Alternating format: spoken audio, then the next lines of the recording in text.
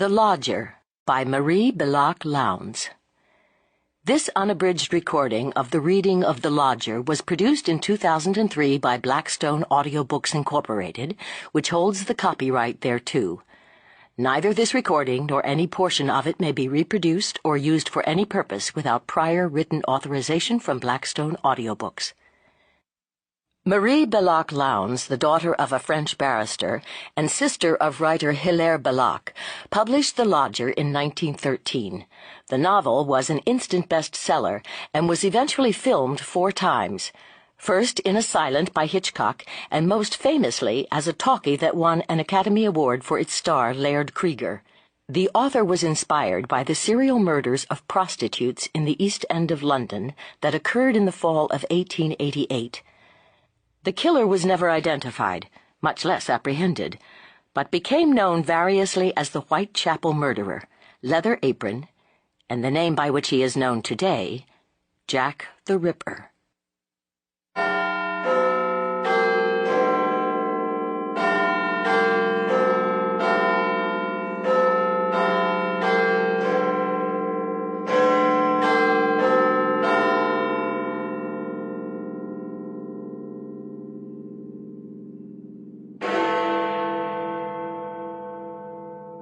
And now, The Lodger by Marie Belloc Lowndes. Lover and friend hast thou put far from me, and mine acquaintance into darkness. Psalm 88:18. Chapter 1. Robert Bunting and Ellen his wife sat before their dully burning, carefully banked-up fire. The room, especially when it be known that it was part of a house standing in a grimy, if not exactly sordid, London thoroughfare, was exceptionally clean and well cared for. A casual stranger, more particularly one of a superior class to their own, on suddenly opening the door of that sitting-room, would have thought that Mr. and Mrs. Bunting presented a very pleasant, cozy picture of comfortable married life. Bunting, who was leaning back in a deep leather armchair, was clean-shaven and dapper, still in appearance what he had been for many years of his life, a self-respecting manservant. On his wife, now sitting up in an uncomfortable straight-backed chair, the marks of past servitude were less apparent, but they were there all the same, in her neat black stuff dress and in her scrupulously clean plain collar and cuffs. Mrs. Bunting, as a single woman, had been what is known as a useful maid. But peculiarly true of average English life is the time-worn English proverb as to appearances being deceitful. Mr. and Mrs. Bunting were sitting in a very nice room, and in their time, how long ago it now seemed, both husband and wife had been proud of their carefully chosen belongings. Everything in the room was strong and substantial, and each article of furniture had been bought at a well-conducted auction held in a private house. Thus the red damask curtains which now shut out the fog-laden, drizzling atmosphere of the Marylebone Road had cost a mere song, and yet they might have been warranted to last another 30 years. A great bargain also had been the excellent Axminster carpet which covered the floor, as again the armchair in which Bunting now sat forward, staring into the dull, small fire. In fact, that armchair had been an extravagance of Mrs. Bunting. She had wanted her husband to be comfortable after the day's work was done, and she had paid 37 shillings for the chair. Only yesterday Bunting had tried to find a purchaser for it, but the man who had come to look at it, guessing their cruel necessities, had only offered them 12 shillings and sixpence for it. So for the present they were keeping their armchair. But man and woman want something more than mere material comfort, much as that is valued by the Buntings of this world. So on the walls of the sitting-room hung, neatly framed, if now rather faded, photographs. Photographs of Mr. and Mrs. Bunting's various former employers, and of the pretty country houses in which they had separately lived during the long years they had spent in a not unhappy servitude. But appearances were not only deceitful, they were more than usually deceitful with regard to these unfortunate people. In spite of their good furniture, that substantial outward sign of respectability which is the last thing which wise folk who fall into trouble try to dispose of, they were almost at the end of their tether. Already they had learnt to go hungry, and they were beginning to learn to go cold. Tobacco, the last thing the sober man foregoes among his comforts, had been given up some time ago by Bunting. And even Mrs. Bunting, prim, prudent, careful woman as she was in her way, had realized what this must mean to him. So well indeed had she understood that some days back she had crept out and bought him a packet of Virginia. Bunting had been touched as he had not been for years by any woman's thought and love for him. Painful tears had forced themselves into his eyes, and husband and wife had both felt, in their odd, unemotional way, moved to the heart. Fortunately, he never guessed, how could he have guessed with his slow, normal, rather dull mind, that his poor Ellen had since, more than once, bitterly regretted that fourpence halfpenny. For they were now very near the soundless depths which divide those who dwell on the safe tableland of security, those, that is, who are sure of making a respectable if not a happy living, and the submerged multitude who, through some lack in themselves, or owing to the conditions under which our strange civilization has become organized, struggle rudderless till they die in workhouse, hospital, or prison. Had the Buntings been in a class lower than their own, had they belonged to the great company of human beings technically known to so many of us as the poor, there would have been friendly neighbors ready to help them. And the same would have been the case had they belonged to the class of smug, well-meaning, if unimaginative folk whom they had spent so much of their lives in serving. There was only one person in the world who might possibly be brought to help them. That was an aunt of Bunting's first wife. With this woman, the widow of a man who had been well-to-do, lived Daisy, Bunting's only child by his first wife. And during the last long 2 days he had been trying to make up his mind to write to the old lady, and that, though he suspected that she would almost certainly retort with a cruel, sharp rebuff. As to their few acquaintances, former fellow servants, and so on, they had gradually fallen out of touch with them. There was but one friend who often came to see them in their deep trouble. This was a young fellow named Chandler, under whose grandfather Bunting had been footman years and years ago. Joe Chandler had never gone into service. He was attached to the police. In fact, not to put too fine a point upon it, young Chandler was a detective. When they had first taken the house, which had brought them, so they both thought, such bad luck, Bunting had encouraged the young chap to come often, for his tales were well worth listening to, quite exciting at times. But now, poor Bunting didn't want to hear that sort of stories of people being cleverly nabbed, or stupidly allowed to escape the fate they always, from Chandler's point of view, richly deserved. But Joe still came very faithfully once or twice a week, so timing his calls that neither host nor hostess need press food upon him. Nay, more, he had done that which showed him to have a good and feeling heart. He had offered his father's old acquaintance a loan, and Bunting, at last, had taken 30 shillings. Very little of that money now remained.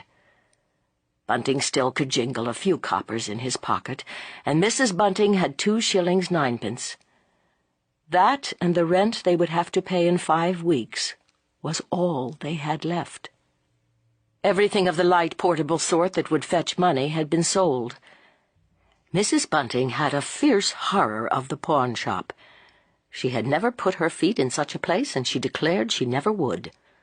She would rather starve first. But she had said nothing when there had occurred the gradual disappearance of various little possessions she knew that Bunting valued, notably of the old-fashioned gold watch chain which had been given to him after the death of his first master, a master he had nursed faithfully and kindly through a long and terrible illness. There had also vanished a twisted gold tie-pin and a large mourning ring, both gifts of former employers.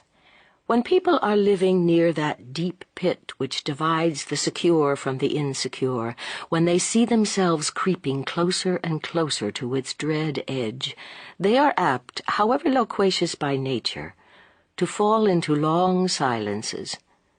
Bunting had always been a talker, but now he talked no more.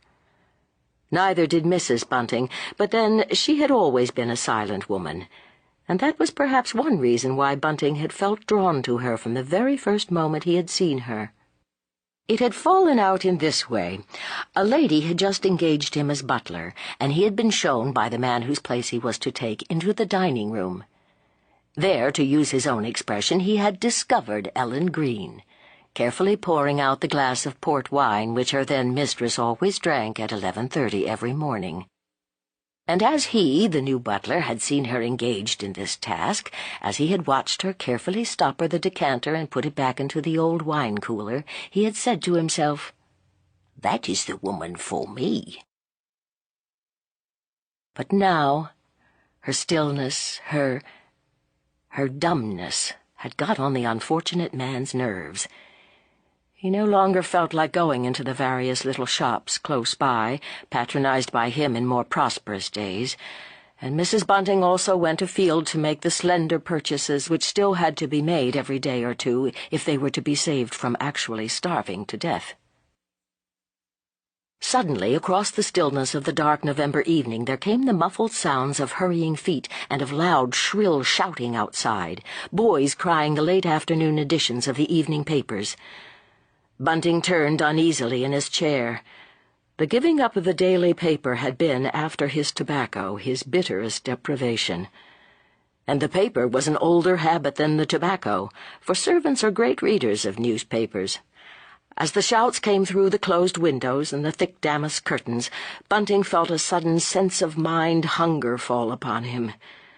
It was a shame, a damned shame, that he shouldn't know what was happening in the world outside. Only criminals are kept from hearing news of what is going on beyond their prison walls.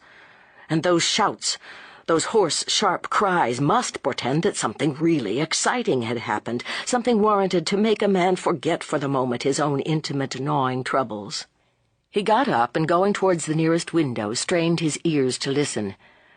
There fell on them, emerging now and again from the confused babble of hoarse shouts, the one clear word, murder.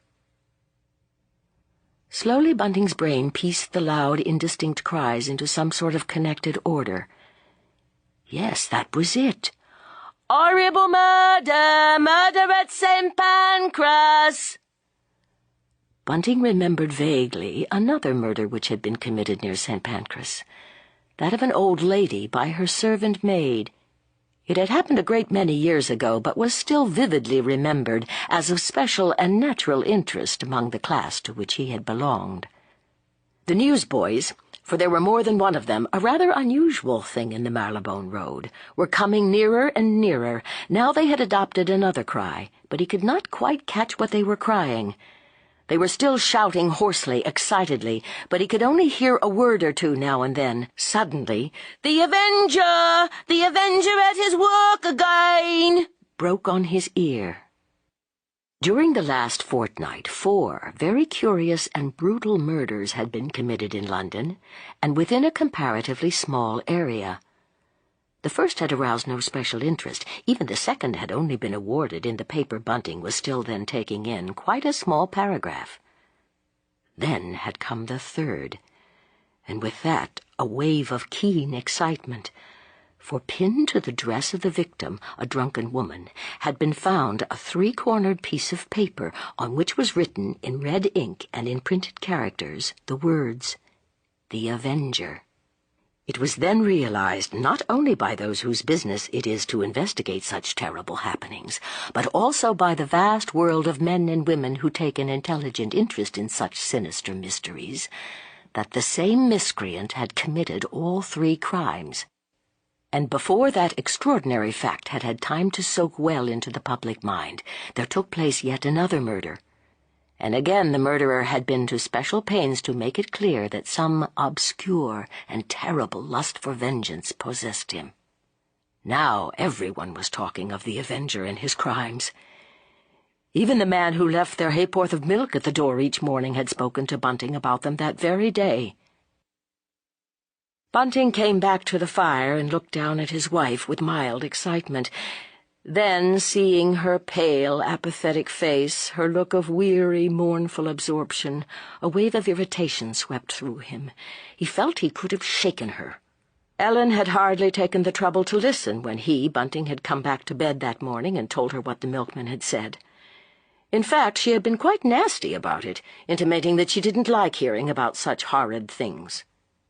It was a curious fact that though Mrs. Bunting enjoyed tales of pathos and sentiment, and would listen with frigid amusement to the details of a breach of promise action, she shrank from stories of immorality or of physical violence. In the old happy days, when they could afford to buy a paper, and more than one paper daily, Bunting had often had to choke down his interest in some exciting case or mystery which was affording him pleasant mental relaxation, because any allusion to it sharply angered Ellen.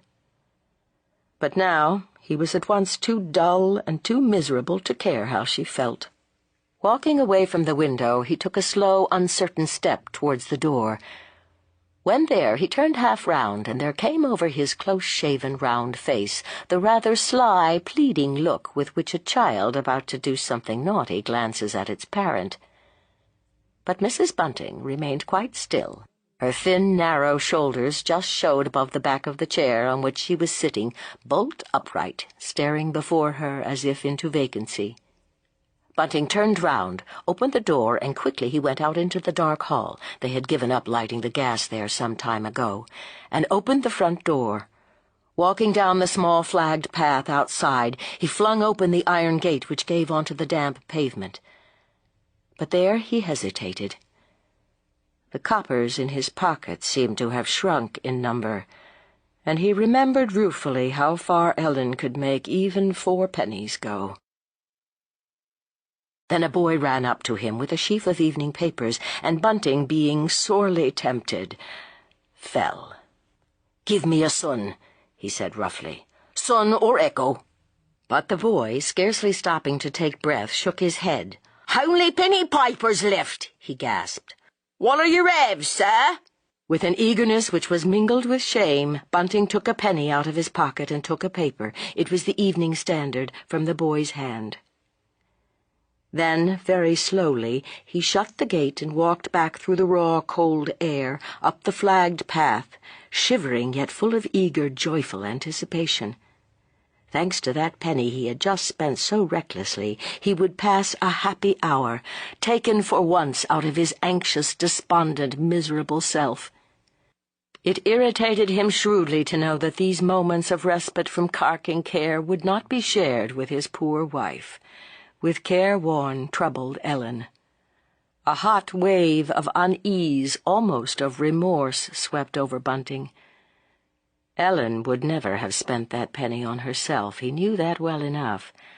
And if it hadn't been so cold, so foggy, so drizzly, he would have gone out again through the gate and stood under the street lamp to take his pleasure. He dreaded with a nervous dread the glance of Ellen's cold, reproving, light blue eye.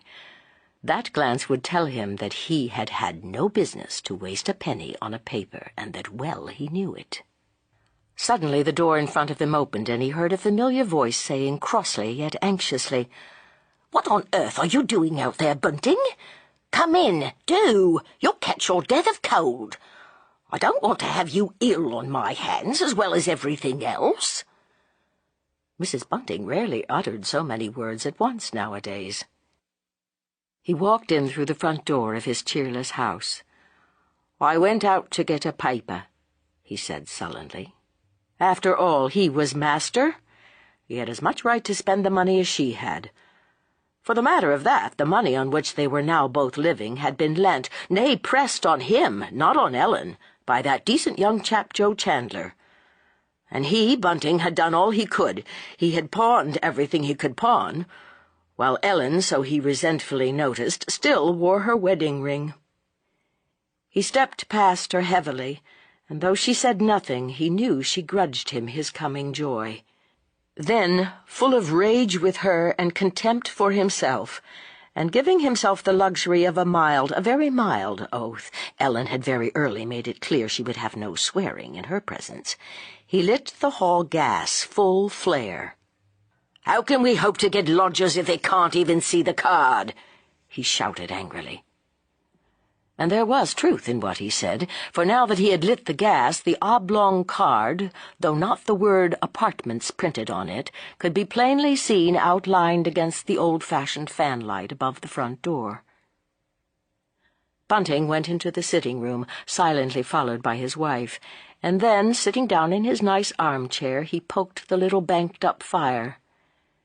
It was the first time Bunting had poked the fire for many a long day, and this exertion of marital authority made him feel better. A man has to assert himself sometimes, and he, Bunting, had not asserted himself enough lately. A little colour came into Mrs. Bunting's pale face. She was not used to being flouted in this way. For Bunting, when not thoroughly upset, was the mildest of men. She began moving about the room, flicking off an imperceptible touch of dust here, straightening a piece of furniture there. But her hands trembled. They trembled with excitement, with self-pity, with anger. A penny! It was dreadful, dreadful to have to worry about a penny. But they had come to the point when one has to worry about pennies. Strange that her husband didn't realize that. Bunting looked round once or twice. He would have liked to ask Ellen to leave off fidgeting, but he was fond of peace and, perhaps by now, a little bit ashamed of himself. So he refrained from remark, and she soon gave over what irritated him of her own accord. But Mrs. Bunting did not come and sit down as her husband would have liked her to do. The sight of him, absorbed in his paper as he was, irritated her, and made her long to get away from him. Opening the door which separated the sitting-room from the bedroom behind, and shutting out the aggravating vision of Bunting sitting comfortably by the now brightly burning fire, with the Evening Standard spread out before him, she sat down in the cold darkness and pressed her hands against her temples.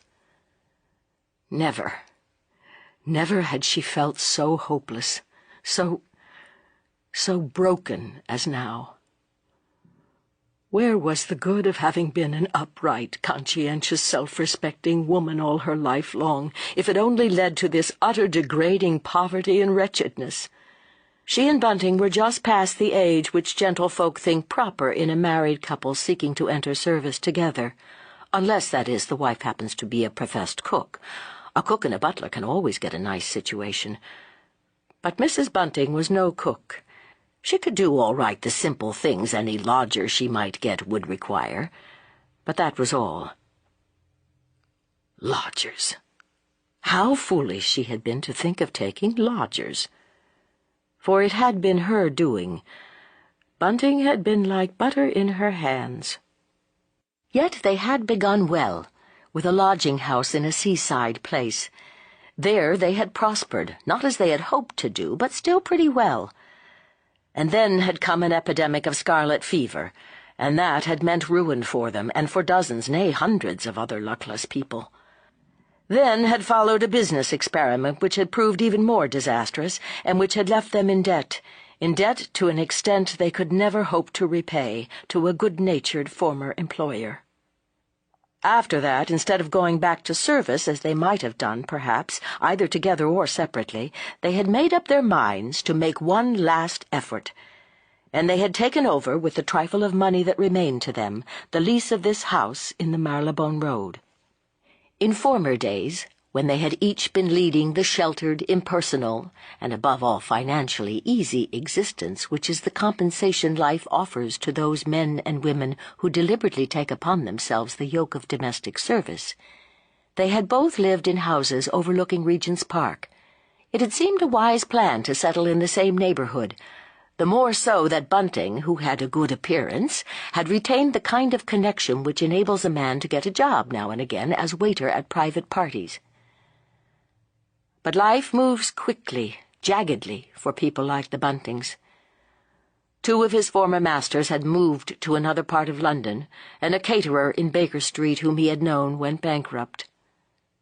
And now Well, just now Bunting could not have taken a job had one been offered him, for he had pawned his dress clothes. He had not asked his wife's permission to do this, as so good a husband ought to have done. He had just gone out and done it, and she had not had the heart to say anything. Nay, it was with part of the money that he had handed her silently the evening he did it that she had bought that last packet of tobacco. And then, as Mrs. Bunting sat there thinking these painful thoughts, there suddenly came to the front door the sound of a loud, tremulous, uncertain double knock. Chapter 2. Mrs. Bunting jumped nervously to her feet. She stood for a moment listening in the darkness, a darkness made the blacker by the line of light under the door behind which sat Bunting reading his paper. And then it came again, that loud, tremulous, uncertain double knock. Not a knock, so the listener told herself, that boded any good. Would-be lodgers gave sharp, quick, bold, confident raps. No, this must be some kind of beggar. The queerest people came at all hours and asked, whining or threatening, for money. Mrs. Bunting had had some sinister experiences with men and women, especially women, drawn from that nameless, mysterious class made up of the human flotsam and jetsam which drifts about every great city. But since she had taken to leaving the gas in the passage unlit at night, she had been very little troubled with that kind of visitors, those human bats which are attracted by any kind of light but leave alone those who live in darkness. She opened the door of the sitting-room. It was Bunting's place to go to the front door, but she knew far better than he did how to deal with difficult or obtrusive callers. Still, somehow she would have liked him to go tonight. But Bunting sat on, absorbed in his newspaper. All he did at the sound of the bedroom door opening was to look up and say, "Didn't you hear a knock?" Without answering his question, she went out into the hall. Slowly, she opened the front door. On the top of the 3 steps which led up to the door, there stood the long, lanky figure of a man, clad in an Inverness cape and an old-fashioned top hat. He waited for a few seconds, blinking at her, perhaps dazzled by the light of the gas in the passage. Mrs. Bunting's trained perception told her at once that this man, odd as he looked, was a gentleman, belonging by birth to the class with whom her former employment had brought her in contact. "Is it not a fact that you let lodgings?" he asked, and there was something shrill, unbalanced, hesitating in his voice. "Yes, sir," she said uncertainly.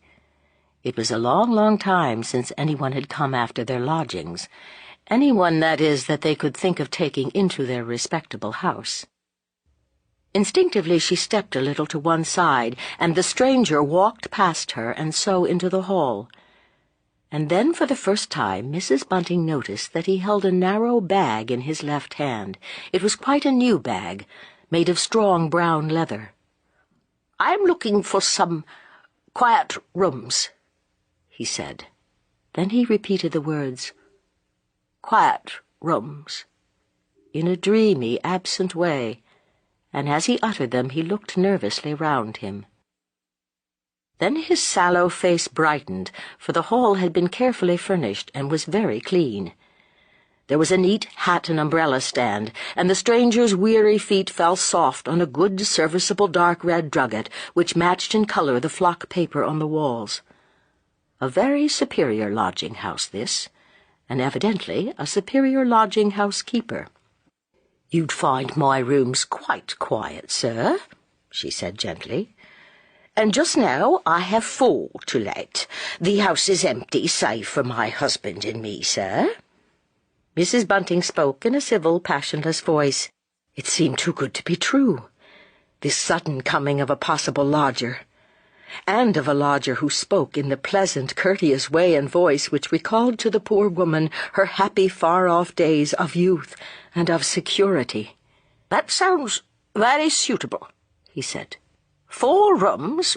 Well, perhaps I ought only to take 2 rooms, but Still, I should like to see all four before I make my choice." How fortunate, how very fortunate it was that Bunting had lit the gas. But for that circumstance, this gentleman would have passed them by. She turned toward the staircase, quite forgetting in her agitation that the front door was still open, and it was the stranger, whom she already in her mind described as the lodger, who turned and rather quickly walked down the passage and shut it. "Oh, thank you, sir," she exclaimed. "I'm sorry you should have had the trouble." For a moment their eyes met. "It's not safe to leave a front door open in London," he said rather sharply. "I hope you do not often do that. It would be so easy for anyone to slip in." Mrs. Bunting felt rather upset. The stranger had still spoken courteously, but he was evidently very much put out. "I assure you, sir, I never leave my front door open," she answered hastily. "You needn't be at all afraid of that." And then, through the closed door of the sitting-room, came the sound of Bunting coughing. It was just a little hard cough, but Mrs. Bunting's future lodger started violently. "Who's that?" he said, putting out a hand and clutching her arm. "Whatever was that?" "Only my husband, sir. He went out to buy a paper a few minutes ago, and the cold just caught him, I suppose." "Your husband?" He looked at her intently, suspiciously. What, may I ask, is your husband's occupation?" Mrs. Bunting drew herself up. The question as to Bunting's occupation was no one's business but theirs. Still, it wouldn't do for her to show offence. "He goes out waiting," she said stiffly. "He was a gentleman's servant, sir. He could, of course, valet you, should you require him to do so." And then she turned and led the way up the steep, narrow staircase. At the top of the first flight of stairs was what Mrs. Bunting to herself called the drawing-room floor. It consisted of a sitting-room in front and a bedroom behind. She opened the door of the sitting-room and quickly lit the chandelier. This front room was pleasant enough, though perhaps a little over-encumbered with furniture. Covering the floor was a green carpet simulating moss. 4 chairs were placed round the table which occupied the exact middle of the apartment, and in the corner, opposite the door giving onto the landing, was a roomy, old-fashioned chiffonier.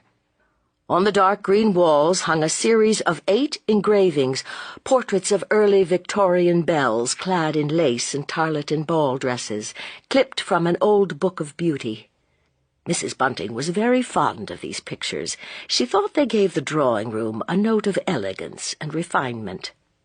As she hurriedly turned up the gas, she was glad indeed that she had summoned up sufficient energy 2 days ago to give the room a thorough turnout. It had remained for a long time in the state in which it had been left by its last dishonest, dirty occupants when they had been scared into going away by Bunting's rough threats of the police.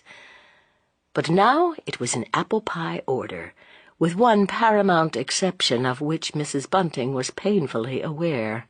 There were no white curtains to the windows, but that omission could soon be remedied if this gentleman really took the lodgings. But what was this?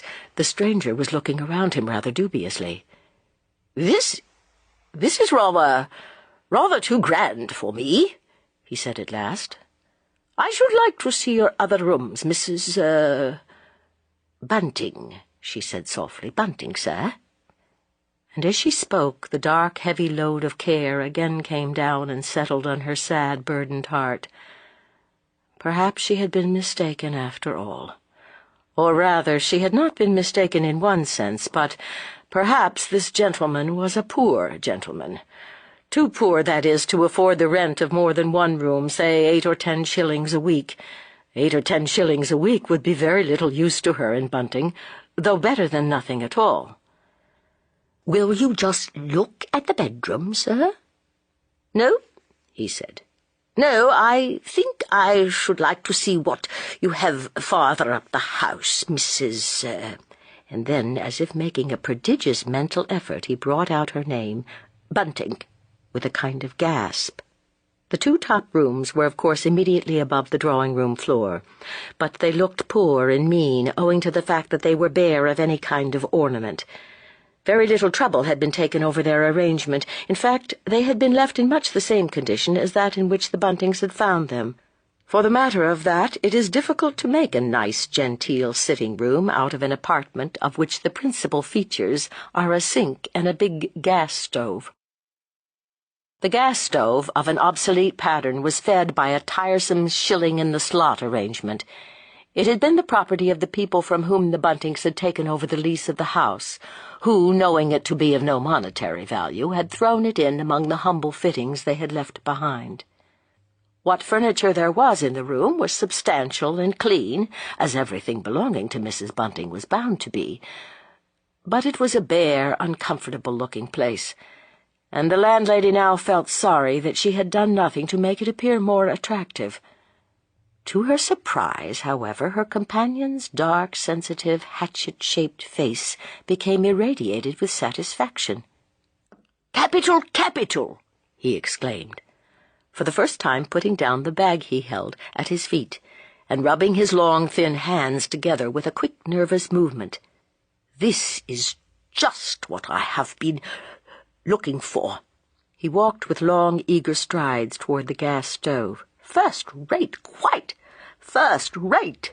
Exactly what I wanted to find. You must understand, Mrs. Bunting, that I am a man of science. I make, that is, all sorts of experiments, and I often require the presence of great heat." He shot out a hand which she noticed shook a little toward the stove. "Oh, this, too, will be useful, exceedingly useful to me." And he touched the edge of the stone sink with a lingering, caressing touch. He threw his head back and passed his hand over his high, bare forehead. Then, moving towards a chair, he sat down wearily. "I'm tired," he muttered in a low voice. Tired. I've been walking about all day, Mrs. Bunting, and I could find nothing to sit down upon. They do not put benches for tired men in the London streets. They do so on the Continent. In some ways they are far more humane on the Continent than they are in England, Mrs. Bunting." "Indeed, sir," she said civilly, and then, after a nervous glance, she asked the question of which the answer would mean so much to her. "Then you mean to take my room, sir?" "This room, certainly," he said, looking round.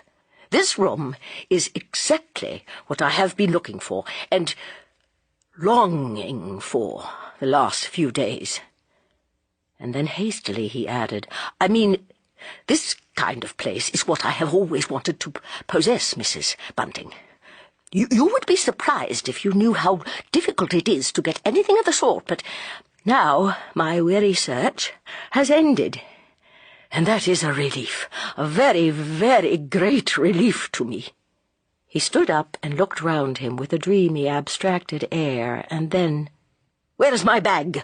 he asked suddenly, and there came a note of sharp, angry fear in his voice. He glared at the quiet woman standing before him, and for a moment Mrs. Bunting felt a tremor of fright shoot through her. It seemed a pity the Bunting was so far away, right down the house. But Mrs. Bunting was aware that eccentricity has always been a perquisite, as it were the special luxury of the well-born and of the well-educated. Scholars, as she well knew, are never quite like other people, and her new lodger was undoubtedly a scholar. "Surely I had a bag when I came in," he said in a scared, troubled voice. "Here it is, sir," she said soothingly, and stooping, picked it up and handed it to him. And as she did so, she noticed that the bag was not at all heavy. It was evidently by no means full. He took it eagerly from her. "I beg your pardon," he muttered, "but there is something in that bag which is very precious to me, something I procured with infinite difficulty, and which I could never get again without running into great danger, Mrs. Bunting. That must be the excuse for my late agitation." About terms, sir?" she said a little timidly, returning to the subject which meant so much, so very much to her. "About terms?" he echoed. And then there came a pause. "My name is Sleuth," he said suddenly. Sleuth. Think of a hound, Mrs. Bunting, and you'll never forget my name. I could provide you with a reference." He gave her what she described to herself as a funny sideways look. "But I should prefer you to dispense with that. If you don't mind, I am quite willing to pay you, well, shall we say a month in advance?" A spot of red shot into Mrs. Bunting's cheeks. She felt sick with relief, nay, with a joy which was almost pain. She had not known till that moment how hungry she was, how eager for a good meal. "That would be all right, sir," she murmured. "And what are you going to charge me?" There had come a kindly, almost a friendly note into his voice. "With attendance, mind. I shall expect you to give me attendance, and I need hardly ask if you can cook, Mrs. Bunting." "Oh, yes, sir," she said. "I am a plain cook. What would you say to 25 shillings a week, sir?" She looked at him deprecatingly, and as he did not answer, she went on falteringly. You see, sir, it may seem a good deal, but you would have the best of attendance and careful cooking, and my husband, sir, he would be pleased to valet you." "I shouldn't want anything of that sort done for me," said Mr. Sleuth hastily. "I prefer looking after my own clothes. I'm used to waiting on myself, but, Mrs. Bunting, I have a great dislike to sharing lodgings." She interrupted eagerly. "I could let you have the use of the 2 floors for the same price. That is, until we get another lodger. I shouldn't like you to sleep in the back room up here, sir. It's such a poor little room. You could do as you say, sir. Do your work and your experiments up here, and then have your meals in the drawing room." "Yes," he said hesitatingly. "That sounds a good plan. And if I offered you £2 or 2 guineas? Might I then rely on your not taking another lodger?" "Yes," she said quietly. "I'd be very glad only to have you to wait on, sir." "I suppose you have a key to the door of this room, Mrs. Bunting? I don't like to be disturbed while I'm working." He waited a moment and then said again, rather urgently, "I suppose you have a key to this door, Mrs. Bunting?" "Oh, yes, sir, there's a key, a very nice little key. The people who lived here before had a new kind of lock put onto the door." She went over and, throwing the door open, showed him that a round disc had been fitted above the old keyhole. He nodded his head, and then, after standing silent a little, as if absorbed in thought, 42 shillings a week. Yes, that will suit me perfectly. And I'll begin now by paying my first month's rent in advance. Now, 4 times 42 shillings is—" He jerked his head back and stared at his new landlady. For the first time he smiled, a queer, wry smile. "Why, just £8, 8 shillings, Mrs. Bunting."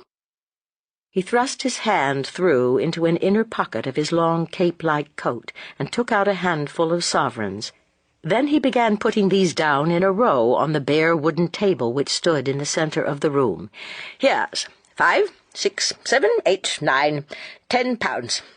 You'd better keep the odd change, Mrs. Bunting, for I shall want you to do some shopping for me tomorrow morning. I met with a misfortune today." But the new lodger did not speak as if his misfortune, whatever it was, weighed on his spirits. "Indeed, sir, I'm sorry to hear that." Mrs. Bunting's heart was going thump, thump, thump. She felt extraordinarily moved, dizzy with relief and joy. "Yes, a very great misfortune.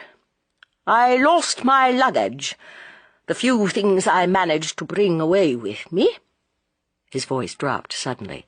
"I shouldn't have said that," he muttered. "I was a fool to say that." Then more loudly, "Someone said to me, 'You can't go into a lodging-house without any luggage. They wouldn't take you in.' But you have taken me in, Mrs. Bunting, and I'm grateful for the kind way you have met me." He looked at her feelingly, appealingly, and Mrs. Bunting was touched. She was beginning to feel very kindly towards her new lodger. "I hope I know a gentleman when I see one," she said, with a break in her staid voice. "I shall have to see about getting some clothes tomorrow, Mrs. Bunting." Again he looked at her appealingly. "I expect you'd like to wash your hands now, sir. And would you tell me what you like for supper? We haven't much in the house." "Oh, anything'll do," he said hastily. "I don't want you to go out for me. It's a cold, foggy, wet night, Mrs. Bunting. If you have a little bread and butter and a cup of milk, I shall be quite satisfied." "I have a nice sausage," she said hesitatingly. It was a very nice sausage, and she had bought it that same morning for Bunting's supper. As to herself, she had been going to content herself with a little bread and cheese. But now, wonderful, almost intoxicating thought, she could send Bunting out to get anything they both liked. The 10 sovereigns lay in her hand, full of comfort and good cheer. "A sausage? No, I fear that will hardly do. I never touch flesh, meat," he said. "It is a long, long time since I tasted a sausage, Mrs. Bunting." "Is it indeed, sir?" She hesitated a moment, then asked stiffly, "And will you be requiring any beer or wine, sir?" A strange, wild look of lowering wrath suddenly filled Mr. Sleuth's pale face. "Certainly not. I thought I had made that quite clear, Mrs. Bunting. I had hoped to hear that you were an abstainer." "So I am, sir, lifelong, and so's Bunting been since we married."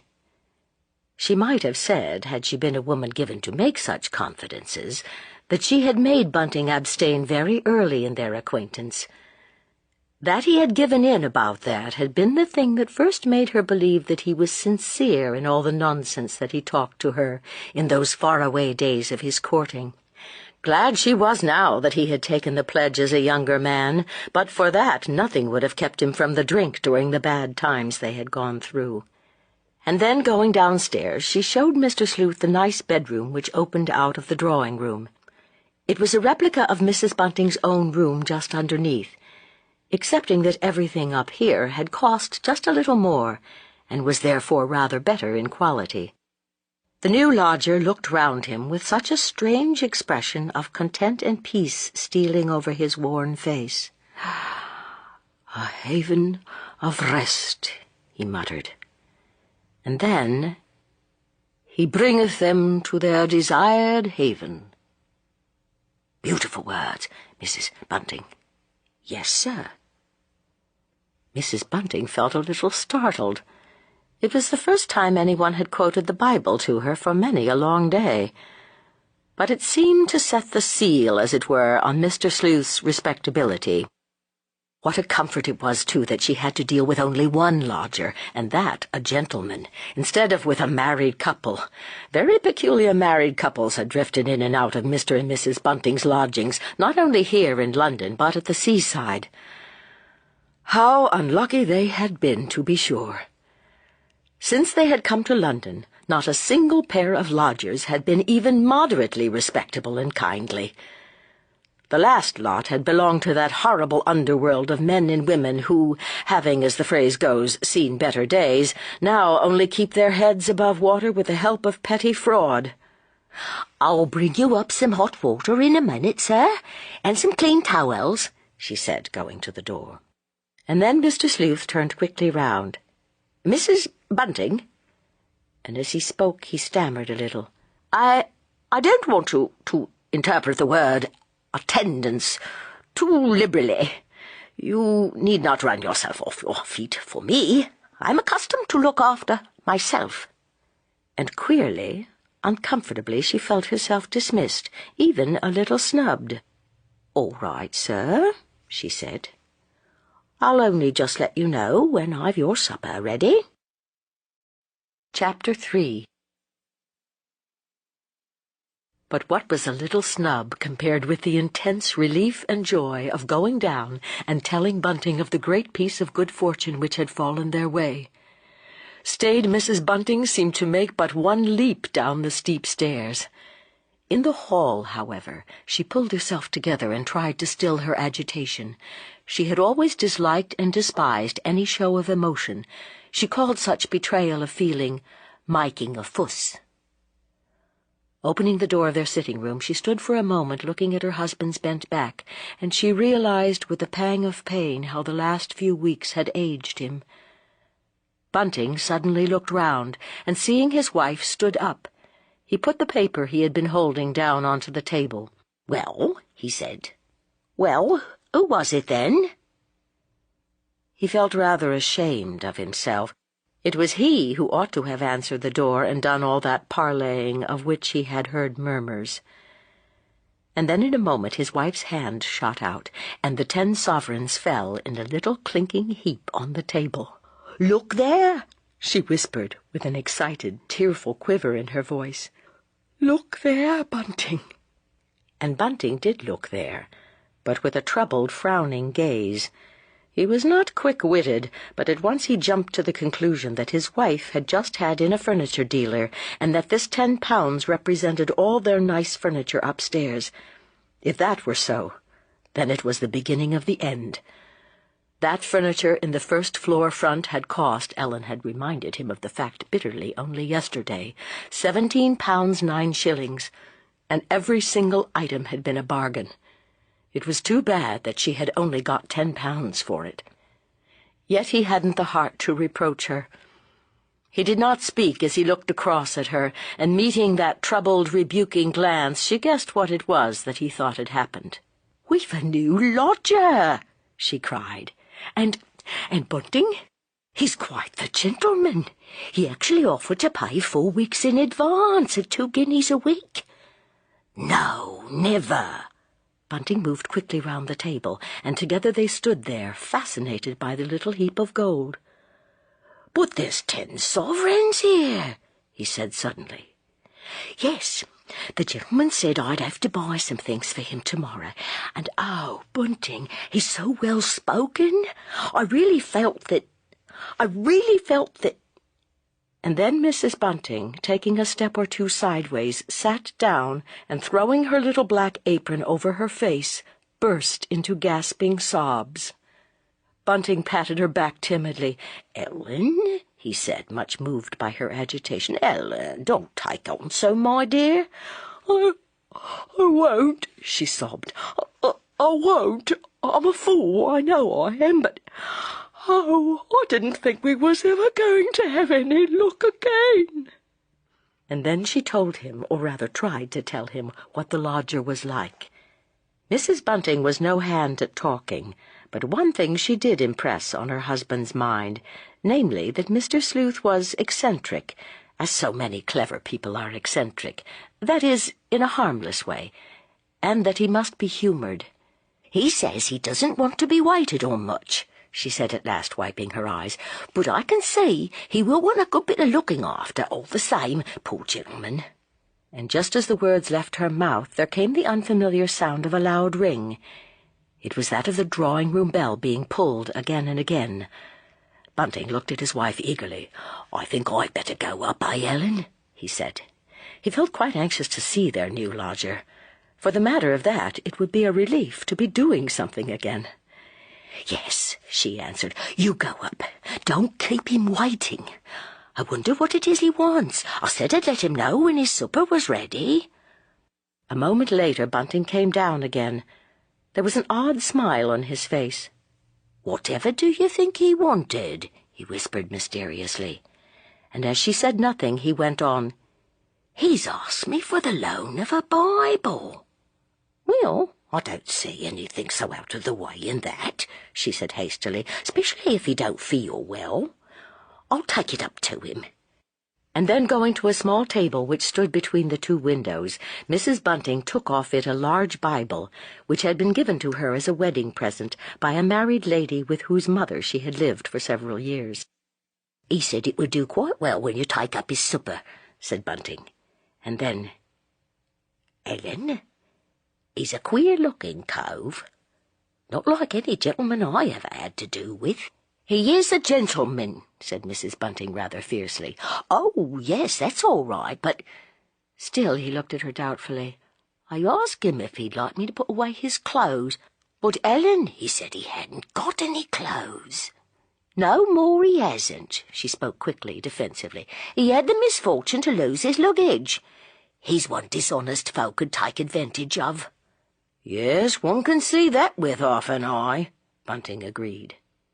And then there was silence for a few moments, while Mrs. Bunting put down on a little bit of paper the things she wanted her husband to go out and buy for her. She handed him the list together with a sovereign. "Be as quick as you can," she said, "for I feel a bit hungry. I'll be going down now to see about Mr. Sleuth's supper. He only wants a glass of milk and 2 eggs. I'm glad I've never fallen to bad eggs." "Sleuth?" echoed Bunting, staring at her. "What a queer name." "How do you spell it? S-L-U-T-H? "No," she shot out. S-L-E-U-T-H. "Oh," he said doubtfully. "He said, 'Think of a hound and you'll never forget my name.'" And Mrs. Bunting smiled. When he got to the door, Bunting turned round. "We'll now be able to pay young Chandler back some of that 30 shillings. I am glad." She nodded, her heart, as the saying is, too full for words. And then each went about his and her business, Bunting out into the drenching fog, his wife down to her cold kitchen. The lodger's tray was soon ready, everything upon it nicely and daintily arranged. Mrs. Bunting knew how to wait upon a gentleman. Just as the landlady was going up the kitchen stair, she suddenly remembered Mr. Sleuth's request for a Bible. Putting the tray down in the hall, she went into her sitting room and took up the book. But when back in the hall, she hesitated a moment as to whether it was worth while to make 2 journeys. But no, she thought, she could manage. Clasping the large, heavy volume under her arm and taking up the tray, she walked slowly up the staircase. But a great surprise awaited her. In fact, when Mr. Sleuth's landlady opened the door of the drawing-room, she very nearly dropped the tray. She actually did drop the Bible, and it fell with a heavy thud to the ground. The new lodger had turned all those nice framed engravings of the early Victorian beauties, of which Mrs. Bunting had been so proud, with their faces to the wall. For a moment she was really too surprised to speak. Putting the tray down on the table, she stooped and picked up the book. It troubled her that it should have fallen to the ground, but really she hadn't been able to help it. It was mercy that the tray hadn't fallen, too. Mr. Sleuth got up. I have taken the liberty to arrange the room as I should wish it to be," he said awkwardly.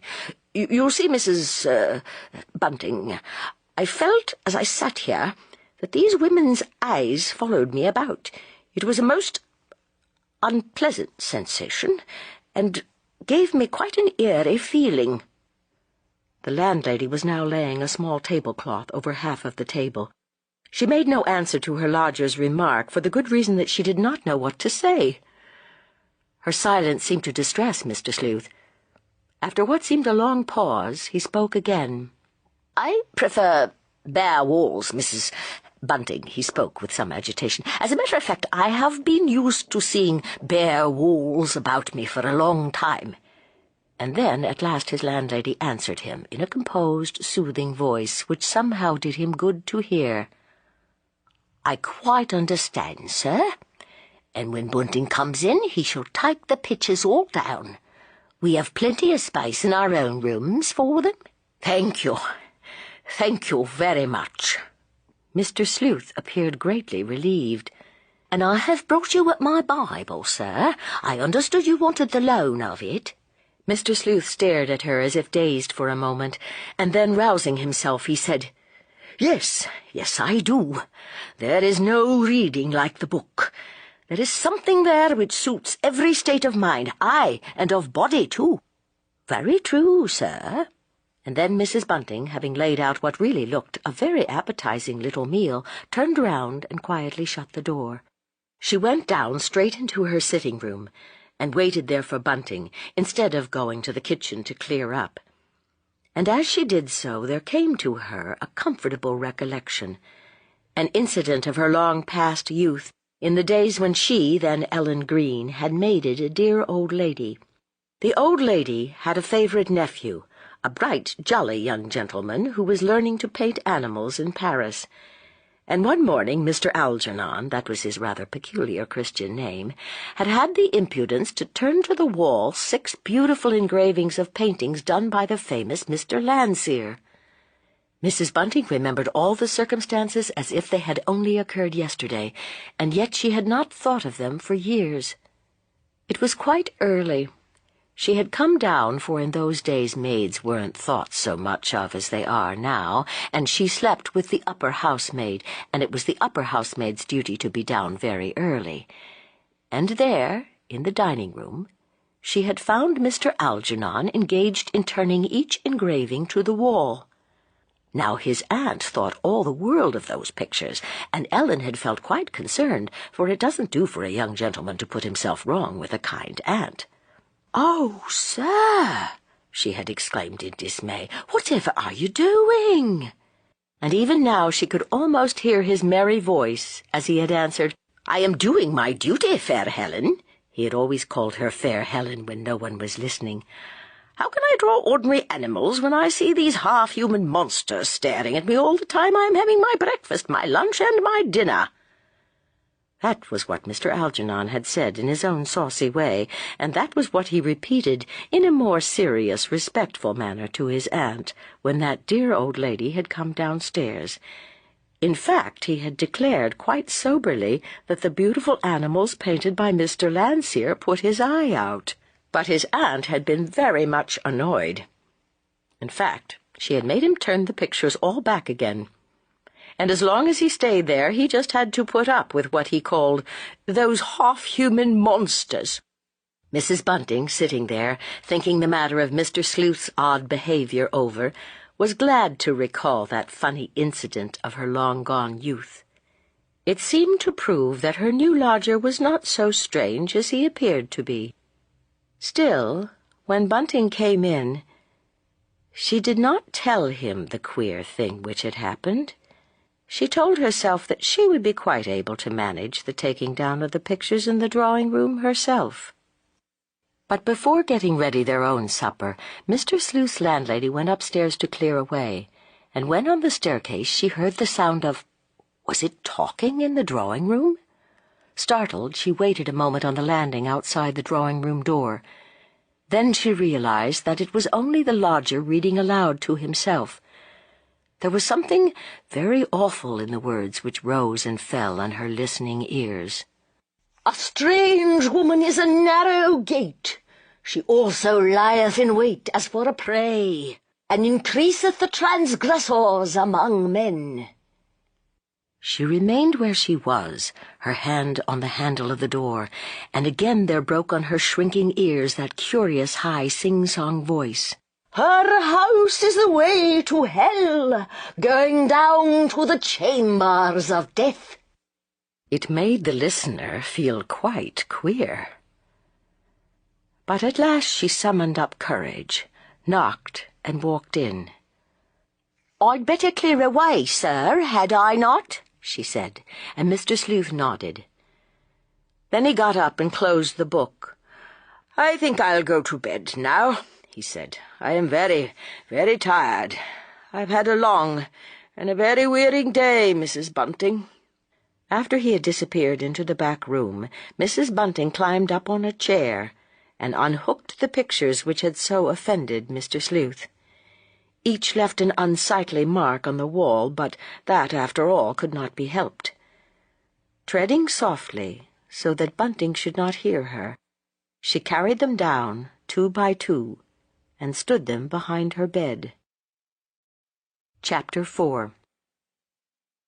Mrs. Bunting woke up the next morning feeling happier than she had felt for a very, very long time. For just one moment she could not think why she felt so different, and then she suddenly remembered.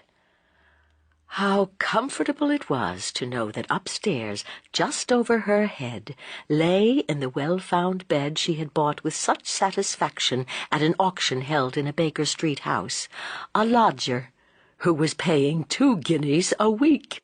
Something seemed to tell her that Mr. Sleuth would be a permanency.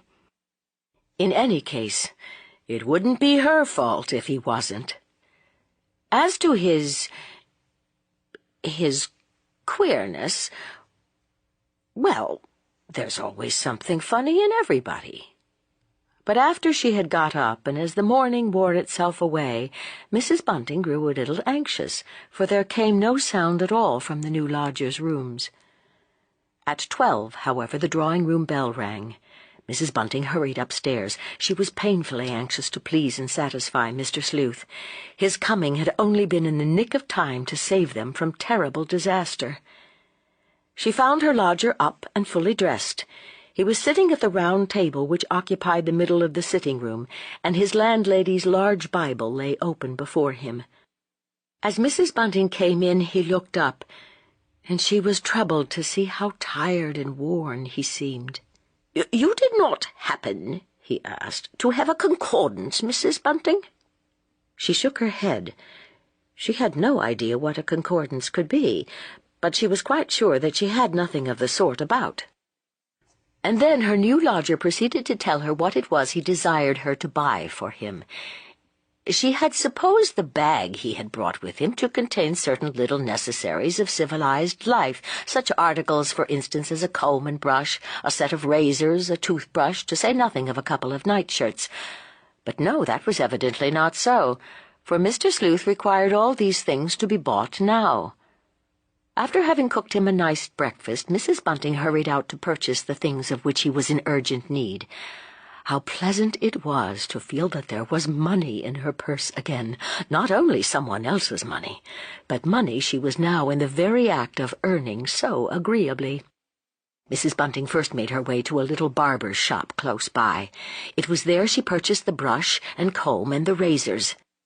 It was a funny, rather smelly little place, and she hurried as much as she could. The more so that the foreigner who served her insisted on telling her some of the strange, peculiar details of this Avenger murder which had taken place 48 hours before, and in which Bunting took such a morbid interest. The conversation upset Mrs. Bunting. She didn't want to think of anything painful or disagreeable on such a day as this. Then she came back and showed the lodger her various purchases. Mr. Sleuth was pleased with everything and thanked her most courteously, but when she suggested doing his bedroom, he frowned and looked quite put out. "Please wait till this evening," he said hastily.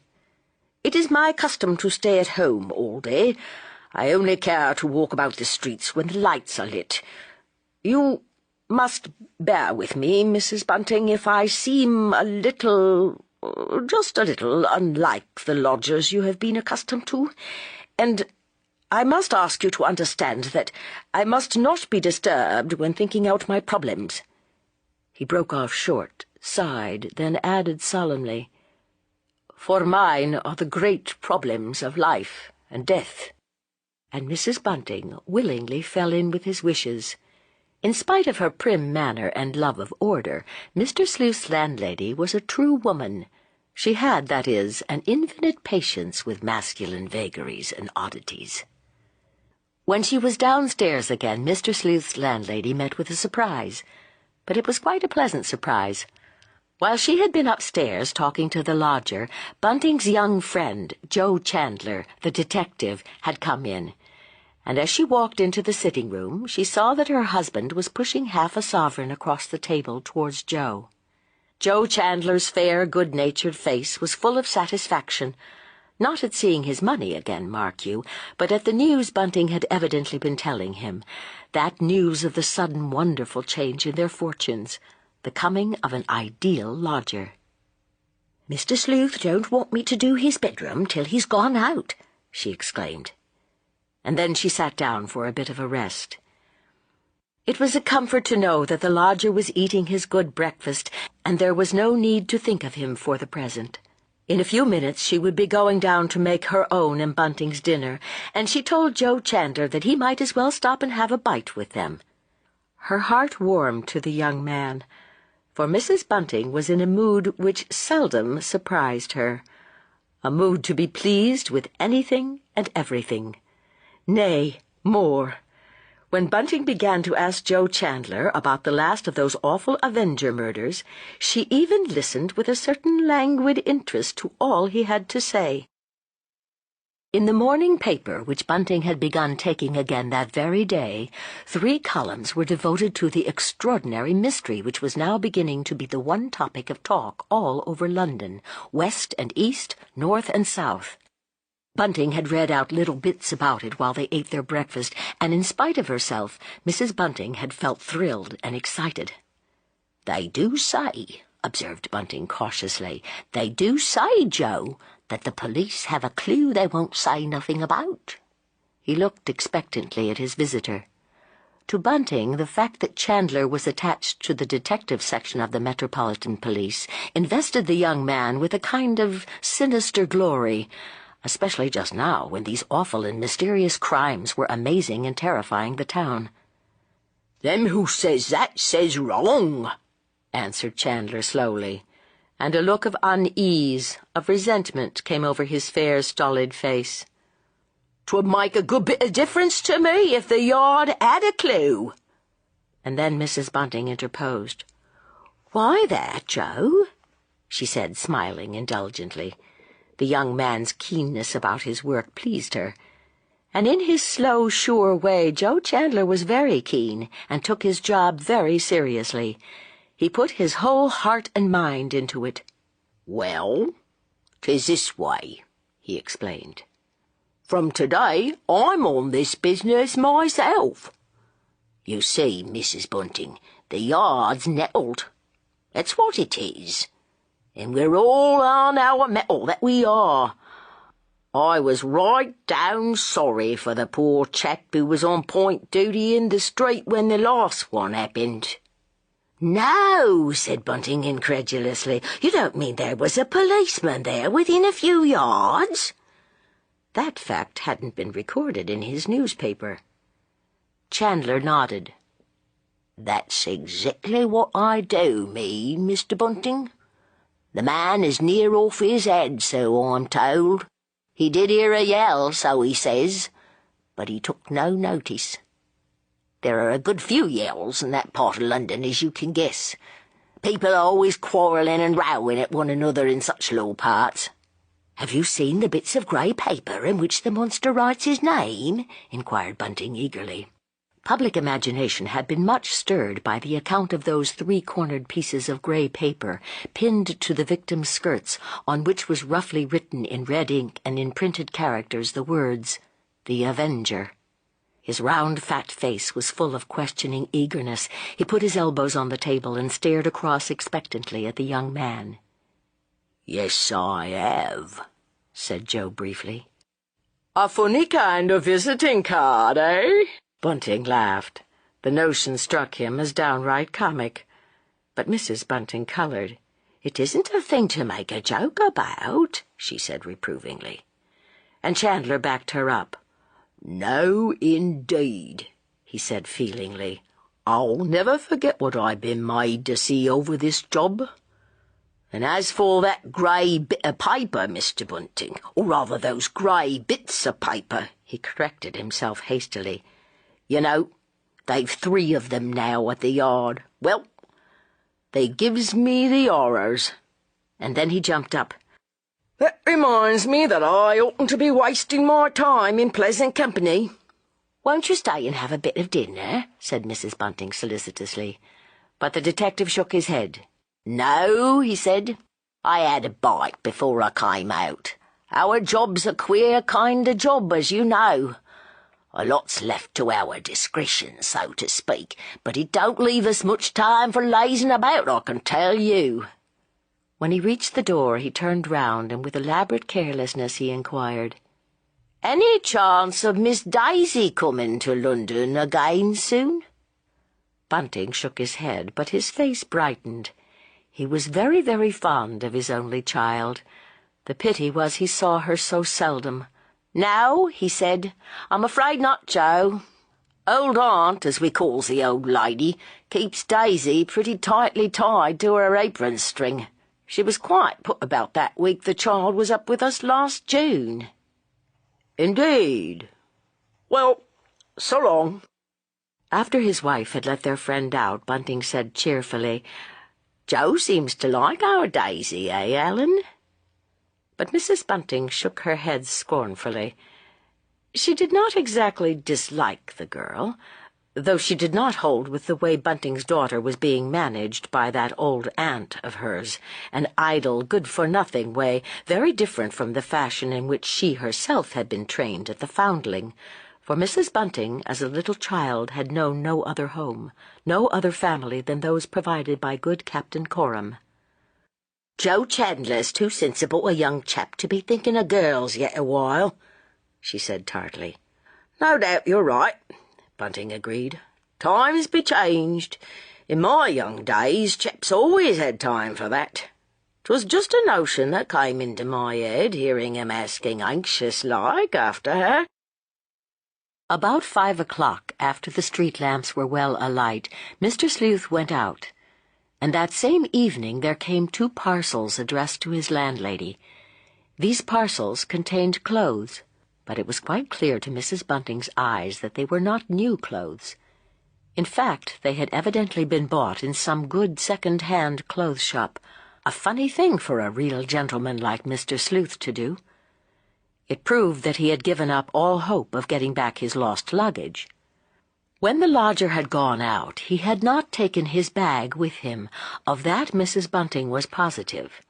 And yet, though she searched high and low for it, she could not find the place where Mr. Sleuth kept it. And at last, had it not been that she was a very clear-headed woman with a good memory, she would have been disposed to think that the bag had never existed, save in her imagination. But no, she could not tell herself that.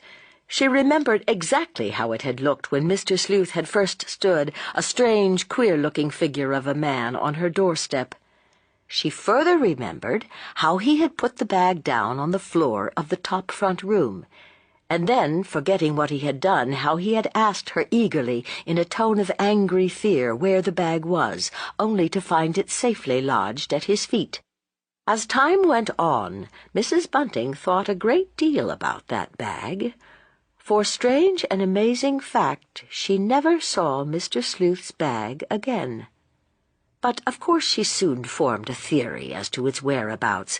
The brown leather bag which had formed Mr. Sleuth's only luggage the afternoon of his arrival was almost certainly locked up in the lower part of the drawing-room chiffonier. Mr. Sleuth evidently always carried the key of the little corner cupboard about his person. Mrs. Bunting had also had a good hunt for that key. But as was the case with the bag, the key disappeared, and she never saw either the one or the other again.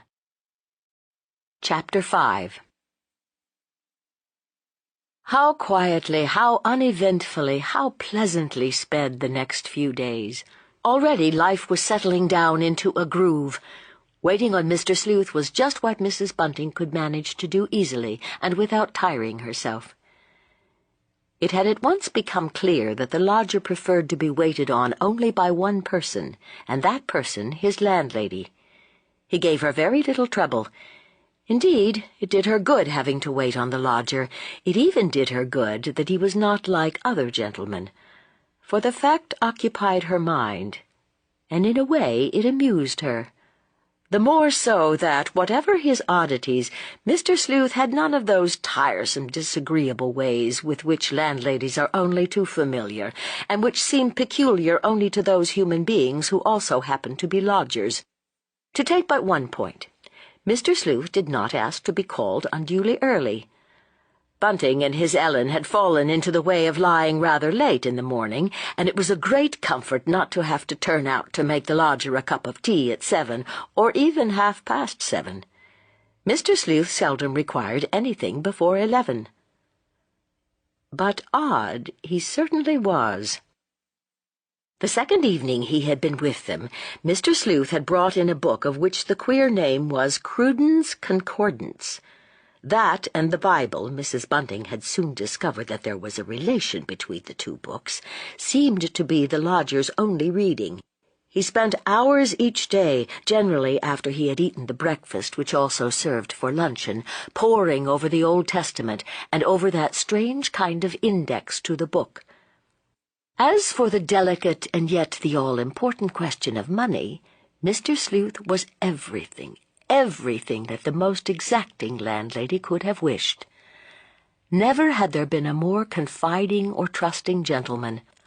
On the very first day he had been with them, he had allowed his money, the considerable sum of 184 sovereigns, to lie about wrapped up in little pieces of rather dirty newspaper on his dressing-table. That had quite upset Mrs. Bunting. She had allowed herself respectfully to point out to him that what he was doing was foolish, indeed wrong. But as only answer he had laughed, and she had been startled when the loud, unusual, and discordant sound had issued from his thin lips. I know those I can trust, he had answered, stuttering rather, as was his way when moved. And I assure you, Mrs. Bunting, that I hardly have to speak to a human being, especially to a woman. And he had drawn in his breath with a hissing sound. Before I know exactly what manner of person is before me. It hadn't taken the landlady very long to find out that her lodger had a queer kind of fear and dislike of women. When she was doing the staircase and landings, she would often hear Mr. Sleuth reading aloud to himself passages in the Bible that were very uncomplimentary to her sex. But Mrs. Bunting had no very great opinion of her sister woman, so that didn't put her out. Besides, where one's lodger is concerned, a dislike of women is better than the other thing.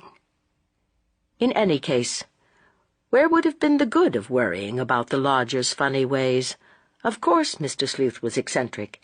If he hadn't been, as Bunting funnily styled it, just a little touched upstairs, he wouldn't be here, living this strange, solitary life in lodgings.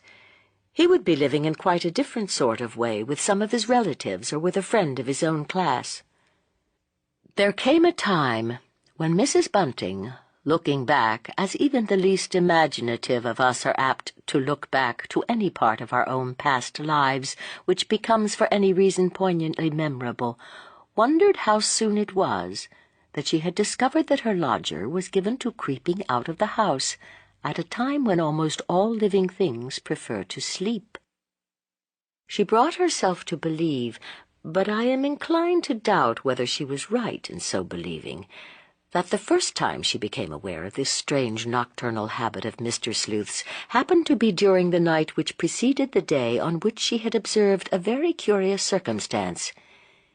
This very curious circumstance was the complete disappearance of one of Mr. Sleuth's 3 suits of clothes.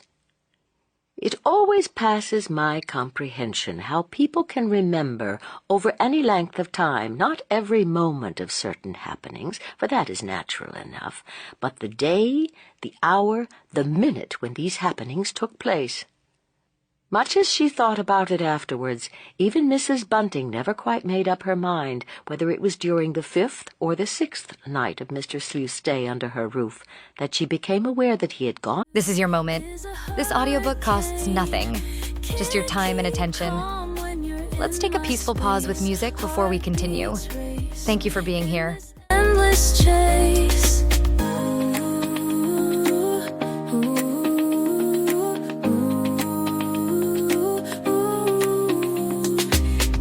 Skies can't silence what we feel.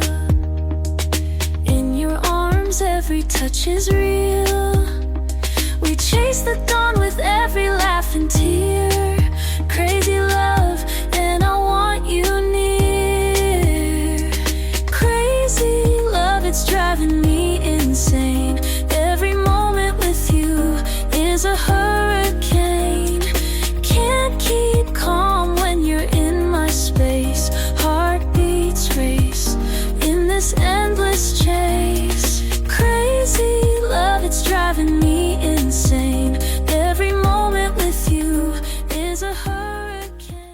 out at 2 in the morning and had only come in at 5. But that there did come such a night is certain, as certain as is the fact that her discovery coincided with various occurrences which were destined to remain retrospectively memorable. It was intensely dark, intensely quiet, the darkest, quietest hour of the night, when suddenly Mrs. Bunting was awakened from a deep, dreamless sleep by sounds at once unexpected and familiar. She knew at once what those sounds were. They were those made by Mr. Sleuth, first coming down the stairs and walking on tiptoe. She was sure it was on tiptoe, past her door, and finally softly shutting the front door behind him. Try as she would, Mrs. Bunting found it quite impossible to go to sleep again. There she lay, wide awake, afraid to move lest Bunting should waken up too, till she heard Mr. Sleuth, 3 hours later, creep back into the house and so up to bed. Then, and not till then, she slept again. But in the morning she felt very tired, so tired indeed, that she had been very glad when Bunting good-naturedly suggested that he should go out and do their little bit of marketing. The worthy couple had very soon discovered that in the matter of catering it was not altogether an easy matter to satisfy Mr. Sleuth, and that, though he always tried to appear pleased, this perfect lodger had one serious fault from the point of view of those who keep lodgings. Strange to say, he was a vegetarian. He would not eat meat in any form. He sometimes, however, condescended to a chicken, and when he did so condescend, he generously intimated that Mr. and Mrs. Bunting were welcome to a share in it. Now, today, this day of which the happenings were to linger in Mrs. Bunting's mind so very long and to remain so very vivid, it had been arranged that Mr. Sleuth was to have some fish for his lunch, while what he left was to be done up to serve for his simple supper. Knowing that Bunting would be out for at least an hour, for he was a gregarious soul and liked to have a gossip in the shops he frequented, Mrs. Bunting rose and dressed in a leisurely manner. Then she went and did her front sitting-room.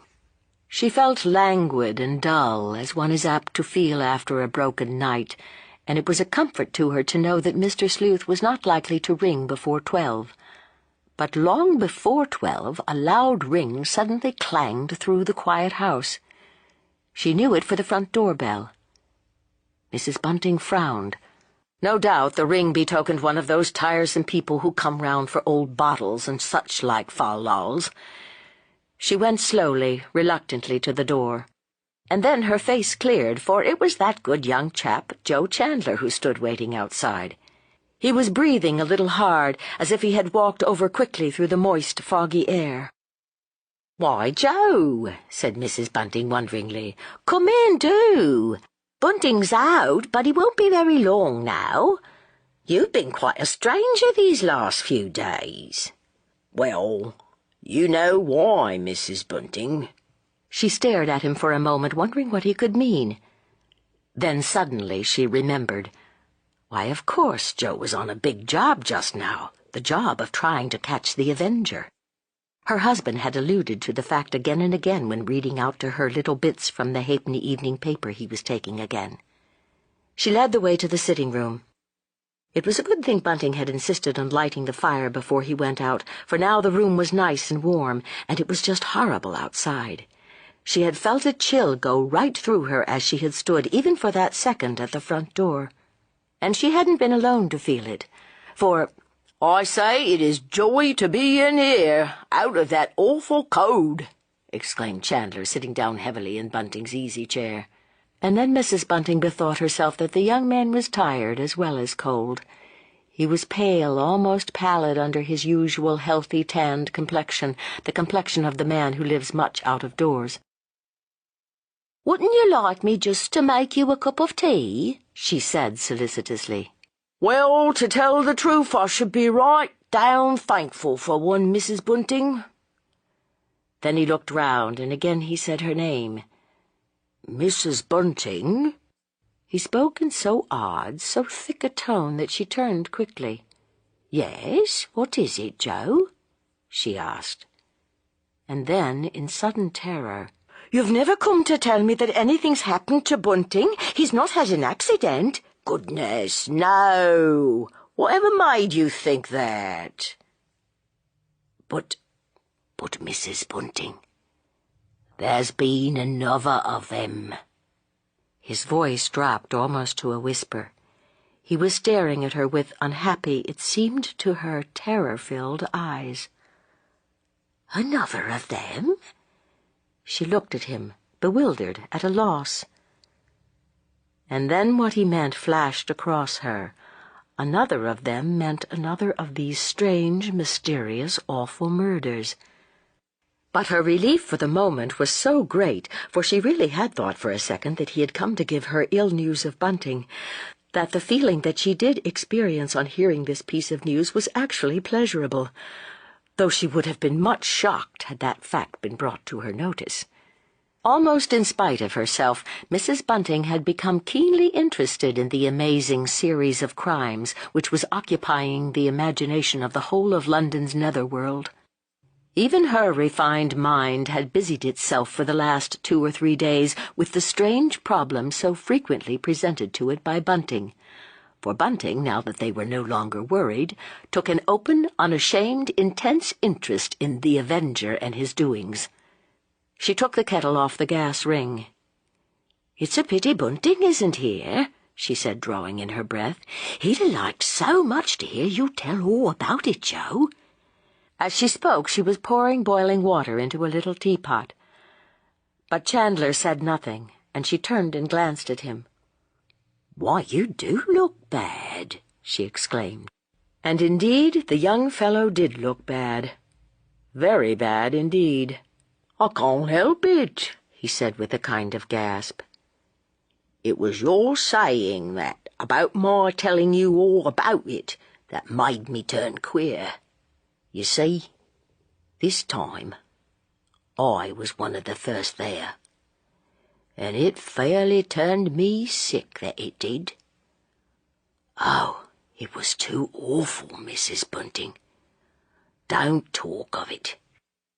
He began gulping down the hot tea before it was well made. She looked at him with sympathetic interest. "Why, Joe," she said, "I never would have thought, with all the horrible sights you see, that anything could upset you like that." "This isn't like anything there's ever been before," he said. And then, oh, Mrs. Bunting, 'twas I that discovered the piece of paper this time." "Then it is true," she cried eagerly. "It is the Avenger's bit of paper. Bunting always said it was. He never believed in that practical joker." "I did," said Chandler reluctantly. "You see, there are some queer fellows even, he lowered his voice and looked round him as if the walls had ears, "even in the force, Mrs. Bunting, and these murders have fair got on our nerves." "Now, never," she said. "Do you think that a bobby might do a thing like that?" He nodded impatiently, as if the question wasn't worth answering. Then, "It was all along of that bit of paper and my finding it while the poor soul was still warm." He shuddered. "That brought me out west this morning. One of our bosses lives close by in Prince Albert Terrace, and I had to go and tell him all about it. They never offered me a bit of a sup. I think they might have done that, don't you, Mrs. Bunting?" "Yes," she said absently. "Yes, I do think so." "But, there, I don't know that I ought to say that," went on Chandler. "He had me up in his dressing-room, and was very considerate-like to me while I was telling him." "Have a bit of something now?" she said suddenly. "Oh, no, I couldn't eat anything," he said hastily. "I don't feel as if I could ever eat anything any more." "That'll only make you ill." Mrs. Bunting spoke rather crossly, for she was a sensible woman, and to please her he took a bite out of the slice of bread and butter she had cut for him. "I expect you're right," he said, "and I've got a goodish heavy day in front of me. Been up since 4, too." 4, she said. "Was it then they found—" She hesitated a moment and then said, "It?" He nodded. "It was just a chance I was nearby. If I'd have been off a minute sooner, either I or the officer who found her must have knocked up against that monster. But 2 or 3 people do think they saw him slinking away." "What was he like?" she asked curiously. "Well, that's hard to answer. You see, there was such an awful fog. But there's one thing they all agree about. He was carrying a bag." "A bag?" repeated Mrs. Bunting in a low voice. "Whatever sort of bag might it have been, Joe?" There had come across her, just right in her middle, like such a strange sensation, a curious kind of tremor or fluttering. She was at a loss to account for it. "Just a handbag," said Joe Chandler vaguely. "A woman I spoke to, cross-examining her like, who was positive she had seen him, said, just a tall, thin shadow. That's what he was, a tall, thin shadow of a man, with a bag." "With a bag," repeated Mrs. Bunting absently. "How very strange and peculiar." "Why, no, not strange at all. He has to carry the thing he does the deed with in something, Mrs. Bunting. We've always wondered how he hid it. They generally throws the knife or firearms away, you know." "Do they, indeed?" Mrs. Bunting still spoke in that absent, wondering way. She was thinking that she really must try and see what the lodger had done with his bag.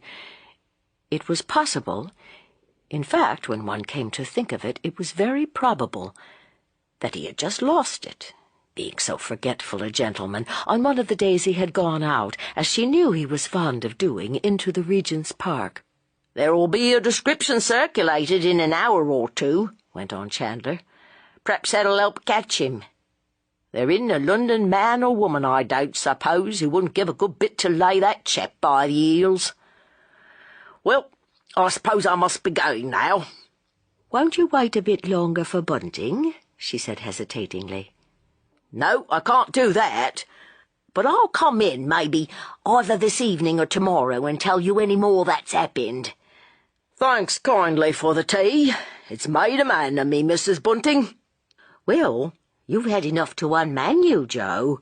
"Aye, that I have," he said heavily. A few minutes later, Bunting did come in, and he and his wife had quite a little tiff. The first tiff they had had since Mr. Sleuth became their lodger. It fell out this way. When he heard who had been there, Bunting was angry that Mrs. Bunting hadn't got more details out of Chandler of the horrible occurrence which had taken place that morning. "You don't mean to say, Ellen, you can't even tell me where it happened?" he said indignantly.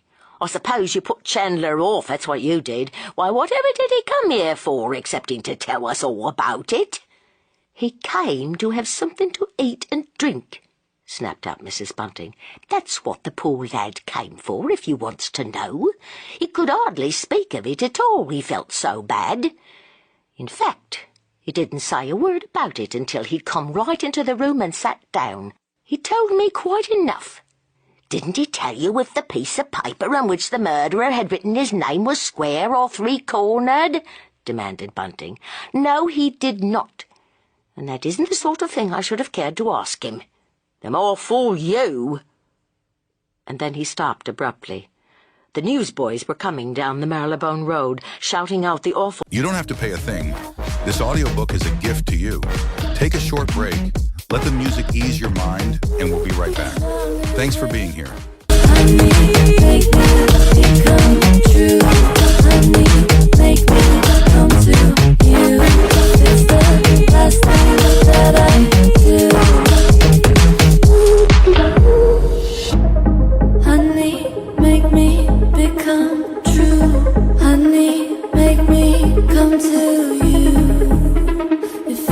the last I do. I feel alive in your arms. Though it feels like a dream, I'll be wherever you are, as long as we're free. I feel alive in your arms. Though it feels like a dream, I'll be wherever you are. Discovery which had been made that morning, that of the Avenger's fifth murder. Bunting went out to buy a paper, and his wife took the things he had brought in down to the kitchen. The noise the newspaper sellers made outside had evidently wakened Mr. Sleuth, for his landlady hadn't been in the kitchen 10 minutes before his bell rang. Chapter 6. Mr. Sleuth's bell rang again. Mr. Sleuth's breakfast was quite ready, but for the first time since he had been her lodger, Mrs. Bunting did not answer the summons at once. But when there came the second imperative tinkle, for electric bells had not been fitted into that old-fashioned house, she made up her mind to go upstairs. As she emerged into the hall from the kitchen stairway, Bunting, sitting comfortably in their parlour, heard his wife stepping heavily under the load of the well-laden tray. "Wait a minute," he called out. "I'll help you, Ellen." And he came out and took the tray from her. She said nothing, and together they proceeded up to the drawing-room floor landing. There she stopped him. "Here," she whispered quickly. "You give me that, Bunting. The lodger won't like your going into him." And then, as he obeyed her and was about to turn downstairs again, she added in a rather acid tone, "You might open the door for me, at any rate. How can I manage to do it with this here heavy tray on my hands?" She spoke in a queer, jerky way, and Bunting felt surprised, rather put out. Ellen wasn't exactly what you'd call a lively, jolly woman, but when things were going well, as now, she was generally equable enough. He supposed she was still resentful of the way he had spoken to her about young Chandler and the new Avenger murder. However, he was always for peace. So he opened the drawing-room door, and as soon as he had started going downstairs, Mrs. Bunting walked into the room. And then at once there came over her the queerest feeling of relief, of lightness of heart. As usual, the lodger was sitting at his old place reading the Bible. Somehow, she could not have told you why, she would not willingly have told herself. She had expected to see Mr. Sleuth looking different. But no, he appeared to be exactly the same. In fact, as he glanced up at her, a pleasanter smile than usual lighted up his thin, pallid face. "Well, Mrs. Bunting," he said genially, "I overslept myself this morning, but I feel all the better for the rest." "I'm glad of that, sir," she answered in a low voice. "One of the ladies I once lived with used to say, 'Rest is an old-fashioned remedy, but it's the best remedy of all.'" Mr. Sleuth himself removed the Bible and Cruden's Concordance off the table out of her way, and then he stood watching his landlady laying the cloth. Suddenly he spoke again. He was not often so talkative in the morning. "I think, Mrs. Bunting, that there was someone with you outside the door just now?" "Yes, sir. Bunting helped me up with the tray." "I'm afraid I give you a good deal of trouble," he said hesitatingly. But she answered quickly, "Oh, no, sir, not at all, sir. I was only saying yesterday that we've never had a lodger that gave us as little trouble as you do, sir." "I'm glad of that. I am aware that my habits are somewhat peculiar." He looked at her fixedly, as if expecting her to give some sort of denial to this observation. But Mrs. Bunting was an honest and truthful woman. It never occurred to her to question his statement. Mr. Sleuth's habits were somewhat peculiar. Take that going out at night, or rather in the early morning, for instance. So she remained silent. After she had laid the lodger's breakfast on the table, she prepared to leave the room. "I suppose I'm not to do your room till you goes out, sir?" And Mr. Sleuth looked up sharply. No, he said. I never want my room done when I am engaged in studying the scriptures, Mrs. Bunting. But I am not going out today. I shall be carrying out a somewhat elaborate experiment upstairs. If I go out at all—" He waited a moment, and again he looked at her fixedly. "I shall wait till night-time to do so." And then, coming back to the matter at hand, he added hastily, "Perhaps you could do my room when I go upstairs, about 5 o'clock, if that time is convenient to you, that is?" "Oh, yes, sir, that'll do nicely." Mrs. Bunting went downstairs, and as she did so, she took herself wordlessly, ruthlessly to task. But she did not face, even in her inmost heart, the strange tenors and tremors which had so shaken her.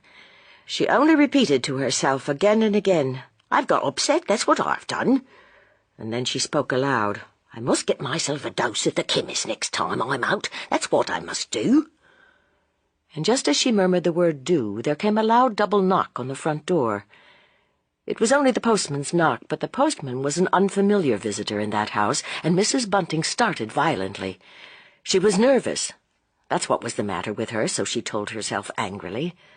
No doubt this was a letter from Mr. Sleuth. The lodger must have relations and acquaintances somewhere in the world. All gentlefolk have. But when she picked the small envelope off the hall floor, she saw it was a letter from Daisy, her husband's daughter. "Bunting," she called out sharply, "here's a letter for you." She opened the door of their sitting room and looked in. Yes, there was her husband, sitting back comfortably in his easy-chair, reading a paper. And as she saw his broad, rather rounded back, Mrs. Bunting felt a sudden thrill of sharp irritation. There he was, doing nothing. In fact, doing worse than nothing, wasting his time reading all about those horrid crimes. She sighed, a long, unconscious sigh. Bunting was getting into idle ways, bad ways for a man of his years. But how could she prevent it? He had been such an active, conscientious sort of man when they had first made acquaintance. She also could remember, even more clearly than Bunting did himself, that first meeting of theirs in the dining-room of No. 90 Cumberland Terrace. As she had stood there, pouring out her mistress's glass of port wine, she had not been too much absorbed in her task to have a good out-of-her-eye look at the spruce, nice, respectable-looking fellow who was standing over by the window. How superior he had appeared even then to the man she already hoped he would succeed as butler. Today, perhaps because she was not feeling quite herself, the past rose before her very vividly, and a lump came into her throat. Putting the letter addressed to her husband on the table, she closed the door softly and went down into the kitchen. There were various little things to put away and clean up, as well as their dinner to cook. And all the time she was down there, she fixed her mind obstinately, determinedly on Bunting, and on the problem of Bunting. She wondered what she'd better do to get him into good ways again. Thanks to Mr. Sleuth, their outlook was now moderately bright. A week ago, everything had seemed utterly hopeless. It seemed as if nothing could save them from disaster, but everything was now changed. Perhaps it would be well for her to go and see the new proprietor of that registry office in Baker Street, which had lately changed hands. It would be a good thing for Bunting to get even an occasional job. For the matter of that, he could now take up a fairly regular thing in the way of waiting. Mrs. Bunting knew that it isn't easy to get a man out of idle ways once he has acquired those ways. When at last she went upstairs again, she felt a little ashamed of what she had been thinking, for Bunting had laid the cloth, and laid it very nicely, too, and brought up the 2 chairs to the table. "Ellen," he cried eagerly, "here's news. Daisy's coming tomorrow. There's scarlet fever in their house. Old Aunt thinks she'd better come away for a few days. So, you see, she'll be here for her birthday. 18, that's what she be on the 19th. It do make me feel old, that it do." Mrs. Bunting put down the tray. "I can't have the girl here just now," she said shortly. "I've just as much to do as I can manage. The lodger gives me more trouble than you seem to think for." "Rubbish," he said sharply. "I'll help you with the lodger. It's your own fault you haven't had help with him before. Of course Daisy must come here. Whatever other place could the girl go to?" Bunting felt pugnacious. so cheerful as to be almost light-hearted. But as he looked across at his wife, his feeling of satisfaction vanished. Ellen's face was pinched and drawn today. She looked ill and horribly tired. It was very aggravating of her to go and behave like this, just when they were beginning to get on nicely again. "For the matter of that," he said suddenly, "Daisy'll be able to help you with the work, Ellen, and she'll brisk us both up a bit." Mrs. Bunting made no answer. She sat down heavily at the table, and then she said languidly, "You might as well show me the girl's letter." He handed it across to her, and she read it slowly to herself. "Dear Father," it ran, "I hope this finds you as well as it leaves me. Mrs. Puddle's youngest has got scarlet fever, and Aunt thinks I had better come away at once, just to stay with you for a few days. Please tell Ellen I won't give her no trouble. I'll start at 10 if I don't hear nothing. Your loving daughter." "Yes, I suppose Daisy will have to come here," Mrs. Bunting said slowly. "It'll do her good to have a bit of work to do for once in her life." And with that ungraciously worded permission, Bunting had to content himself. Quietly, the rest of that eventful day sped by. When dusk fell, Mr. Sleuth's landlady heard him go upstairs to the top floor. She remembered that this was the signal for her to go and do his room. He was a tidy man, was the lodger. He did not throw his things about, as so many gentlemen do, leaving them all over the place. No, he kept everything scrupulously tidy. His clothes and the various articles Mrs. Bunting had bought for him during the first 2 days he had been there were carefully arranged in the chest of drawers. He had lately purchased a pair of boots. Those he had arrived in were peculiar-looking footgear, buff leather shoes with rubber soles, and he had told his landlady on that very first day that he never wished them to go down to be cleaned. A funny idea. A funny habit, that, of going out for a walk after midnight in weather so cold and foggy that all other folk were glad to be at home, snug in bed. But then Mr. Sleuth himself admitted that he was a funny sort of gentleman. After she had done his bedroom, the landlady went into the sitting-room and gave it a good dusting. This room was not kept quite as nice as she would have liked it to be. Mrs. Bunting longed to give the drawing-room something of a good turnout, but Mr. Sleuth disliked her to be moving about in it when he himself was in his bedroom, and when up he sat there almost all the time. Delighted as he had seemed to be with the top room, he only used it when making his mysterious experiments, and never during the daytime. And now, this afternoon, she looked at the rosewood chiffonier with longing eyes. She even gave that pretty little piece of furniture a slight shake. If only the doors would fly open, as the locked doors of old cupboards sometimes do, even after they have been securely fastened. How pleased she would be, how much more comfortable somehow she would feel.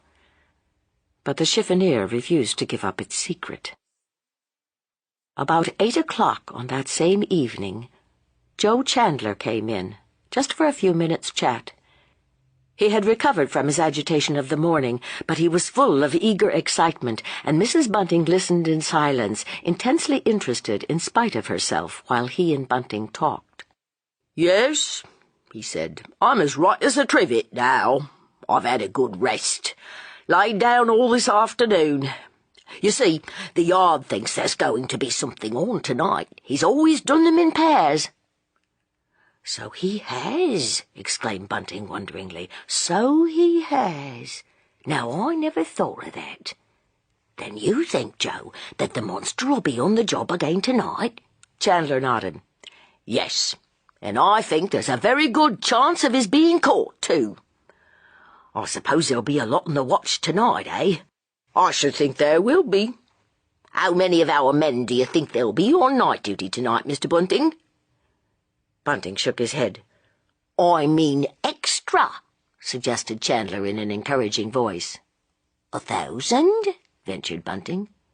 5,000, Mr. Bunting. "Never!" exclaimed Bunting, amazed, and even Mrs. Bunting echoed "never," incredulously. "Yes, that there will. You see, the boss has got his monkey up. Chandler drew a folded-up newspaper out of his coat pocket. "Just listen to this. The police have reluctantly to admit that they have no clue to the perpetrators of these horrible crimes, and we cannot feel any surprise at the information that a popular attack has been organized on the Chief Commissioner of the Metropolitan Police. There is even talk of an indignation mass meeting. What do you think of that? That's not a pleasant thing for a gentleman as is doing his best to read, eh?" "Well, it does seem queer that the police can't catch him now, doesn't it?" said Bunting argumentatively. "I don't think it's queer at all," said young Chandler crossly. "Now you just listen again. Here's a bit of the truth for once in a newspaper." And slowly he read out, "The detection of crime in London now resembles a game of blind man's buff, in which the detective has his hands tied and his eyes bandaged. Thus is he turned loose to hunt the murderer through the slums of a great city." "Whatever does that mean?" said Bunting. "Your hands aren't tied, and your eyes aren't bandaged, Joe. It's metaphorical like that it's intended, Mr. Bunting. We haven't got the same facilities, no, not a quarter of them, that the French techs have." And then for the first time Mrs. Bunting spoke. "What was that word, Joe? Perpetrators? I mean that first bit you read out." "Yes," he said, turning to her eagerly. "Then, do they think there's more than one of them?" she said, and a look of relief came over her thin face. "There's some of our chaps think it's a gang," said Chandler. "They say it can't be the work of one man." "What do you think, Joe?" "Well, Mrs. Bunting, I don't know what to think. I'm fair puzzled." He got up. "Don't you come to the door. I'll shut it all right. So long. See you tomorrow, perhaps." As he had done the other evening, Mr. and Mrs. Bunting's visitor stopped at the door. "Any news of Miss Daisy?" he asked casually. "Yes, she's coming tomorrow," said her father. "They've got scarlet fever at her place, so old Aunt thinks she'd better clear out." The husband and wife went to bed early that night, but Mrs. Bunting found she could not sleep. She lay wide awake, hearing the hours, the half-hours, the quarters chime out from the belfry of the old church close by. And then, just as she was dozing off, it must have been about 1 o'clock, she heard the sound she had half unconsciously been expecting to hear. That of the lodger's stealthy footsteps coming down the stairs just outside her room. He crept along the passage and let himself out very, very quietly. But though she tried to keep awake, Mrs. Bunting did not hear him come in again, for she soon fell into a heavy sleep. Oddly enough, she was the first to wake the next morning. Odder still, it was she, not Bunting, who jumped out of bed and, going out into the passage, picked up the newspaper which had just been pushed through the letterbox. But having picked it up, Mrs. Bunting did not go back at once into her bedroom. Instead, she lit the gas in the passage, and leaning up against the wall to steady herself, for she was trembling with cold and fatigue, she opened the paper. Yes, there was the heading she sought. The Avenger Murders. But oh, how glad she was to see the words that followed. Up to the time of going to press, there is little new to report concerning the extraordinary series of crimes which are amazing and indeed staggering not only London, but the whole civilized world, and which would seem to be the work of some woman-hating teetotal fanatic. Since yesterday morning, when the last of these dastardly murders was committed, no reliable clue to the perpetrator or perpetrators has been obtained, though several arrests were made in the course of the day. In every case, however, those arrested were able to prove a satisfactory alibi. And then, a little lower down, the excitement grows and grows. It is not too much to say that even a stranger to London would know that something very unusual was in the air. As for the place where the murder was committed last night— "Last night?" thought Mrs. Bunting, startled. And then she realized that last night in this connection meant the night before last. She began the sentence again. As for the place where the murder was committed last night, all approaches to it were still blocked up to a late hour by hundreds of onlookers, though of course nothing now remains in the way of traces of the tragedy. Slowly and carefully, Mrs. Bunting folded the paper up again in its original creases, and then she stooped and put it back down on the mat where she had found it. She then turned out the gas, and going back into bed, she lay down by her still sleeping husband. "Anything the matter?" Bunting murmured and stirred uneasily. "Anything the matter, Ellen?" She answered in a whisper thrilling with a strange gladness. "No, nothing, Bunting. Nothing the matter. Go to sleep again, my dear." They got up an hour later, both in a happy, cheerful mood. Bunting rejoiced at the thought of his daughter's coming, and even Daisy's stepmother told herself that it would be pleasant having the girl about the house to help her a bit. About 10 o'clock, Bunting went out to do some shopping. He brought back with him a nice little bit of pork for Daisy's dinner and 3 mince pies. He even remembered to get some apples for the sauce. Chapter 7. Just as 12 was striking, a 4-wheeler drew up to the gate. It brought Daisy, pink-cheeked, excited, laughing-eyed Daisy, a sight to gladden any father's heart. "Oh, Lance says I was to have a cab if the weather was bad," she cried out joyously. There was a bit of a wrangle over the fare. King's Cross, as all the world knows, is nothing like 2 miles from the Marylebone Road, but the man clamoured for 1 and 6pence, and hinted darkly that he had done the young lady a favour in bringing her at all. While he and Bunting were having words, Daisy, leaving them to it, walked up the flagged path to the door where her stepmother was awaiting her. As they were exchanging a rather frigid kiss, indeed 'twas a mere peck on Mrs. Bunting's part, there fell with startling suddenness loud cries on the still, cold air. Long-drawn and wailing, they sounded strangely sad as they rose and fell across the distant roar of traffic in the Edgware Road. "What's that?" exclaimed Bunting wonderingly. "Why, whatever's that?" The cabman lowered his voice. "Him's a-crying out that horrible affair at King's Cross. He's done for 2 of 'em this time. That's what I meant when I said I might have got a better fare. I wouldn't say nothing before little Missy there, but folk have been coming from all over London the last 5 or 6 hours. Plenty of toffs, too. But there's nothing to see now." "What? "Another woman murdered last night." Bunting felt tremendously thrilled. What had the 5,000 constables been about to let such a dreadful thing happen? The cabman stared at him, surprised. 2 of 'em, I tell yer, within a few yards of one another. He have got a nerve. But of course they was drunk. He ha' got a down on the drink." "Have they caught him?" asked Bunting perfunctorily. "Lord, no. We'll never catch him. It must have happened hours and hours ago. They was both stone cold. One each end of a little passage what ain't used no more. That's why they didn't find 'em before." The hoarse cries were coming nearer and nearer, 2 news vendors trying to outshout each other. "Horrible discovery near King's Cross," they yelled exultingly. "The Avenger again!" And Bunting, with his daughter's large straw hold-all in his hand, ran forward into the roadway and recklessly gave a boy a penny for a halfpenny paper. He felt very much moved and excited. Somehow his acquaintance with young Joe Chandler made these murders seem a personal affair.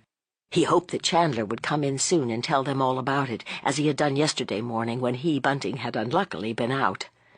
As he walked back into the little hall, he heard Daisy's voice, high, voluble, excited, giving her stepmother a long account of the scarlet fever case, and how at first old Aunt's neighbors had thought it was not scarlet fever at all, but just nettle rash. But as Bunting pushed open the door of the sitting room, there came a note of sharp alarm in his daughter's voice, and he heard her cry, "Why, Ellen, whatever's the matter? You do look bad." And his wife's muffled answer, Open the window, do. Horrible discovery near King's Cross! A clue at last! Yelled the newspaper boys triumphantly. And then, helplessly, Mrs. Bunting began to laugh. She laughed and laughed and laughed, rocking herself to and fro as if in an ecstasy of mirth. Why, Father, whatever's the matter with her? Daisy looked quite scared. She's in hysterics, that's what it is, he said shortly. I'll just get the water jug. Wait a minute. Bunting felt very put out. Ellen was ridiculous, that's what she was, to be so easily upset. The lodger's bell suddenly pealed through the quiet house. Either that sound, or maybe the threat of the water jug, had a magical effect on Mrs. Bunting. She rose to her feet, still shaking all over, but mentally composed. I'll go up, she said a little chokingly. As for you, child, just run down into the kitchen. You'll find a piece of pork roasting in the oven. You might start paring the apples for the sauce. As Mrs. Bunting went upstairs, her legs felt as if they were made of cotton wool.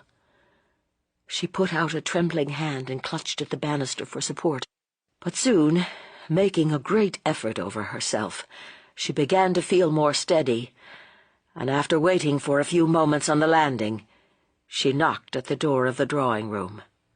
Mr. Sleuth's voice answered her from the bedroom. I'm not well, he called out querulously. I think I've caught a chill. I should be obliged if you would kindly bring me up a cup of tea and put it outside my door, Mrs. Bunting. Very well, sir. Mrs. Bunting turned and went downstairs. She still felt queer and giddy, so instead of going into the kitchen, she made the lodger his cup of tea over her sitting-room gas ring. During their midday dinner, the husband and wife had a little discussion as to where Daisy should sleep. It had been settled that a bed should be made up for her in the top back room, but Mrs. Bunting saw reason to change this plan. I think 'twould be better if Daisy were to sleep with me, Bunting, and you was to sleep upstairs. Bunting felt and looked rather surprised, but he acquiesced. Ellen was probably right. The girl would be rather lonely up there, and after all, they didn't know much about the lodger, though he seemed a respectable gentleman enough.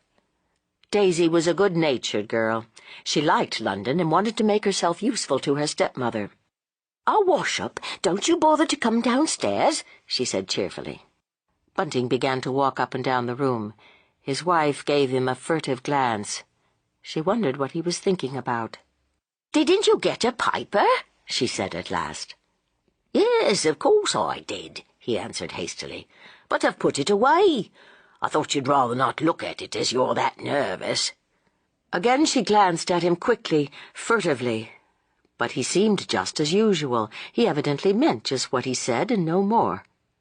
I thought they were shouting something in the street. I mean, just before I was took bad. It was now Bunting's turn to stare at his wife quickly and rather furtively.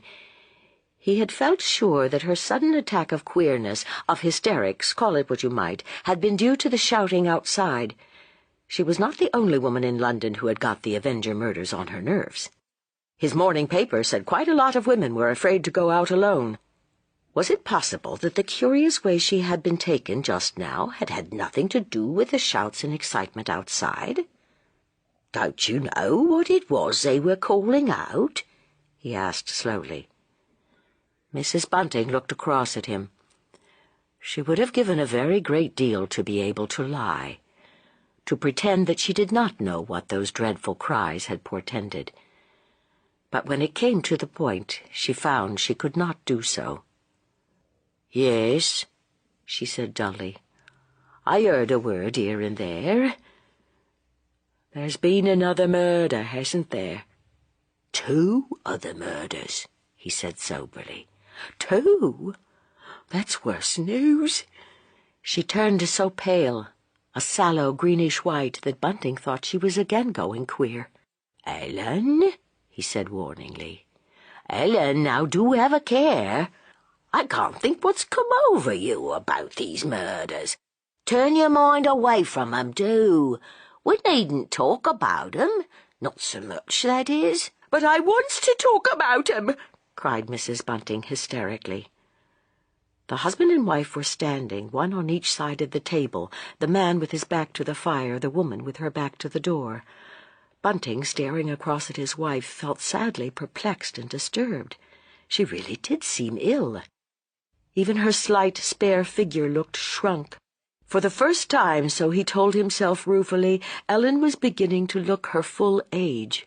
Her slender hands, she had kept the pretty soft white hands of the woman who has never done rough work, grasped the edge of the table with a convulsive movement. Bunting didn't at all like the look of her. "Oh, dear," he said to himself, "I do hope Ellen isn't going to be ill. That would be a to-do just now." "Tell me about it," she commanded in a low voice. "Can't you see I'm waiting to hear? Be quick now, Bunting." "There isn't very much to tell," he said reluctantly. "There's precious little in this paper, anyway. But the cabman what brought Daisy told me—" "Well?" "What I said just now. There's two of 'em this time, and they both been drinking heavily, poor creatures." "Was it where the others was done?" she asked, looking at her husband fearfully. "No," he said awkwardly. "No, it wasn't, Ellen. It was a good bit farther west. In fact, not so very far from here. Near King's Cross, that's how the cabmen knew about it, you see. They seems to have been done in a passage which isn't used no more." And then, as he thought his wife's eyes were beginning to look rather funny, he added hastily, "There, that's enough for the present. We shall soon be hearing a lot more about it from Joe Chandler. He's pretty sure to come in some time today." "Then the 5,000 constables weren't no use," said Mrs. Bunting slowly. She had relaxed her grip of the table and was standing more upright. "No use at all," said Bunting briefly. "He is artful, and no mistake about it. But wait a minute." He turned and took up the paper which he had laid aside on a chair. "Yes, they says here that they has a clue." "A clue, Bunting?" Mrs. Bunting spoke in a soft, weak, die-away voice, and again, stooping somewhat, she grasped the edge of the table. But her husband was not noticing her now. He was holding the paper close up to his eyes, and he read from it in a tone of considerable satisfaction. "It is gratifying to be able to state that the police at last believe they are in possession of a clue which will lead to the arrest of the—" And then Bunting dropped the paper and brushed round the table. His wife, with a curious sighing moan, had slipped down onto the floor, taking with her the tablecloth as she went. She lay there in what appeared to be a dead faint, and Bunting, scared out of his wits, opened the door and screamed out, "Daisy! Daisy! Come up, child! Ellen's took bad again!" And Daisy, hurrying in, showed an amount of sense and resource which even at this anxious moment roused her fond father's admiration. "Get a wet sponge, Dad, quick!" she cried. "A sponge! And if you've got such a thing, a drop of brandy. I'll see after her." And then, after he had got the little medicine flask, "I can't think what's wrong with Ellen," said Daisy wonderingly. "She seemed quite all right when I first came in. She was listening, interested-like, to what I was telling her, and then suddenly— Well, you saw how she was took, Father. 'Tain't like Ellen, this is now." "No," he whispered. "No, 'tain't. But you see, child, we've been going through a pretty bad time. Worse nor I should ever have let you know of, my dear. Ellen's just feeling it now, that's what it is. She didn't say nothing, for Ellen's a good plucked one, but it's told on her. It's told on her." And then Mrs. Bunting, sitting up, slowly opened her eyes, and instinctively put her hand up to her head to see if her hair was all right. She hadn't really been quite off. It would have been better for her if she had. She had simply had an awful feeling that she couldn't stand up, more that she must fall down. Bunting's words touched a most unfamiliar chord in the poor woman's heart, and the eyes which she opened were full of tears. She had not thought her husband knew how she had suffered during those weeks of starving and waiting.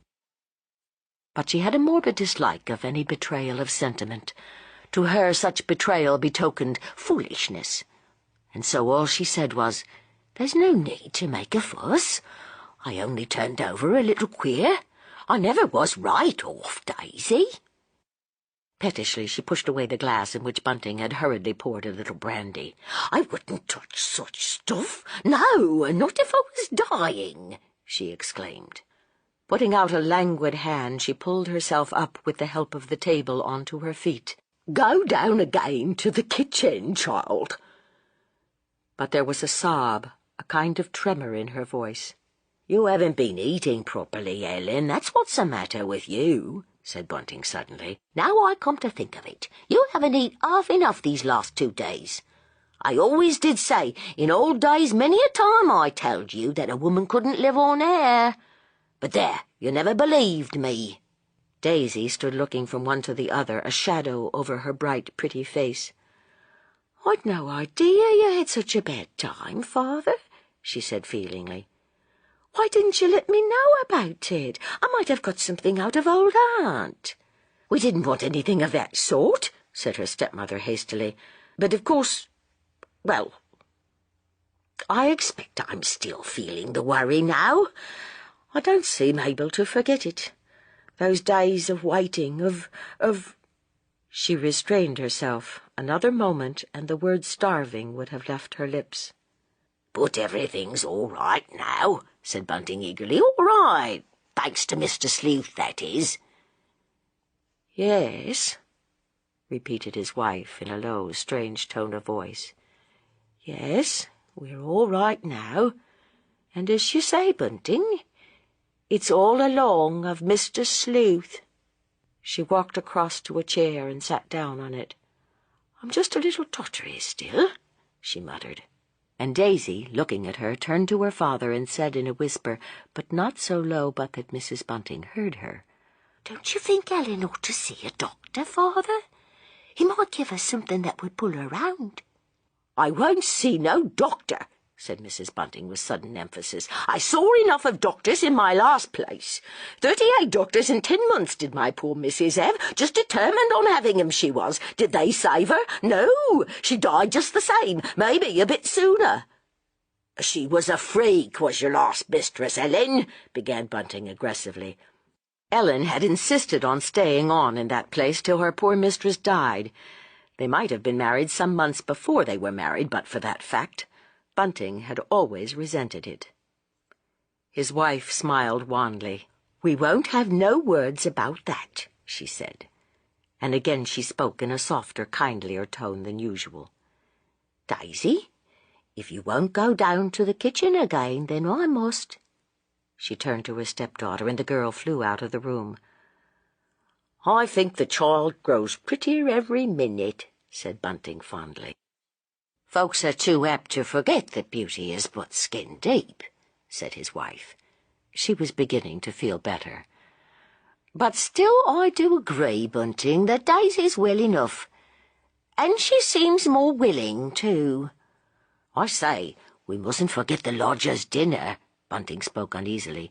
"It's a bit of fish today, isn't it? Hadn't I better just tell Daisy to see to it, and then I can take it up to him, as you're not feeling quite the thing, Ellen?" "I'm quite well enough to take up Mr. Sleuth's luncheon," she said quickly. It irritated her to hear her husband speak of the lodger's dinner. They had dinner in the middle of the day, but Mr. Sleuth had luncheon. However odd he might be, Mrs. Bunting never forgot her lodger was a gentleman. "After all, he likes me to wait on him, doesn't he? I can manage all right. Don't you worry," she added after a long pause. Chapter 8. Perhaps because his luncheon was served to him a good deal later than usual, Mr. Sleuth ate his nice piece of steamed sole upstairs with far heartier an appetite than his landlady had eaten her nice slice of roast pork downstairs. "I hope you're feeling a little better, sir," Mrs. Bunting had forced herself to say when she first took in his tray, and he had answered plaintively, querulously, "No, I can't say I feel well today, Mrs. Bunting. I am tired, very tired, and as I lay in bed I seem to hear so many sounds, so much crying and shouting. I trust the Marylebone Road is not going to become a noisy thoroughfare, Mrs. Bunting." "Oh, no, sir, I don't think that. We're generally reckoned very quiet indeed, sir." She waited a moment. Try as she would, she could not allude to what those unwanted shouts and noises had betokened. "I expect you've got a chill, sir," she said suddenly. "If I was you, I shouldn't go out this afternoon. I'd just stay quietly indoors. There's a lot of rough people about." Perhaps there was an undercurrent of warning, of painful pleading in her toneless voice, which penetrated in some way to the brain of the lodger, for Mr. Sleuth looked up, and an uneasy, watchful look came into his luminous grey eyes. "I'm sorry to hear that, Mrs. Bunting, but I think I'll take your advice. That is, I will stay quietly at home.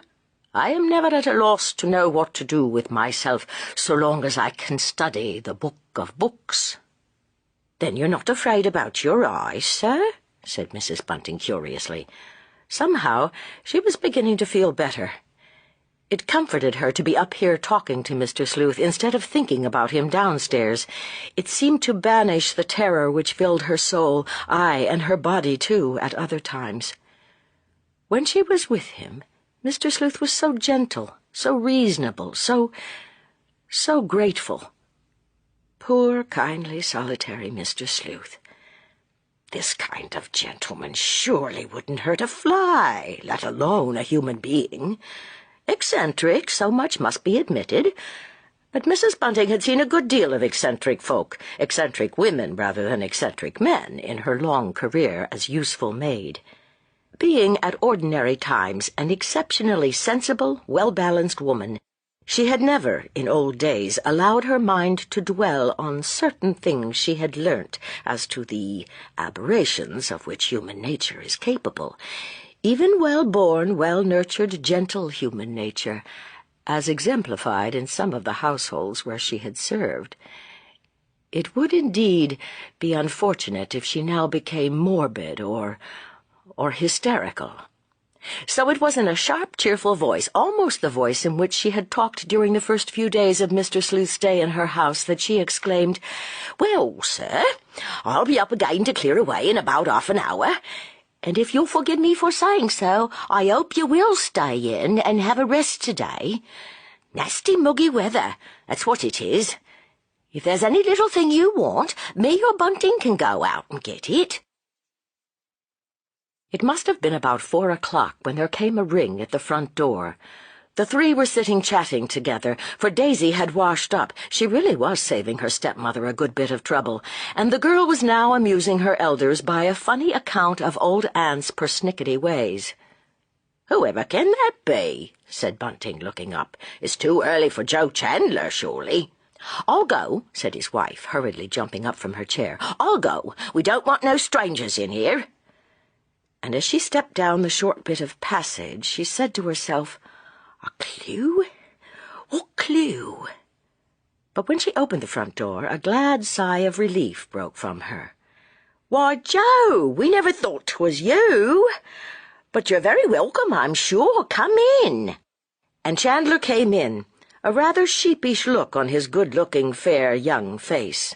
"I thought maybe that Mr. Bunting would like to know," he began in a loud, cheerful voice, and Mrs. Bunting hurriedly checked him. She didn't want the lodger upstairs to hear what young Chandler might be going to say. "Don't talk so loud," she said a little sharply. "The lodger is not very well today. He's had a cold," she added hastily, "and during the last 2 or 3 days he hasn't been able to go out." She wondered at her temerity, her hypocrisy. And that moment, those few words, marked an epoch in Ellen Bunting's life. It was the first time she had told a bold and deliberate lie. She was one of those women, there are many, many such, to whom there is a whole world of difference between the suppression of the truth and the utterance of an untruth. But Chandler paid no heed to her remarks. "Has Miss Daisy arrived?" he asked in a lower voice. She nodded, and then he went through into the room where the father and daughter were sitting. "Well," said Bunting, starting up. "Well, Joe, now you can tell us all about that mysterious clue. I suppose it'd be too good news to expect you to tell us they've caught him." "No fear of such good news as that yet awhile. If they'd caught him," said Joe ruefully, "well, I don't suppose I should be here, Mr. Bunting. But they are circulating a description at last, and, well, they've found his weapon."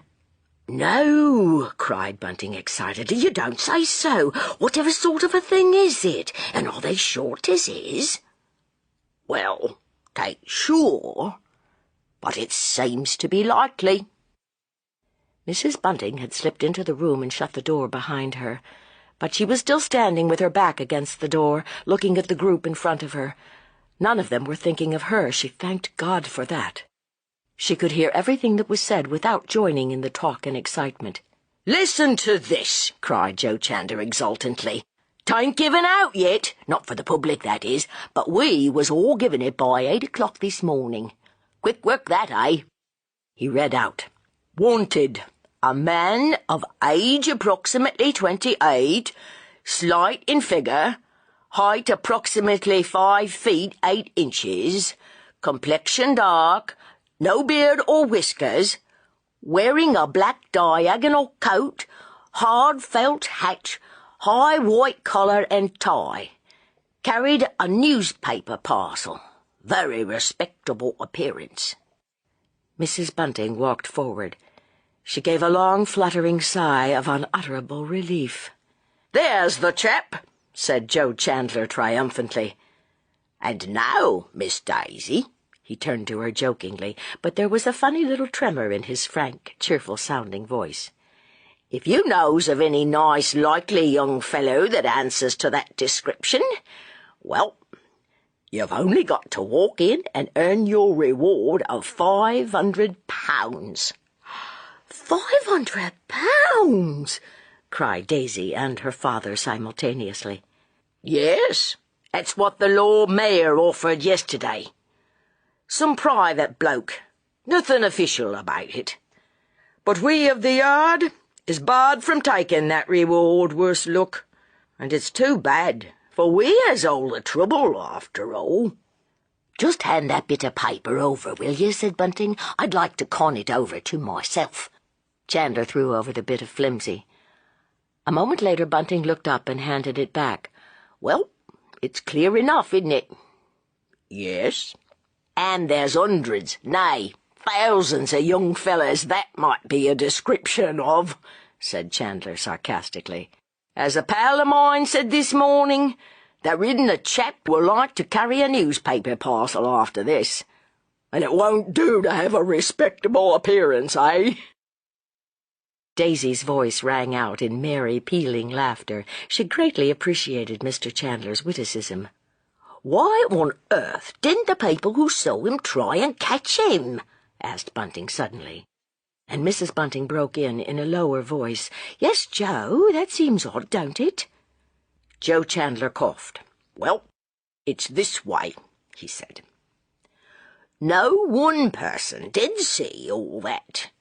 The man who's described here is just made up from the description of two different folk who think they saw him. You see, the murders must have taken place, well, now, let me see, perhaps at 2 o'clock this last time? 2 o'clock, that's the idea. Well, at such a time as that, not many people are about, especially on a foggy night.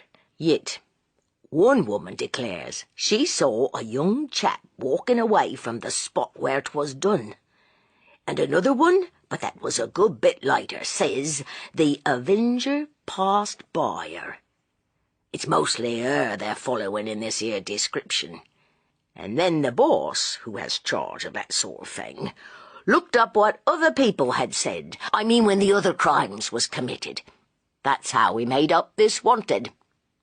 "Then the Avenger may be quite a different sort of man," said Bunting slowly, disappointedly. "Well, of course he may be, but no, I think that description fits him all right," said Chandler, but he also spoke in a hesitating voice. "You were saying, Joe, that they found a weapon?" observed Bunting insinuatingly. He was glad that Ellen allowed the discussion to go on, in fact, that she even seemed to take an intelligent interest in it.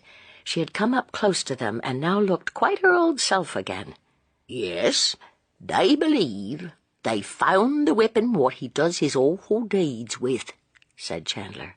"At any rate, within 100 yards of that little dark passage where they found the bodies, one at each end, that was, there was discovered this morning a very peculiar kind of knife, keen as a razor, pointed as a dagger.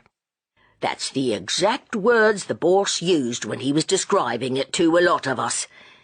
He seemed to think a lot more of that clue than of the other.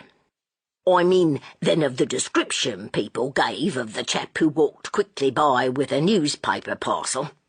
But now there's a pretty job in front of us.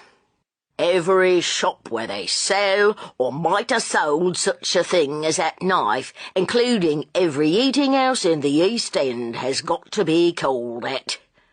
"Whatever for?" asked Daisy. "Why, with an idea of finding out if anyone saw such a knife fooling about there any time, and if so, in whose possession it was at the time. But, Mr. Bunting—" Chandler's voice changed. It became businesslike, official.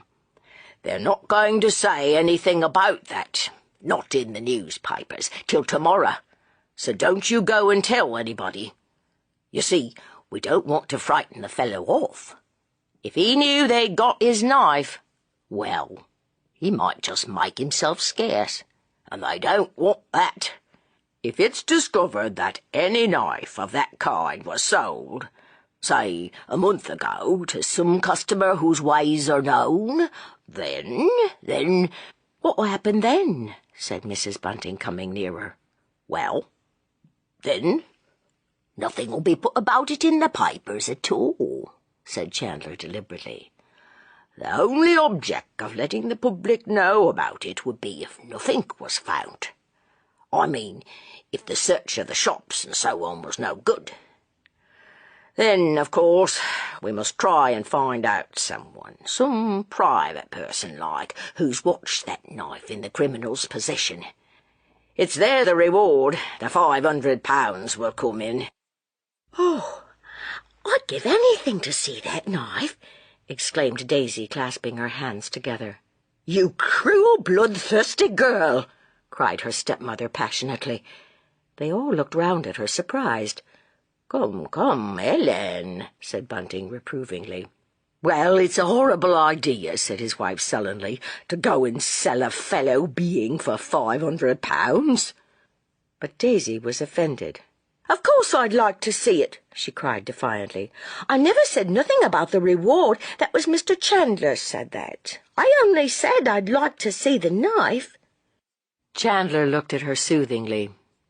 "Well, the day may come when you will see it," he said slowly. A great idea had come into his mind. "No, what makes you think that?" "If they catches him, and if you comes along with me to see our Black Museum at the Yard, you'll certainly see the knife, Miss Daisy. They keeps all them kinds of things there. So if, as I say, this weapon should lead to the conviction of the Avenger, well, then that knife will be there, and you'll see it." "The Black Museum? Why, whatever do they have a museum in your place for?" asked Daisy wonderingly. "I thought there was only the British Museum." And then even Mrs. Bunting, as well as Bunting and Chandler, laughed aloud. "You are a goosey girl," said her father fondly. "Why, there's a lot of museums in London. The town's thick with them. Ask Ellen there. She and me used to go to them kinds of places when we was courting, if the weather was bad." "But our museum's the one that would interest Miss Daisy," broke in Chandler eagerly. "It's a regular chamber of horrors." "Why, Joe, you never told us about that place before," said Bunting excitedly. "Do you really mean that there's a museum where they keeps all sorts of things connected with crimes? Things like knives murders have been committed with?" "Knives!" cried Joe, pleased at having become the center of attention, for Daisy had also fixed her blue eyes on him, and even Mrs. Bunting looked at him expectantly. "Much more than knives, Mr. Bunting. Why, they've got there, in little bottles, the real poison what people have been done away with." "And can you go there whenever you like?" asked Daisy wonderingly. She had not realized before what extraordinary and agreeable privileges are attached to the position of a detective member of the London police force. "Well, I suppose I could," Joe smiled. "Anyway, I can certainly get leave to take a friend there." He looked meaningly at Daisy, and Daisy looked eagerly at him. But would Ellen ever let her go out by herself with Mr. Chandler? Ellen was so prim, so irritatingly proper. But what was this father was saying? "Do you really mean that, Joe?" "Yes, of course I do." "Well, then, look here. If it isn't asking too much of a favour, I should like to go along there with you very much one day." "I don't want to wait till the Avenger's caught." Bunting smiled broadly. "I'd be quite content as it is with what there is in that museum of yours. Ellen there," he looked across at his wife, "don't agree with me about such things. Yet I don't think I'm a bloodthirsty man. But I'm just terribly interested in all that sort of thing. Always have been. I used to positively envy the butler in that Barlem mystery." Again a look passed between Daisy and the young man. It was a look which contained and carried a great many things backwards and forwards, such as, "Now, isn't it funny that your father should want to go to such a place? But still, I can't help it if he does want to go. So we must put up with his company, though it would have been much nicer for us to go just by our two selves." And then Daisy's look answered quite as plainly, though perhaps Joe didn't read her glance quite as clearly as she had read his. "Yes, it is tiresome. But father means well, and 'twill be very pleasant going there, even if he does come too." "Well, what do you say to the day after tomorrow, Mr. Bunting?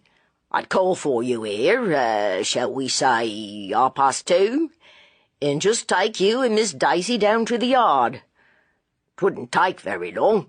We could go all the way by bus, right down to Westminster Bridge." He looked round at his hostess.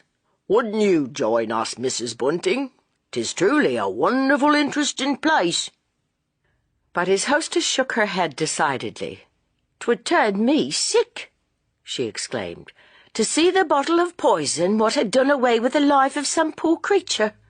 And as for knives—" A look of real horror, of startled fear crept over her pale face. There, said Bunting hastily. "Live and let live. That's what I always say. Ellen ain't on in this turn.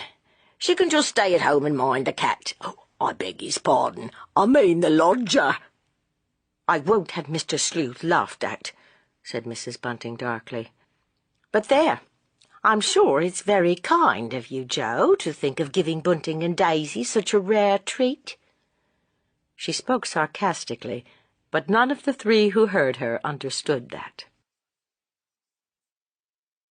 Chapter 9. The moment she passed through the great arched door which admits the stranger to that portion of New Scotland Yard where throbs the heart of that great organism which fights the forces of civilized crime, Daisy Bunting felt that she had indeed become free of the kingdom of romance. Even the lift in which the three of them were whirled up to one of the upper floors of the huge building was to the girl a new and delightful experience. Daisy had always lived a simple, quiet life in the little country town where dwelt Old Aunt, and this was the first time a lift had come her way. With a touch of personal pride in the vast building, Joe Chandler marched his friends down a wide, airy corridor. Daisy clung to her father's arm, a little bewildered, a little oppressed by her good fortune. Her happy young voice was stilled by the awe she felt at the wonderful place where she found herself, and by the glimpses she caught of great rooms full of busy, silent men, engaged in unraveling, or so she supposed, the mysteries of crime. They were passing a half-open door when Chandler suddenly stopped short. "Look in there," he said in a low voice, addressing the father rather than the daughter. "That's the fingerprint room. We've records here of over 200,000 men's and women's fingertips. I expect you know, Mr. Bunting, as how once we've got the print of a man's 5 fingertips, well, he's done for. If he ever does anything else, that is. Once we got that bit of him registered, he can't never escape us. Nope, not if he tries ever so. But though there's nigh on 250,000 records in there, yet it don't take, well, not half an hour for them to tell whether any particular man has ever been convicted before. Wonderful thought, ain't it?" "Wonderful," said Bunting, drawing a deep breath. And then a troubled look came over his stolid face. "Wonderful, but also a very fearful thought for the poor wretches as has got their fingerprints in, Joe." Joe laughed. "Agreed," he said. "And the cleverer ones knows that only too well. Why, not long ago, one man who knew his record was here safe managed to slash about his finger something awful, just so as to make a blurred impression, you takes my meaning. But there, at the end of 6 weeks, the skin grew all right again, and in exactly the same little creases as before." "Poor devil," said Bunting under his breath, and a cloud even came over Daisy's bright, eager face. They were now going along a narrower passage, and then again they came to a half-open door, leading into a room far smaller than that of the fingerprint identification room. "If you'll glance in there," said Joe briefly, "you'll see how he finds out all about any man whose fingertips has given him away, so to speak. It's here we keeps an account of what he's done, his previous convictions and so on. His fingertips are where I told you, and his record in there, just connected by a number." "Wonderful," said Bunting, drawing in his breath. But Daisy was longing to get on, to get to the Black Museum. All this that Joe and her father were saying was quite unreal to her, and for the matter of that, not worth taking the trouble to understand. However, she had not long to wait. A broad-shouldered, pleasant-looking young fellow who seemed on very friendly terms with Joe Chandler came forward suddenly, and unlocking a commonplace-looking door, ushered the little party of 3 through into the Black Museum. For a moment there came across Daisy a feeling of keen disappointment and surprise. This big, light room simply reminded her of what they called the science room in the public library of the town where she lived with Old Aunt. Here, as there, the center was taken up with plain glass cases fixed at a height from the floor which enabled their contents to be looked at closely. She walked forward and peered into the case nearest the door. The exhibits shown there were mostly small, shabby-looking little things, the sort of things one might turn out of an old rubbish cupboard in an untidy house. Old medicine bottles, a soiled neckerchief, what looked like a child's broken lantern, even a box of pills. As for the walls, they were covered with the queerest-looking objects, bits of old iron, odd-looking things made of wood and leather, and so on. It was really rather disappointing. Then Daisy Bunting gradually became aware that standing on a shelf just below the first of the broad, spacious windows which made the great room look so light and shadowless, was a row of life-size white plaster heads, each head slightly inclined to the right. There were about a dozen of these, not more, and they had such odd, staring, helpless, real-looking faces. "Whatever's those?" asked Bunting in a low voice. Daisy clung a thought closer to her father's arm. Even she guessed that these strange, pathetic, staring faces were the death masks of those men and women who had fulfilled the awful law which ordains that the murderer shall be, in his turn, done to death. "All hanged," said the guardian of the Black Museum briefly. "Cast taken after death." Bunting smiled nervously. "They don't look dead, somehow. It looks more as if they were listening," he said. "That's the fault of Jack Ketch," said the man facetiously. "It's his idea, that of knotting his patient's necktie under the left ear. That's what he does to each of the gentlemen to whom he has to act valet on just one occasion only. It makes them lean just a bit to one side. You look here." Daisy and her father came a little closer, and the speaker pointed with his finger to a little dent imprinted on the left side of each neck. Running from this indentation was a curious little furrow, well ridged above, showing how tightly Jack Ketch's necktie had been drawn when its wearer was hurried through the gates of eternity. "They looks foolish-like, rather than terrified or hurt," said Bunting wonderingly. He was extraordinarily moved and fascinated by those dumb, staring faces. But young Chandler exclaimed in a cheerful, matter-of-fact voice, "Well, a man would look foolish at such a time as that, with all his plans brought to naught, and knowing he's only got a second to live now, wouldn't he?" "Yes, I suppose he would," said Bunting slowly. Daisy had gone a little pale.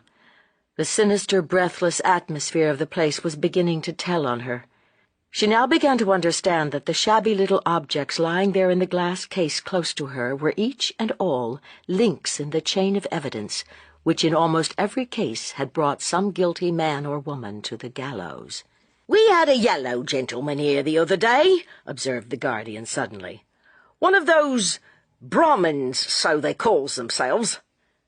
Well, you'd have been quite surprised to see how that heathen took on. He declared—" What was the word he used? He turned to Chandler.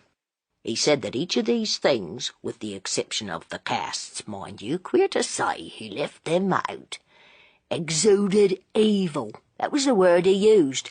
Exuded. Squeezed out, it means. He said that being here made him feel very bad. And 'twasn't all nonsense either.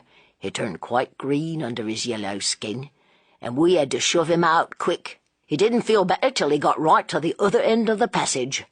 "There now, who'd ever think of that?" said Bunting. I should say that man had got something on his conscience, wouldn't you? "Well, I needn't stay now," said Joe's good-natured friend. "You show your friends round, Chandler. You knows the place nearly as well as I do, don't you?" He smiled at Joe's visitors as if to say goodbye, but it seemed that he could not tear himself away after all. Look here, he said to Bunting. In this here little case are the tools of Charles Peace. "I expect you've heard of him." "I should think I have," cried Bunting eagerly. "Many gents as come here thinks this case the most interesting of all. Peace was such a wonderful man. A great inventor, they say he would have been, had he been put in the way of it. Here's his ladder. You see, it folds up quite compactly and makes a nice little bundle, just like a bundle of old sticks any man might have been seen carrying about London in those days without attracting any attention. Why, it probably helped him to look like an honest working man time and time again, for on being arrested, he declared most solemnly he'd always carried that ladder openly under his arm." "The daring of that!" cried Bunting. "Yes, and when the ladder was opened out, it could reach from the ground to the second story of any old house. And oh, how clever he was! Just open one section, and you see, the other sections open automatically. So, Peace could stand on the ground and force the thing quietly up to any window he wished to reach. Then he'd go away again, having done his job, with a mere bundle of old wood under his arm. My word, he was artful. I wonder if you've heard the tale of how Peace once lost a finger. Well, he guessed the constables were instructed to look out for a man missing a finger, so what did he do? Put on a false finger, suggested Bunting. "No, indeed. Peace made up his mind just to do without a hand altogether. Here's his false stump. You see? It's made of wood, Wood and black felt. Well, that just held his hand nicely. Why, we considers that one of the most ingenious contrivances in the old museum." Meanwhile, Daisy had let go her hold of her father. With Chandler in delighted attendance, she had moved away to the farther end of the great room, and now she was bending over yet another glass case. "Whatever are those little bottles for?" she asked wonderingly. There were 5 small vials, filled with varying quantities of cloudy liquids. "They're full of poison, Miss Daisy, that's what they are. There's enough arsenic in that little whack of brandy to do for you and me. Aye, and for your father as well, I should say." "Then chemists shouldn't sell such stuff," said Daisy, smiling. Poison was so remote from her that the sight of these little bottles only brought a pleasant thrill. "No more they don't. That was sneaked out of a fly paper, that was. Lady said she wanted a cosmetic for her complexion, but what she was really going for was fly papers, for to do away with her husband. She got a bit tired of him, I suspect." "Perhaps he was a horrid man and deserved to be done away with," said Daisy. The idea struck them both as so very comic that they began to laugh aloud in unison. "Did you ever hear what a certain Mrs. Pierce did?" asked Chandler, becoming suddenly serious. "Oh, yes," said Daisy, and she shuddered a little. "That was the wicked, wicked woman what killed a pretty little baby and its mother. They've got her in Madame Tussauds. But Ellen, she wouldn't let me go to the Chamber of Horrors. She wouldn't let Father take me there last time I was in London. Cruel of her, I called it. But somehow I don't feel as if I wanted to go there now, after having been here." "Well," said Chandler slowly, "we've got a case full of relics of Mrs. Pierce. But the pram the bodies were found in, that's at Madame Tussauds, at least so they claim, I can't say. Now, here's something just as curious and not near so dreadful. See that man's jacket there?" "Yes," said Daisy falteringly. She was beginning to feel oppressed, frightened.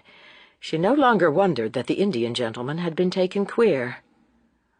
"A burglar shot a man dead who disturbed him, and by mistake he went and left that jacket behind him. Our people noticed that one of the buttons was broken in two. Well, that don't seem much of a clue, does it, Miss Daisy? Will you believe me when I tells you that that other bit of button was discovered, and that it hanged the fellow? And 'twas the more wonderful because all 3 buttons was different." Daisy stared wonderingly down at the little broken button which had hung a man. "And whatever's that?" she asked, pointing to a piece of dirty-looking stuff. "Well," said Chandler reluctantly, "that's rather a horrible thing, that is. That's a bit of shirt that was buried with a woman. Buried in the ground, I mean. After her husband had cut her up and tried to burn her. 'Twas that bit of shirt that brought him to the gallows." "I considers your museum's a very horrid place," said Daisy pettishly, turning away.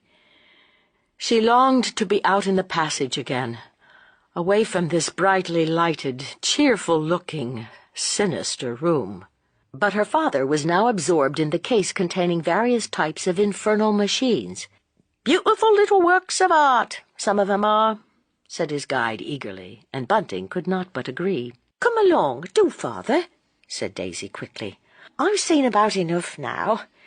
If I was to stay in here much longer, it'd give me the horrors. I don't want to have no nightmares tonight. It's dreadful to think there are so many wicked people in the world. Why, we might knock up against some murderer any minute without knowing it, mightn't we?" "Not you, Miss Daisy," said Chandler smilingly. "I don't suppose you'll ever come across even a common swindler, let alone anyone who's committed a murder. Not one in a million does that. Why, even I have never had anything to do with a proper murder case." But Bunting was in no hurry. He was thoroughly enjoying every moment of the time. Just now he was studying intently the various photographs which hung on the walls of the Black Museum. Especially was he pleased to see those connected with a famous and still mysterious case which had taken place not long before in Scotland, and in which the servant of the man who died had played a considerable part, not in elucidating, but in obscuring the mystery. "I suppose a good many murderers get off," he said musingly. And Joe Chandler's friend nodded. "I should think they did," he exclaimed. "There's no such thing as justice here in England. 'Tis odds on the murderer every time. 'Tisn't 1 in 10 that comes to the end he should do, to the gallows, that is. And what do you think about what's going on now? I mean, about those Avenger murders?" Bunting lowered his voice, but Daisy and Chandler were already moving towards the door. "I don't believe he'll ever be caught," said the other confidentially. "In some ways 'tis a lot more of a job to catch a madman than 'tis to run down just an ordinary criminal. And, of course, leastways to my thinking, the Avenger is a madman. One of the cunning, quiet sort. Have you heard about the letter?" His voice dropped lower. "No," said Bunting, staring eagerly at him. "What letter do you mean?" "Well, there's a letter. 'Twill be in this museum some day, which came just before that last double event. 'Twas signed the Avenger in just the same printed characters as on that bit of paper he always leaves behind him. Mind you, it don't follow that it actually was the Avenger what sent that letter here, but it looks uncommonly like it. And I know that the boss attaches quite a lot of importance to it." "And where was it posted?" asked Bunting. "That might be a bit of a clue, you know." "Oh, no," said the other. "They always goes a very long way to post anything, criminals do. It stands to reason they would. But this particular one was put in the Edgware Road post office." "What? Close to us?" said Bunting. "Goodness! Dreadful! Any of us might knock up against him any minute. I don't suppose the Avenger's in any way peculiar-looking. In fact, we know he ain't." "Then you think that woman as says she saw him did see him?" asked Bunting hesitatingly. "Our description was made up from what she said," answered the other cautiously. "But you can't tell. In a case like that, it's groping in the dark all the time. And it's just a lucky accident if it comes out right in the end. Of course, it's upsetting us all very much here. You can't wonder at that." "No, indeed," said Bunting quickly. "I give you my word, I've hardly thought of anything else for the last month." Daisy had disappeared, and when her father joined her in the passage, she was listening with downcast eyes to what Joe Chandler was saying. He was telling her about his real home, of the place where his mother lived, at Richmond, that it was a nice little house close to the park. He was asking her whether she could manage to come out there one afternoon, explaining that his mother would give them tea, and how nice it would be. "I don't see why Ellen shouldn't let me," the girl said rebelliously. "But she's that old-fashioned and pernickety, is Ellen. A regular old maid. And, you see, Mr. Chandler, when I'm staying with them, Father don't like for me to do anything that Ellen don't approve of. But she's got quite fond of you, so perhaps if you ask her—" She looked at him, and he nodded sagely. "Don't you be afraid," he said confidently. "I'll get round Mrs. Bunting. But, Miss Daisy—" He grew very red. "I'd just like to ask you a question. No offence meant." "Yes?" said Daisy a little breathlessly. "There's Father close to us, Mr. Chandler. Tell me quick, what is it?" "Well, I take it, by what you said just now, that you've never walked out with any young fellow?" Daisy hesitated a moment. Then a very pretty dimple came into her cheek. "No," she said sadly. "No, Mr. Chandler, that I have not." In a burst of candour, she added, You see, I never had the chance." And Joe Chandler smiled, well pleased. Chapter 10. By what she regarded as a fortunate chance, Mrs. Bunting found herself, for close on an hour, quite alone in the house during her husband's and Daisy's jaunt with young Chandler. Mr. Sleuth did not often go out in the daytime, but on this particular afternoon, after he had finished his tea when dusk was falling, he suddenly observed that he wanted a new suit of clothes, and his landlady eagerly acquiesced in his going out to purchase it. As soon as he had left the house, she went quickly up to the drawing-room floor. Now had come her opportunity of giving the 2 rooms a good dusting. But Mrs. Bunting knew well, deep in her heart, that it was not so much the dusting of Mr. Sleuth's sitting room she wanted to do, as to engage in a vague search for... she hardly knew for what. During the years she had been in service, Mrs. Bunting had always had a deep, wordless contempt for those of her fellow servants who read their employers' private letters, and who furtively peeped into desks and cupboards in the hope, more vague than positive, of discovering family skeletons. But now, with regard to Mr. Sleuth, she was ready, aye, eager to do herself what she had once so scorned others for doing.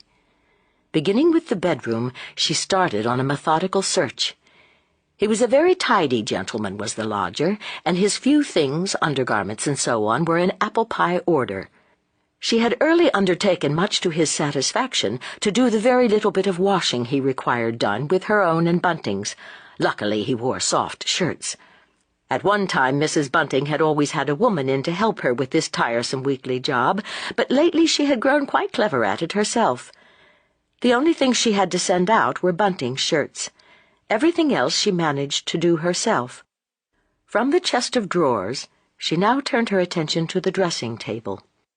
Mr. Sleuth did not take his money with him when he went out. He generally left it in one of the drawers below the old-fashioned looking-glass. And now, in a perfunctory way, his landlady pulled out the little drawer, but she did not touch what was lying there. She only glanced at the heap of sovereigns and a few bits of silver.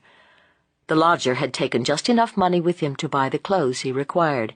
He had consulted her as to how much they would cost, making no secret of why he was going out, and the fact had vaguely comforted Mrs. Bunting. Now she lifted the toilet cover and even rolled up the carpet a little way, but no, there was nothing there, not so much as a scrap of paper. And at last, when more or less giving up the search, as she came and went between the 2 rooms, leaving the connecting door wide open, her mind became full of uneasy speculation and wonder as to the lodger's past life. Odd Mr. Sleuth must surely always have been, but odd in a sensible sort of way, having on the whole the same moral ideals of conduct as have other people of his class. He was queer about the drink. One might say almost crazy on the subject. But there, as to that, he wasn't the only one. She, Ellen Bunting, had once lived with a lady who was just like that, who was quite crazed, that is, on the question of drink and drunkards. She looked round the neat drawing-room with vague dissatisfaction. There was only one place where anything could be kept concealed. That place was the substantial, if small, mahogany chiffonier. And then an idea suddenly came to Mrs. Bunting, one she had never thought of before. After listening intently for a moment, lest something should suddenly bring Mr. Sleuth home earlier than she expected, she went to the corner where the chiffonier stood, and exerting the whole of her not very great physical strength, she tipped forward the heavy piece of furniture. As she did so, she heard a queer rumbling sound, something rolling about on the second shelf, something which had not been there before Mr. Sleuth's arrival. Slowly, laboriously, she tipped the chiffonier backwards and forwards, once, twice, thrice, satisfied yet strangely troubled in her mind, for she now felt sure that the bag of which the disappearance had so surprised her was there, safely locked away by its owner. Suddenly, a very uncomfortable thought came to Mrs. Bunting's mind. She hoped Mr. Sleuth would not notice that his bag had shifted inside the cupboard. A moment later, with sharp dismay, Mr. Sleuth's landlady realized that the fact that she had moved the chiffonier must become known to her lodger, for a thin trickle of some dark-colored liquid was oozing out through the bottom of the little cupboard door. She stooped down and touched the stuff. It showed red, bright red on her finger. Mrs. Bunting grew chalky white, then recovered herself quickly. In fact, the color rushed into her face, and she grew hot all over. It was only a bottle of red ink she had upset, that was all. How could she have thought it was anything else? It was the more silly of her, so she told herself in scornful condemnation, because she knew that the lodger used red ink. Certain pages of Cruden's Concordance were covered with notes written in Mr. Sleuth's peculiar upright handwriting. In fact, in some places you couldn't see the margin, so closely covered was it with remarks and notes of interrogation. Mr. Sleuth had foolishly placed his bottle of red ink in the chiffonier. That was what her poor foolish gentleman had done. And it was owing to her inquisitiveness, her restless wish to know things she would be none the better, none the happier for knowing, that this accident had taken place. She mopped up with her duster the few drops of ink which had fallen on the green carpet, and then, still feeling, as she angrily told herself, foolishly upset, she went once more into the back room. It was curious that Mr. Sleuth possessed no note-paper. She would have expected him to have made that one of his first purchases. The more so that paper is so very cheap, especially that rather dirty-looking grey Silurian paper. Mrs. Bunting had once lived with a lady who always used two kinds of notepaper, white for her friends and equals, grey for those whom she called common people. She, Ellen Green, as she then was, had always resented the fact. Strange she should remember it now. Stranger in a way because that employer of hers had not been a real lady, and Mr. Sleuth, whatever his peculiarities, was in every sense of the word a real gentleman. Somehow Mrs. Bunting felt sure that if he had bought any notepaper, it would have been white. White and probably cream-laid, not grey and cheap. Again she opened the drawer of the old-fashioned wardrobe and lifted up the few pieces of underclothing Mr. Sleuth now possessed. But there was nothing there. Nothing, that is, hidden away. When one came to think of it, there seemed something strange in the notion of leaving all one's money where anyone could take it, and in locking up such a valueless thing as a cheap sham leather bag, to say nothing of a bottle of ink. Mrs. Bunting once more opened out each of the tiny drawers below the looking-glass, each delicately fashioned of fine old mahogany. Mr. Sleuth kept his money in the center drawer. The glass had only cost 7 and 6pence. And after the auction, a dealer had come and offered her first 15 shillings and then a guinea for it. Not long ago, in Baker Street, she had seen a looking-glass which was the very spit of this one, labelled Chippendale, Antique. £2, 15 shillings. There lay Mr. Sleuth's money. The sovereigns, as the landlady well knew, would each and all gradually pass into hers and Bunting's possession, honestly earned by them, no doubt, but unattainable, in fact unearnable, excepting in connection with the present owner of those dully shining gold sovereigns. At last she went downstairs to await Mr. Sleuth's return. When she heard the key turn in the door, she came out into the passage. "I'm sorry to say I've had an accident, sir," she said a little breathlessly. "Taking advantage of your being out, I went up to dust the drawing-room, and while I was trying to get behind the chiffonier, it tilted. I'm afraid, sir, that a bottle of ink that was inside may have got broken, for just a few drops oozed out, sir. But I hope there's no harm done. I wiped it up as well as I could, seeing that the doors of the chiffonier are locked." Mr. Sleuth stared at her with a wild, almost a terrified glance. But Mrs. Bunting stood her ground. She felt far less afraid now than she had felt before he came in. Then she had been so frightened that she had nearly gone out of the house onto the pavement for company. Of course, I had no idea, sir, that you kept any ink in there." She spoke as if she were on the defensive, and the lodger's brow cleared. "I was aware you used ink, sir," Mrs. Bunting went on, "for I have seen you marking that book of yours. I mean the book you read together with the Bible. Would you like me to go out and get you another bottle, sir?" "No," said Mr. Sleuth. "No, I thank you. I will at once proceed upstairs and see what damage has been done. When I require you, I shall ring." He shuffled past her, and 5 minutes later the drawing-room bell did ring.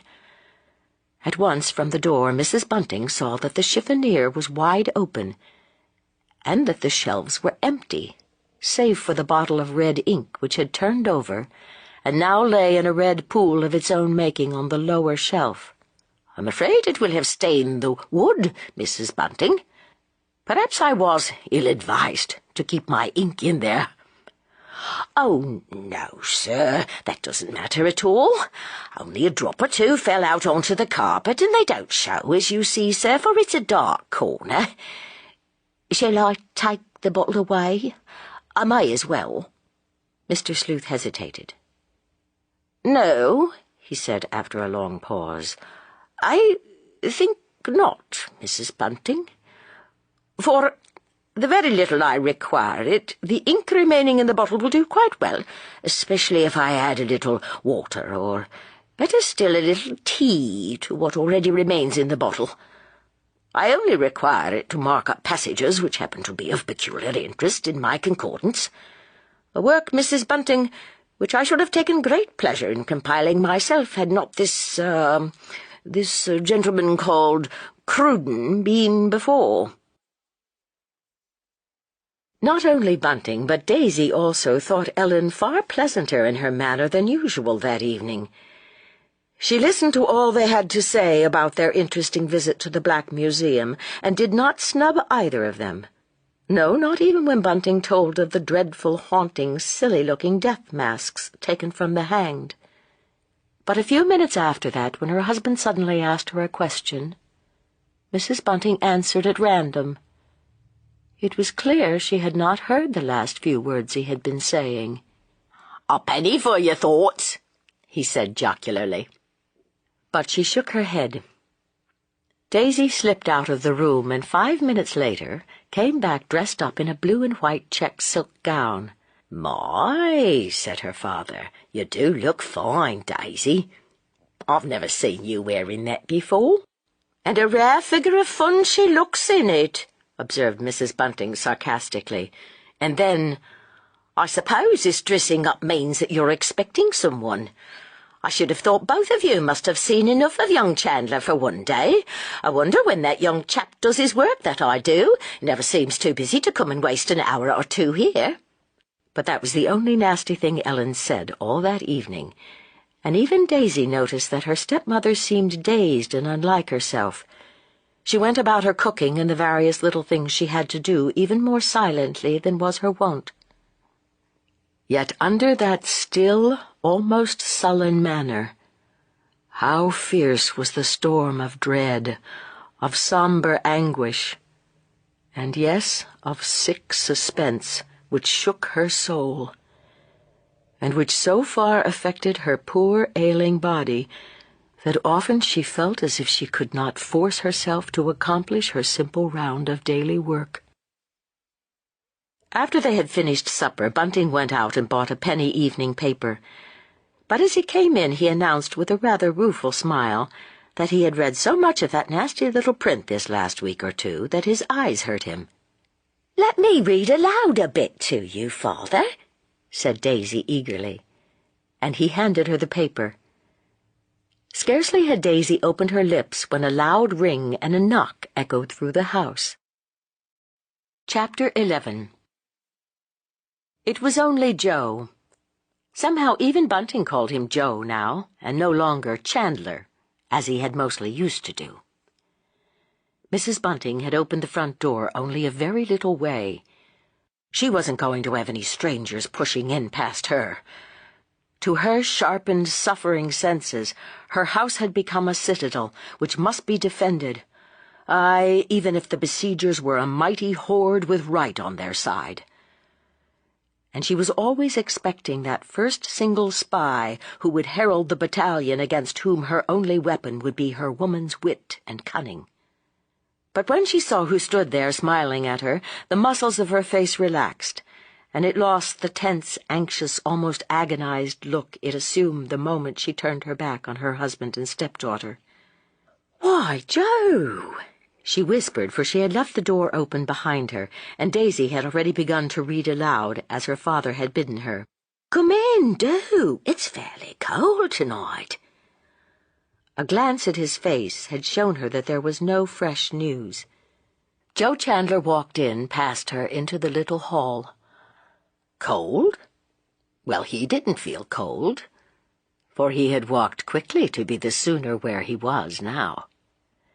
9 days had gone by since that last terrible occurrence, the double murder which had been committed early in the morning of the day Daisy had arrived in London. And though the thousands of men belonging to the Metropolitan Police, to say nothing of the smaller, more alert body of detectives attached to the force, were keenly on the alert, not one but had begun to feel that there was nothing to be alert about. Familiarity, even with horror, breeds contempt. But with the public it was far otherwise. Each day something happened to revive and keep alive the mingled horror and interest this strange, enigmatic series of crimes had evoked. Even the more sober organs of the press went on attacking with gathering severity and indignation the Commissioner of Police. And at the huge demonstration held in Victoria Park 2 days before, violent speeches had also been made against the Home Secretary. But just now Joe Chandler wanted to forget all that. The little house in the Marylebone Road had become to him an enchanted isle of dreams, to which his thoughts were ever turning when he had a moment to spare from what had grown to be a wearisome, because an unsatisfactory job. He secretly agreed with one of his pals who had exclaimed, and that within 24 hours of the last double crime, "Why, would be easier to find a needle in a rick of hay than this bloke." And if that had been true then, how much truer it was now, after 9 long, empty days had gone by. Quickly he divested himself of his greatcoat, muffler, and low hat. Then he put his finger on his lip and motioned smilingly to Mrs. Bunting to wait a moment. From where he stood in the hall, the father and daughter made a pleasant little picture of contented domesticity. Joe Chandler's honest heart swelled at the sight.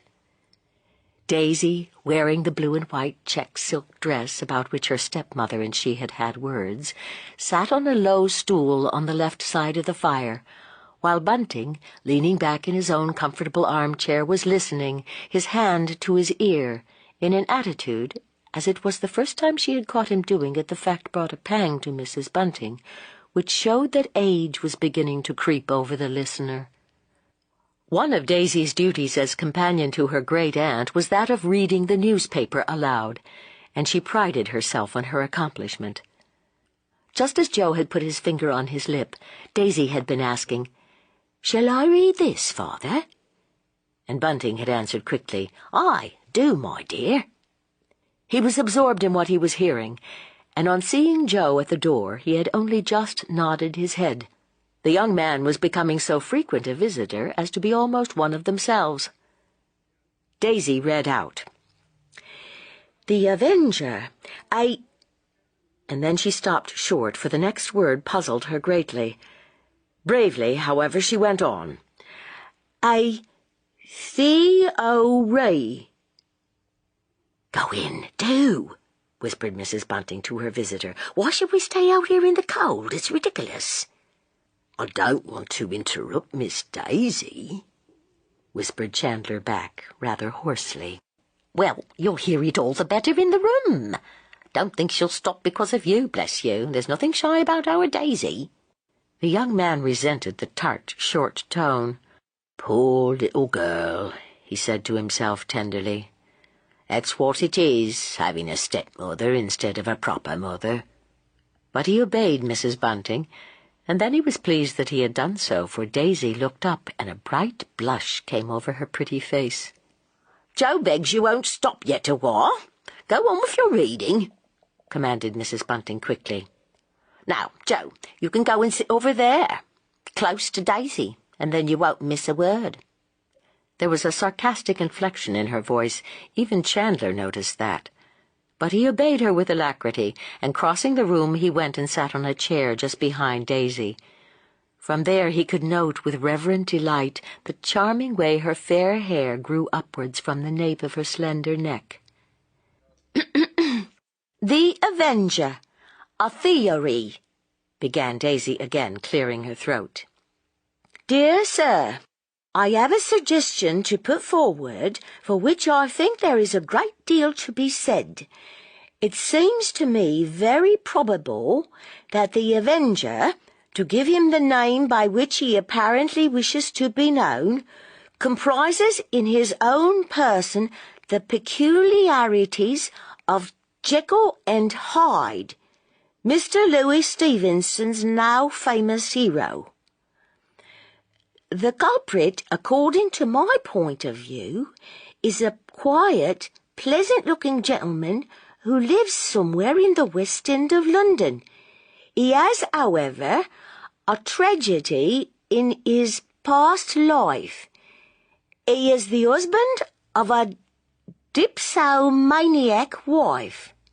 She is, of course, under care, and is never mentioned in the house where he lives, maybe with his widowed mother and perhaps a maiden sister. They notice that he has become gloomy and brooding of late, but he lives his usual life, occupying himself each day with some harmless hobby. On foggy nights, once the quiet household is plunged in sleep, he creeps out of the house, maybe between 1 and 2 o'clock, and swiftly makes his way straight to what has become the Avenger's murder area. Picking out a likely victim, he approaches her with Judas-like gentleness, and having committed his awful crime, goes quietly home again. After a good bath and breakfast, he turns up happy, once more the quiet individual who is an excellent son, a kind brother, esteemed and even beloved by a large circle of friends and acquaintances. Meantime, the police are searching about the scene of the tragedy for what they regard as the usual type of criminal lunatic. I give this theory, sir, for what it is worth, but I confess that I am amazed the police have so wholly confined their inquiries to the part of London where these murders have been actually committed. I am quite sure from all that has come out, and we must remember that full information is never given to the newspapers, the Avenger should be sought for in the West and not in the East End of London. Believe me to remain, Sir, yours very truly." Again Daisy hesitated, and then with an effort she brought out the word, "Gaboriou," said she. "What a funny name," said Bunting wonderingly. And then Joe broke in. "That's the name of a French chap what wrote detective stories," he said. "Pretty good some of them are, too." "Then this Gaboriou has come over to study these Avenger murders, I take it?" said Bunting. "Oh, no," Joe spoke with confidence. "Whoever's written that silly letter just signed that name for fun."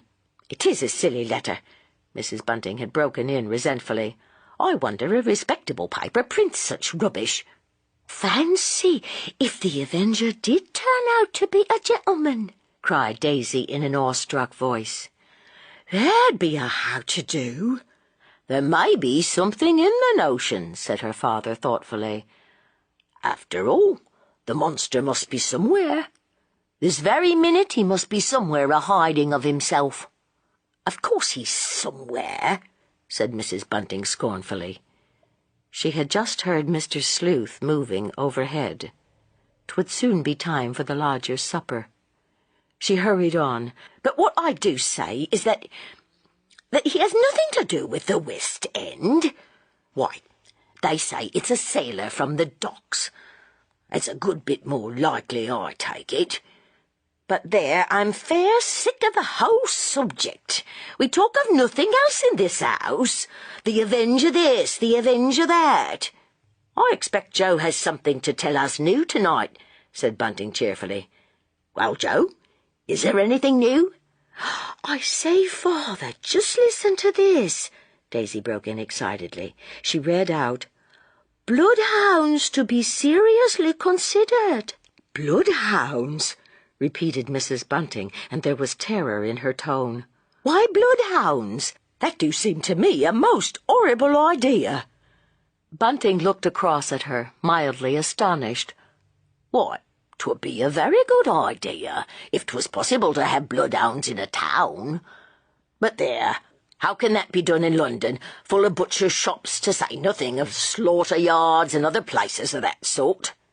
But Daisy went on, and to her stepmother's shrinking ear there seemed a horrible thrill of delight, of gloating pleasure in her fresh young voice. "Hark to this," she said. "A man who had committed a murder in a lonely wood near Blackburn was traced by the help of a bloodhound, and, thanks to the sagacious instincts of the animal, the miscreant was finally convicted and hanged." "La, now, who'd ever have thought of such a thing?" Bunting exclaimed in admiration. "The newspapers do have some useful hints in sometimes, Joe." But young Chandler shook his head. "Bloodhounds ain't no use," he said. "No use at all. If the Yard was to listen to all the suggestions that the last few days had brought in, well, all I can say is our work would be cut out for us. Not but what it's cut out for us now, if it comes to that." He sighed ruefully. He was beginning to feel very tired. If only he could stay in this pleasant, cozy room, listening to Daisy Bunting reading on and on forever, instead of having to go out, as he would presently have to do, into the cold and foggy night. Joe Chandler was fast becoming very sick of his new job. There was a lot of unpleasantness attached to the business, too. Why, even in the house where he lived, and in the little cook shop where he habitually took his meals, the people round him had taken to taunt him with the remissness of the police. More than that, one of his pals, a man he had always looked up to, because the young fellow had the gift of the gab, had actually been among those who had spoken at the big demonstration in Victoria Park, making a violent speech not only against the Commissioner of the Metropolitan Police, but also against the Home Secretary. But Daisy, like most people who believe themselves blessed with the possession of an accomplishment, had no mind to leave off reading just yet. "Here's another notion," she exclaimed. "Another letter, Father. Pardon to accomplices. Dear Sir, during the last day or two, several of the more intelligent of my acquaintances have suggested that the Avenger, whoever he may be, must be known to a certain number of persons. It is impossible that the perpetrator of such deeds, however nomad he may be in his habits—" "Now I wonder what nomad can be," Daisy interrupted herself and looked round at her little audience. "I've always declared the fellow had all his senses about him," observed Bunting confidently. Daisy went on, quite satisfied. "However nomad he may be in his habit, must have some habitat where his ways are known to at least one person. Now, the person who knows the terrible secret is evidently withholding information in expectation of a reward, or maybe because, being an accessory after the fact, he or she is now afraid of the consequences. My suggestion, sir, is that the Home Secretary promise a free pardon, the more so that only thus can this miscreant be brought to justice. Unless he was caught red-handed in the act, it will be exceedingly difficult to trace the crime committed to any individual, for English law looks very askance at circumstantial evidence." "There's something worth listening to in that letter," said Joe, leaning forward. Now he was almost touching Daisy, and he smiled involuntarily as she turned her gay, pretty little face, the better to hear what he was saying. "Yes, Mr. Chandler?" she said interrogatively. "Well, do you remember that fellow what killed an old gentleman in a railway carriage? He took refuge with someone, a woman his mother had known, and she kept him hidden for quite a long time, but at last she gave him up, and she got a big reward, too. I don't think I'd like to give anybody up for a reward," said Bunting in his slow, dogmatic way. "Oh, yes you would, Mr. Bunting," said Chandler confidently. "You'd only be doing what it's the plain duty of everyone that is who's a good citizen. And you'd be getting something for doing it, which is more than most people gets as does their duty. A man as gives up someone for a reward is no better than a common informer," went on Bunting obstinately, "and no man 'ud care to be called that. It's different for you, Joe," he added hastily. "It's your job to catch those who've done anything wrong. And a man 'ud be a fool who'd take refuge like with you. He'd be walking into the lion's mouth." Bunting laughed. And then Daisy broke in coquettishly. "If I'd done anything, I wouldn't mind going for help to Mr. Chandler," she said. And Joe, with eyes kindling, cried, "No! And if you did, you needn't be afraid I'd give you up, Miss Daisy." And then, to their amazement, there suddenly broke from Mrs. Bunting, sitting with bowed head over the table, an exclamation of impatience and anger, and it seemed to those listening of pain. "Why, Ellen, don't you feel well?" asked Bunting quickly. "Just a spasm. A sharp stitch in my side, like," answered the poor woman heavily. "It's over now. Don't mind me."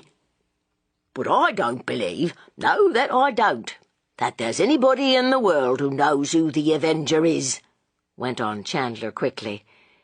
"It stands to reason that anybody'd give him up, in their own interest, if not in anyone else's. Who'd shelter such a creature? Why, 'twould be dangerous to have him in the house along with one." "Then it's your idea that he's not responsible for the wicked things he does?" Mrs. Bunting raised her head and looked over at Chandler with eager, anxious eyes. "I'd be sorry to think he wasn't responsible enough to hang," said Chandler deliberately. "After all the trouble he's been giving us, too." "Hanging'd be too good for that chap," said Bunting. "Not if he's not responsible," said his wife sharply. "I never heard of anything so cruel, that I never did. If the man's a madman, he ought to be in an asylum. That's where he ought to be." "Hark to her now." Bunting looked at his wife with amusement. "Contrary isn't the word for her. But there, I've noticed the last few days that she seemed to be taking that monster's part. That's what comes of being a born total abstainer." Mrs. Bunting had got up from her chair. "What nonsense you do talk," she said angrily. "Not but what it's a good thing if these murders have emptied the public houses of women for a bit. England's drink is England's shame. I'll never depart from that. Now, Daisy, child, get up, do. Put down that paper. We've heard quite enough. You can be laying the cloth while I goes down the kitchen." "Yes, you mustn't be forgetting the lodger's supper," called out Bunting. "Mr. Sleuth don't always ring," he turned to Chandler. "For one thing, he's often out about this time." "Not often, just now and again when he wants to buy something," snapped out Mrs. Bunting. "But I hadn't forgot his supper. He never do want it before 8 o'clock. Let me take up the lodger's supper, Ellen. Daisy's eager voice broke in. She had got up in obedience to her stepmother and was now laying the cloth. "Certainly not. I told you. He only wanted me to wait on him. You have your work cut out looking after things down here. That's where I wants you to help me." Chandler also got up. Somehow he didn't like to be doing nothing while Daisy was so busy. "Yes," he said, looking across at Mrs. Bunting. "I'd forgotten about your lodger. Going on all right, eh?" "Never knew so quiet and well-behaved a gentleman," said Bunting. "He turned our luck, did Mr. Sleuth." His wife left the room, and after she had gone, Daisy laughed. "You'd hardly believe it, Mr. Chandler, but I've never seen this wonderful lodger. Ellen keeps him to herself, that she does. If I was father, I'd be jealous." Both men laughed. Ellen? No, the idea was too funny.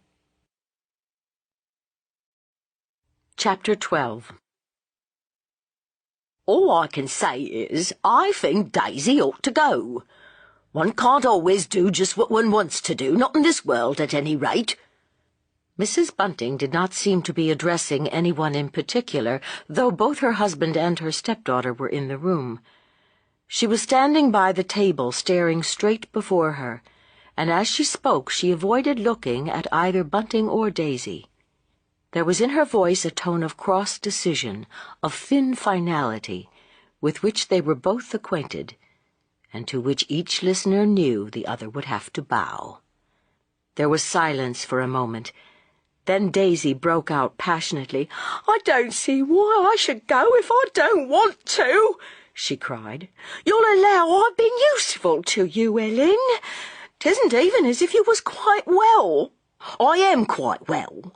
Perfectly well," snapped out Mrs. Bunting, and she turned her pale, drawn face and looked angrily at her stepdaughter. "'Tain't often I has a chance of being with you and father." There were tears in Daisy's voice, and Bunting glanced deprecatingly at his wife. An invitation had come to Daisy, an invitation from her own dead mother's sister, who was housekeeper in a big house in Belgrave Square. The family had gone away for the Christmas holidays, and Aunt Margaret, Daisy was her godchild, had begged that her niece might come and spend 2 or 3 days with her.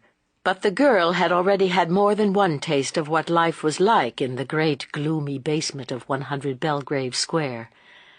Aunt Margaret was one of those old-fashioned servants for whom the modern employer is always sighing. While the family were away, it was her joy, she regarded it as a privilege, to wash 67 pieces of very valuable china contained in 2 cabinets in the drawing-room. She also slept in every bed by turns, to keep them all well aired.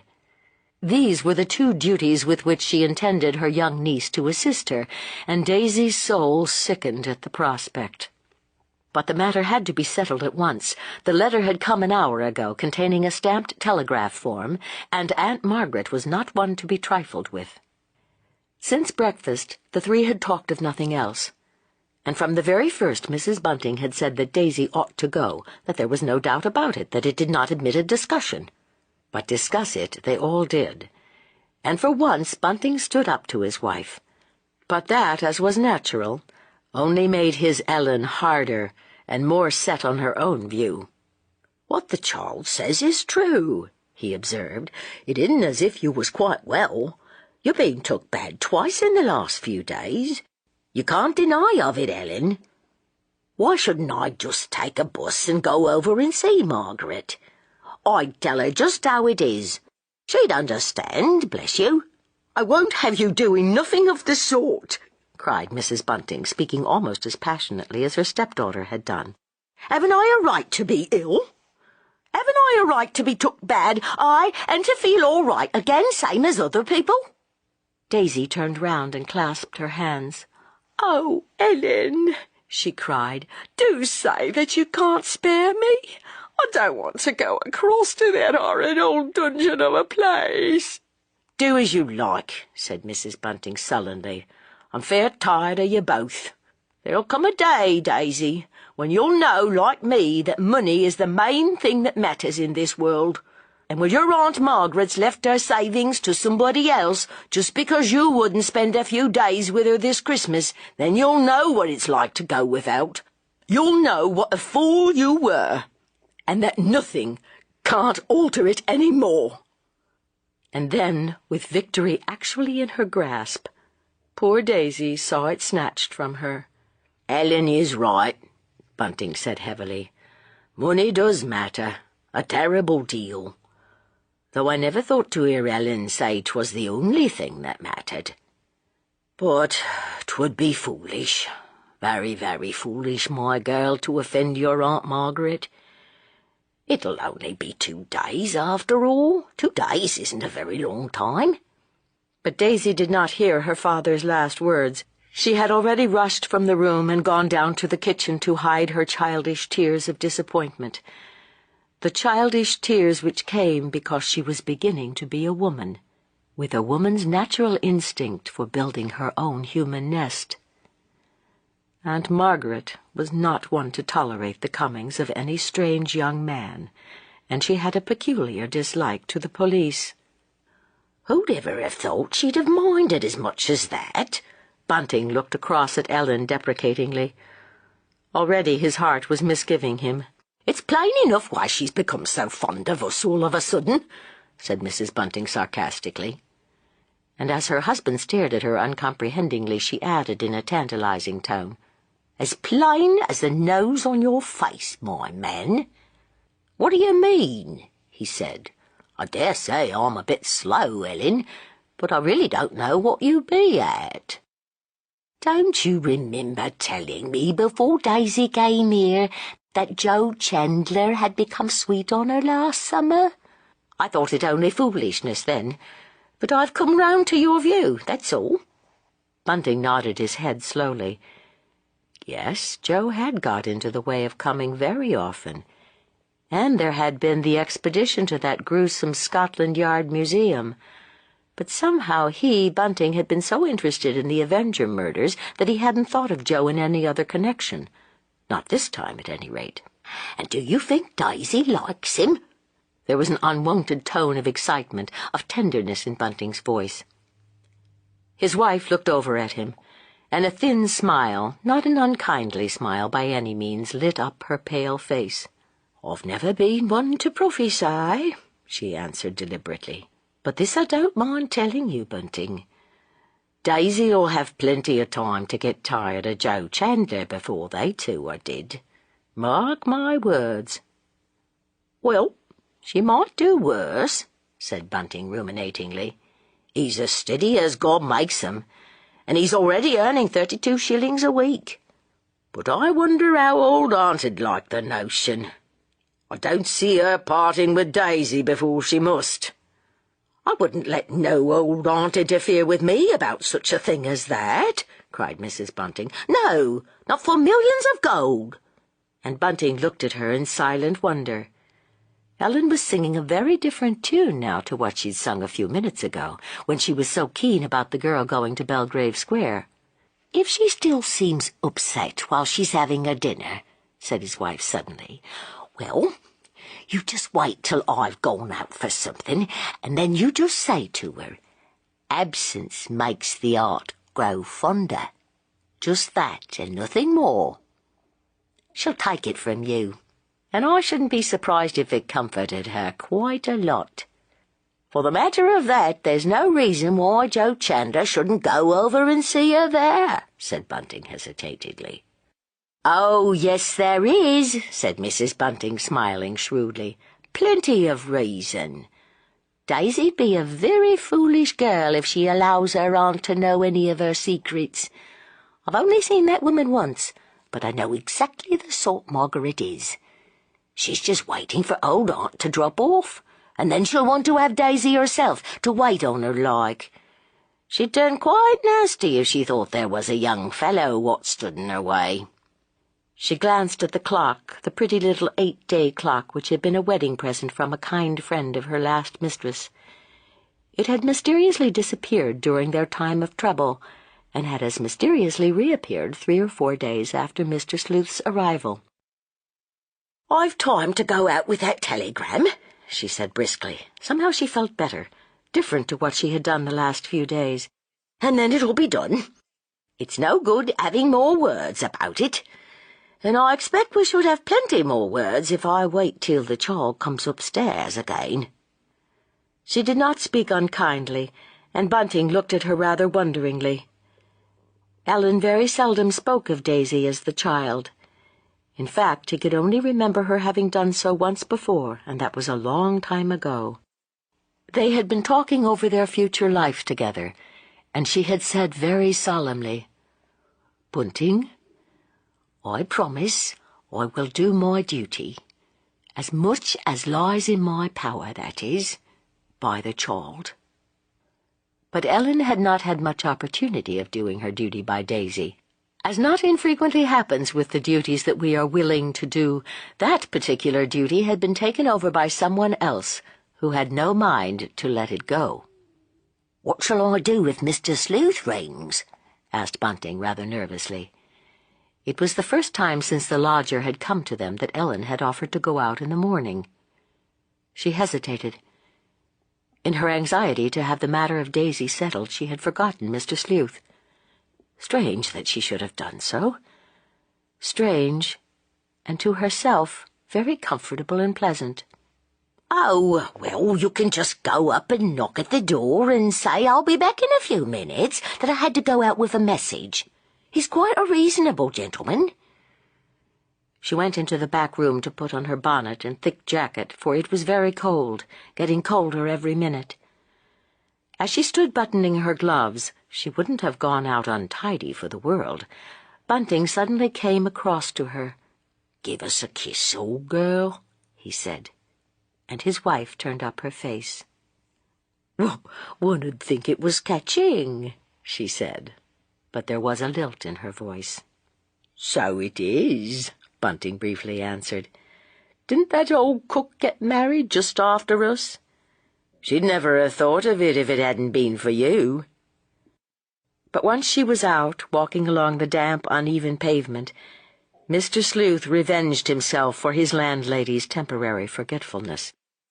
During the last 2 days, the lodger had been queer, odder than usual, unlike himself, or rather, very much as he had been some 10 days ago, just before that double murder had taken place. The night before, while Daisy was telling all about the dreadful place to which Joe Chandler had taken her and her father, Mrs. Bunting had heard Mr. Sleuth moving about overhead, restlessly walking up and down his sitting room. And later, when she took up his supper, she had listened a moment outside the door while he read aloud some of the texts his soul delighted in, terrible texts, telling of the grim joys attendant on revenge. Mrs. Bunting was so absorbed in her thoughts, so possessed with the curious personality of her lodger, that she did not look where she was going, and suddenly a young woman bumped up against her. She started violently, and looked round dazed as the young person muttered a word of apology. Then she again fell into deep thought. It was a good thing Daisy was going away for a few days. It made the problem of Mr. Sleuth and his queer ways less disturbing. She, Ellen, was sorry she had spoken so sharp-like to the girl. But after all, it wasn't wonderful that she had been snappy. This last night she had hardly slept at all. Instead, she had lain awake listening, and there is nothing so tiring as to lie awake listening for a sound that never comes. The house had remained so still you could have heard a pin drop. Mr. Sleuth, lying snug in his nice warm bed upstairs, had not stirred. Had he stirred, his landlady was bound to have heard him, for his bed was, as we know, just above hers. No, during those long hours of darkness, Daisy's light, regular breathing was all that had fallen on Mrs. Bunting's ears. And then her mind switched off Mr. Sleuth. She made a determined effort to expel him, to toss him, as it were, out of her thoughts. It seemed strange that the Avenger had stayed his hand, for as Joe had said only last evening, it was full time that he should again turn that awful, mysterious searchlight of his on himself. Mrs. Bunting always visioned the Avenger as a black shadow in the center of a bright, blinding light. but the shadow had no form or definite substance. Sometimes he looked like one thing, sometimes like another. Mrs. Bunting had now come to the corner which led up the street where there was a post office, but instead of turning sharp to the left, she stopped short for a minute. There had suddenly come over her a feeling of horrible self-rebuke, and even self-loathing. It was dreadful that she, of all women, should have longed to hear that another murder had been committed last night. Yet such was the shameful fact. She had listened all through breakfast, hoping to hear the dread news being shouted outside. Yes, and more or less during the long discussion which had followed on the receipt of Margaret's letter, she had been hoping against hope, that those dreadful, triumphant shouts of the newspaper sellers still might come echoing down the Marylebone Road. And yet, hypocrite that she was, she had reproved Bunting when he had expressed, not disappointment exactly, but, well, surprise that nothing had happened last night. Now her mind switched off to Joe Chandler. Strange to think how afraid she had been of that young man. She was no longer afraid of him, or hardly at all. He was dotty, that's what was the matter with him, dotty with love for rosy-cheeked, blue-eyed little Daisy. Anything might now go on right under Joe Chandler's very nose, but bless you, he'd never see it. Last summer, when this affair, this nonsense of young Chandler and Daisy had begun, she had had very little patience with it all.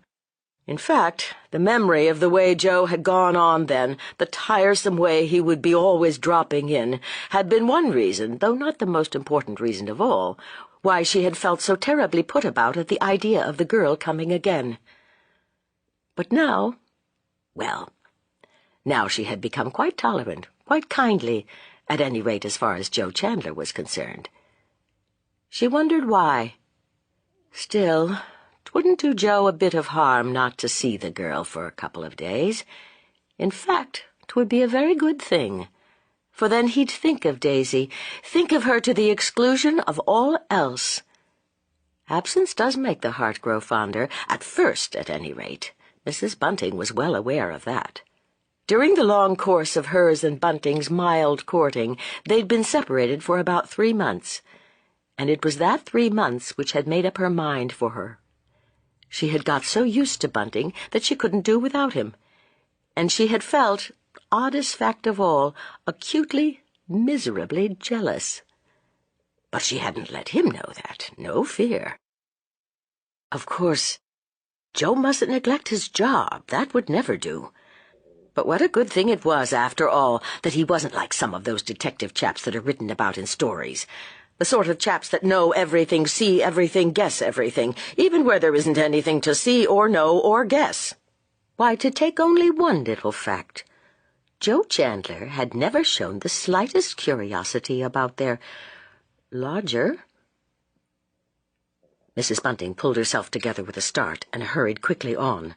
Bunting would begin to wonder what had happened to her.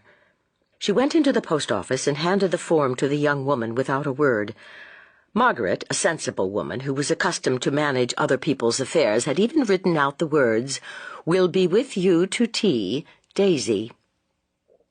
It was a comfort to have the thing settled once for all.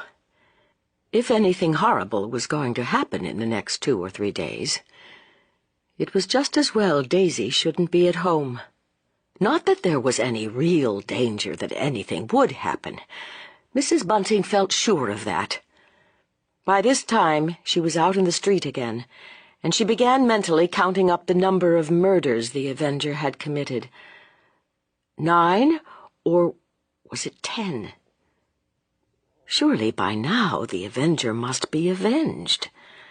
Surely by now, if, as that writer in the newspaper had suggested, he was a quiet, blameless gentleman living in the West End, whatever vengeance he had to wreak must be satisfied. She began hurrying homewards. It wouldn't do for the lodger to ring before she had got back. Bunting would never know how to manage Mr. Sleuth, especially if Mr. Sleuth was in one of his queer moods. Mrs. Bunting put the key into the front door lock and passed into the house. Then her heart stood still with fear and terror. There came the sound of voices she thought she did not know, in the sitting room. She opened the door and then drew a long breath.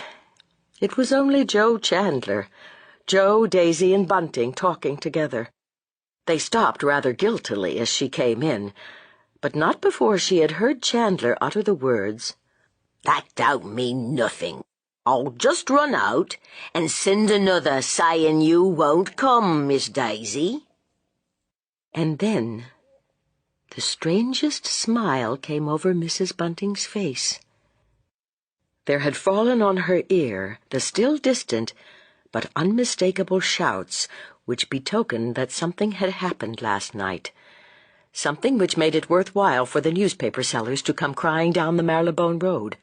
"Well," she said a little breathlessly, "well, Joe, I suppose you brought us news. I suppose there's been another?" He looked at her surprised. "No, that there hadn't, Mrs. Bunting. Not as far as I know, that is." "Oh, you're thinking of those newspaper chaps. They've got to cry out something," he grinned. "You wouldn't have thought folk were so bloodthirsty. They're just shouting out that there's been an arrest. But we don't take no stock of that. It's a Scotchman what gave himself up last night in Dorking. He'd been drinking and was a-pitying of himself. Why, since this business began, there's been about 20 arrests, but they've all come to nothing."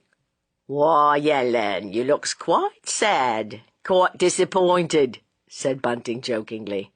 "Come to think of it, it's high time the Avenger was at work again." He laughed as he made his grim joke, then turned to young Chandler. "Well, you'll be glad when it's all over, my lad." "Glad in a way," said Chandler unwillingly. "But one'd have liked to have caught him. One doesn't like to know such a creature's at large now, does one?" Mrs. Bunting had taken off her bonnet and jacket.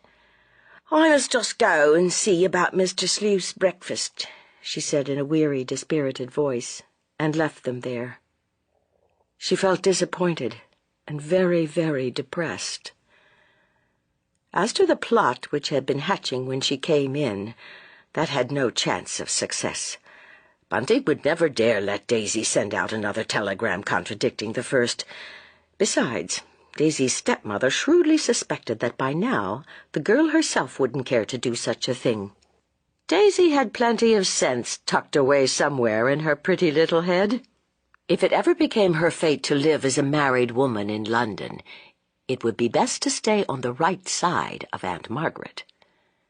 And when she came into her kitchen, the stepmother's heart became very soft, for Daisy had got everything beautifully ready. In fact, there was nothing to do but to boil Mr. Sleuth's 2 eggs. Feeling suddenly more cheerful than she had felt of late, Mrs. Bunting took the tray upstairs. "As it was rather late, I didn't wait for you to ring, sir," she said. And the lodger looked up from the table, where, as usual, he was studying with painful, almost agonizing intentness the book. "Quite right, Mrs. Bunting, quite right. I have been pondering over the command, 'Work while it is yet light.'" "Yes, sir," she said, and a queer, cold feeling stole over her heart. "Yes, sir."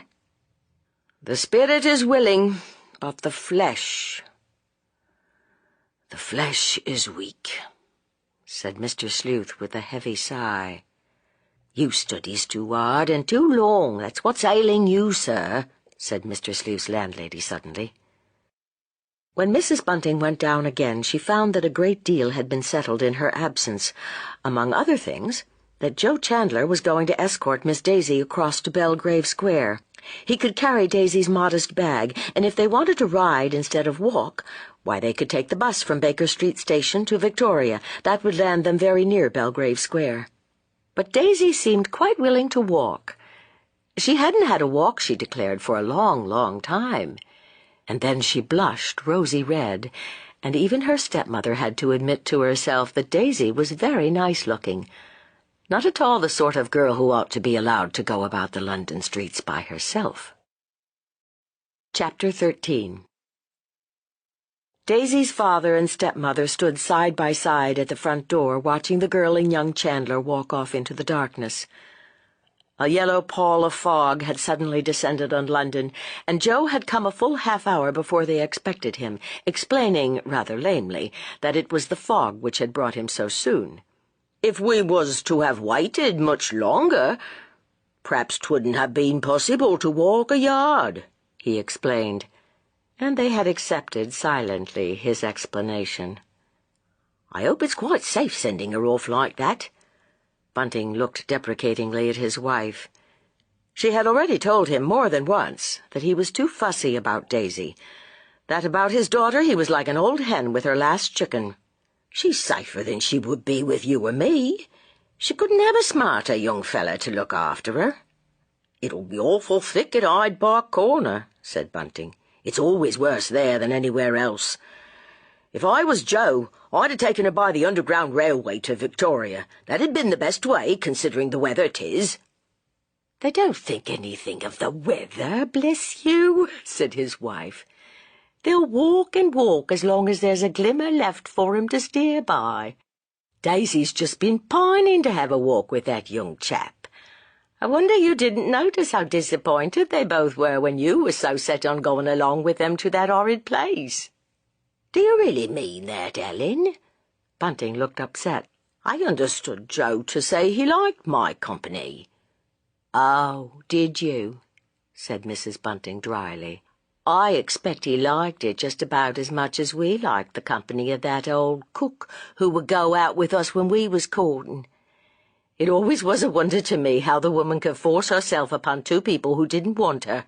But I'm Daisy's father and an old friend of Chandler, said Bunting remonstratingly. I'm quite different from that cook. She was nothing to us, and we was nothing to her. She'd have liked to be something to you, I might, no doubt, observed his Ellen, shaking her head, and her husband smiled, a little foolishly. By this time they were back in their nice, cozy sitting-room, and a feeling of not altogether unpleasant lassitude stole over Mrs. Bunting. It was a comfort to have Daisy out of her way for a bit. The girl, in some ways, was very wide-awake and inquisitive, and she had early betrayed what her stepmother thought to be a very unseemly and silly curiosity concerning the lodger. "You might just let me have one peep at him, Ellen," she had pleaded only that morning, but Ellen had shaken her head. "No, that I won't. He's a very quiet gentleman, but he knows exactly what he likes, and he don't like anyone but me waiting on him. Why, even your father's hardly seen him." But that, naturally, had only increased Daisy's desire to view Mr. Sleuth. There was another reason why Mrs. Bunting was glad that her stepdaughter had gone away for 2 days. During her absence, young Chandler was far less likely to haunt them in the way he had taken to doing lately, the more so that, in spite of what she had said to her husband, Mrs. Bunting felt sure that Daisy would ask Joe Chandler to call at Belgrave Square. 'Twouldn't be human nature, at any rate not girlish human nature, not to do so, even if Joe's coming did anger Aunt Margaret. Yes, it was pretty safe that with Daisy away, they, the Buntings, would be rid of that young chap for a bit, and that would be a good thing. When Daisy wasn't there to occupy the whole of his attention, Mrs. Bunting felt queerly afraid of Chandler. After all, he was a detective. It was his job to be always nosing about, trying to find out things. And though she couldn't fairly say to herself that he had done much of that sort of thing in her house, he might start doing it any minute. And then where would she and Mr. Sleuth be? She thought of the bottle of red ink, of the leather bag which must be hidden somewhere, and her heart almost stopped beating. Those were the sorts of things which, in the stories Bunting was so fond of reading, always led to the detection of famous criminals. Mr. Sleuth's bell for tea rang that afternoon far earlier than usual. The fog had probably misled him and made him think it later than it was. When she went up, "I would like a cup of tea now, and just one piece of bread and butter," the lodger said wearily. I don't feel like having anything else this afternoon." "It's a horrible day," Mrs. Bunting observed in a cheerier voice than usual. "No wonder you don't feel hungry, sir. And then, it isn't so very long since you had your dinner, is it?" "No," he said absently. "No, it isn't, Mrs. Bunting." She went down, made the tea, and brought it up again. And then, as she came into the room, she uttered an exclamation of sharp dismay. Mr. Sleuth was dressed for going out. He was wearing his long Inverness cloak, and his queer old high hat lay on the table, ready for him to put on. "You're never going out this afternoon, sir?" she asked falteringly. "Why, the fog's awful. You can't see a yard ahead of you." Unknown to herself, Mrs. Bunting's voice had risen almost to a scream. She moved back, still holding the tray, and stood between the door and her lodger, as if she meant to bar his way, to erect between Mr. Sleuth and the dark, foggy world outside a living barrier. "The weather never affects me at all," he said sullenly. And he looked at her with so wild and pleading a look in his eyes that slowly, reluctantly, she moved aside. As she did so, she noticed for the first time that Mr. Sleuth held something in his right hand. It was the key of the chiffonier cupboard. He had been on his way there when her coming in had disturbed him. "It's very kind of you to be so concerned about me," he stammered. But Mrs. Bunting, you must excuse me if I say that I do not welcome such solicitude. I prefer to be left alone. I cannot stay in your house if I feel that my comings and goings are watched, spied upon." She pulled herself together. "No one spies upon you, sir," she said with considerable dignity. "I've done my best to satisfy you." You have," he spoke in a distressed, apologetic tone. "But you spoke just now as if you were trying to prevent my doing what I wish to do. Indeed, what I have to do. For years I have been misunderstood, persecuted." He waited a moment, then in a hollow voice added the one word, "tortured." "Do not tell me that you are going to add yourself to the number of my tormentors, Mrs. Bunting." She stared at him helplessly. "Don't you be afraid I'll ever be that, sir. I only spoke as I did because, well, sir, because I thought it really wasn't safe for a gentleman to go out this afternoon. Why, there's hardly anyone about, though we're so near Christmas." He walked across to the window and looked out. "The fog is clearing somewhat, Mrs. Bunting." But there was no relief in his voice. Rather was there disappointment and dread. Plucking up courage, she followed him. Yes, Mr. Sleuth was right. The fog was lifting, rolling off in that sudden, mysterious way in which local fogs sometimes do lift in London. He turned sharply from the window. "Our conversation has made me forget an important thing, Mrs. Bunting. I should be glad if you would just leave out a glass of milk and some bread and butter for me this evening. I shall not require supper when I come in, for after my walk I shall probably go straight upstairs to carry through a very difficult experiment." "Very good, sir." And then Mrs. Bunting left the lodger. But when she found herself downstairs in the fog-laden hall, for it had drifted in as she and her husband had stood at the door seeing Daisy off, instead of going into Bunting, she did a very odd thing. A thing she had never thought of doing in her life before. She pressed her hot forehead against the cool bit of looking-glass let into the hat and umbrella stand. "I don't know what to do," she moaned to herself. And then, "I can't bear it. I can't bear it." But though she felt that her secret suspense and trouble was becoming intolerable, the one way in which she could have ended her misery never occurred to Mrs. Bunting. In the long history of crime, it has very, very seldom happened that a woman has betrayed one who has taken refuge with her. The timorous and cautious woman has not infrequently hunted a human being fleeing from his pursuer from her door, but she has not revealed the fact that he was ever there. In fact, it may almost be said that such betrayal has never taken place unless the betrayer has been actuated by love of gain or by a longing for revenge. So far, perhaps because she is subject rather than citizen, her duty as a component part of civilized society weighs but lightly on woman's shoulders. And then in a sort of way, Mrs. Bunting had become attached to Mr. Sleuth.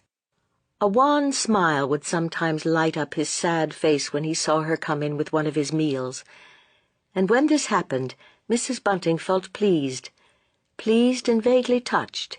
In between those dreadful events outside, which filled her with such suspicion, such anguish, and such suspense, she never felt any fear, only pity for Mr. Sleuth. Often and often, when lying wide awake at night, she turned over the strange problem in her mind. After all, the lodger must have lived somewhere during his 40-odd years of life. She did not even know if Mr. Sleuth had any brothers or sisters. Friends, she knew he had none. But however odd and eccentric he was, he had evidently, or so she supposed, led a quiet, undistinguished kind of life. Till now. What had made him alter all of a sudden? If, that is, he had altered. That was what Mrs. Bunting was always debating fitfully with herself. And what was more, and very terribly to the point, having altered, why should he not in time go back to what he evidently had been? That is, a blameless, quiet gentleman. If only he would! If only he would! As she stood in the hall, cooling her hot forehead, all these thoughts, these hopes and fears jostled at lightning speed through her brain. She remembered what young Chandler had said the other day, that there had never been, in the history of the world, so strange a murderer as the Avenger had proved himself to be. She and Bunting, aye, and little Daisy too, had hung, fascinated, on Joe's words, as he had told them of other famous series of murders which had taken place in the past, not only in England, but abroad, especially abroad. One woman, whom all the people round her believed to be a kind, respectable soul, had poisoned no fewer than 15 people in order to get their insurance money. Then there had been the terrible tale of an apparently respectable, contented innkeeper and his wife, who, living at the entrance to a wood, killed all those humble travelers who took shelter under their roof, simply for their clothes and any valuables they possessed. But in all those stories, the murderer or murderers always had a very strong motive, the motive being, in almost every case, a wicked lust for gold.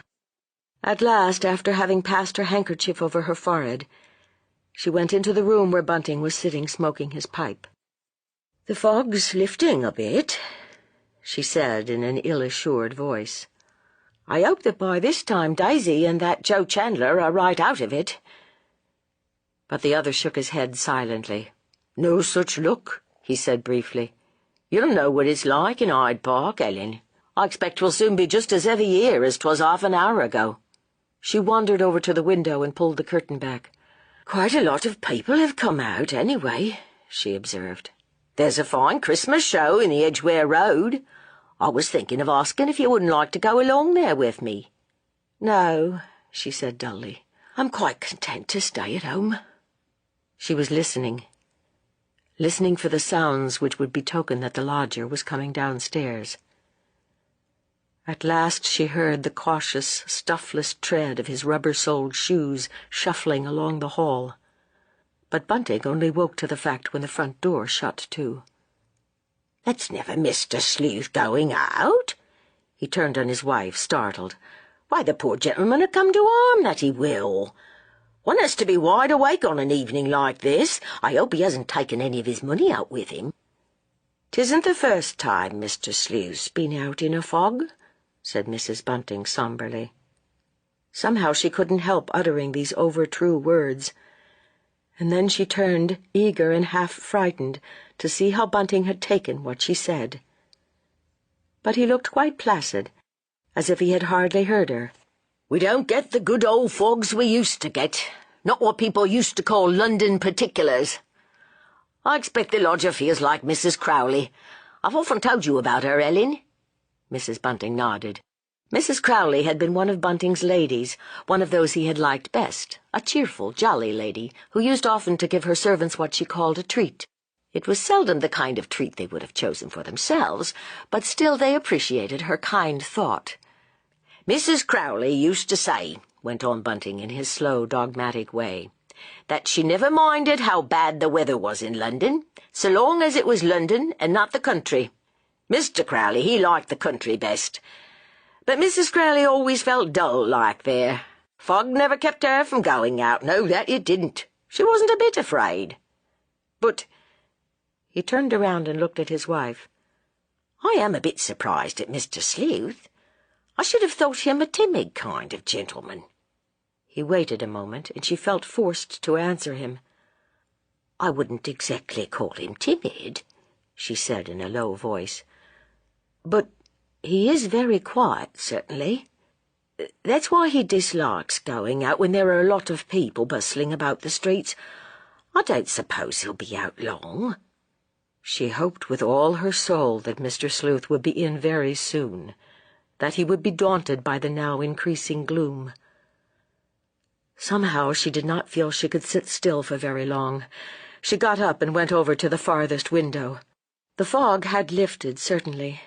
She could see the lamplights on the other side of the Marylebone Road glimmering redly, and shadowy figures were hurrying past, mostly making their way towards the Edgware Road to see the Christmas shops. At last, to his wife's relief, Bunting got up too. He went over to the cupboard where he kept his little store of books and took one out. "I think I'll read a bit," he said. "Seems a long time since I've looked at a book. The papers were so jolly interesting for a bit, but now there's nothing in 'em." His wife remained silent. She knew what he meant. A good many days had gone by since the last 2 Avenger murders, and the papers had very little to say about them that they hadn't said in different language a dozen times before. She went into her bedroom and came back with a bit of plain sewing. Mrs. Bunting was fond of sewing, and Bunting liked to see her so engaged. Since Mr. Sleuth had come to be their lodger, she had not had much time for that sort of work.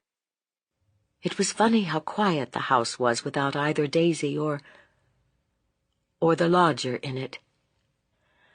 At last she let her needle remain idle, and the bit of cambric slipped down on her knee while she listened longingly for Mr. Sleuth's return home.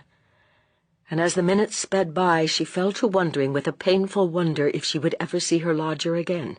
For from what she knew of Mr. Sleuth, Mrs. Bunting felt sure that if he got into any kind of, trouble outside, he would never betray where he had lived during the last few weeks.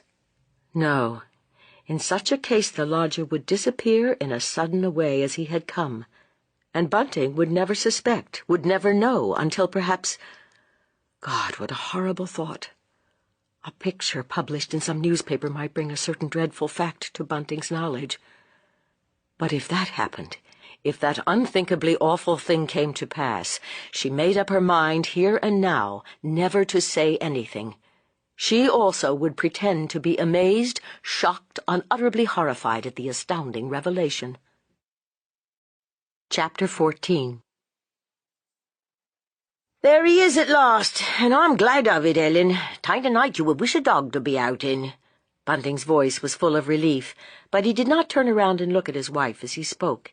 Instead, he continued to read the evening paper he held in his hand. He was still close to the fire, sitting back comfortably in his nice armchair. He looked very well and ruddy. Mrs. Bunting stared across at him with a touch of sharp envy, nay, more, of resentment. And this was very curious, for she was, in her own dry way, very fond of Bunting. "You needn't feel so nervous about him. Mr. Sleuth can look out for himself all right." Bunting laid the paper he had been reading down on his knee. "I can't think why he wanted to go out in such weather," he said impatiently. "Well, it's none of your business, Bunting, now is it?" "No, that's true enough."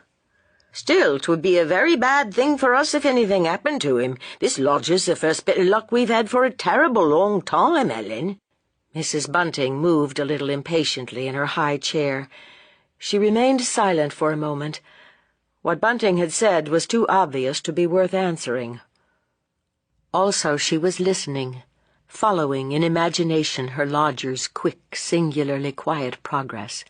Stealthy, she called it to herself, through the fog-filled, lamp-lit hall. Yes, now he was going up the staircase. What was that Bunting was saying? "It isn't safe for decent folk to be out in such weather. No, that it ain't.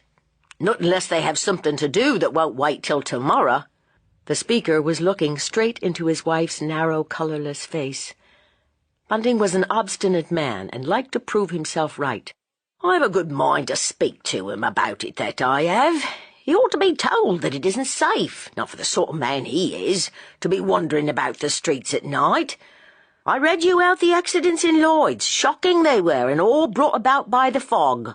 And then that horrid monster'll soon be at his work again." "Monster?" repeated Mrs. Bunting absently. She was trying to hear the lodger's footsteps overhead. She was very curious to know whether he had gone into his nice sitting room or straight upstairs to that cold experiment room, as he now always called it. But her husband went on as if he had not heard her, and she gave up trying to listen to what was going on above. "It wouldn't be very pleasant to run up against such a party as that in the fog, eh, Ellen?" He spoke as if the notion had a certain pleasant thrill in it after all. "What stuff you do talk," said Mrs. Bunting sharply. And then she got up. Her husband's remarks had disturbed her. Why couldn't they talk of something pleasant when they did have a quiet bit of time together? Bunting looked down again at his paper, and she moved quietly about the room. Very soon it would be time for supper, and tonight she was going to cook her husband a nice piece of toasted cheese. That fortunate man, as she was fond of telling him, with mingled contempt and envy, had the digestion of an ostrich. And yet he was rather fanciful, as gentlemen's servants who have lived in good places often are. Yes, Bunting was very lucky in the matter of his digestion. Mrs. Bunting prided herself on having a nice mind, and she would never have allowed an unrefined word, such a word as stomach, for instance, to say nothing of an even plainer term, to pass her lips, except, of course, to a doctor in a sick room. Mr. Sleuth's landlady did not go down at once into her cold kitchen. Instead, with a sudden furtive movement, she opened the door leading into her bedroom, and then, closing the door quietly, stepped back into the darkness and stood motionless, listening. At first she heard nothing, but gradually there stole on her listening ears the sound of someone moving softly about in the room just overhead, that is, in Mr. Sleuth's bedroom. But try as she might, it was impossible for her to guess what the lodger was doing.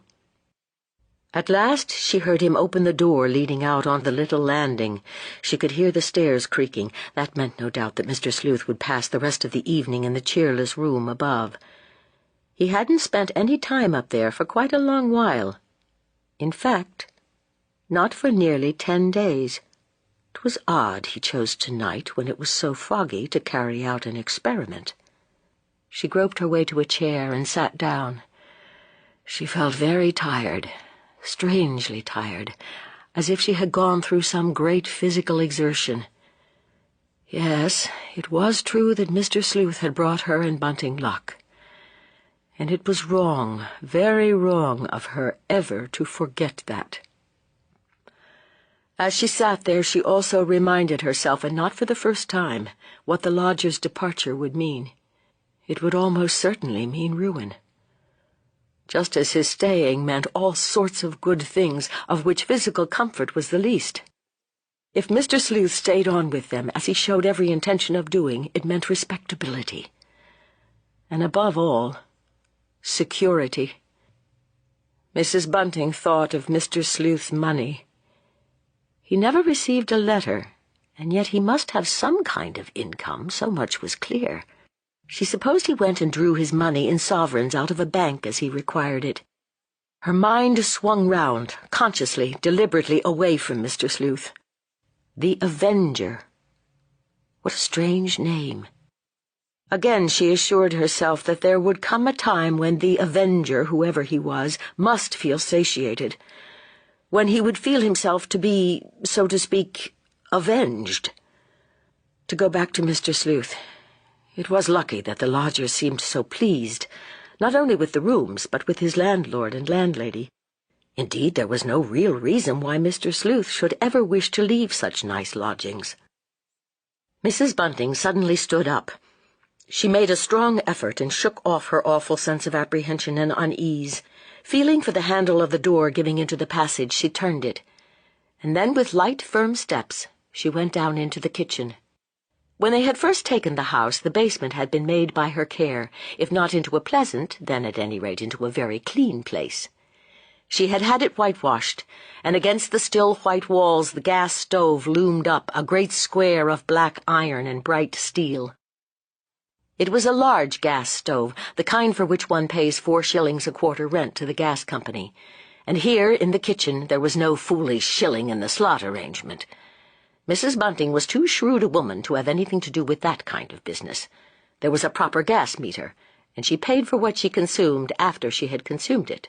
Putting her candle down on the well-scrubbed wooden table, she turned up the gas jet and blew out the candle. Then, lighting one of the gas rings, she put a frying pan on the stove, and once more her mind reverted, as if in spite of herself, to Mr. Sleuth. Never had there been a more confiding or trusting gentleman than the lodger. And yet, in some ways he was so secret, so peculiar. She thought of the bag, that bag which had rumbled about so queerly in the chiffonier. Something seemed to tell her that tonight the lodger had taken that bag out with him. And then she thrust away the thought of the bag almost violently from her mind, and went back to the more agreeable thought of Mr. Sleuth's income, and of how little trouble he gave. Of course the lodger was eccentric, otherwise he wouldn't be their lodger at all. He would be living in quite a different sort of way with some of his relations, or with a friend in his own class. While these thoughts galloped disconnectedly through her mind, Mrs. Bunting went on with her cooking, preparing the cheese, cutting it up into little shreds, carefully measuring out the butter, doing everything, as was always her way, with a certain delicate and cleanly precision. And then, while in the middle of toasting the bread on which was to be poured the melted cheese, she suddenly heard sounds which startled her, made her feel uncomfortable. Shuffling, hesitating steps were creaking down the house. She looked up and listened. Surely the lodger was not going out again into the cold and foggy night, going out as he had done the other evening for a second time. But no, the sounds she heard, the sounds of now familiar footsteps, did not continue down the passage leading to the front door. Instead, why, what was this she heard now? She began to listen so intently that the bread she was holding at the end of the toasting fork grew quite black. With a start she became aware that this was so, and she frowned, vexed with herself. That came of not attending to one's work. Mr. Sleuth was evidently about to do what he had never yet done. He was coming down into the kitchen. Nearer and nearer came the thudding sounds, treading heavily on the kitchen stairs, and Mrs. Bunting's heart began to beat as if in response. She put out the flame of the gas ring, unheedful of the fact that the cheese would stiffen and spoil in the cold air. Then she turned and faced the door. There came a fumbling at the handle, and a moment later the door opened and revealed, as she had at once known and feared it would do, the lodger. Mr. Sleuth looked even odder than usual. He was clad in a plaid dressing-gown, which she had never seen him wear before, though she knew that he had purchased it not long after his arrival. In his hand was a lighted candle. When he saw the kitchen all lighted up and the woman standing in it, the lodger looked inexplicably taken aback, almost aghast. "Yes, sir? What can I do for you, sir? I hope you didn't ring, sir." Mrs. Bunting held her ground in front of the stove. Mr. Sleuth had no business to come like this into her kitchen, and she intended to let him know that such was her view. "No, I didn't ring," he stammered awkwardly.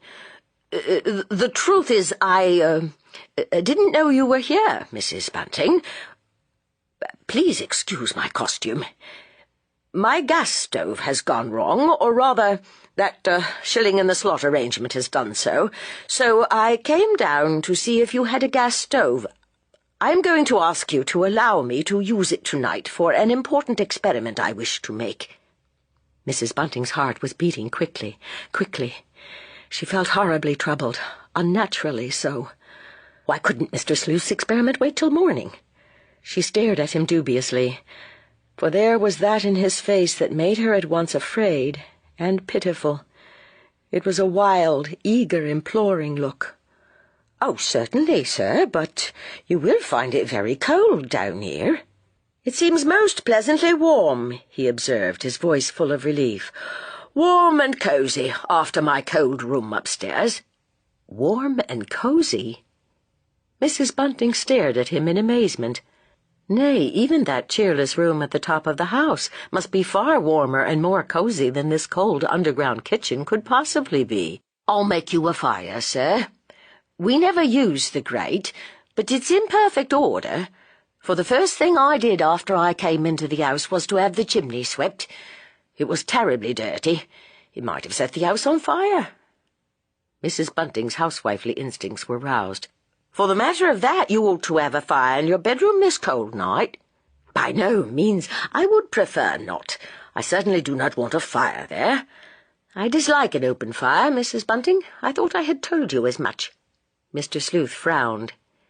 He stood there, a strange-looking figure, his candle still alight just inside the kitchen door.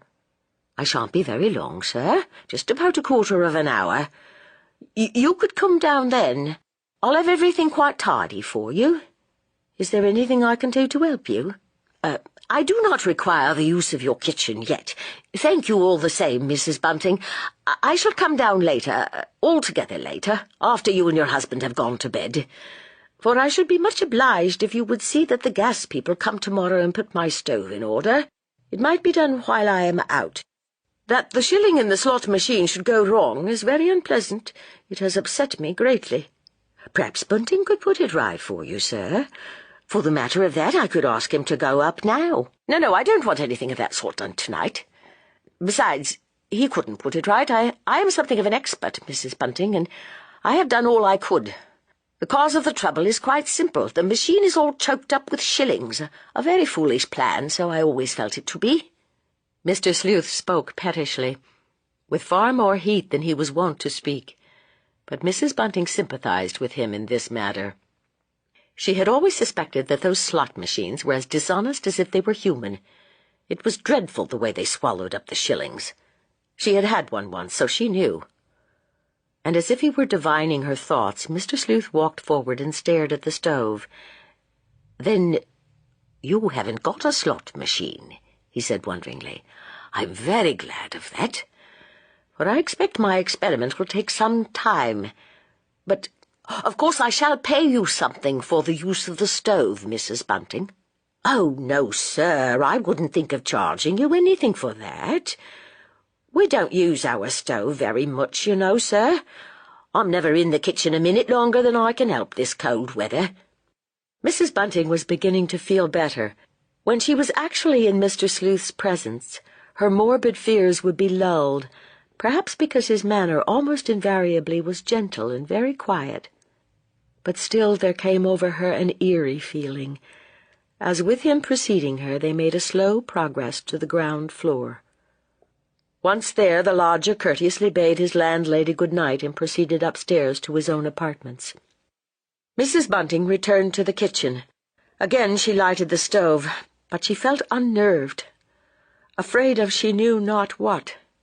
As she was cooking the cheese, she tried to concentrate her mind on what she was doing, and on the whole she succeeded.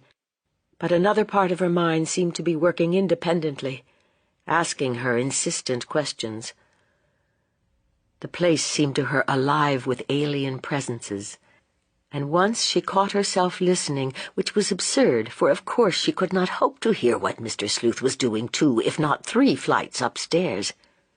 She wondered in what the lodger's experiments consisted. It was odd that she had never been able to discover what it was he really did with that big gas stove.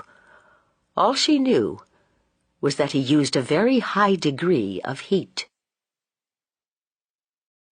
Chapter 15. The Buntings went to bed early that night, but Mrs. Bunting made up her mind to keep awake. She was set upon knowing at what hour of the night the lodger would come down into her kitchen to carry through his experiment, and above all she was anxious to know how long he would stay there. But she had had a long and a very anxious day, and presently she fell asleep. The church clock hard by struck 2, and suddenly Mrs. Bunting awoke. She felt put out, sharply annoyed with herself. How could she have dropped off like that? Mr. Sleuth must have been down and up again hours ago. Then gradually she became aware that there was a faint, acrid odor in the room. Elusive, intangible, it yet seemed to encompass her and the snoring man by her side, almost as a vapor might have done. Mrs. Bunting sat up in bed and sniffed. And then, in spite of the cold, she quietly crept out of her nice warm bedclothes and crawled along to the bottom of the bed. When there, Mr. Sleuth's landlady did a very curious thing. She leaned over the brass rail and put her face close to the hinge of the door giving into the hall. Yes, it was from here that this strange, horrible odor was coming. The smell must be very strong in the passage. As, shivering, she crept back under the bedclothes, she longed to give her sleeping husband a good shake. And in fancy she heard herself saying, "Bunting, get up! There's something strange and dreadful going on downstairs which we ought to know about." But as she lay there by her husband's side, listening with painful intentness for the slightest sound, she knew very well that she would do nothing of the sort. What if the lodger did make a certain amount of mess, a certain amount of smell in her nice clean kitchen? Was he not an almost perfect lodger? If they did anything to upset him, where could they ever hope to get another like him? 3 o'clock struck before Mrs. Bunting heard slow, heavy steps creaking up the kitchen stairs. But Mr. Sleuth did not go straight up to his own quarters, as she had expected him to do. Instead, he went to the front door, and opening it, put on the chain. Then he came past her door, and she thought, but could not be sure, that he sat down on the stairs. At the end of 10 minutes or so, she heard him go down the passage again. Very softly, he closed the front door. By then she had divined why the lodger had behaved in this funny fashion. He wanted to get the strong, acrid smell of burning. Was it of burning wool? Out of the house. But Mrs. Bunting, lying there in the darkness, listening to the lodger creeping upstairs, felt as if she herself would never get rid of the horrible odor. Mrs. Bunting felt herself to be all smell. At last the unhappy woman fell into a deep, troubled sleep, and then she dreamed a most terrible and unnatural dream. Hoarse voices seemed to be shouting in her ear, "The Avenger, close here! The Avenger, close here! Horrible murder off the Edgware Road! The Avenger at his work again!" And even in her dream Mrs. Bunting felt angered and impatient. She knew so well why she was being disturbed by this horrid nightmare. It was because of Bunting. Bunting, who could think and talk of nothing else than those frightful murders, in which only morbid and vulgar-minded people took any interest. Why, even now, in her dream, she could hear her husband speaking to her about it. "Ellen," so she heard Bunting murmur in her ear. "Ellen, my dear, I'm just going to get up to get a paper. It's after 7 o'clock. The shouting, nay, worse, the sound of tramping, hurrying feet smote on her shrinking ears. Pushing back her hair off her forehead with both hands, she sat up and listened. It had been no nightmare then, but something infinitely worse. Reality. Why couldn't Bunting have lain quiet abed for a while longer and let his poor wife go on dreaming? The most awful dream would have been easier to bear than this awakening. She heard her husband go to the front door, and as he bought the paper, exchange a few excited words with the newspaper seller. Then he came back. There was a pause, and she heard him lighting the gas ring in the sitting room. Bunting always made his wife a cup of tea in the morning. He had promised to do this when they first married, and he had never yet broken his word. It was a very little thing, and a very usual thing, no doubt, for a kind husband to do. But this morning, the knowledge that he was doing it brought tears to Mrs. Bunting's pale blue eyes. This morning he seemed to be rather longer than usual over the job. When at last he came in with the little tray, Bunting found his wife lying with her face to the wall. "Here's your tea, Ellen," he said, and there was a thrill of eager, nay, happy excitement in his voice.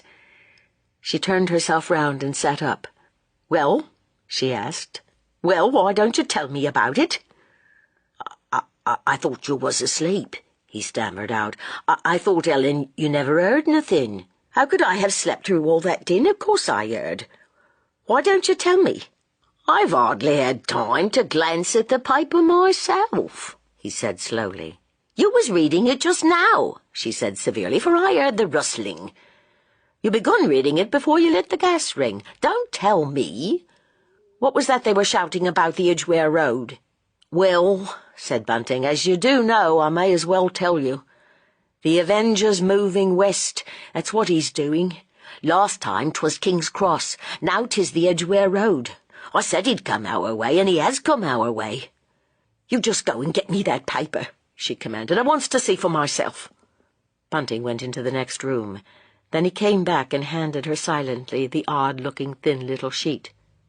"Why, whatever's this?" she asked. "This ain't our paper." "Course not," he answered a trifle crossly. "It's a special early edition of the Sun, just because of the Avenger. Here's the bit about it." He showed her the exact spot, but she would have found it even by the comparatively bad light of the gas jet now flaring over the dressing-table, for the news was printed in large, clear characters.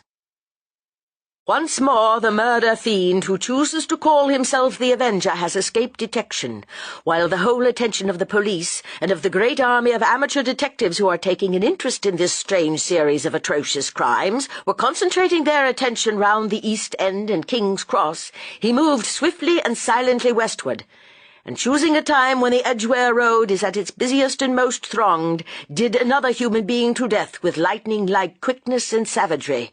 Within 50 yards of the deserted warehouse yard where he had lured his victim to destruction were passing up and down scores of happy busy people intent on their Christmas shopping. Into that cheerful throng he must have plunged within a moment of committing his atrocious crime, and it was only owing to the merest accident that the body was discovered as soon as it was.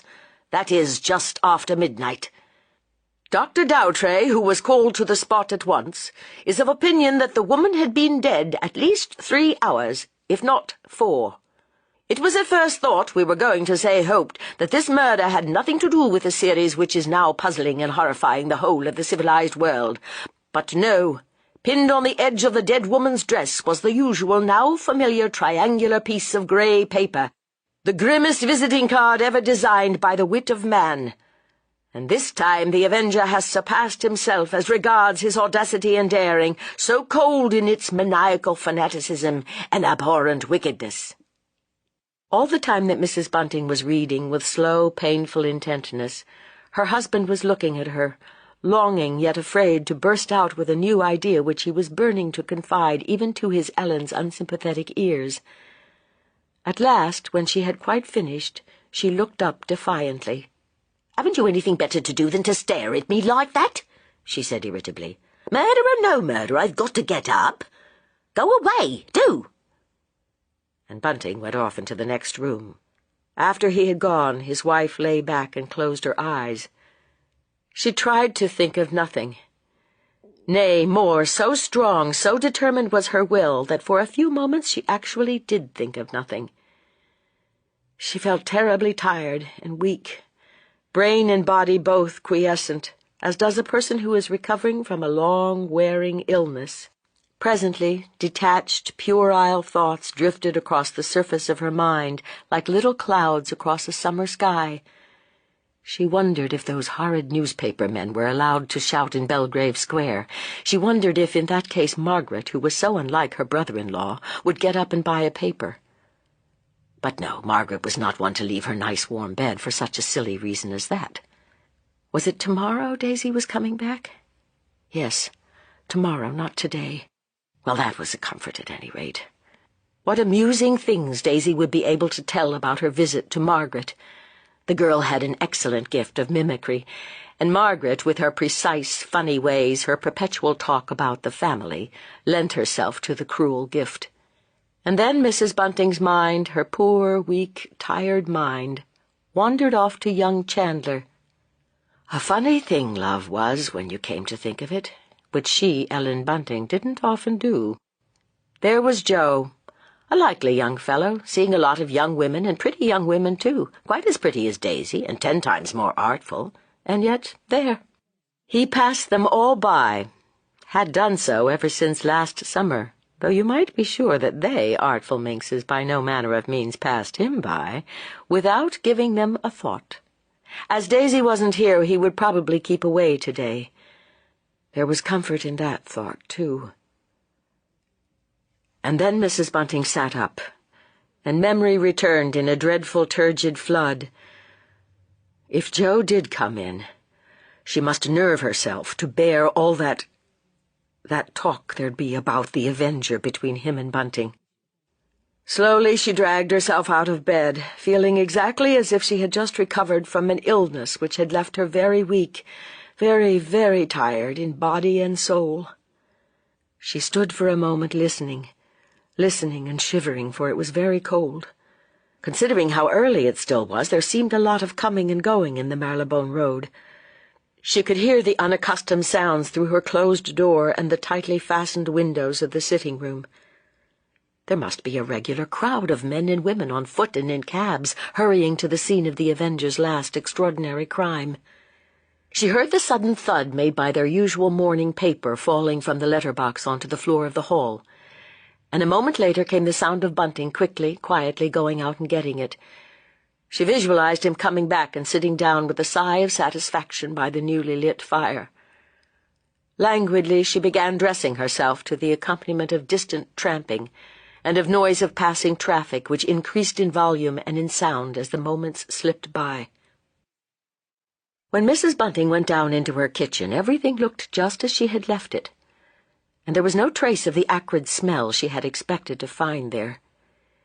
Instead, the cavernous whitewashed room was full of fog, but she noticed that though the shutters were bolted and barred as she had left them, the windows behind them had been widely opened to the air. She had left them shut. Making a spill out of a twist of newspaper, she had been taught the art as a girl by one of her old mistresses. She stooped and flung open the oven door of her gas stove. Yes, it was as she had expected. A fierce heat had been generated there since she had last used the oven, and through to the stone floor below had fallen a mass of black, gluey soot. Mrs. Bunting took the ham and eggs that she had bought the previous day for her own and Bunting's breakfast upstairs and broiled them over the gas ring in their sitting room. Her husband watched her in surprised silence. She had never done such a thing before. "I couldn't stay down there," she said. "It was so cold and foggy. I thought I'd make breakfast up here. Just for today." "Yes," he said kindly. "That's quite right, Ellen. I think you've done quite right, my dear." But when it came to the point, his wife could not eat any of the nice breakfast she had got ready.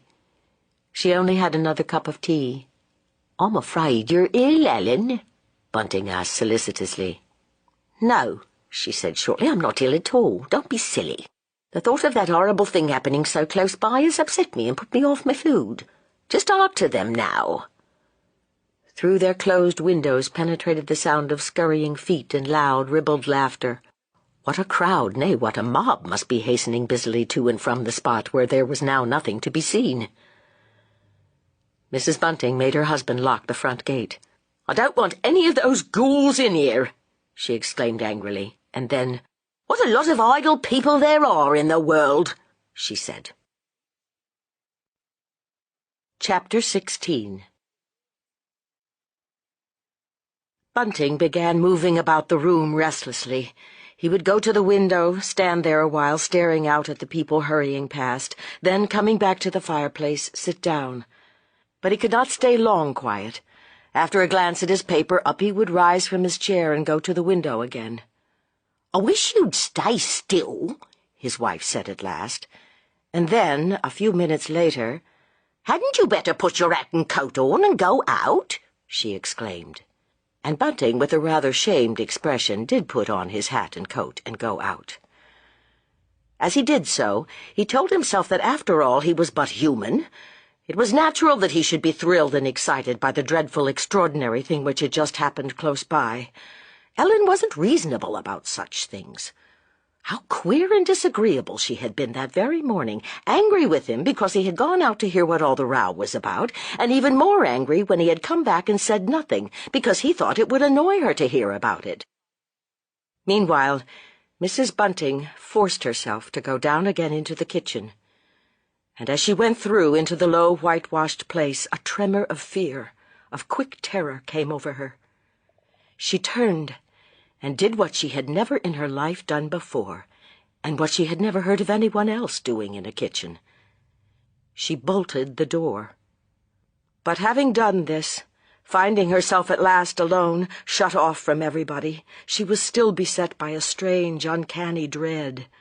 She felt as if she were locked in with an invisible presence which mocked and jeered, reproached and threatened her by turns. Why had she allowed, nay, encouraged Daisy to go away for 2 days? Daisy, at any rate, was company. Kind, young, unsuspecting company. With Daisy she could be her old sharp self. It was such a comfort to be with someone to whom she not only need but ought to say nothing. When with Bunting, she was pursued by a sick feeling of guilt, of shame. She was the man's wedded wife. In his stolid way, he was very kind to her. And yet, she was keeping from him something he certainly had a right to know. Not for worlds, however, would she have told Bunting of her dreadful suspicion, nay, of her almost certainty. At last she went across to the door and unlocked it. Then she went upstairs and turned out her bedroom. That made her feel a little better. She longed for Bunting to return, and yet in a way she was relieved by his absence. She would have liked to feel him nearby, and yet she welcomed anything that took her husband out of the house. And as Mrs. Bunting swept and dusted, trying to put her whole mind into what she was doing, she was asking herself all the time what was going on upstairs. What a good rest the lodger was having. But there, that was only natural. Mr. Sleuth, as she well knew, had been up a long time last night, or rather, this morning. Suddenly the drawing-room bell rang, but Mr. Sleuth's landlady did not go up as she generally did before getting ready the simple meal which was the lodger's luncheon and breakfast combined. Instead, she went downstairs again and hurriedly prepared the lodger's food. Then, very slowly, with her heart beating queerly, she walked up, and just outside the sitting-room, for she felt sure that Mr. Sleuth had got up, that he was there already waiting for her, she rested the tray on the top of the banisters and listened. For a few moments she heard nothing. Then through the door came the high, quavering voice with which she had become so familiar. "She saith to him, 'Stolen waters are sweet, and bread eaten in secret is pleasant. But he knoweth not that the dead are there, and that her guests are in the depths of hell.'" There was a long pause. Mrs. Bunting could hear the leaves of her Bible being turned over eagerly, busily. And then again Mr. Sleuth broke out, this time in a softer voice. "She hath cast down many wounded from her. Yea, many strong men have been slain by her."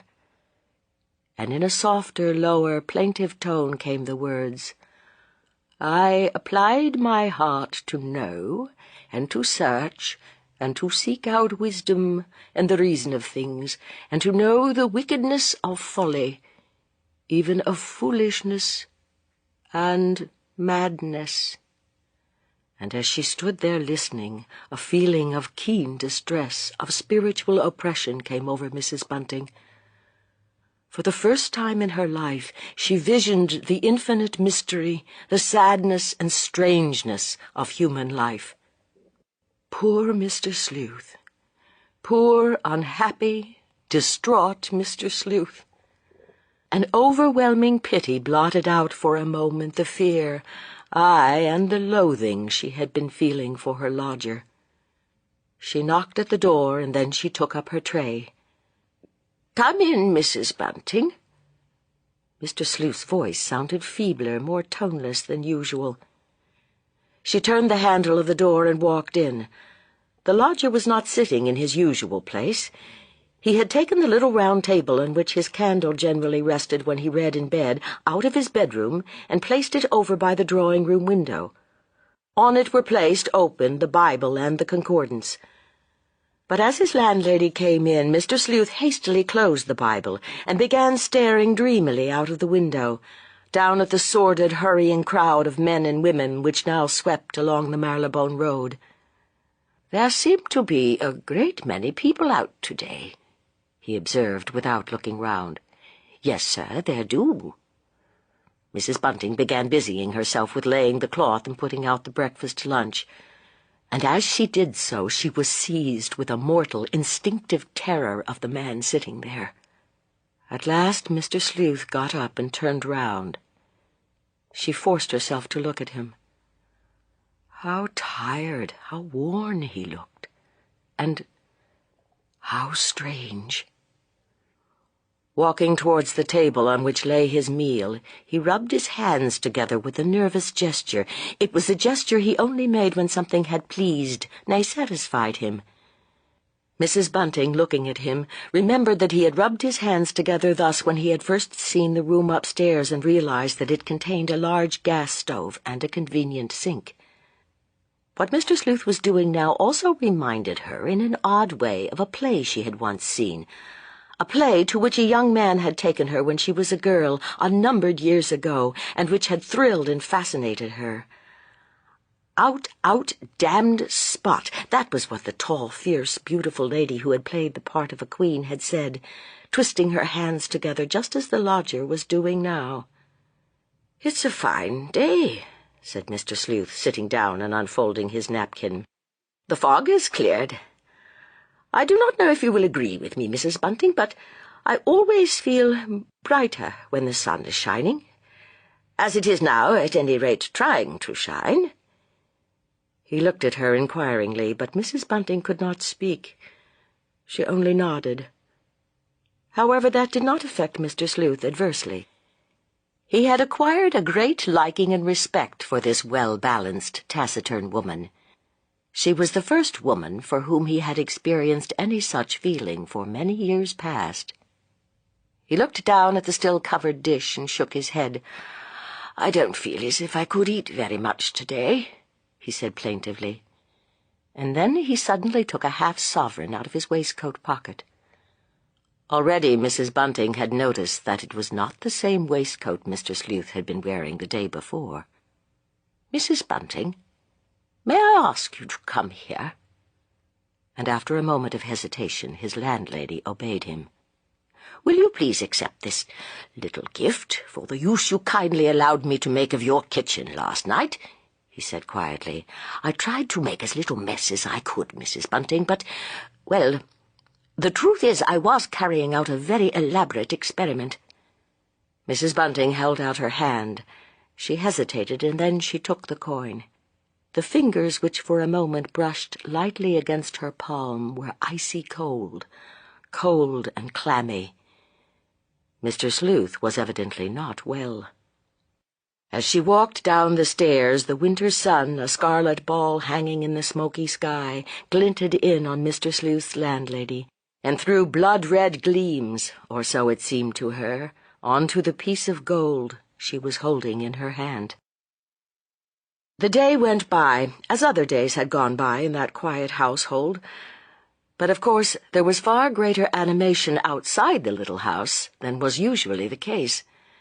Perhaps because the sun was shining for the first time for some days, the whole of London seemed to be making holiday in that part of the town. When Bunting at last came back, his wife listened silently while he told her of the extraordinary excitement reigning everywhere. And then, after he had been talking a long while, she suddenly shot a strange look at him. "I suppose you went to see the place?" she said.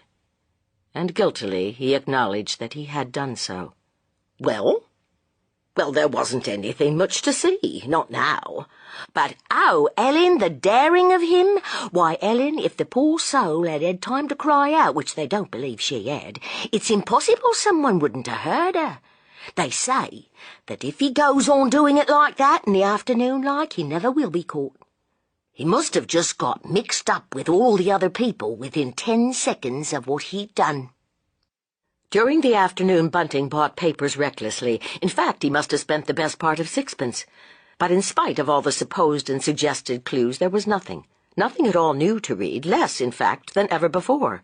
The police, it was clear, were quite at a loss, and Mrs. Bunting began to feel curiously better, less tired, less ill, less terrified than she had felt through the morning. And then something happened which broke with dramatic suddenness the quietude of the day. They had had their tea, and Bunting was reading the last of the papers he had run out to buy, when suddenly there came a loud, thundering, double knock at the door. Mrs. Bunting looked up, startled. "Why, whoever can that be?" she said. But as Bunting got up, she added quickly, "You just sit down again. I'll go myself. Sounds like someone after lodgings. I'll soon send them to the right about." And then she left the room, but not before there had come another loud double knock. Mrs. Bunting opened the front door. In a moment she saw that the person who stood there was a stranger to her. He was a big, dark man with fierce black moustaches, and somehow, she could not have told you why, he suggested a policeman to Mrs. Bunting's mind. This notion of hers was confirmed by the very first words he uttered, for, "I'm here to execute a warrant," he exclaimed in a theatrical, hollow tone. With a weak cry of protest, Mrs. Bunting suddenly threw her arms out as if to bar the way. She turned deadly white. But then, in an instant, the supposed stranger's laugh rang out with loud, jovial, familiar sound. "There now, Mrs. Bunting. I never thought I'd take you in as well as all that." It was Joe Chandler. Joe Chandler dressed up as she knew he sometimes, not very often, did dress up in the course of his work. Mrs. Bunting began laughing helplessly, hysterically, just as she had done on the morning of Daisy's arrival, when the newspaper sellers had come shouting down the Marylebone Road. "What's all this about?" Bunting came out. Young Chandler ruefully shut the front door. "I didn't mean to upset her like this," he said, looking foolish. "'Twas just my silly nonsense, Mr. Bunting." And together they helped her into the sitting-room. But once there, poor Mrs. Bunting went on worse than ever. She threw her black apron over her face and began to sob hysterically. "I made sure she'd know who I was when I spoke," went on the young fellow apologetically. "But there now, I have upset her. I am sorry."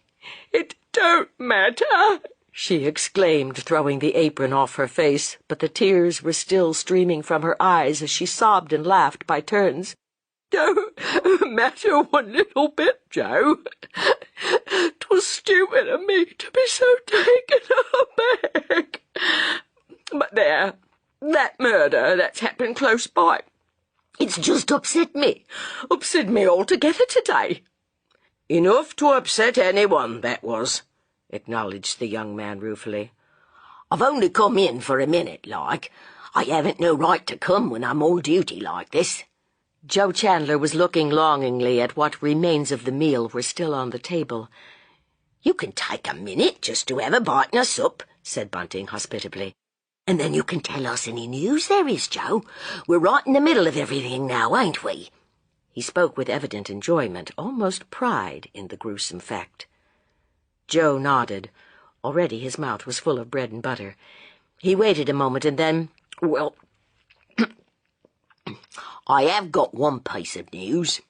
Not that I suppose it'll interest you very much." They both looked at him, Mrs. Bunting suddenly calm, though her breast still heaved from time to time. "Our boss has resigned," said Joe Chandler slowly, impressively. "No, not the Commissioner of Police," exclaimed Bunting. "Yes, He has.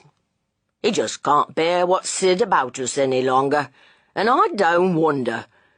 He's done his best, and so's we all. The public have just gone daft in the West End, that is, today. As for the papers, well, there's something cruel, that's what they are. And the ridiculous ideas they print. You'd never believe the things they asks us to do, and quite serious like. What do you mean? Questioned Mrs. Bunting. She really wanted to know. Well, the Courier declares that there ought to be a house-to-house investigation all over London. Just think of it. Everybody to let the police go all over their house, from garret to kitchen, just to see if the Avenger isn't concealed there. Dotty, I calls it. Why, 'twould take us months and months just to do that one job in a town like London. I'd like to see them dare come into my house, said Mrs. Bunting angrily. It's all along of them blasted papers that the Avenger went to work a different way this time, said Chandler slowly. Bunting had pushed a tin of sardines toward his guest and was eagerly listening. "How do you mean?" he asked. "I don't take your meaning, Joe." "Well, you see, it's this way. The newspapers was always saying how extraordinary it was that the Avenger chose such a peculiar time to do his deeds. I mean the time when no one's about the streets. Now, doesn't it stand to reason that the fellow reading all that and seeing the sense of it said to himself, 'I'll go on another tack this time'? Just listen to this." He pulled a strip of paper, part of a column cut from a newspaper, out of his pocket. "An ex-Lord Mayor of London on the Avenger. Will the murderer be caught? Yes, replied Sir John, he will certainly be caught, probably when he commits his next crime. A whole army of bloodhounds, metaphorical and literal, will be on his track the moment he draws blood again. With the whole community against him, he cannot escape, especially when it be remembered that he chooses the quietest hour in the 24 to commit his crimes. Londoners are now in such a state of nerves, if I may use the expression, in such a state of funk, that every passer-by, however innocent, is looked at with suspicion by his neighbour if his avocation happens to take him abroad between the hours of 1 and 3 in the morning. I'd like to gag that ex-Lord Mayor," concluded Joe Chandler wrathfully. Just then the lodger's bell rang. "Let me go up, my dear," said Bunting. His wife still looked pale and shaken by the fright she had had. No, she said hastily. You stop down here and talk to Joe. I'll look after Mr. Sleuth. He may be wanting his supper just a bit earlier than usual today." Slowly, painfully, again feeling as if her legs were made of cotton wool, she dragged herself up to the first floor, knocked at the door, and then went in. "You did ring, sir," she said in her quiet, respectful way, and Mr. Sleuth looked up. She thought, but as she reminded herself afterwards, it might have been just her idea and nothing else, that for the first time the lodger looked frightened. Frightened and cowed. "I heard a noise downstairs," he said fretfully, "and I wanted to know what it was all about. As I told you, Mrs. Bunting, when I first took these rooms, quiet is essential to me." "It was just a friend of ours, sir. I'm sorry you were disturbed. Would you like the knocker taken off tomorrow? Bunting would be pleased to do it if you don't like to hear the sound of the knocks." "Oh, no, I wouldn't put you to such trouble as that." Mr. Sleuth looked quite relieved. Just a friend of yours, was it, Mrs. Bunting? He made a great deal of noise." "Just a young fellow," she said apologetically. "The son of one of Bunting's old friends. He often comes here, sir, but he never did give such a great big double knock as that before. I'll speak to him about it." "Oh, no, Mrs. Bunting, I would really prefer you did nothing of the kind. It was just a passing annoyance, nothing more." She waited a moment. How strange that Mr. Sleuth said nothing of the hoarse cries which had made of the road outside a perfect bedlam every hour or two throughout that day. But no, Mr. Sleuth made no allusion to what might well have disturbed any quiet gentleman at his reading. I thought maybe you'd like to have supper a little earlier tonight, sir. Just when you like, Mrs. Bunting, just when it's convenient. I do not wish to put you out in any way. She felt herself dismissed, and going out quietly, closed the door. As she did so, she heard the front door banging to. She sighed. Joe Chandler was really a very noisy young fellow. Chapter 17. Mrs. Bunting slept well the night following that during which the lodger had been engaged in making his mysterious experiments in her kitchen. She was so tired, so utterly exhausted, that sleep came to her the moment she laid her head upon her pillow. Perhaps that was why she rose so early the next morning. Hardly giving herself time to swallow the tea Bunting had made and brought her, she got up and dressed. She had suddenly come to the conclusion that the hall and staircase required a thorough doing down, and she did not even wait till they had eaten their breakfast before beginning her labors. It made Bunting feel quite uncomfortable. As he sat by the fire reading his morning paper, the paper which was again of such absorbing interest, he called out, There's no need for so much hurry, Ellen. Daisy'll be back today. Why don't you wait till she's come home to help you? But from the hall, where she was busy dusting, sweeping, polishing, his wife's voice came back. Girls ain't no good at this sort of work. Don't you worry about me. I feel as if I'd enjoy doing an extra bit of cleaning today. I don't like to feel as anyone could come in and see my place dirty. No fear of that, Bunting chuckled. And then a new thought struck him. Ain't you afraid of waking the lodger? He called out. Mr. Sleuth slept most of yesterday and all last night, she answered quickly. As it is, I study him over much. It's a long, long time since I've done this staircase down. All the time she was engaged in doing the hall, Mrs. Bunting left the sitting-room door wide open. That was a queer thing of her to do, but Bunting didn't like to get up and shut her out, as it were. Still, try as he would, he couldn't read with any comfort while all that noise was going on. He had never known Ellen make such a lot of noise before. Once or twice he looked up and frowned rather crossly. There came a sudden silence, and he was startled to see that Ellen was standing in the doorway staring at him, doing nothing. Come in, he said. Do. Ain't you finished yet? I was only resting a minute, she said. You don't tell me nothing. I'd like to know if there's anything, anything new in the paper this morning. She spoke in a muffled voice, almost as if she were ashamed of her unusual curiosity, and her look of fatigue, of pallor, made Bunting suddenly uneasy. Come in, do, he repeated sharply. You've done quite enough, and before breakfast, too. 'Tain't necessary.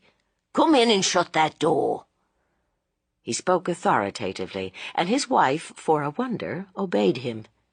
She came in and did what she had never done before, brought the broom with her and put it up against the wall in the corner. Then she sat down. I think I'll make breakfast up here, she said. I feel cold, Bunting. And her husband stared at her, surprised, for drops of perspiration were glistening on her forehead. He got up. All right, I'll go down and bring the eggs up, don't you worry.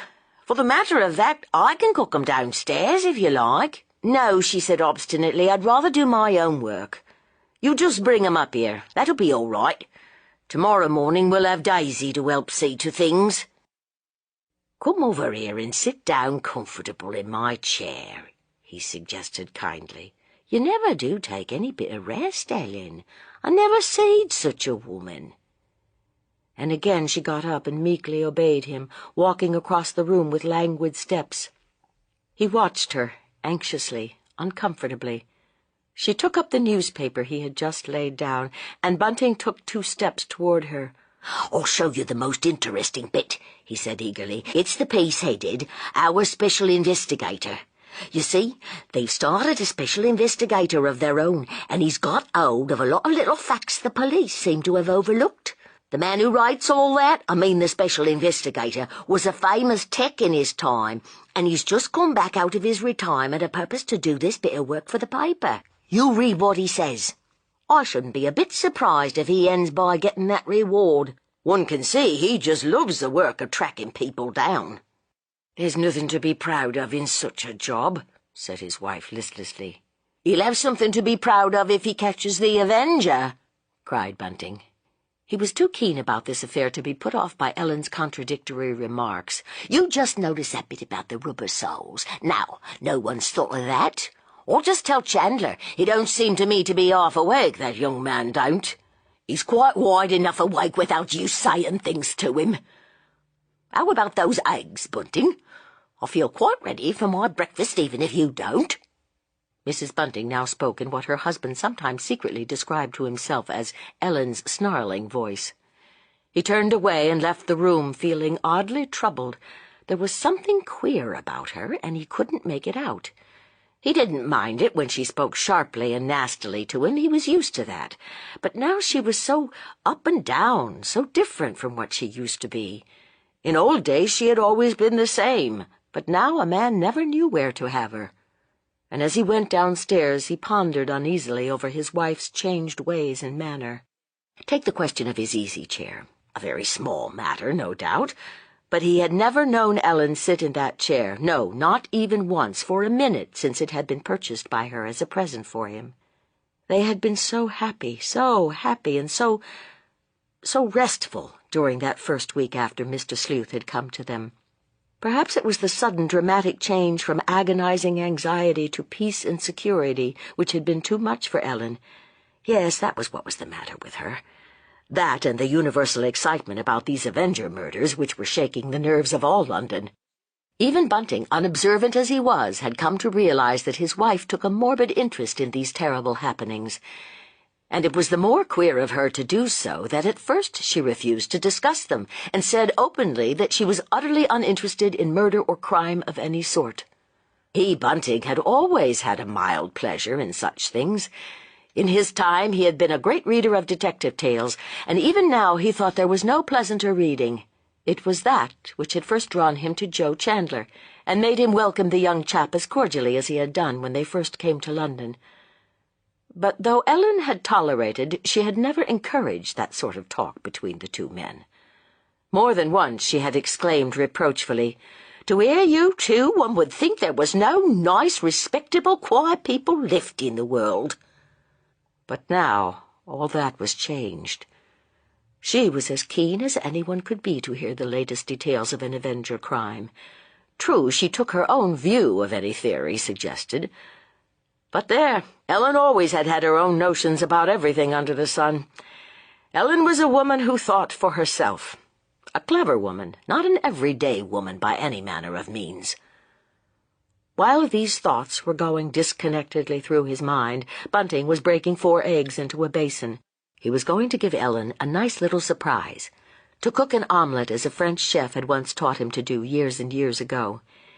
He didn't know how she would take his doing such a thing after what she had said, but never mind, she would enjoy the omelette when done.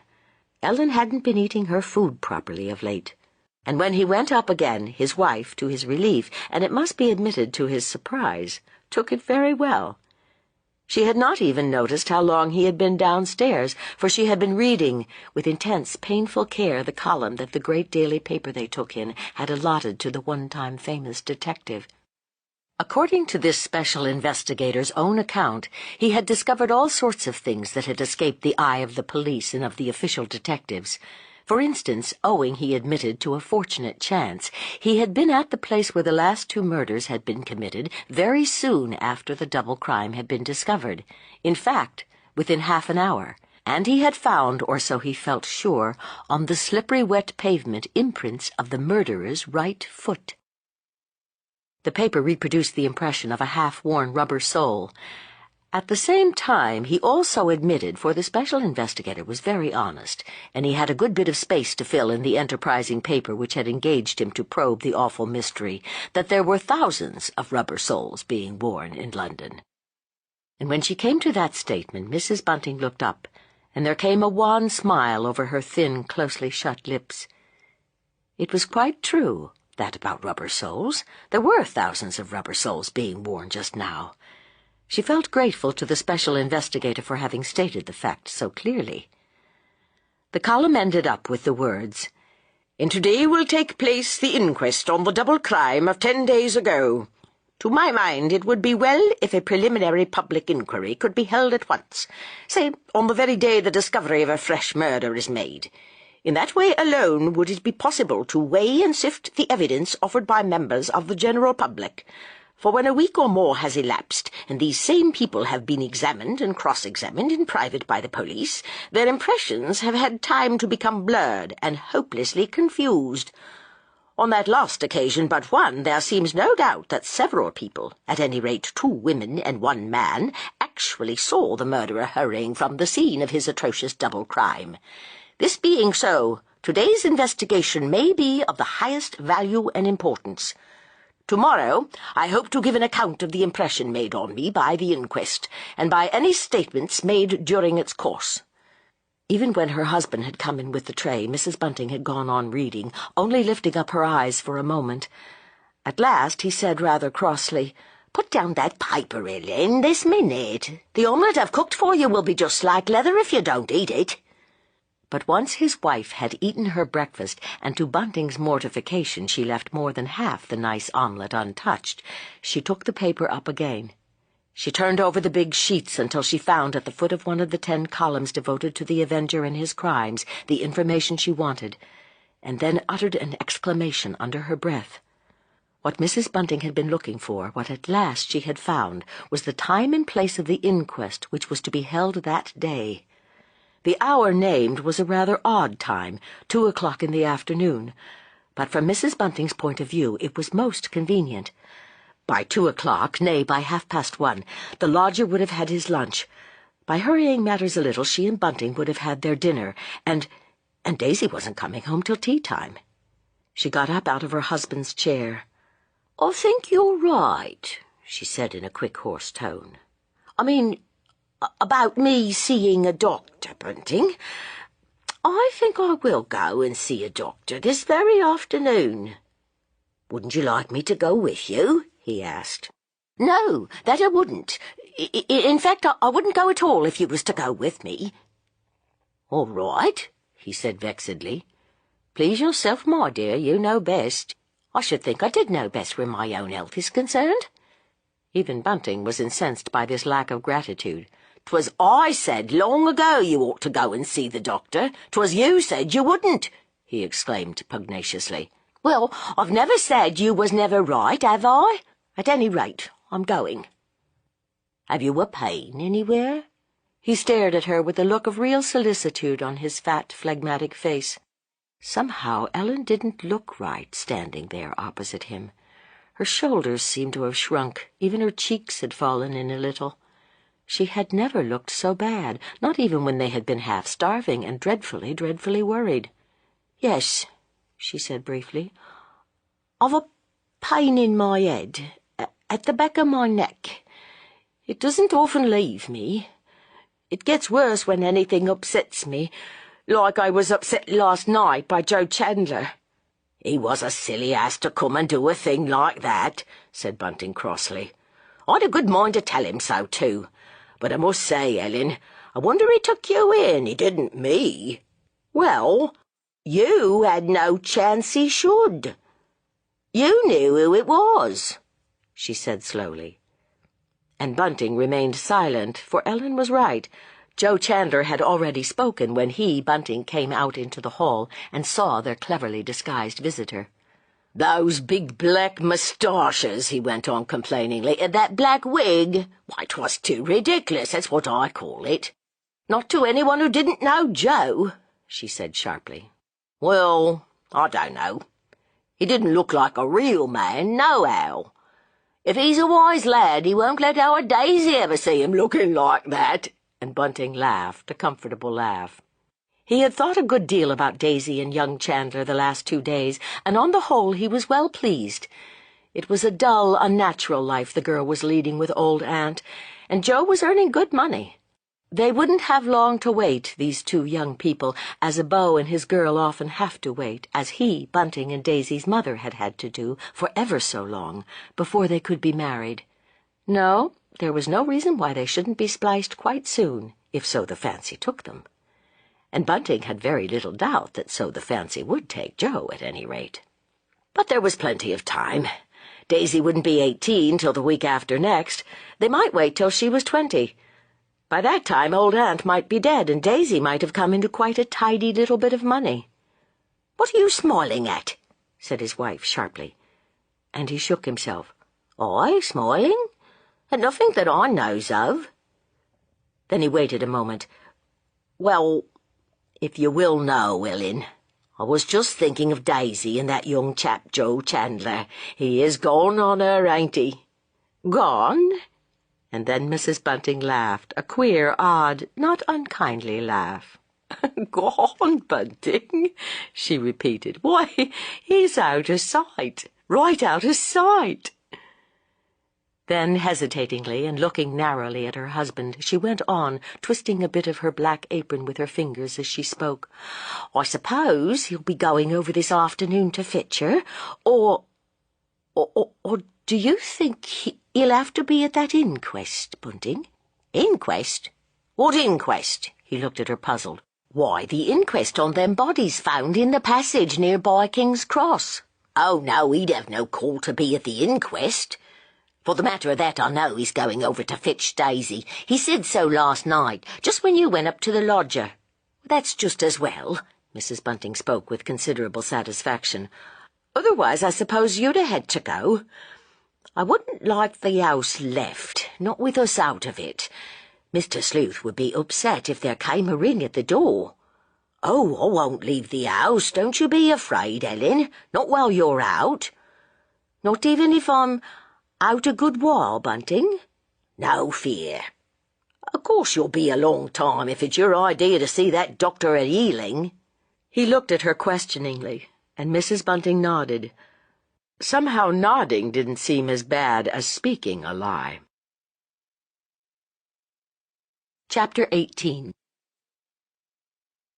Any ordeal is far less terrifying, far easier to meet with courage when it is repeated, than is even a milder experience which is entirely novel.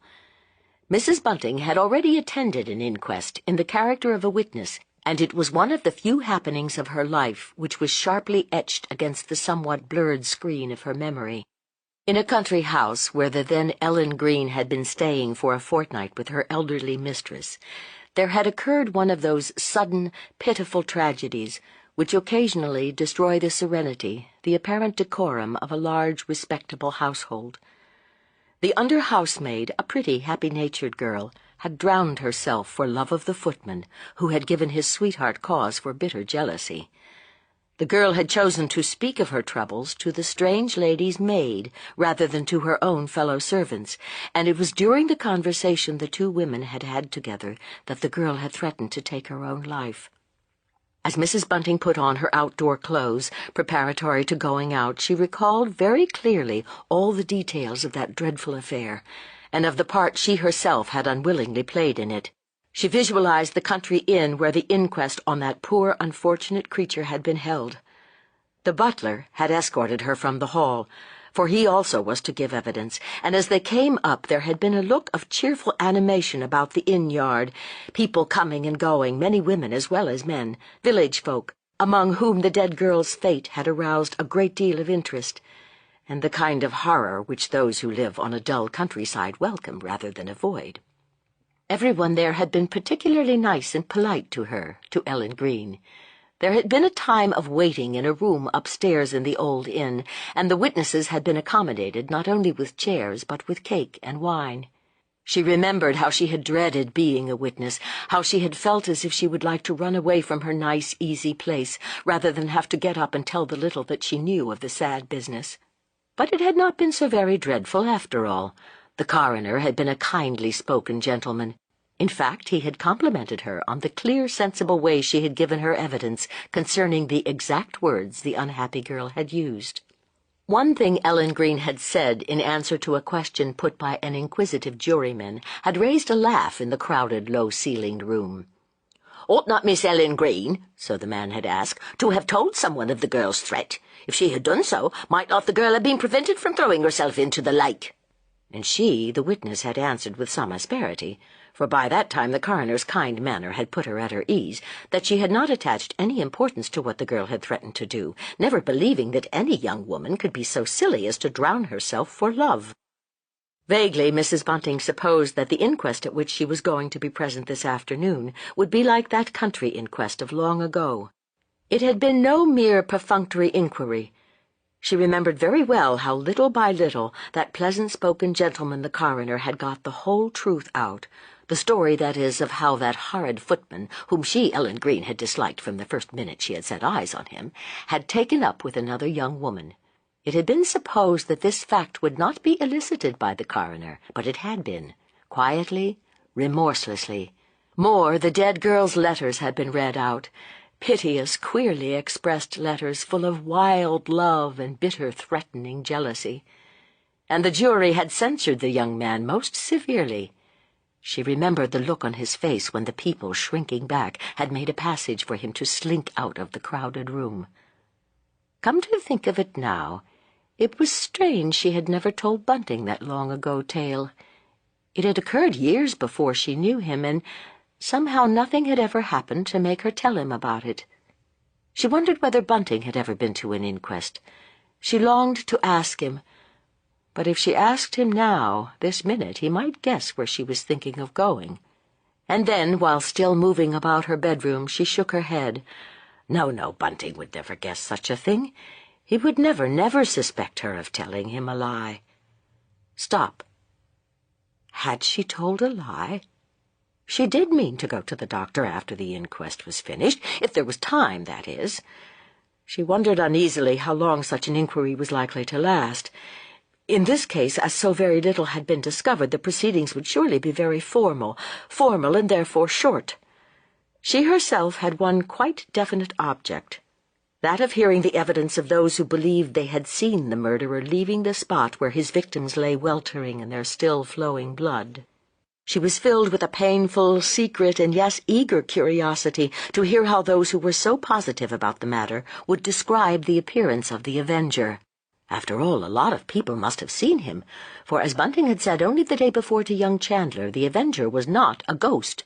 He was a living man with some kind of hiding place where he was known, and where he spent his time between his awful crimes.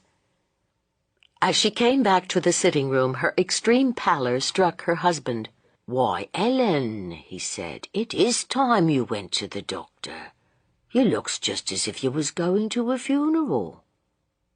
"I'll come along with you as far as the station. You're going by train, ain't you? Not by bus, eh? It's a very long way to Ealing, you know." "There you go, breaking your solemn promise to me the very first minute." But somehow she did not speak unkindly, only fretfully and sadly. And Bunting hung his head. "Why, to be sure, I'd gone and clean forgot the lodger." "And will you be all right, Ellen? Why not wait till tomorrow and take Daisy with you? I like doing my own business in my own way and not in someone else's way," she snapped out. And then more gently, for Bunting really looked concerned, and she did feel very far from well, "I'll be all right, old man. Don't you worry about me."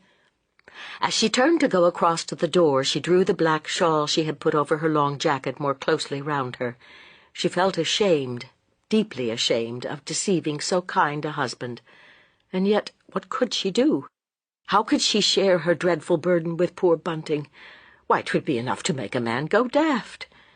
Even she often felt as if she could stand it no longer, as if she would give the world to tell someone, anyone, what it was that she suspected, what deep in her heart she so feared to be the truth. But unknown to herself, the fresh outside air, fog-laden though it was, soon began to do her good. She had gone out far too little the last few days, for she had had a nervous terror of leaving the house unprotected, as also a great unwillingness to allow Bunting to come into contact with the lodger. When she reached the underground station, she stopped short. There were two ways of getting to St. Pancras. She could go by bus or she could go by train. She decided on the latter, but before turning into the station, her eyes strayed over the bills of the early afternoon papers lying on the ground. 2 words, "The Avenger," stared up at her in varying type. Drawing her black shawl yet a little closer about her shoulders, Mrs. Bunting looked down at the placards. She did not feel inclined to buy a paper, as many of the people round her were doing. Her eyes were smarting even now from their unaccustomed following of the close print in the paper Bunting took in. Slowly she turned at last into the underground station. And now a piece of extraordinary good fortune befell Mrs. Bunting. The third-class carriage in which she took her place happened to be empty, save for the presence of a police inspector. And once they were well away, she summoned up courage and asked him the questions she knew she would have to ask of someone within the next few minutes. "Can you tell me," she said in a low voice, "where death inquests are held?" She moistened her lips, waited a moment, and then concluded, "In the neighbourhood of King's Cross." The man turned and looked at her attentively. She did not look at all the sort of Londoner who goes to an inquest. There are many such, just for the fun of the thing. Approvingly, for he was a widower, he noted her neat black coat and skirt, and the plain princess bonnet which framed her pale, refined face. "I'm going to the coroner's court myself," he said good-naturedly, "so you can come along of me. You see, there's that big Avenger inquest going on today, so I think they'll have had to make other arrangements for, ordinary cases." And as she looked at him dumbly, he went on, "There'll be a mighty crowd of people at the Avenger inquest, a lot of ticket folk to be accommodated, to say nothing of the public." That's the inquest I'm going to," faltered Mrs. Bunting. She could scarcely get the words out. She realized with acute discomfort, yes, and shame, how strange, how untoward was that which she was going to do. Fancy a respectable woman wanting to attend a murder inquest. During the last few days, all her perceptions had become sharpened by suspense and fear. She realized now, as she looked into the stolid face of her unknown friend, how she herself would have regarded any woman who wanted to attend such an inquiry from a simple, morbid feeling of curiosity. And yet that was just what she was about to do herself. "I've got a reason for wanting to go there," she murmured. It was a comfort to unburden herself this little way, even to a stranger. "Ah," he said reflectively, a relative connected with one of the 2 victims' husbands, I presume?" And Mrs. Bunting bent her head. "Going to give evidence?" he asked casually, and then he turned and looked at Mrs. Bunting with far more attention than he had yet done. "Oh, no!" There was a world of horror, of fear in the speaker's voice, and the inspector felt concerned and sorry. "Haven't seen her for quite a long time, I suppose?" "Never had seen her. I'm from the country." Something impelled Mrs. Bunting to say these words, but she hastily corrected herself. "At least, I was." "Will he be there?" She looked at him dumbly, not in the least knowing to whom he was alluding. "I mean the husband," went on the inspector hastily. "I felt sorry for the last poor chap. I mean the husband of the last one. He seemed so awfully miserable. You see, she'd been a good wife and a good mother till she took to the drink." "It always is so," breathed out Mrs. Bunting. He waited a moment. "Do you know anyone about the court?" he asked. She shook her head. "Well, don't you worry. I'll take you in along of me. You'd never get in by yourself." They got out, and oh, the comfort of being in someone's charge, of having a determined man in uniform to look after one. And yet even now there was to Mrs. Bunting something dreamlike, unsubstantial about the whole business. If he only knew what I know," she kept saying over and over again to herself as she walked lightly by the big burly form of the police inspector. "'Tisn't far, not 3 minutes," he said suddenly. "Am I walking too quickly for you, ma'am?" No, not at all. I'm a quick walker." And then suddenly they turned a corner and came on a mass of people, a densely packed crowd of men and women staring at a mean-looking little door sunk into a high wall. "Better take my arm," the inspector suggested. "Make way there, make way," he cried authoritatively, and he swept her through the serried ranks which parted at the sound of his voice, at the sight of his uniform. "Lucky you met me," he said, smiling. "You'd never have got through alone. And 'tain't a nice crowd, not by any manner of means." A small door opened just a little way, and they found themselves on a narrow, stone-flagged path, leading into a square yard. A few men were out there smoking. Before preceding her into the building which rose at the back of the yard, Mrs. Bunting's kind new friend took out his watch. "There's another 20 minutes before they'll begin," he said. "There's the mortuary." He pointed with his thumb to a low room built out to the right of the court. "Would you like to go in and see them?" he whispered. "Oh, no!" she cried in a tone of extreme horror, and he looked down at her with sympathy and with increased respect. She was a nice, respectable woman, she was. She had not come here imbued with any morbid, horrible curiosity, but because she thought it her duty to do so. He suspected her of being sister-in-law to one of the Avenger's victims. They walked through into a big room or hall, now full of men talking in subdued yet eager, animated tones. "I think you'd better sit down here," he said considerately, and leading her to one of the benches that stood out from the whitewashed walls. "Unless you'd rather be with the witnesses, that is." But again she said, "Oh, no." And then, with an effort, "Oughtn't I to go into the court now, if it's likely to be so full?" "Don't you worry," he said kindly. "I'll see you get a proper place. I must leave you now for a minute, but I'll come back in good time and look after you." She raised the thick veil she had pulled down over her face while they were going through that sinister, wolfish-looking crowd outside, and looked about her. Many of the gentlemen, they mostly wore tall hats and good overcoats, standing round and about her, looked vaguely familiar. She picked out one at once. He was a famous journalist whose shrewd, animated face was familiar to her, owing to the fact that it was widely advertised in connection with a preparation for the hair, the preparation which in happier, more prosperous days Bunting had had great faith in, and used, or so he always said, with great benefit to himself.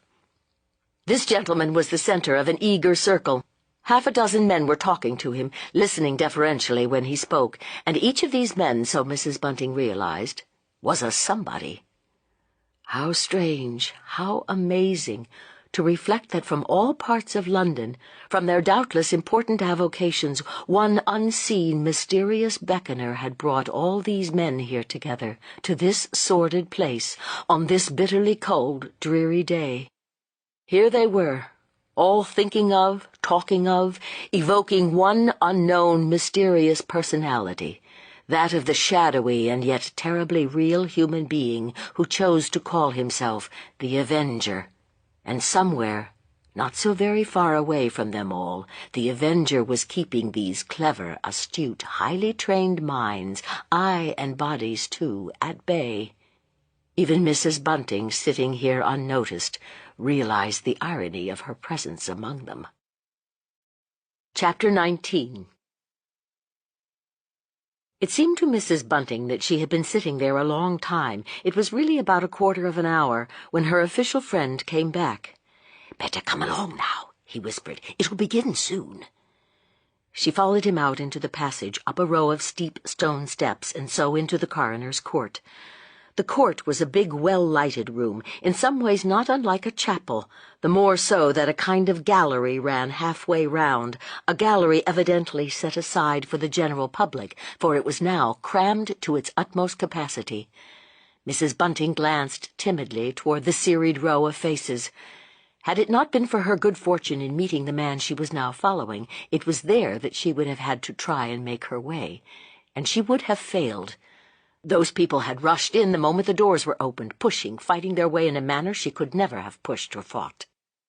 There were just a few women among them, set, determined-looking women, belonging to every class, but made one by their love of sensation and their power of forcing their way in where they wanted to be. But the women were few. The great majority of those standing there were men who were also representative of every class of Londoner. The center of the court was like an arena. It was sunk 2 or 3 steps below the surrounding gallery. Just now it was comparatively clear of people, save for the benches on which sat the men who were to compose the jury. Some way from these men, huddled together in a kind of big pew, stood 7 people, 3 women and 4 men. "Do you see the witnesses?" whispered the inspector, pointing these out to her. He supposed her to know one of them with familiar knowledge, but if that were so, she made no sign. Between the windows, facing the whole room, was a kind of little platform on which stood a desk and an armchair. Mrs. Bunting guessed rightly that it was there the coroner would sit, and to the left of the platform was the witness stand, also raised considerably above the jury. Amazingly different and far, far more grim and awe-inspiring than the scene of the inquest which had taken place so long ago, on that bright April day in the village inn. There the coroner had sat on the same level as the jury, and the witnesses had simply stepped forward one by one and taken their place before him. Looking round her fearfully, Mrs. Bunting thought she would surely die if ever she were exposed to the ordeal of standing in that curious box-like stand, and she stared across at the bench where sat the 7 witnesses with a feeling of sincere pity in her heart. But even she soon realized that her pity was wasted. Each woman witness looked eager, excited, and animated, well pleased to be the center of attention and attraction to the general public. It was plain each was enjoying her part of important, if humble, actress in the thrilling drama which was now absorbing the attention of all London. It might almost be said, of the whole world. Looking at these women, Mrs. Bunting wondered vaguely which was which. Was it that rather draggle-tailed-looking young person who had certainly, or almost certainly, seen the Avenger within 10 seconds of the double crime being committed? The woman who, aroused by one of his victims' cry of terror, had rushed to her window and seen the murderer's shadowy form pass swiftly by in the fog? Yet another woman, so Mrs. Bunting now remembered, had given a most circumstantial account of what the Avenger looked like, for he, it was supposed, had actually brushed by her as he passed. Those 2 women now before her had been interrogated and cross-examined again and again, not only by the police, but by representatives of every newspaper in London. It was from what they had both said, unluckily their accounts materially differed, that official description of the Avenger had been worked up, that which described him as being a good-looking, respectable young fellow of 28 carrying a newspaper parcel. As for the 3rd woman, she was doubtless an acquaintance, a boon companion of the dead. Mrs. Bunting looked away from the witnesses and focused her gaze on another unfamiliar sight. Specially prominent, running indeed through the whole length of the shut-in space, that is, from the coroner's high dais right across to the opening in the wooden barrier, was an ink-splashed table, at which, when she had first taken her place, there had been sitting 3 men busily sketching. But now every seat at the table was occupied by tired, intelligent-looking men, each with a notebook or with some loose sheets of paper before him. "Them's the reporters," whispered her friend. "They don't like coming till the last minute, for they has to be the last to go. At an ordinary inquest there are only 2, maybe 3 attending, but now every paper in the kingdom has pretty well applied for a pass to that reporter's table." He looked consideringly down into the well of the court. "Now, let me see what I can do for you." Then he beckoned to the coroner's officer.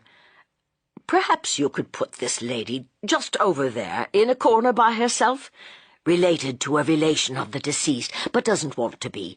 He whispered a word or two, and the other nodded sympathetically, and looked at Mrs. Bunting with interest.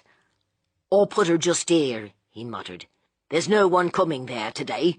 You see, there are only 7 witnesses. Sometimes we have a lot more than that." And he kindly put her on a now empty bench opposite to where the 7 witnesses stood and sat, with their eager, set faces, ready, aye, more than ready, to play their part.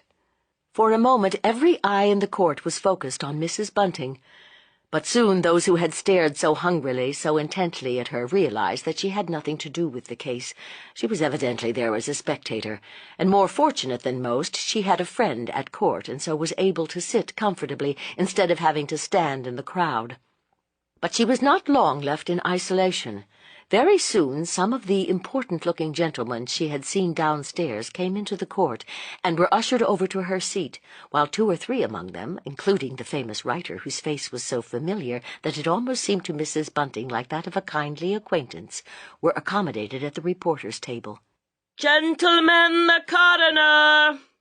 The jury stood up, shuffling their feet, and then sat down again.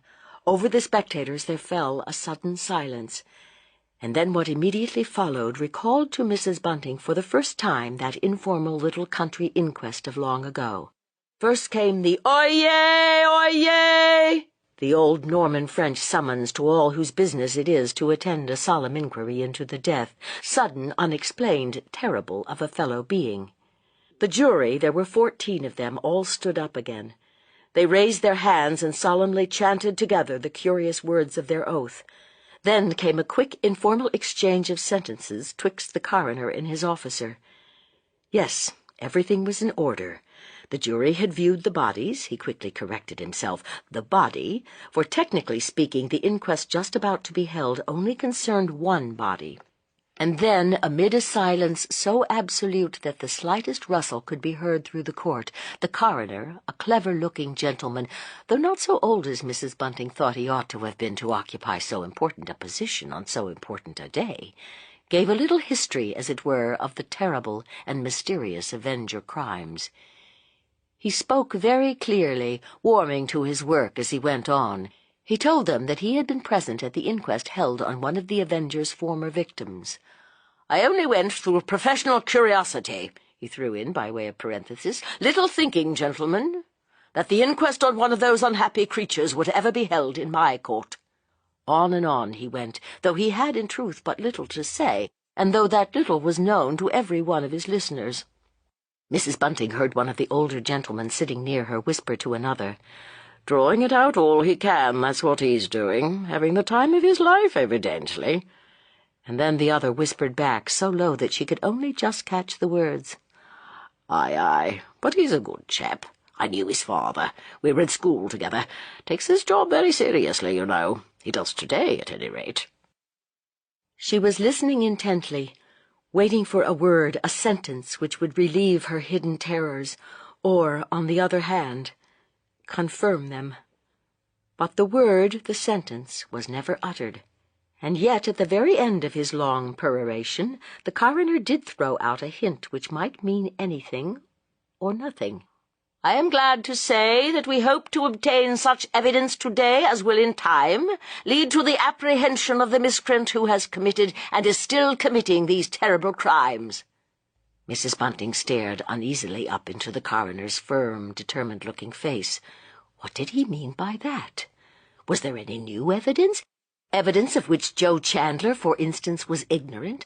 And as if in answer to the unspoken question, her heart gave a sudden leap, for a big burly man had taken his place in the witness box, a policeman who had not been sitting with the other witnesses.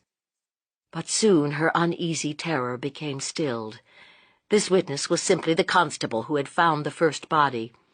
In quick, business-like tones he described exactly what had happened to him on that cold, foggy morning 10 days ago. He was shown a plan, and he marked it slowly, carefully, with a thick finger. That was the exact place. No, he was making a mistake. That was the place where the other body had lain. He explained apologetically that he had got rather mixed up between the 2 bodies, that of Joanna Cobbett and Sophie Hurtle. And then the coroner intervened authoritatively. "For the purpose of this inquiry," he said, "we must, I think, for a moment consider the 2 murders together."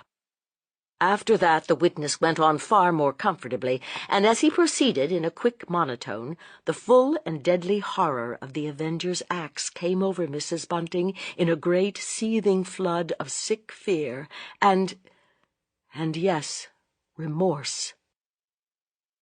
Up to now, she had given very little thought, if indeed any thought, to the drink-sodden victims of the Avenger. It was he who had filled her thoughts. He and those who were trying to track him down.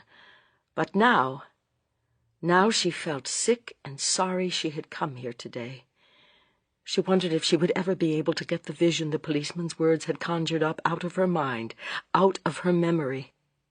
And then there came an eager stir of excitement and of attention throughout the whole court, for the policeman had stepped down out of the witness box, and one of the women witnesses was being conducted to his place. Mrs. Bunting looked with interest and sympathy at the woman, remembering how she herself had trembled with fear, trembled as that poor bedraggled common-looking person was trembling now. The woman had looked so cheerful, so well pleased with herself till a minute ago. But now she had become very pale, and she looked round her as a hunted animal might have done.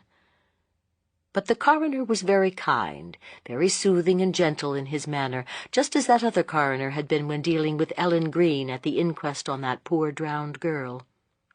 After the witness had repeated in a toneless voice the solemn words of the oath, she began to be taken step by step through her story. At once Mrs. Bunting realized that this was the woman who claimed to have seen the Avenger from her bedroom window. Gaining confidence as she went on, the witness described how she had heard a long-drawn, stifled screech, and, aroused from deep sleep, had instinctively jumped out of bed and rushed to her window. The coroner looked down at something lying on his desk. "Let me see. Here is the plan. Yes, I think I understand that the house in which you are lodging exactly faces the alley where the two crimes were committed." And there arose a quick, futile discussion. The house did not face the alley, but the window of the witness's bedroom faced the alley. "A distinction without a difference," said the coroner testily. "And now tell us as clearly and as quickly as you can what you saw when you looked out." There fell a dead silence on the crowded court. And then the woman broke out, speaking more volubly and firmly than she had yet done. "I saw him," she cried. "I shall never forget it. No, not till my dying day." And she looked round defiantly. Mrs. Bunting suddenly remembered a chat one of the newspaper men had had with a person who slept under this woman's room. That person had unkindly said she felt sure that Lizzie Cole had not got up that night, that she had made up the whole story. She, the speaker, slept lightly, and that night had been tending a sick child. Accordingly, she would have heard if there had been either the scream described by Lizzie Cole or the sound of Lizzie Cole jumping out of bed. "We quite understand that you think you saw the coroner hesitated. "the individual who had just perpetrated these terrible crimes, but what we want to have from you is a description of him. In spite of the foggy atmosphere, about which all are agreed, you say you saw him distinctly walking along for some yards below your window. Now, please try and tell us what he was like." The woman began twisting and untwisting the corner of a colored handkerchief she held in her hand. "Let us begin at the beginning," said the coroner patiently. "What sort of a hat was this man wearing when you saw him hurrying from the passage?" "It was just a black hat," said the witness at last, in a rather anxious tone. "Yes, just a black hat. And a coat. Were you able to see what sort of a coat he was wearing?"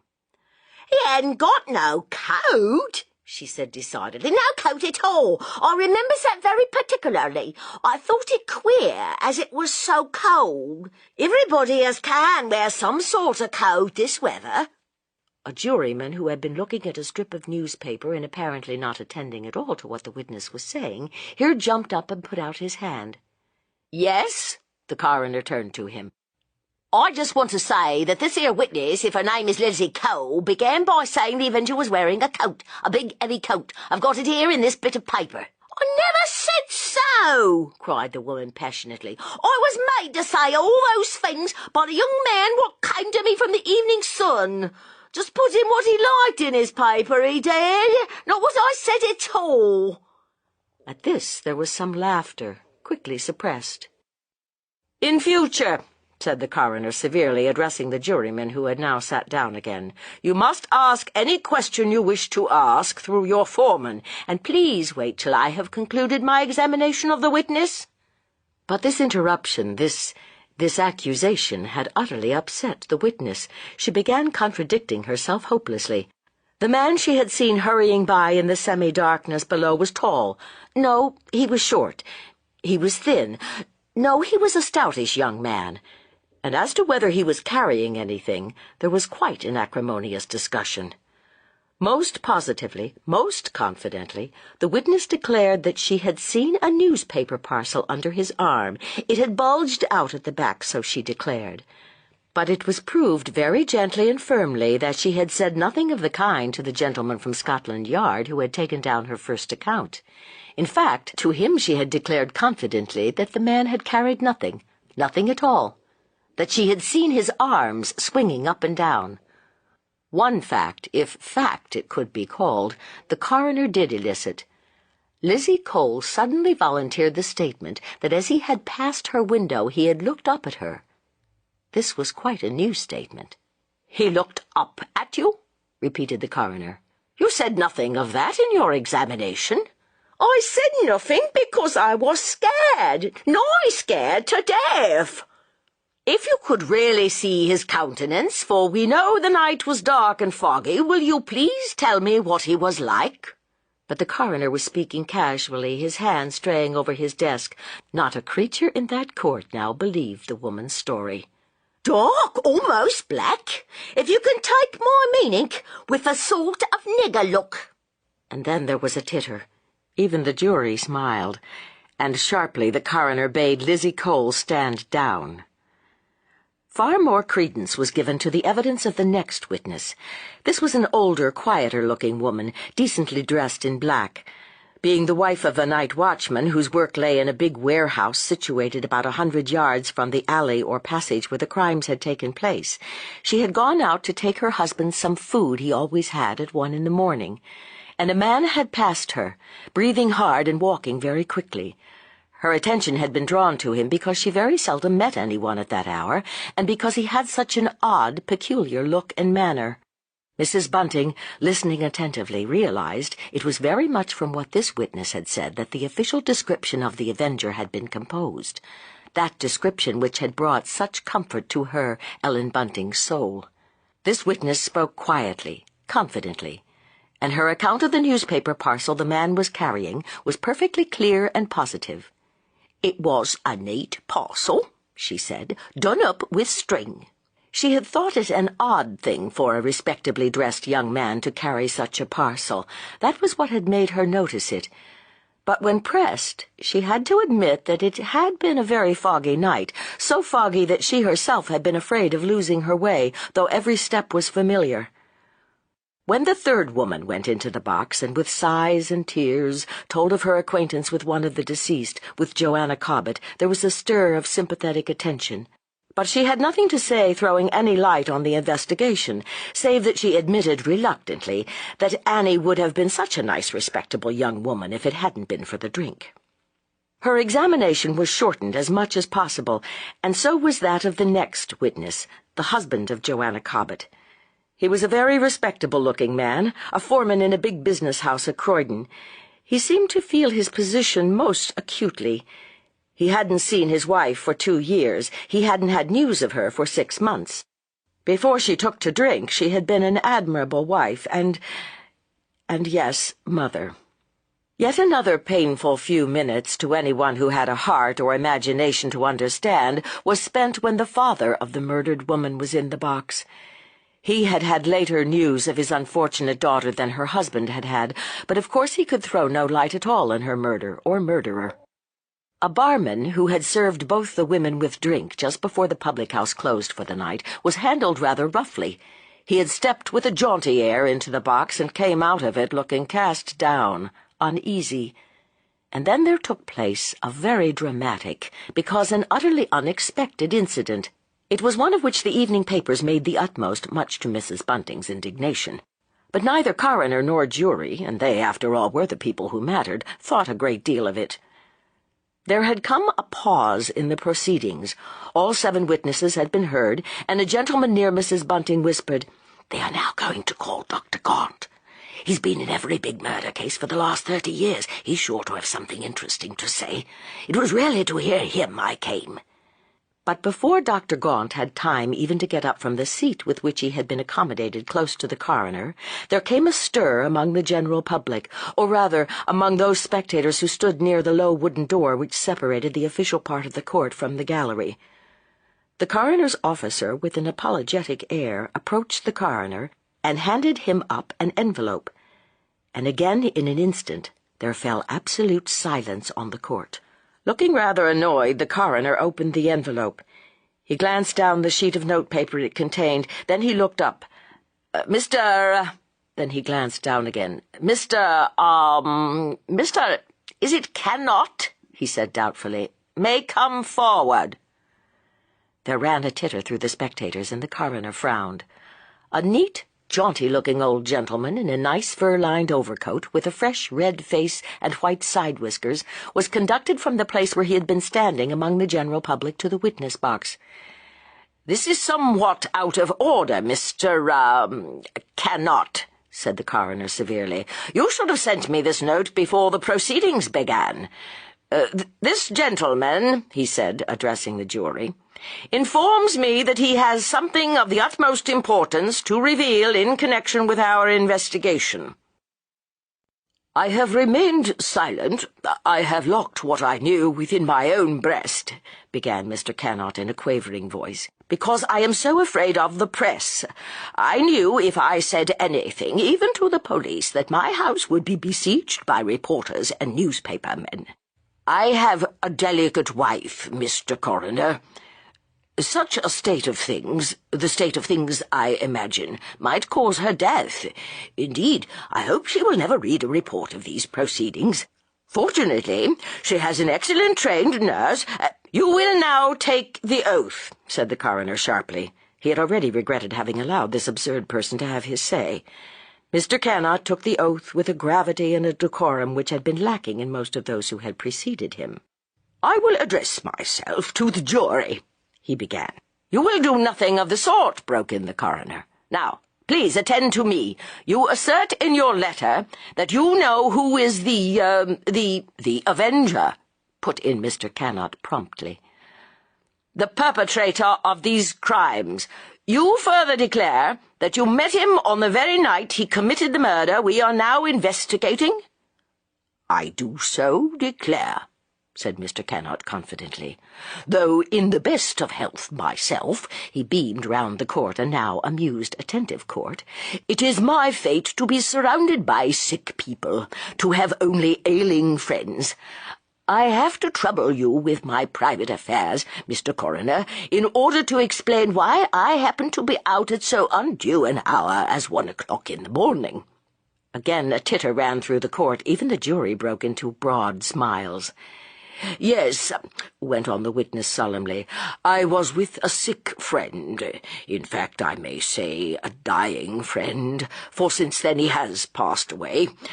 I will not reveal my exact dwelling place. You, sir, have it on my notepaper. It is not necessary to reveal it, but you will understand me when I say that in order to come home I had to pass through a portion of the Regent's Park, and it was there, to be exact about the middle of Prince's Terrace, when a very peculiar-looking individual stopped and accosted me." Mrs. Bunting's hand shot up to her breast. A feeling of deadly fear took possession of her.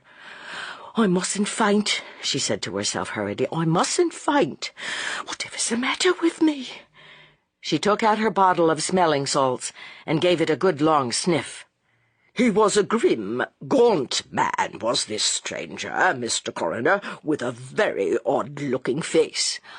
I should say an educated man, in common parlance, a gentleman. What drew my special attention to him was that he was talking aloud to himself. In fact, he seemed to be repeating poetry. I give you my word, I had no thought of the Avenger, no thought at all. To tell you the truth, I thought this gentleman was a poor, escaped lunatic, a man who'd got away from his keeper. The Regent's Park, sir, as I need hardly tell you, is a most quiet and soothing neighbourhood, And then a member of the general public gave a loud guffaw. "I appeal to you, sir," the old gentleman suddenly cried out, "to protect me from this unseemly levity. I have not come here with any other object than that of doing my duty as a citizen." "I must ask you to keep to what is strictly relevant," said the coroner stiffly.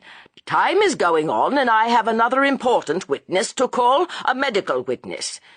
Kindly tell me, as shortly as possible, what made you suppose that this stranger could possibly be—" With an effort he brought out for the first time since the proceedings began the words, "The Avenger. I am coming to that.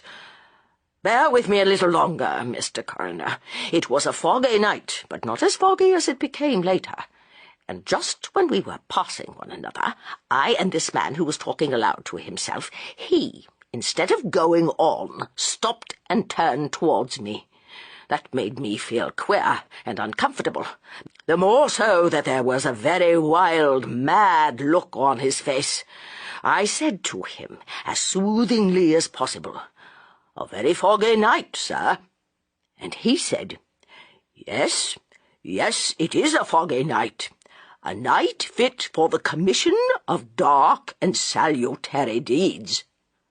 A very strange phrase, sir, that, dark and salutary deeds." He looked at the coroner expectantly. Well, Mr. Cannot, was that all? Did you see this person go off in the direction of King's Cross, for instance?" "No." Mr. Cannot reluctantly shook his head. "No, I must honestly say I did not.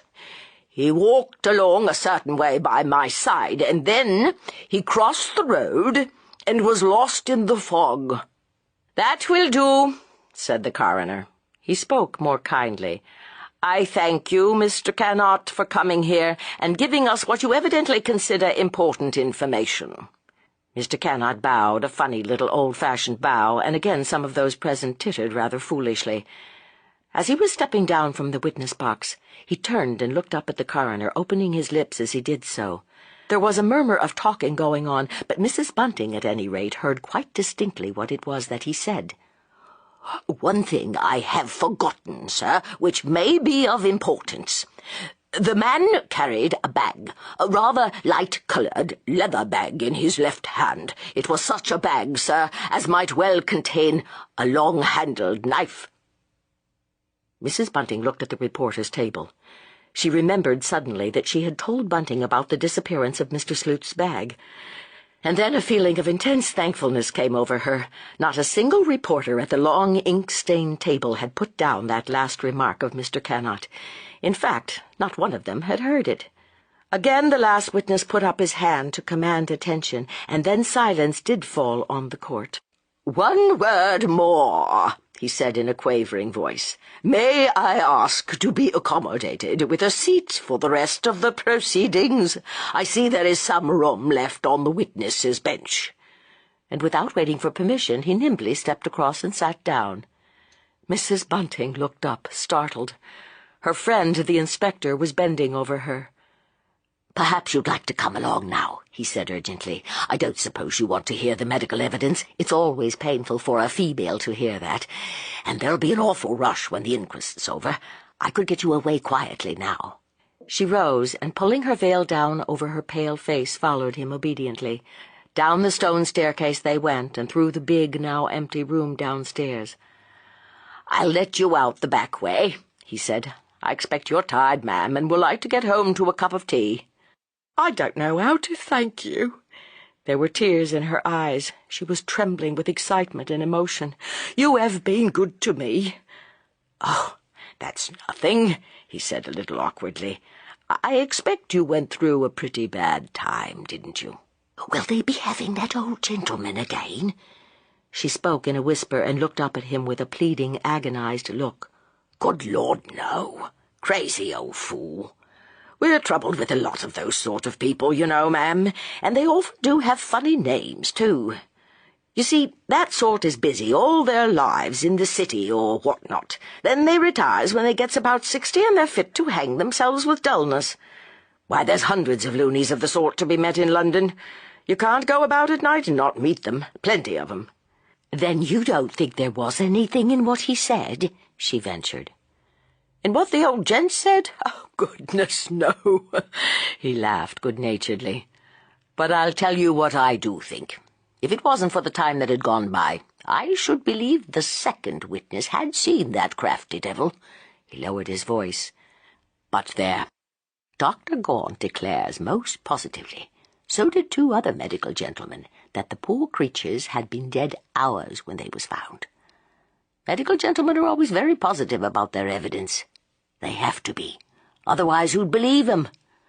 If we'd time, I could tell you of a case in which, well, it was all because of Dr. Gaunt that the murderer escaped. We all knew perfectly well the man we caught did it, but he was able to prove an alibi as to the time Dr. Gaunt said the poor soul was killed. Chapter 20. It was not late even now, for the inquest had begun very punctually, but Mrs. Bunting felt that no power on earth could force her to go to Ealing. She felt quite tired out, and as if she could think of nothing. Pacing along very slowly, as if she were an old woman, she began listlessly turning her steps toward home. Somehow she felt that it would do her more good to stay out in the air than take the train. Also, she would thus put off the moment to which she looked forward with dread and dislike, when she would have to invent a circumstantial story as to what she had said to the doctor and what the doctor had said to her. Like most men and women of his class, Bunting took a great interest in other people's ailments, the more interest that he was himself so remarkably healthy.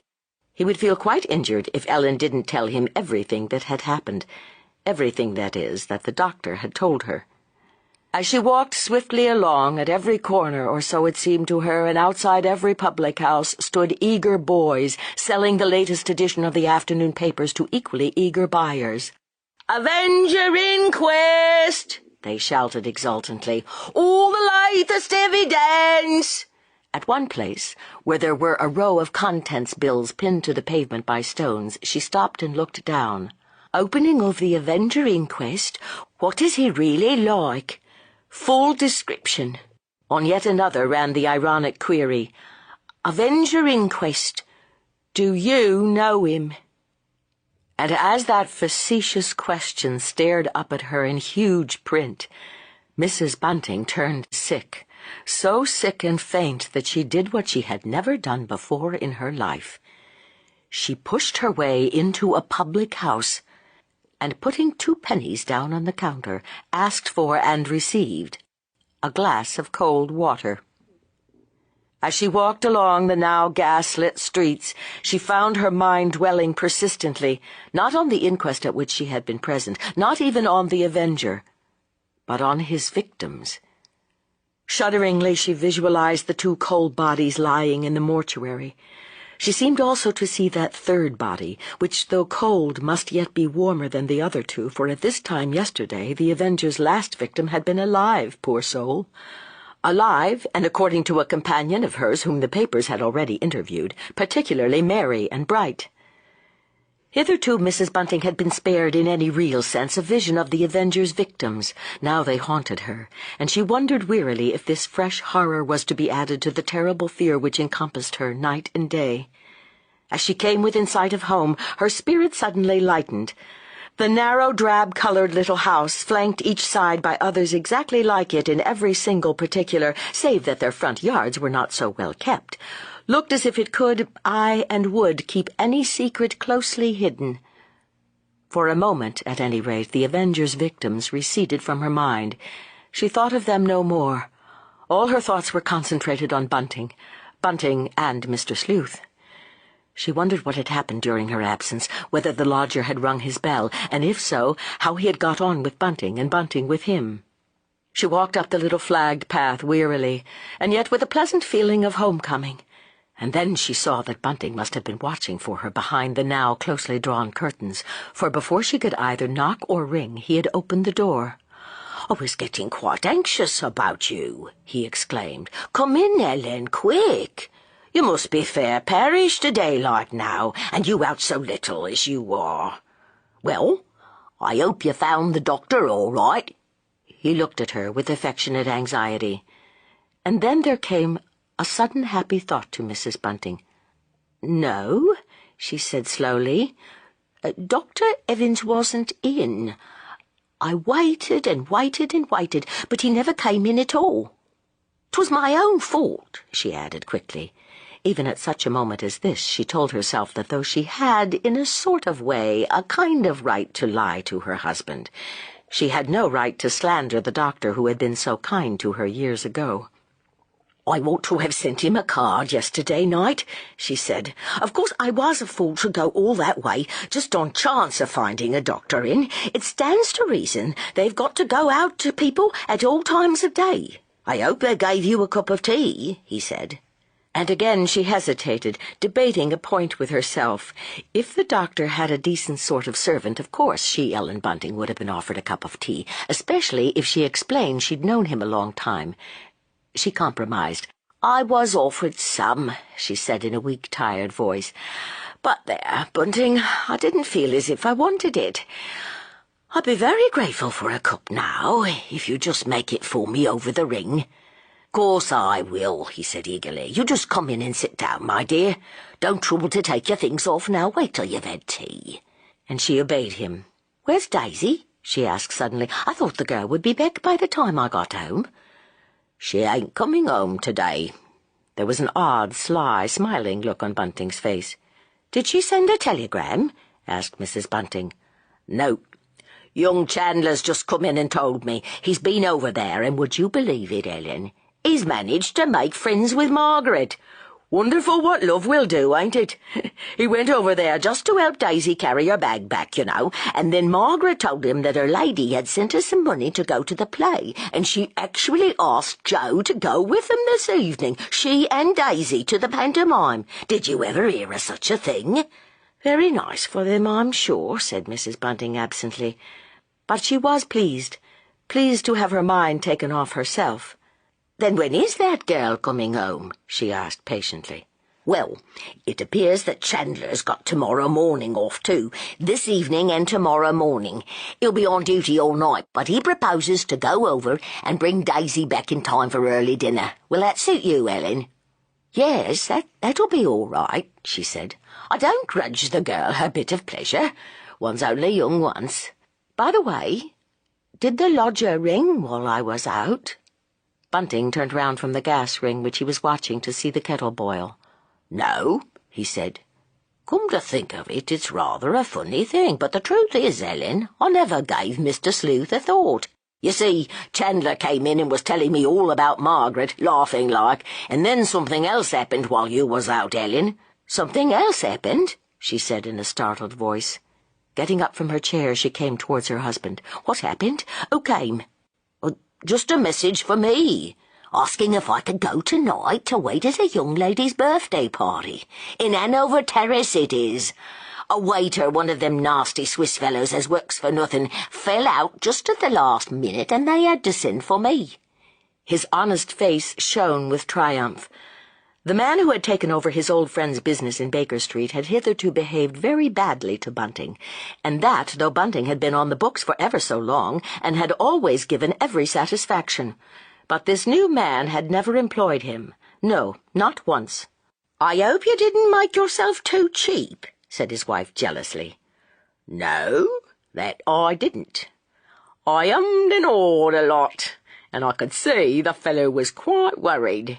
In fact, at the end, he offered me £500 more, so I graciously consented." Husband and wife laughed more merrily than they had done for a long time. "You won't mind being alone here? I don't count the lodger, he's no good." Bunting looked at her anxiously.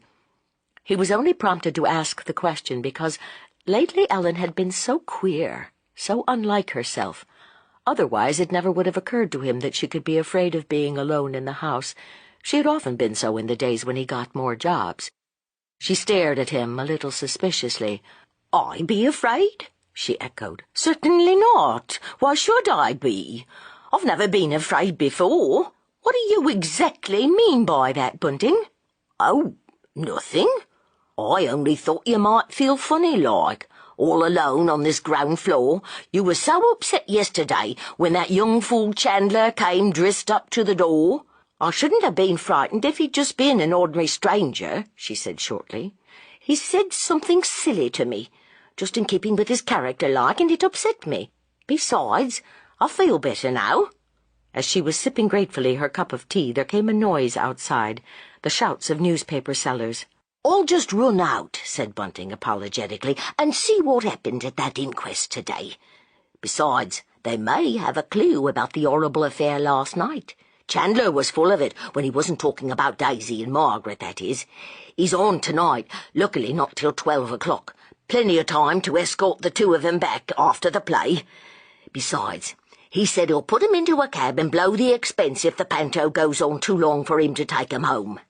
On tonight? Repeated Mrs. Bunting. Whatever for? Well, you see, the Avenger's always done 'em in couples, so to speak. They've got an idea that he'll have a try again tonight. However, even so, Joe's only on from midnight till 5 o'clock. Then he'll go and turn in a bit before going off to fetch Daisy. Fine thing to be young, ain't it, Ellen? I can't believe that he'd go out on such a night as this. What do you mean? Said Bunting, staring at her. Ellen had spoken so oddly, as if to herself, and in so fierce and passionate a tone. What do I mean? She repeated, and a great fear clutched at her heart. What had she said? She had been thinking aloud. Why, by saying he won't go out. Of course he has to go out. Besides, he'll have been to the play as it is. 'Twould be a pretty thing if the police didn't go out just because it was cold. I was thinking of the Avenger, said Mrs. Bunting. She looked at her husband fixedly. Somehow she had felt impelled to utter those true words. He don't take no heed of heat nor cold, said Bunting sombrely. I take it the man's dead to all human feeling, saving, of course, revenge. So that's your idea about him, is it? She looked across at her husband. Somehow this dangerous, this perilous conversation between them attracted her strangely. She felt as if she must go on with it. Do you think he was the man that woman said she saw? That young man what passed her with a newspaper parcel?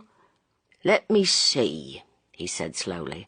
I thought that 'twas from the bedroom window a woman saw him. No, I mean the other woman what was taking her husband's breakfast to him in the warehouse. She was far the most respectable-looking woman of the two, said Mrs. Bunting impatiently. And then, seeing her husband's look of utter blank astonishment, she felt a thrill of unreasoning terror. She must have gone suddenly mad to have said what she did. Hurriedly she got up from her chair. There now, she said, here I am, gossiping all about nothing when I ought to be saying about the lodger's supper. It was someone in the train talked to me about that person as thinks she saw the Avenger. Without waiting for an answer, she went into her bedroom, lit the gas, and shut the door. A moment later she heard Bunting go out to buy the paper they had both forgotten during their dangerous discussion. As she slowly, languidly took off her nice warm coat and shawl, Mrs. Bunting found herself shivering. It was dreadfully cold, quite unnaturally cold, even for the time of year. She looked longingly towards the fireplace. It was now concealed by the wash-hand stand, but how pleasant it would be to drag that stand aside and light a bit of fire, especially as Bunting was going to be out tonight. He would have to put on his dress clothes, and she didn't like his dressing in the sitting-room. It didn't suit her ideas that he should do so. How if she did light the fire here in their bedroom? It would be nice for her to have a bit of fire to cheer her up after he had gone.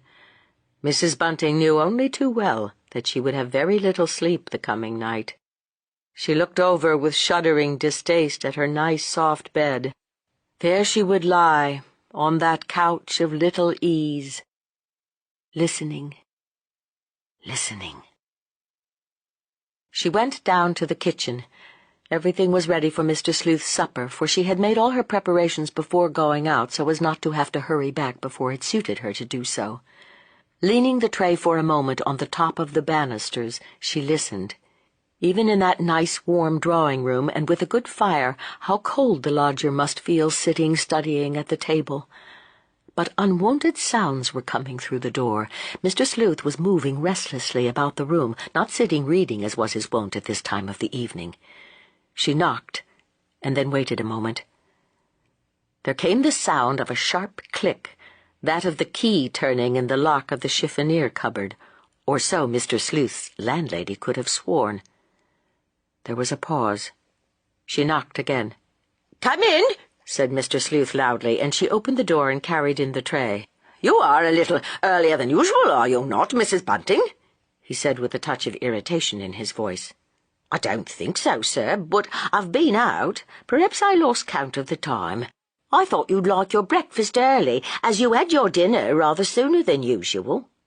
"Breakfast? Did you say breakfast, Mrs. Bunting?" "I beg your pardon, sir, I'm sure. I meant supper." He looked at her fixedly. It seemed to Mrs. Bunting that there was a terrible questioning look in his dark, sunken eyes. "Aren't you well?" he said slowly. "You don't look well, Mrs. Bunting." "No, sir," she said, "I'm not well. I went over to see a doctor this afternoon, to Ealing, sir." "I hope he did you good, Mrs. Bunting." The lodger's voice had become softer, kinder in quality. "It always does me good to see the doctor," said Mrs. Bunting evasively. And then a very odd smile lit up Mr. Sleuth's face. "Doctors are a maligned body of men," he said. "I'm glad to hear you speak well of them. They do their best, Mrs. Bunting. Being human, they are liable to err. But I assure you, they do their best."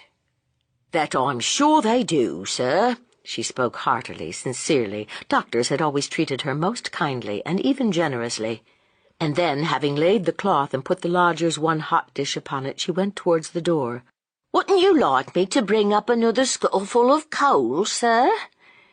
It's bitterly cold, getting colder every minute. A fearful night to have to go out in." She looked at him deprecatingly. And then Mr. Sleuth did something which startled her very much. Pushing his chair back, he jumped up and drew himself to his full height. What do you mean?" he stammered. "Why did you say that, Mrs. Bunting?" She stared at him, fascinated, affrighted. Again there came an awful questioning look over his face. "I was thinking of Bunting, sir. He's got a job tonight. He's going to act as waiter at a young lady's birthday party. I was thinking it's a pity he has to turn out, and in his thin clothes, too." She brought out her words jerkily. Mr. Sleuth seemed somewhat reassured, and again he sat down.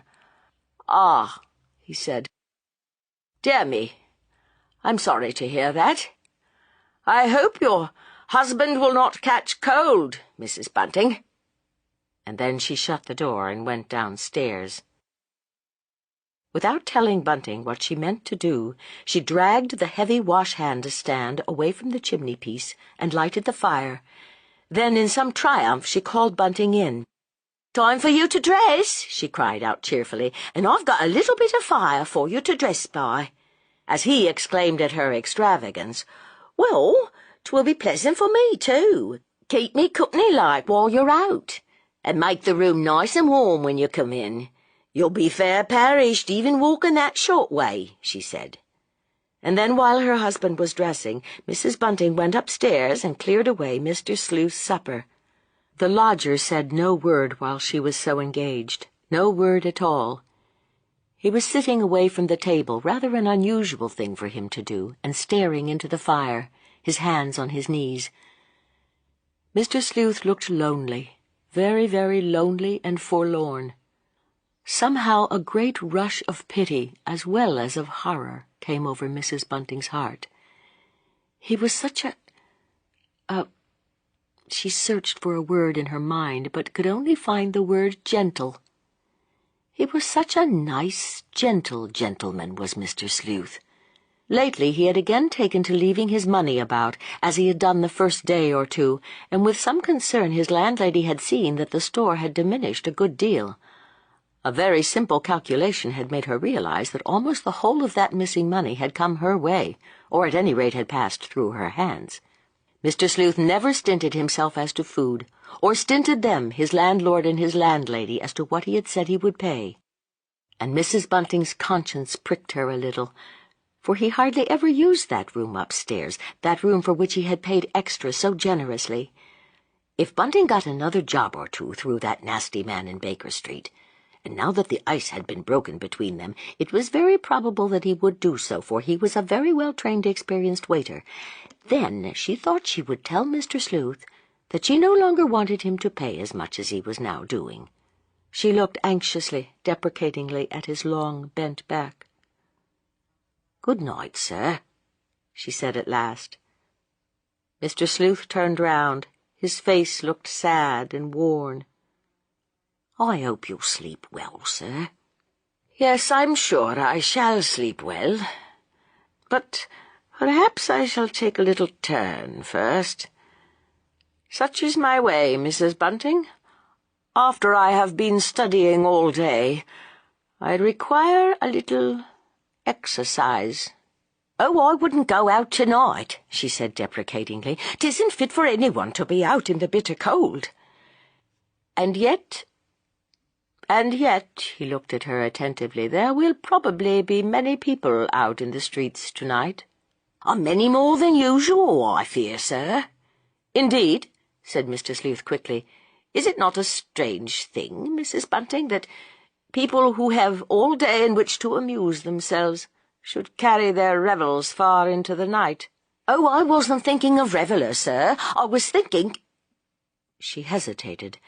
Then, with a gasping effort, Mrs. Bunting brought out the words, "Of the police." "The police?" He put up his right hand and stroked his chin 2 or 3 times with a nervous gesture. "But what is man? What is man's puny power or strength against that of God, or even of those over whose feet God has set a guard?" Mr. Sleuth looked at his landlady with a kind of triumph lighting up his face, and Mrs. Bunting felt a shuddering sense of relief. Then she had not offended her lodger. She had not made him angry by that... Was it a hint she had meant to convey to him? "Very true, sir," she said respectfully. "But Providence means us to take care of ourselves, too." And then she closed the door behind her and went downstairs. But Mr. Sleuth's landlady did not go on down to the kitchen. She came into her sitting room, and careless of what Bunting would think the next morning, put the tray with the remains of the lodger's meal on her table. Having done that, and having turned out the gas in the passage in the sitting room, she went into her bedroom and closed the door. The fire was burning brightly and clearly. She told herself that she did not need any other light to undress by. But once she was in bed, Mrs. Bunting turned restless. She tossed this way and that, full of discomfort and unease. Perhaps it was the unaccustomed firelight dancing on the walls, making queer shadows all round her, which kept her so wide awake. She lay thinking and listening and thinking. It even occurred to her to do the one thing that might have quieted her excited brain, to get a book, one of those detective stories of which Bunting had a slender store in the next room, and then lighting the gas to sit up and read. No, Mrs. Bunting had always been told it was very wrong to read in bed, and she was not in a mood just now to begin doing anything that she had been told was wrong. What was it made the flames of the fire shoot up, shoot down in that queer way? But watching it for a while, she did at last doze off a bit.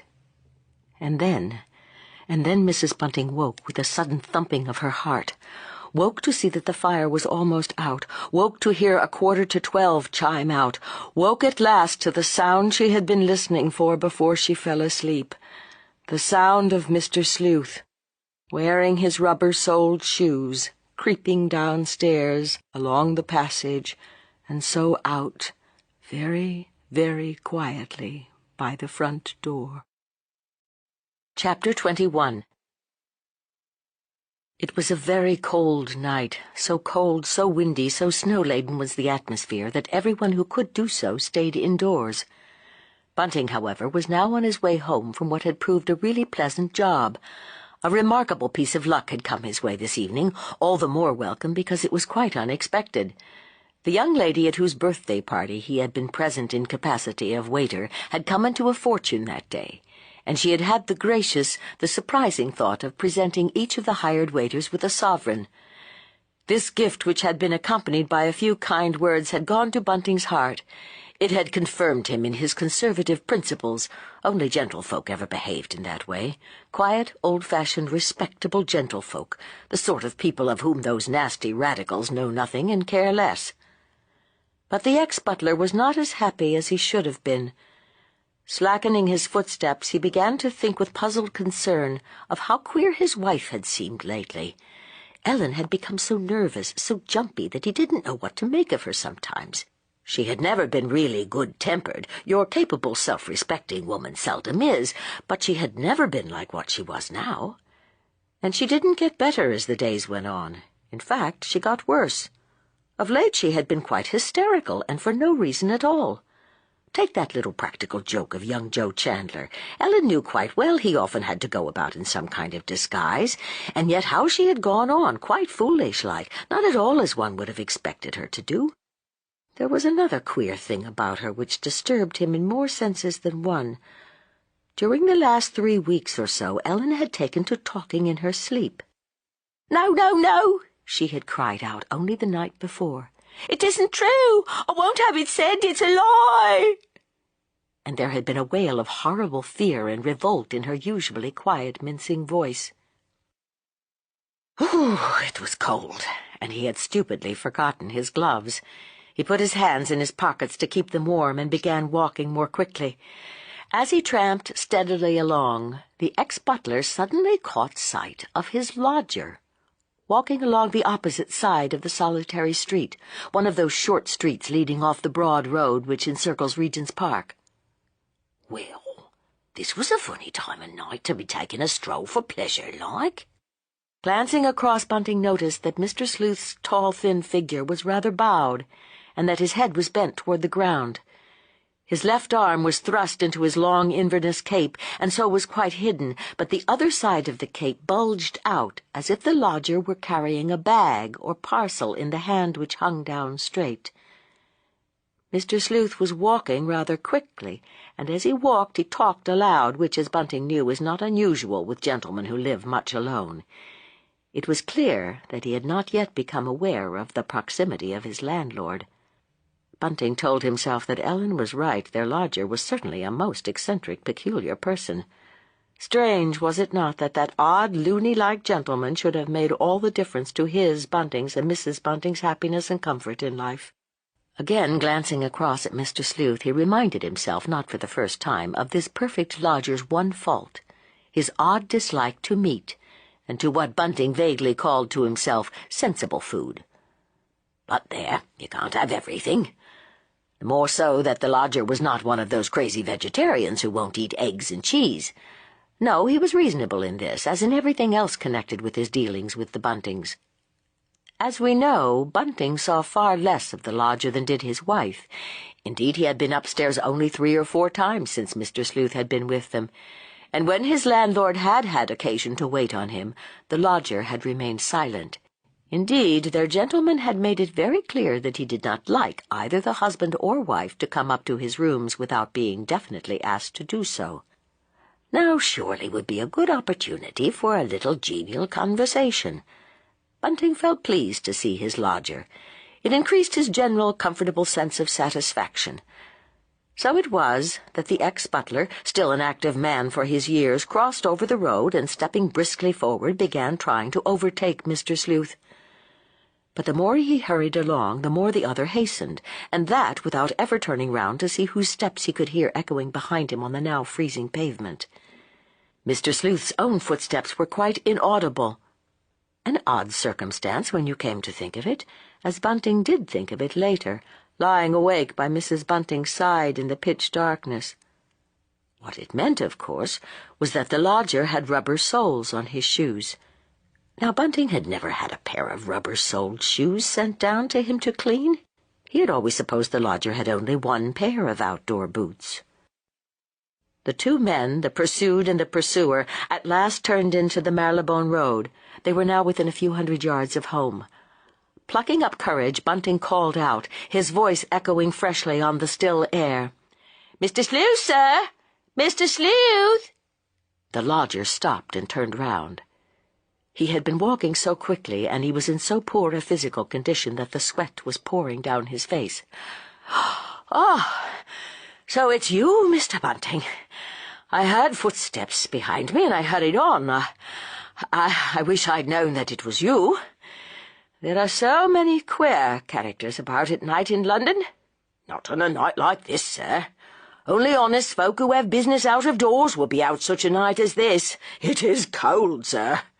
And then, into Bunting's slow and honest mind, there suddenly crept the query as to what on earth Mr. Sleuth's own business out could be on this bitter night. "Cold?" the lodger repeated. He was panting a little, and his words came out sharp and quick through his thin lips. "I can't say that I find it cold, Mr. Bunting. When the snow falls, the air always becomes milder." "Yes, sir, but tonight there's such a sharp east wind. Why, it freezes the very marrow in one's bones. Still, there's nothing like walking in cold weather to make one warm, as you seem to have found, sir." Bunting noticed that Mr. Sleuth kept his distance in a rather strange way. He walked at the edge of the pavement, leaving the rest of it on the wall side to his landlord. "I lost my way," he said abruptly. "I've been over Primrose Hill to see a friend of mine, a man with whom I studied when I was a lad, and then, coming back, I lost my way." Now they had come right up to the little gate which opened on the shabby paved court in front of the house, that gate which now was never locked. Mr. Sleuth, pushing suddenly forward, began walking up the flagged path, when with a "By your leave, sir," the ex-butler, stepping aside, slipped in front of his lodger in order to open the front door for him. As he passed by Mr. Sleuth, the back of Bunting's bare left hand brushed lightly against the long Inverness cape the lodger was wearing, and to Bunting's surprise, the stretch of cloth against which his hand lay for a moment was not only damp maybe from stray flakes of snow which had settled upon it, but wet and gluey. Bunting thrust his left hand into his pocket. It was with the other that he placed the key in the lock of the door. The two men passed into the hall together. The house seemed blackly dark in comparison with the lighted-up road outside, and as he groped forward, closely followed by the lodger, there came over Bunting a sudden reeling sensation of mortal terror, an instinctive, assailing knowledge of frightful immediate danger. A stuffless voice, the voice of his first wife, the long-dead girl to whom his mind so seldom reverted nowadays, uttered into his ear the words, "Take care." And then the lodger spoke. His voice was harsh and grating, though not loud. "I'm afraid, Mr. Bunting, that you must have felt something dirty, foul, on my coat. It's too long a story to tell you now, but I brushed up against a dead animal, a creature to whose misery some thoughtful soul had put an end, lying across a bench on Primrose Hill. No, sir, no. I didn't notice nothing. I scarcely touched you, sir." It seemed as if a power outside himself compelled Bunting to utter these lying words. "And now, sir, I'll be saying good night to you," he said. Stepping back, he pressed with all the strength that was in him against the wall and let the other pass him. There was a pause, and then, "Good night," returned Mr. Sleuth in a hollow voice. Bunting waited until the lodger had gone upstairs, and then, lighting the gas, he sat down there in the hall. Mr. Sleuth's landlord felt very queer and sick. He did not draw his left hand out of his pocket till he heard Mr. Sleuth shut the bedroom door upstairs. Then he held up his left hand and looked at it curiously. It was flecked, streaked with pale reddish blood. Taking off his boots, he crept into the room where his wife lay asleep. Stealthily he walked across to the wash-hand stand and dipped a hand into the water jug. "Whatever are you doing? What on earth are you doing?" came a voice from the bed, and Bunting started guiltily. "I'm just washing my hands." "Indeed, you'll do nothing of the sort. I never heard of such a thing. Putting your hand into the water in which I was going to wash my face tomorrow morning." "I'm very sorry, Ellen," he said meekly. "I meant to throw it away. You don't suppose I would have let you wash in dirty water, do you?" She said no more. But as he began undressing himself, Mrs. Bunting lay staring at him in a way that made her husband feel even more uncomfortable than he was already. At last he got into bed. He wanted to break the oppressive silence by telling Ellen about the sovereign the young lady had given him, but that sovereign now seemed to Bunting of no more account than if it had been a farthing he had picked up in the road outside. Once more his wife spoke, and he gave so great a start that it shook the bed. "I suppose that you don't know that you'd left a light burning in the hall, wasting our good money," she observed tartly.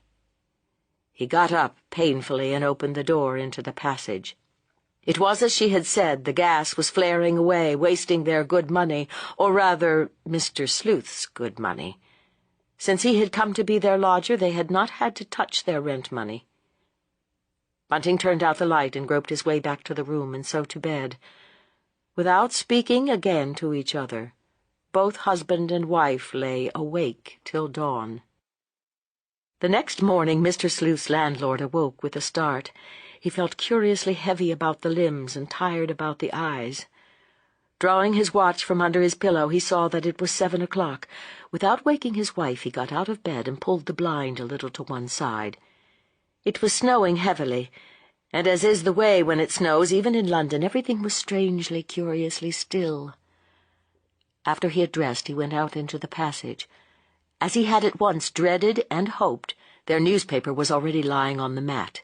It was probably the sound of its being pushed through the letterbox which had waked him from his unrestful sleep. He picked the paper up and went into the sitting-room. Then, shutting the door behind him carefully, he spread the newspaper wide open on the table and bent over it.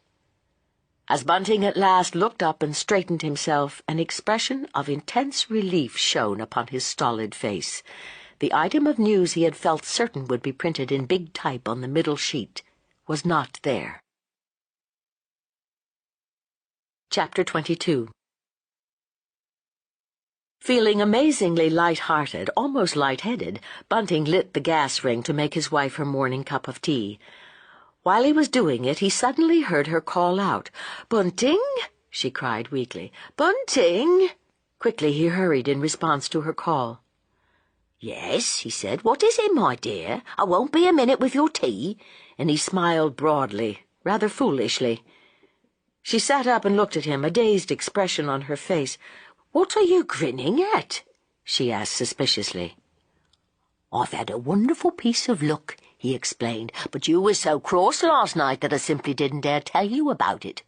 "Well, tell me now," she said in a low voice. "I had a sovereign given me by the young lady. You see, it was her birthday party, Ellen, and she'd come into a nice bit of money, and she gave each of us waiters a sovereign."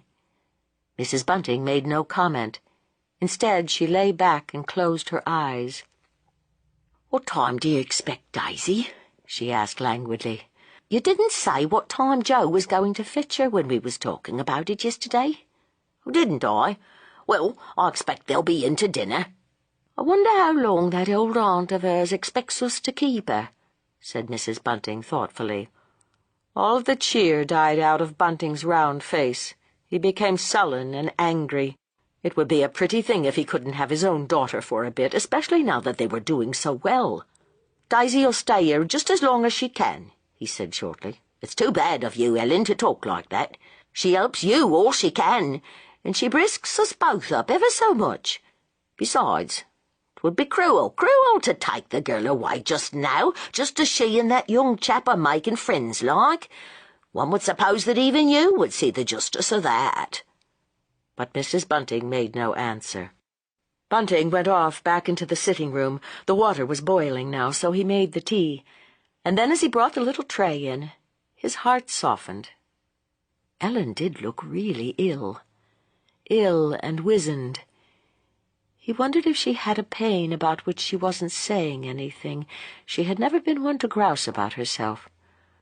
"The lodger and me came in together last night," he observed genially. "He's certainly a funny kind of gentleman. It wasn't the sort of night one would have chosen to go out for a walk now, was it? And yet he must have been out a long time if what he said was true. I don't wonder a quiet gentleman like Mr. Sleuth hates the crowded streets," she said slowly. "They gets worse every day, that they do. But go along now. I want to get up." He went back into their sitting room, and having laid the fire and put a match to it, he sat down comfortably with his newspaper. Deep down in his heart, Bunting looked back to this last night with a feeling of shame and self-rebuke. Whatever had made such horrible thoughts and suspicions as had possessed him suddenly come into his head, and just because of a trifling thing like that blood. No doubt Mr. Sleuth's nose had bled. That was what had happened. Though, come to think of it, he had mentioned brushing up against a dead animal. Perhaps Ellen was right after all. It didn't do for one to be always thinking of dreadful subjects, of murders and such like. It made one go dotty, that's what it did. And just as he was telling himself that, there came to the door a loud knock, the peculiar rat-tat-tat of a telegraph boy. But before he had time to get across the room, let alone to the front door, Ellen had rushed through the room, clad only in a petticoat and shawl. "I'll go," she said breathlessly. "I'll go, Bunting. Don't you trouble." He stared at her, surprised, and followed her into the hall. She put out a hand and, hiding herself behind the door, took the telegram from the invisible boy. "You needn't wait," she said. "If there's an answer, we'll send it out ourselves." Then she tore the envelope open. "Oh," she said with a gasp of relief. "It's only from Joe Chandler, to say he can't go over to fetch Daisy this morning. Then you'll have to go." She walked back into their sitting room. "There," she said. "There it is, Bunting. You just read it. Am on duty this morning. Cannot fetch Miss Daisy as arranged. Chandler." "I wonder why he's on duty," said Bunting slowly, uncomfortably. "I thought Joe's hours was as regular as clockwork, that nothing could make any difference to them. However, there it is. I suppose it'll do all right if I start about 11 o'clock. It may have left off snowing by then. I don't feel like going out again just now. I'm pretty tired this morning." "You start about 12, said his wife quickly. "That will give plenty of time." The morning went on quietly, uneventfully.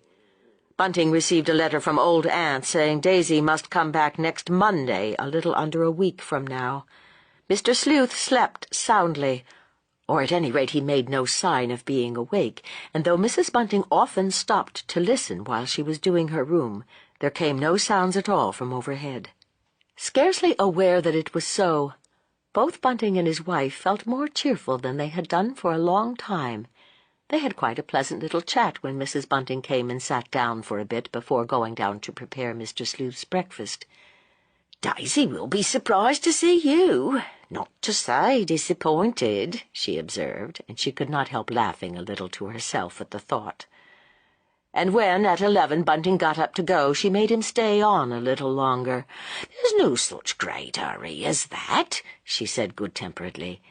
"It'll do quite well if you're there by 12:30. I'll get dinner ready myself. Daisy needn't help with that. I expect Margaret has worked her pretty hard." But at last there came the moment when Bunting had to start, and his wife went with him to the front door. It was still snowing, less heavily, but still snowing. There were very few people coming and going, and only just a few cabs and carts dragging cautiously along through the slush. Mrs. Bunting was still in the kitchen when there came a ring and a knock at the door, a now very familiar ring and knock. "Joe thinks Daisy's home again by now," she said, smiling to herself. Before the door was well open, she heard Chandler's voice. "Don't be scared this time, Mrs. Bunting." But though not exactly scared, she did give a gasp of surprise. For there stood Joe, made up to represent a public-house loafer, and he looked the part to perfection, with his hair combed down raggedly over his forehead, his seedy-looking, ill-fitting dirty clothes, and greenish-black pot hat. "I haven't a minute," he said a little breathlessly, "but I thought I'd just run in to know if Miss Daisy was safe home again. You got my telegram all right? I couldn't send no other kind of message." "She's not back yet. Her father hasn't been gone long after her." Then struck by a look in his eyes. "Joe, what's the matter?" she asked quickly. There came a thrill of suspense in her voice. Her face grew drawn, while what little color there was in it receded, leaving it very pale. "Well," he said. "Well, Mrs. Bunting, I've no business to say anything about it, but I will tell you." He walked in and shut the door of the sitting room carefully behind him. "There's been another of them," he whispered. "But this time no one is to know anything about it. Not for the present, I mean." He corrected himself hastily. "The Yard thinks we've got a clue. And a good clue, too, this time." "But where? And how?" faltered Mrs. Bunting. "Well, 'twas just a bit of luck being able to keep it dark for the present." He still spoke in that stifled, hoarse whisper. "The poor soul was found dead on a bench on Primrose Hill, and just by chance 'twas one of our fellows saw the body first. He was on his way home over Hampstead Way. He knew where he'd be able to get an ambulance quick, and he made a very clever secret job of it. I expect he'll get promotion for that." "What about the clue?" asked Mrs. Bunting with dry lips. "You said there was a clue?" "Well, I don't rightly understand about the clue myself. All I knows is it's got something to do with a public house, the Hammer and Tongs, which isn't far off there. They feel sure the Avenger was in the bar just on closing time." And then Mrs. Bunting sat down. She felt better now. It was natural the police should suspect a public-house loafer.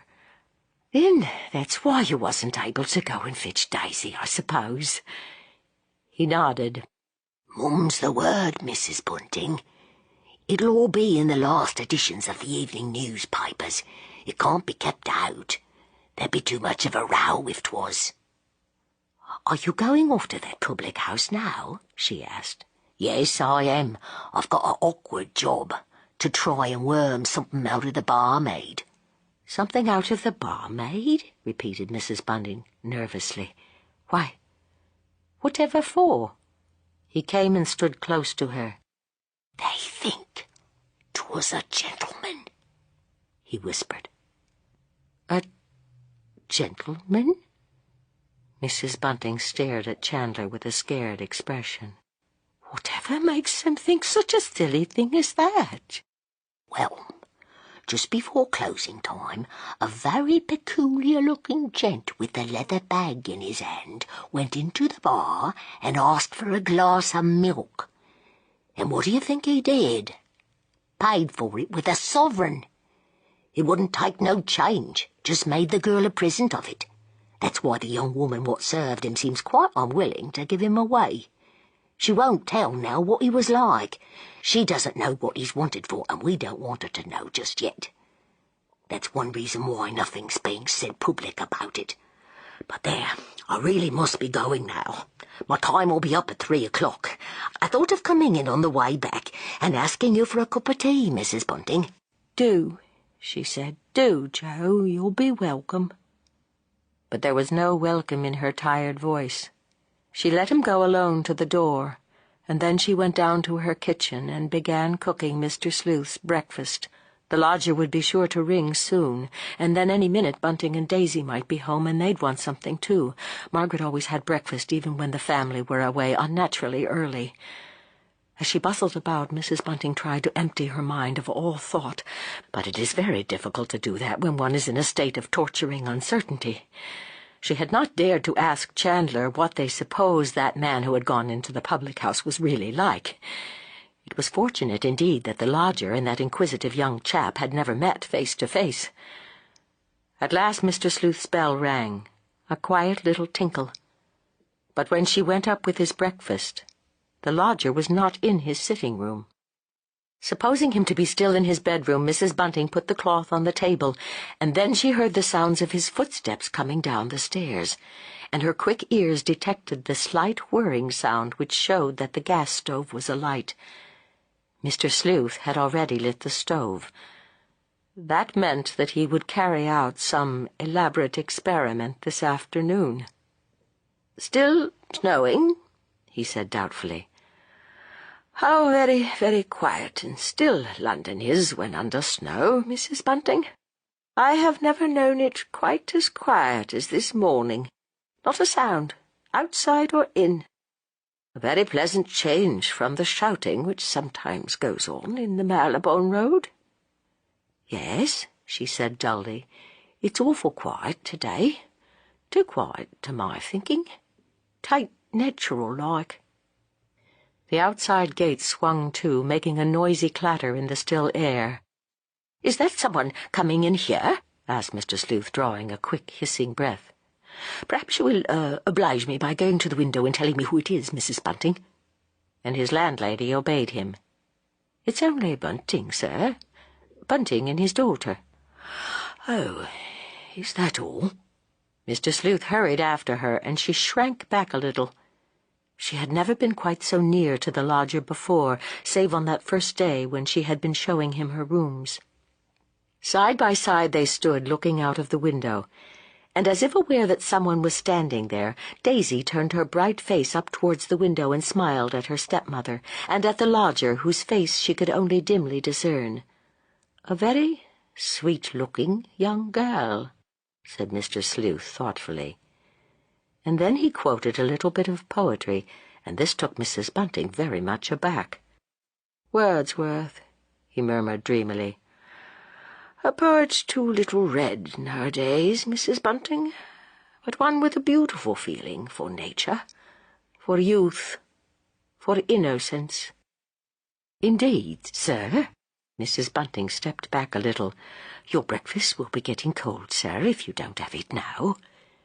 He went back to the table obediently and sat down as a child rebuked might have done. And then his landlady left him. "Well," said Bunting cheerily, "everything went off quite all right, and Daisy's a lucky girl, that she is. Her Aunt Margaret gave her 5 shillings. But Daisy did not look as pleased as her father thought she ought to do. "I hope nothing's happened to Mr. Chandler," she said a little disconsolately. "The very last words he said to me last night was that he'd be there at 10 o'clock. I got quite fidgety as the time went on, and he didn't come." "He's been here," said Mrs. Bunting slowly. "Been here?" cried her husband. "Then why on earth didn't he go and fetch Daisy if he'd time to come here?" "He was on the way to his job," his wife answered. "You run along, child, downstairs. Now that you are here, you can make yourself useful." And Daisy reluctantly obeyed. She wondered what it was her stepmother didn't want her to hear. "I've something to tell you, Bunting." "Yes?" He looked across uneasily. "Yes, Ellen?" "There's been another of those murders. But the police don't want anyone to know about it, not yet. That's why Joe couldn't go over and fetch Daisy. They're all on duty again." Bunting put out his hand and clutched hold of the edge of the mantelpiece. He had gone very red, but his wife was far too much concerned with her own feelings and sensations to notice it. There was a long silence between them. Then he spoke, making a great effort to appear unconcerned. "And where did it happen?" he asked. "Close to the other one." She hesitated, then, "I don't know. He didn't say." "But hush," she added quickly. "Here's Daisy. Don't let's talk of that horror in front of her, like. Besides, I promised Chandler I'd be mum." And he acquiesced. "You can be laying the cloth, child, while I go up and clear away the lodger's breakfast." Without waiting for an answer, she hurried upstairs. Mr. Sleuth had left the greater part of the nice lemon sole untouched. "I don't feel well today," he said fretfully. "And, Mrs. Bunting, I should be much obliged if your husband would lend me that paper I saw in his hand. I do not often care to look at the public prints, but I should like to do so now." She flew downstairs. "Bunting," she said a little breathlessly, "the lodger would like you just to lend him the Sun." Bunting handed it over to her. "I've read it through," he observed. "You can tell him that I don't want it back again." On her way up, she glanced down at the pink sheet. Occupying a third of the space was an irregular drawing, and under it was written in rather large characters, We are glad to be able to present our readers with an authentic reproduction of the footprint of the half-worn rubber sole which was almost certainly worn by the Avenger when he committed his double murder 10 days ago." She went into the sitting room. To her relief, it was empty. "Kindly put the paper down on the table," came Mr. Sleuth's muffled voice from the upper landing. She did so. "Yes, sir? And Bunting don't want the paper back again, sir. He says he's read it." And then she hurried out of the room. Chapter 23. All afternoon it went on snowing, and the three of them sat there, listening and waiting. Bunting and his wife hardly knew for what, Daisy for the knock which would herald Joe Chandler. And about 4 there came the now familiar sound.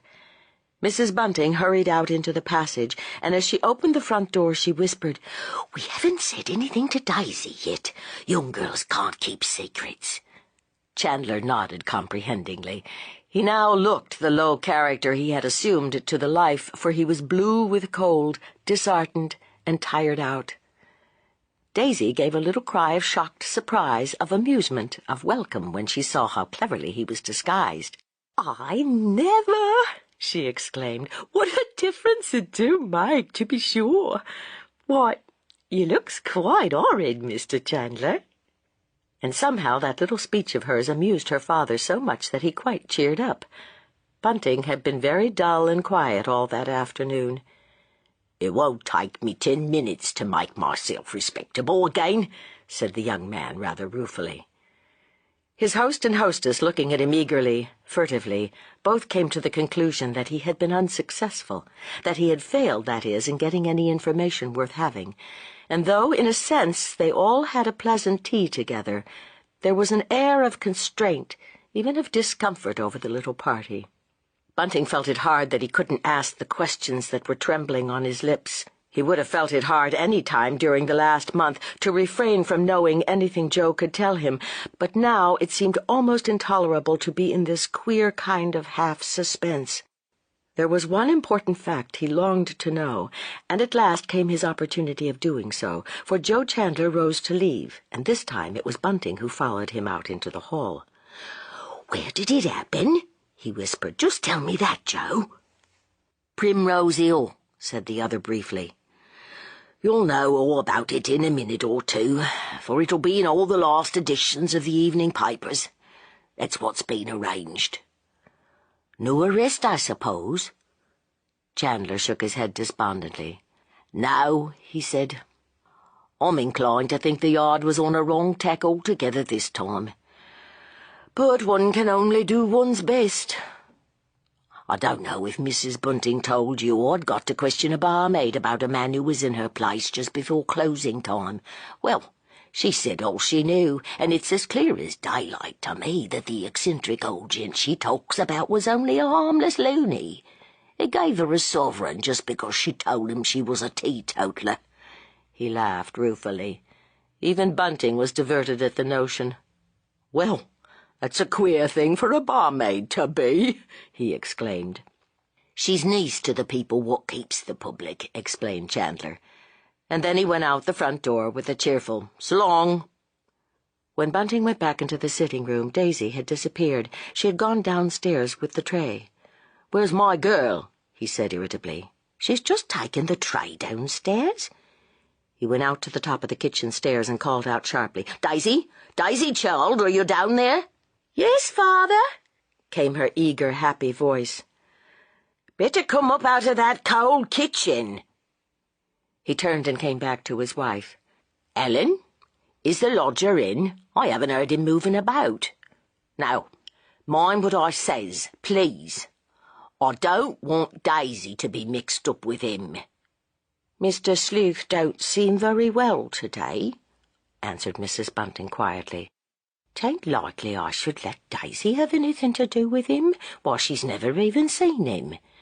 'Tain't likely I should allow her to begin waiting on him now."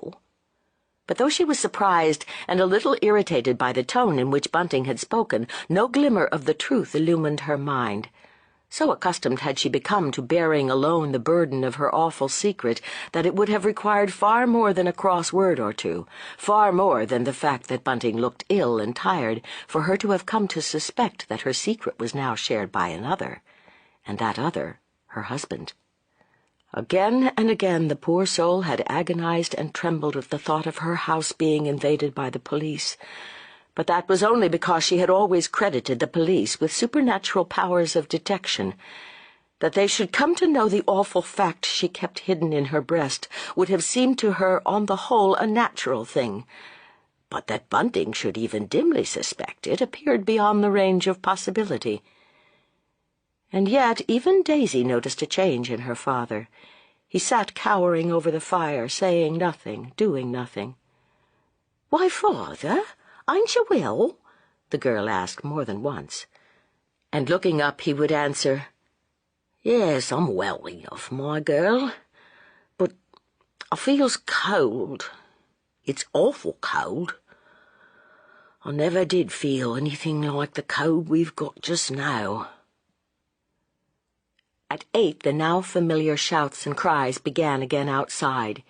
"The Avenger again! Another horrible crime! Extra special edition!" Such were the shouts, the exultant yells hurled through the clear, cold air. They fell like bombs into the quiet room. Both Bunting and his wife remained silent, but Daisy's cheeks grew pink with excitement and her eyes sparkled. "Hark, father! Hark, Ellen, do you hear that?" she exclaimed childishly, and even clapped her hands. "I do wish Mr. Chandler had been here. He would have been startled." "Don't, Daisy!" And Bunting frowned. Then, getting up, he stretched himself. "It's fair getting on my mind," he said, "these horrible things happening. I'd like to get right away from London, just as far as I could, that I would." "Up to John O'Groats," said Daisy, laughing. And then, "Why, father, ain't you going out to get a paper?" "Yes, I suppose I must." Slowly he went out of the room, and lingering a moment in the hall, he put on his greatcoat and hat. Then he opened the front door and walked down the flagged path. Opening the iron gate, he stepped out on the pavement, then crossed the road to where the newspaper boys now stood. The boy nearest to him only had the Sun, a late edition of the paper he had already read. It annoyed Bunting to give a penny for a halfpenny rag of which he already knew the main contents, but there was nothing else to do. Standing under a lamp-post, he opened out the newspaper. It was bitingly cold. That, perhaps, was why his hand shook as he looked down at the big headlines. For Bunting had been very unfair to the enterprise of the editor of his favorite evening paper. This special edition was full of new matter concerning the Avenger. First, in huge type right across the page, was the brief statement that the Avenger had now committed his 9th crime, and that he had chosen quite a new locality, namely the lonely stretch of rising ground known to Londoners as Primrose Hill. "The police," so Bunting read, "are very reserved as to the circumstances which led to the finding of the body of the Avenger's latest victim, but we have reason to believe that they possess several really important clues, and that one of them is concerned with the half-worn rubber sole of which we are the first to reproduce an outline today. See over page." And Bunting, turning the sheet round about, saw the irregular outline he had already seen in the early edition of the Sun, that purporting to be a facsimile of the imprint left by the Avenger's rubber sole. He stared down at the rough outline, which took up so much of the space which should have been devoted to reading matter, with a queer, sinking feeling of terrified alarm. Again and again criminals had been tracked by the marks their boots or shoes had made at or near the scenes of their misdoings. Practically the only job Bunting did in his own house of a menial kind was the cleaning of the boots and shoes. He had already visualized early this very afternoon the little row with which he dealt each morning. First came his wife's strong, serviceable boots, then his own 2 pairs, a good deal patched and mended, and next to his own, Mr. Sleuth's strong, hardly worn, and expensive button boots. Of late, a dear little coquettish high-heeled pair of outdoor shoes with thin paper-like soles, bought by Daisy for her trip to London, had ended the row. The girl had worn these thin shoes persistently, in defiance of Ellen's reproof and advice, and he, Bunting, had only once had to clean her more sensible country pair, and that only because the others had become wet through the day he and she had accompanied young Chandler to Scotland Yard. Slowly he returned across the road. Somehow the thought of going in again, of hearing his wife's sarcastic comments, of parrying Daisy's eager questions, had become intolerable. So he walked slowly, trying to put off the evil moment when he would have to tell them what was in his paper. The lamp under which he had stood reading was not exactly opposite the house. It was rather to the right of it, and when, having crossed over the roadway, he walked along the pavement toward his own gate, he heard odd, shuffling sounds coming from the inner side of the low wall which shut off his little courtyard from the pavement. Now, under ordinary circumstances, Bunting would have rushed forward to drive out whoever was there. He and his wife had often had trouble before the cold weather began, with vagrants seeking shelter there. But tonight he stayed outside, listening intently, sick with suspense and fear. Was it possible that their place was being watched already? He thought it only too likely. Bunting, like Mrs. Bunting, credited the police with almost supernatural powers, especially since he had paid that visit to Scotland Yard. But to Bunting's amazement, and yes, relief, it was his lodger who suddenly loomed up in the dim light. Mr. Sleuth must have been stooping down, for his tall, lank form had been quite concealed till he stepped forward from behind the low wall onto the flagged path leading to the front door. The lodger was carrying a brown paper parcel, and as he walked along, the new boots he was wearing creaked, and the tap-tap of hard nail-studded heels rang out on the flat stones of the narrow path. Bunting, still standing outside the gate, suddenly knew what it was his lodger had been doing on the other side of the low wall. Mr. Sleuth had evidently been out to buy himself another pair of new boots. And then he had gone inside the gate and had put them on, placing his old footgear in the paper in which the new pair had been wrapped. The ex-butler waited quite a long time, not only until Mr. Sleuth had let himself into the house, but till the lodger had had time to get well away upstairs. Then he also walked up the flagged pathway and put his latchkey in the door. He lingered as long over the job of hanging his hat and coat up in the hall as he dared, in fact, till his wife called out to him. Then he went in, and throwing the paper down on the table, he said sullenly, "There it is. You can see it all for yourself. Not that there's very much to see," and groped his way to the fire. His wife looked at him in sharp alarm. "Whatever have you done to yourself?" she exclaimed. "You're ill. That's what it is, Bunting. You got a chill last night." "I told you I got a chill," he muttered. "'Twasn't last night, though. 'Twas going out this morning, coming back in the bus. Margaret keeps that housekeeper's room of hers like a hothouse, that's what she does. 'Twas going out from there into the biting wind, that's what did for me. Must be awful to stand about in such weather. 'Tis a wonder to me how that young fellow Joe Chandler can stand the life, being out in all weathers like he is." Bunting spoke at random, his one anxiety being to get away from what was in the paper which now lay neglected on the table. "Those that keep out of doors all day never do come to no harm," said his wife testily. "But if you felt so bad, whatever was you out so long for, Bunting? I thought you'd gone away somewhere. Do you mean you only went to get the paper?" "I just stopped for a second to look at it under the lamp," he muttered apologetically. "That was a silly thing to do." "Perhaps it was," he admitted meekly. Daisy had taken up the paper.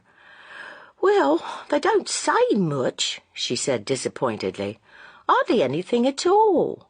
But perhaps Mr. Chandler'll be in soon again. If so, he'll tell us more about it." "A young girl like you oughtn't to want to know anything about murders," said her stepmother severely. "Joe won't think any the better of you for your inquisitiveness about such things. If I was you, Daisy, I shouldn't say nothing about it if he does come in, which I fair tell you I hope he won't. I've seen enough of that young chap today." "He didn't come in for long, not today," said Daisy, her lip trembling. "I can tell you one thing that'll surprise you, my dear," Mrs. Bunting looked significantly at her stepdaughter. She also wanted to get away from that dread news, which yet was no news.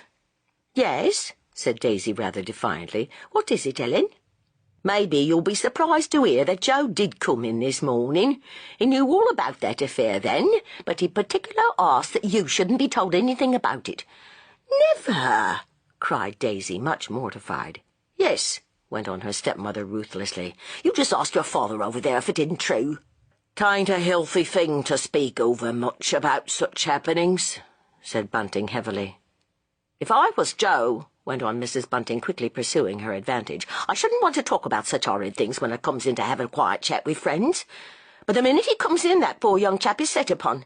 Mostly, I admit, by your father." She looked at her husband severely.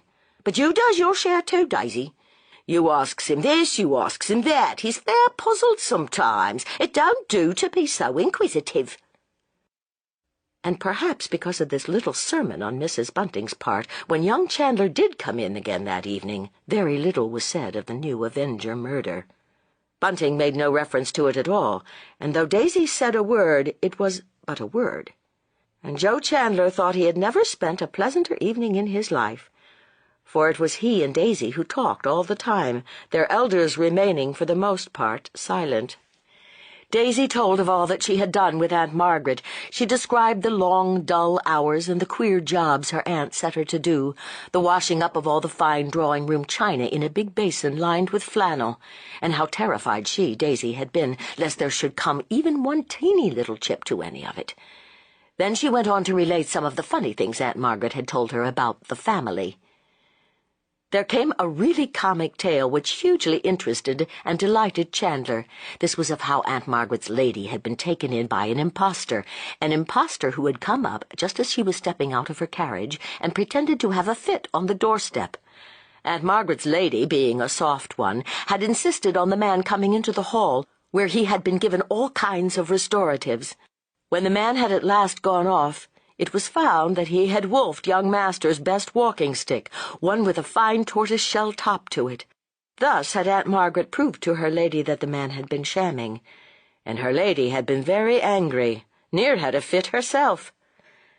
"There's a lot of that about," said Chandler, laughing. "Incorrigible rogues and vagabonds. That's what those sort of people are."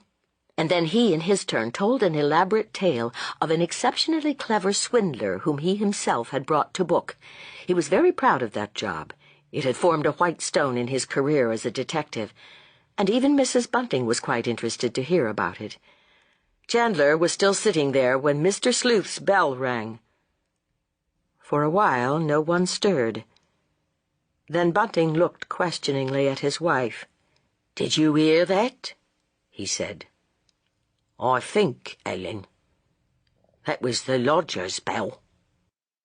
She got up without alacrity and went upstairs. "I rang," said Mr. Sleuth weakly, "to tell you I don't require any supper tonight, Mrs. Bunting. Only a glass of milk, with a lump of sugar in it. That is all I require. Nothing more. I feel very, very far from well." And he had a hunted, plaintive expression on his face.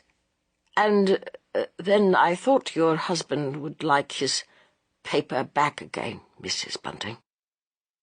Mrs. Bunting, looking at him fixedly, with a sad intensity of gaze of which she was quite unconscious, answered, "Oh, no, sir, Bunting don't require that paper now. He read it all through." Something impelled her to add, ruthlessly, "He's got another paper by now, sir. You may have heard them come shouting outside. Would you like me to bring you up that other paper, sir?" And Mr. Sleuth shook his head. "No," he said querulously. "I much regret now having asked for the one paper I did read, for it disturbed me, Mrs. Bunting. There was nothing of any value in it. There never is in any public print. I gave up reading newspapers years ago, and I much regret that I broke through my rule today." As if to indicate to her that he did not wish for any more conversation, the lodger then did what he had never done before in his landlady's presence. He went over to the fireplace and deliberately turned his back on her. She went down and brought up the glass of milk and the lump of sugar he had asked for. Now he was in his usual place, sitting at the table studying the book. When Mrs. Bunting went back to the others, they were chatting merrily. She did not notice that the merriment was confined to the two young people. "Well," said Daisy pertly, "how about the lodger, Ellen? Is he all right?" "Yes," she said stiffly, "of course he is." "He must feel pretty dull sitting up there all by himself. Awful lonely like, I call it," said the girl. But her stepmother remained silent. "Whatever does he do with himself all day?" persisted Daisy. "Just now he's reading the Bible," Mrs. Bunting answered shortly and dryly.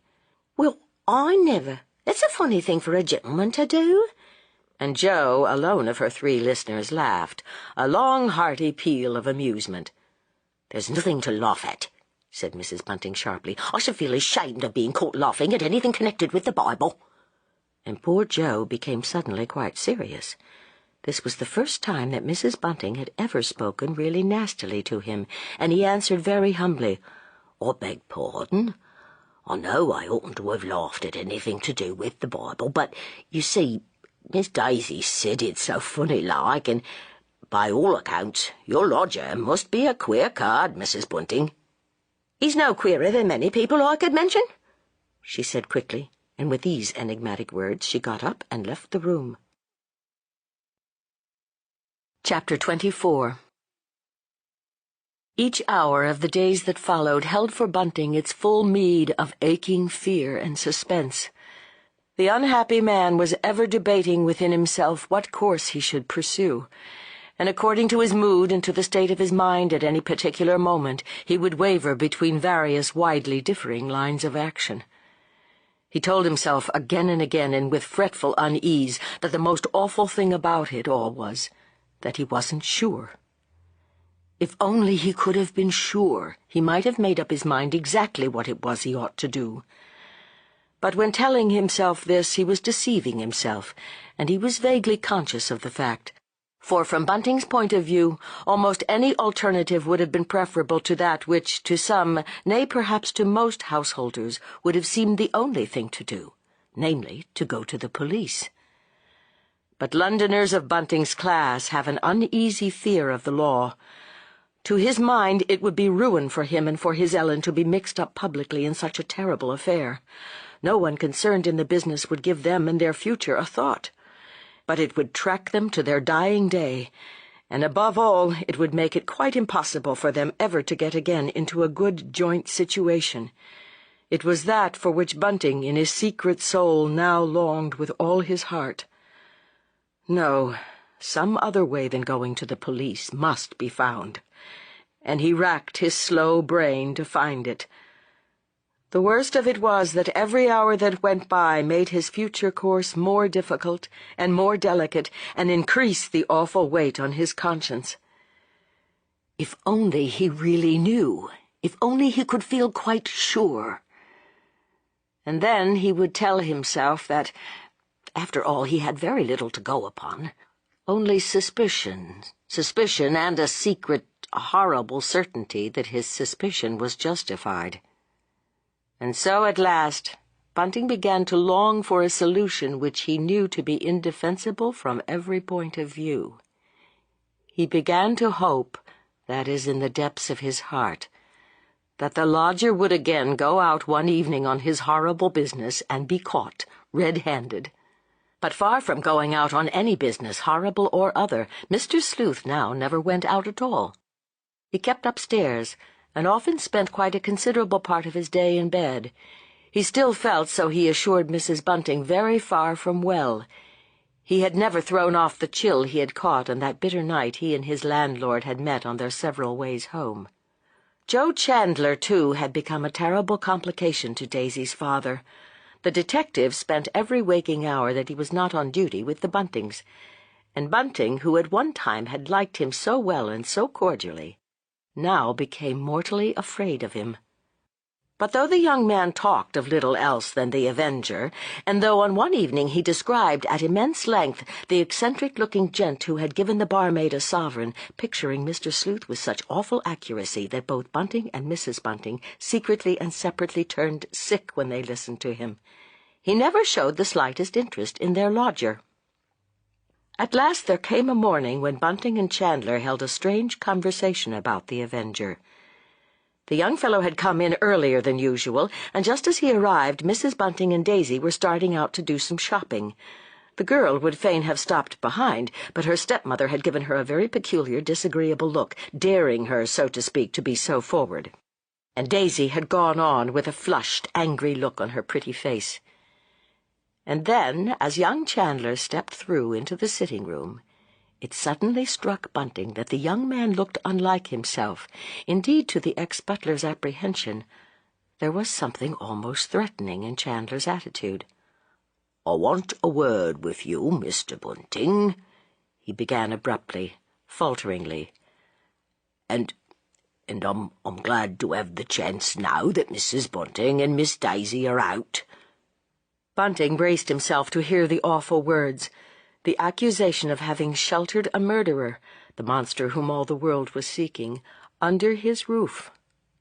And then he remembered a phrase, a horrible legal phrase, accessory after the fact. Yes, he had been that. There wasn't any doubt about it. "Yes," he said. "What is it, Joe?" And then the unfortunate man sat down in his chair. "Yes?" he said again uncertainly. For young Chandler had now advanced to the table. He was looking at Bunting fixedly, the other thought threateningly. "Well, out with it, Joe. Don't keep me in suspense." And then a slight smile broke over the young man's face.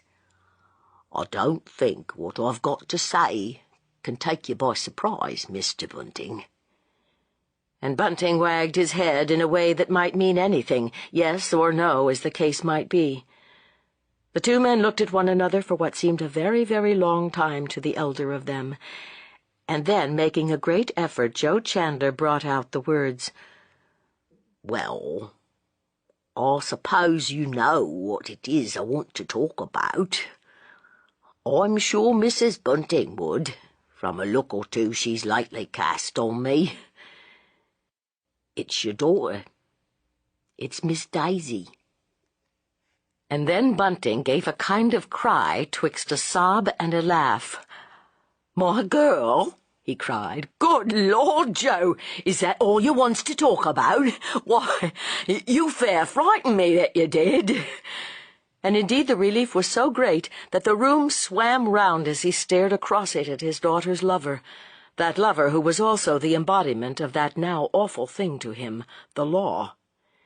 He smiled rather foolishly at his visitor, and Chandler felt a sharp wave of irritation, of impatience sweep over his good-natured soul. Daisy's father was an old stupid, that's what he was. And then Bunting grew serious.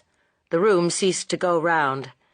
"As far as I'm concerned," he said, with a good deal of solemnity, even a little dignity, "you have my blessing, Joe. You're a very likely young chap, and I had a true respect for your father." "Yes," said Chandler, "that's very kind of you, Mr. Bunting. But how about her? Herself?" Bunting stared at him. It pleased him to think that Daisy hadn't given herself away, as Ellen was always hinting the girl was doing. "I can't answer for Daisy," he said heavily. "You'll have to ask her yourself. That's not a job any other man can do for you, my lad." "I never gets a chance. I never sees her, not by our two selves," said Chandler with some heat. "You don't seem to understand, Mr. Bunting, that I never do see Miss Daisy alone," he repeated. "I hear now that she's going away Monday, and I've only once had the chance of a walk with her.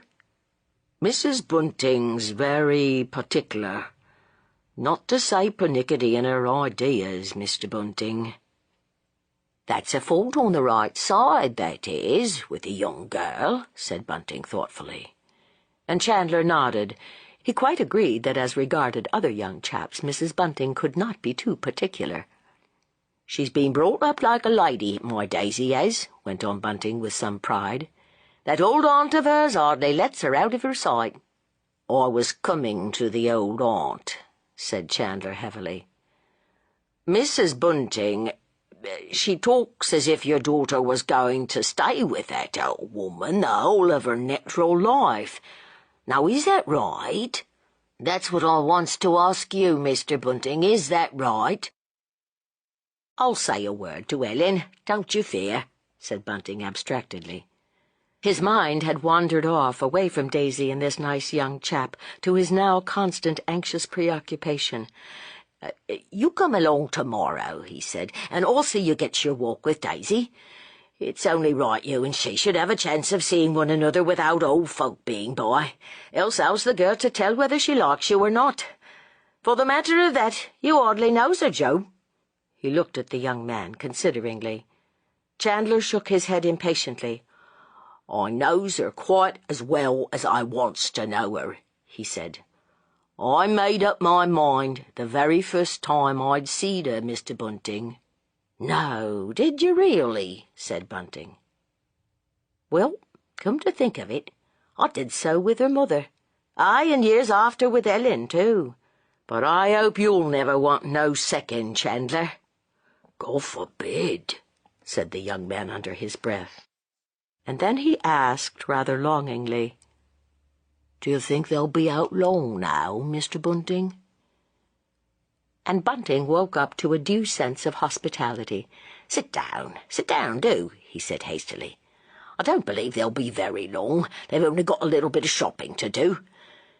And then, in a cringing, nervous tone, he asked, And, how about your job, Joe? Nothing new, I take it. I suppose you're all just waiting for the next time. Aye, that's about the figure of it. Chandler's voice had also changed. It was now somber, menacing. We're fair tired of it. Beginning to wonder when it'll end, that we are. Do you ever try and make to yourself a picture of what the monster's like? Asked Bunting. Somehow he felt he must ask that. Yes, said Joe slowly. I've a sort of notion. A savage, fierce-looking devil, the chap must be. It's that description that was circulated put us wrong. I don't believe it was the man that knocked up against that woman in the fog, no, not one bit I doubt. But I wavers, I can't quite make up my mind. Sometimes I think it's a sailor, the foreigner they talks about, that goes away for 8 or 9 days in between, to Holland maybe, or to France. Then again I says to myself that it's a butcher, a man from the Central Market. Whoever it is, it's someone used to killing, that's flat. Then it don't seem to you possible? Bunting got up and walked over to the window. You don't take any stock, I suppose, in that idea some of the papers put out that the man is— Then he hesitated and brought out with a gasp, "A gentleman?" Chandler looked at him surprised. No, he said deliberately. I've made up my mind that's quite a wrong tack. Though I knows that some of our fellows, big pots too, are quite sure that the fellow what gave the girl the sovereign is the man we're looking for. You see, Mr. Bunting, if that's the fact, well, it stands to reason the fellow's an escaped lunatic. And if he's an escaped lunatic, he's got a keeper. And they'd be raising a hue and cry after him, now wouldn't they? You don't think, went on Bunting, lowering his voice, that he could be just staying somewhere? Lodging, like? Do you mean that the Avenger may be a toff, staying in some West End hotel, Mr. Bunting? Well, things almost as funny as that 'ud be have come to pass. He smiled as if the notion was a funny one. Yes, something of that sort. muttered Bunting. "Well, if your idea's correct, Mr. Bunting—" "I never said 'twas my idea," said Bunting, all in a hurry. "Well, if that idea's correct, then 'twill make our task more difficult than ever. Why, 'twould be looking for a needle in a field away, Mr. Bunting. But there, I don't think it's anything quite so unlikely as that. Not myself, I don't." He hesitated. "There's some of us," he lowered his voice, "that hopes he'll be take himself off. The Avenger, I mean, to another big city, to Manchester or to Edinburgh. There'll be plenty of work for him to do there." And Chandler chuckled at his own grim joke. And then, to both men's secret relief, for Bunting was now mortally afraid of this discussion concerning the Avenger and his doings, they heard Mrs. Bunting's key in the lock. Daisy blushed rosy red with pleasure when she saw that young Chandler was still there. She had feared that when they got home he would be gone, the more so that Ellen, just as if she was doing it on purpose, had lingered aggravatingly long over each small purchase. "Here's Joe come to ask if he can take Daisy out for a walk," blurted out Bunting. "My mother says as, how she'd like you to come to tea over at Richmond," said Chandler awkwardly. I just come in to see whether we could fix it up, Miss Daisy." And Daisy looked imploringly at her stepmother. "Do you mean now, this minute?" asked Mrs. Bunting tartly. "No, of course not," Bunting broke in hastily. "How you do go on, Ellen." "What day did your mother mention would be convenient to her?" asked Mrs. Bunting, looking at the young man satirically. Chandler hesitated. His mother had not mentioned any special day. In fact, his mother had shown a surprising lack of anxiety to see Daisy at all. But he had talked her round. "How about Saturday?" suggested Bunting. "That's Daisy's birthday. 'Twould be a birthday treat for her to go to Richmond, and she's going back to old Aunt on Monday." "I can't go Saturday," said Chandler disconsolately. "I'm on duty Saturday." "Well, then, let it be Sunday," said Bunting firmly, and his wife looked at him surprised. He seldom asserted himself so much in her presence. "What do you say, Miss Daisy?" said Chandler. "Sunday would be very nice," said Daisy demurely. And then, as the young man took up his hat, and as her stepmother did not stir, Daisy ventured to go out into the hall with him for a minute. Chandler shut the door behind them, and so was spared the hearing of Mrs. Bunting's whispered remark. "When I was a young woman, folk didn't gallivant about on Sunday. Those who was courting used to go to church together, decent-like." Chapter 25. Daisy's 18th birthday dawned uneventfully. Her father gave her what he had always promised she should have on her 18th birthday, a watch. It was a pretty little silver watch, which Bunting had bought second-hand on the last day he had been happy. It seemed a long, long time ago now. Mrs. Bunting thought a silver watch a very extravagant present, but she was far too wretched, far too absorbed in her own thoughts to trouble much about it. Besides, in such matters she had generally had the good sense not to interfere between her husband and his child. In the middle of the birthday morning, Bunting went out to buy himself some more tobacco. He had never smoked so much as in the last 4 days, excepting perhaps the week that had followed on his leaving service. Smoking a pipe had then held all the exquisite pleasure which we are told attaches itself to the eating of forbidden fruit. His tobacco had now become his only relaxation. It acted on his nerves as an opiate, soothing his fears and helping him to think.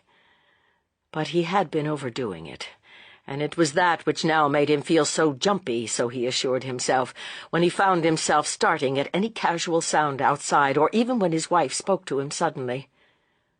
Just now Ellen and Daisy were down in the kitchen, and Bunting didn't quite like the sensation of knowing that there was only one pair of stairs between Mr. Sleuth and himself, so he quietly slipped out of the house without telling Ellen that he was going out. In the last 4 days Bunting had avoided his usual haunts.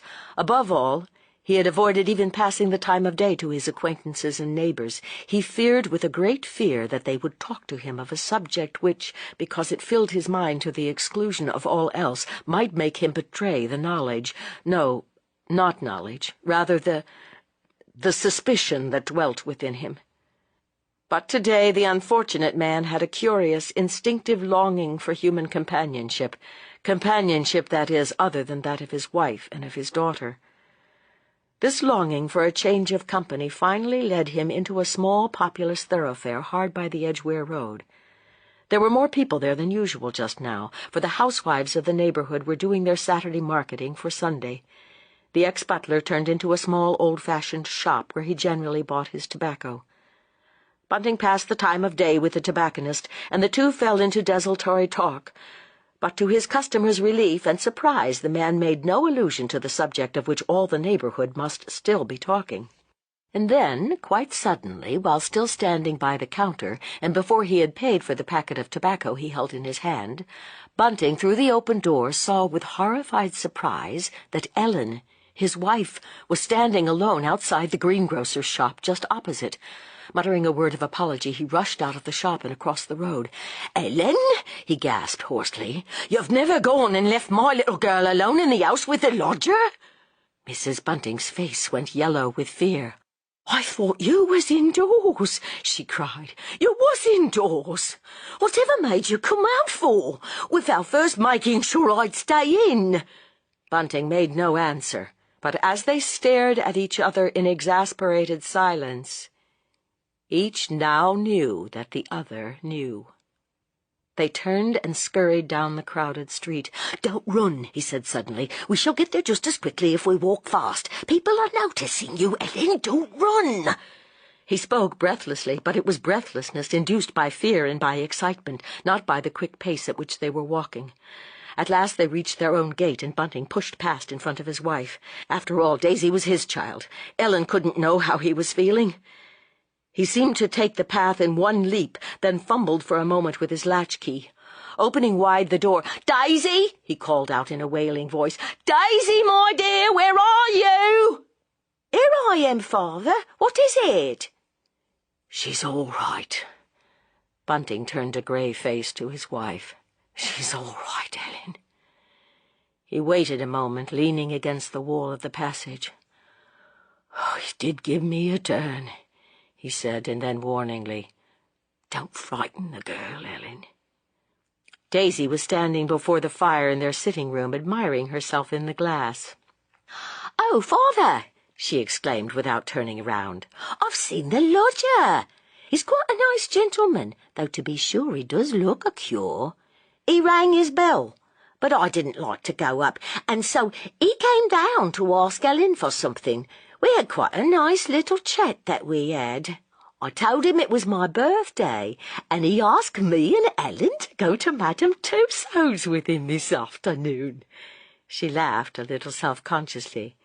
"Of course, I could see he was eccentric. And then, at first, he spoke so funnily. And who be you? He says, threatening-like, and I says to him, I'm Mr. Bunting's daughter, sir. Then you're a very fortunate girl, that's what he says, Ellen, to have such a nice stepmother as you've got. That's why, he says, you look such a good, innocent girl. And then he quoted a bit of the prayer book. Keep innocency, he says, wagging his head at me. Lord, it made me feel as if I was with old aunt again. I won't have you going out with the lodger, that's flat. Bunting spoke in a muffled, angry tone.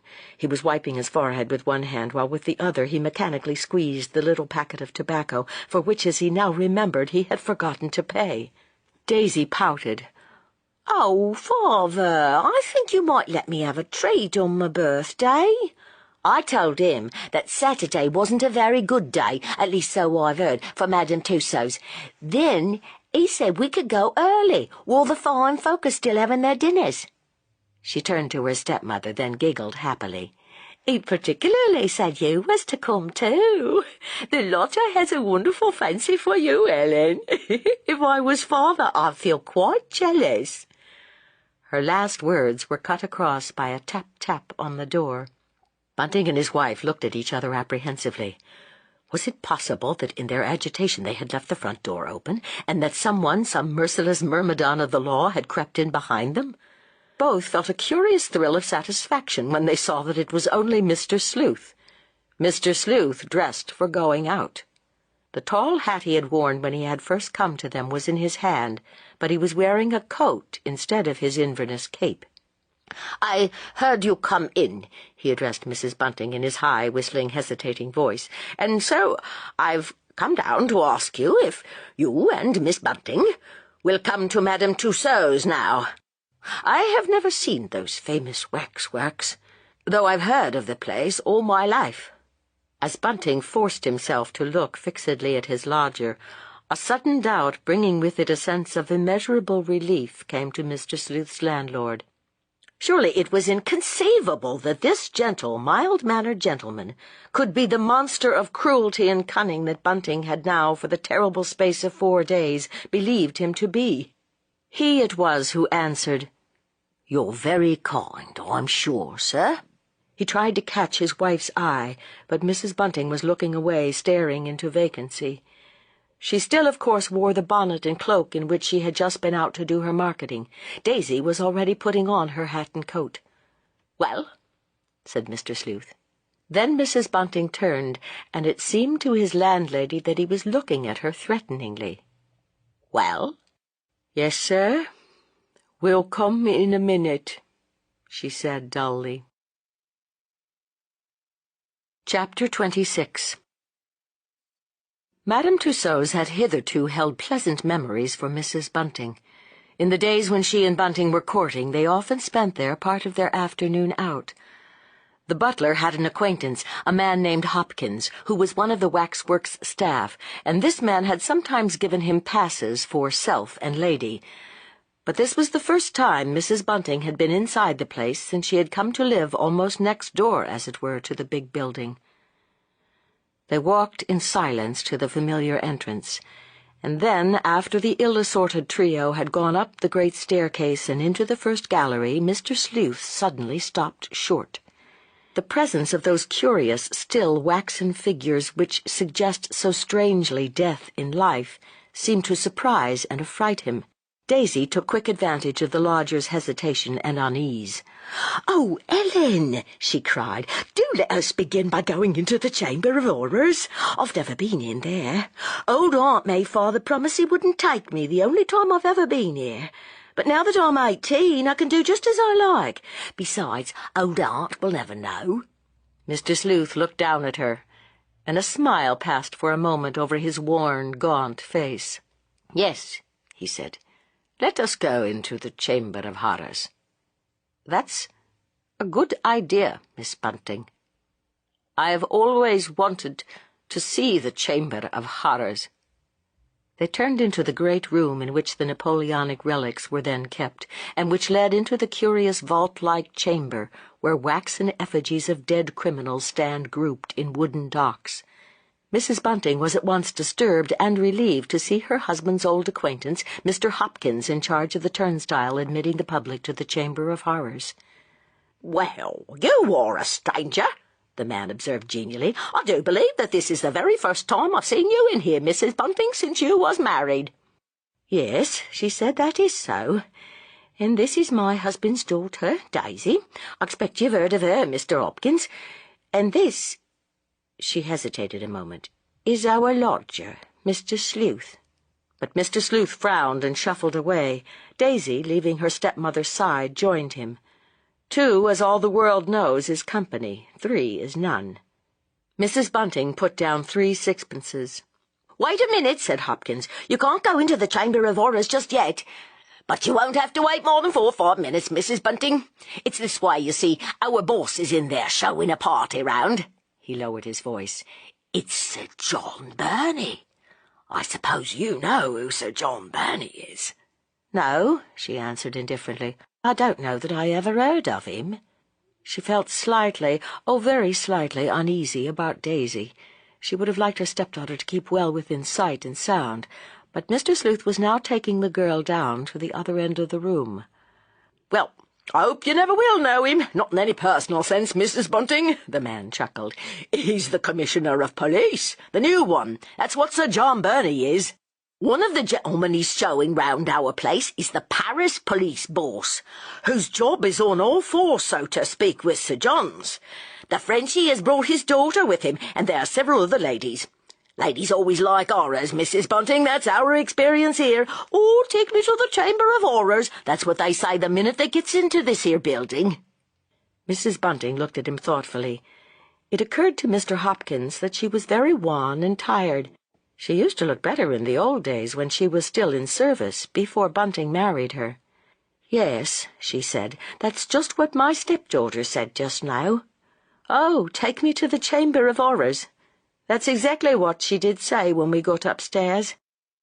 A group of people, all talking and laughing together, were advancing from within the wooden barrier toward the turnstile.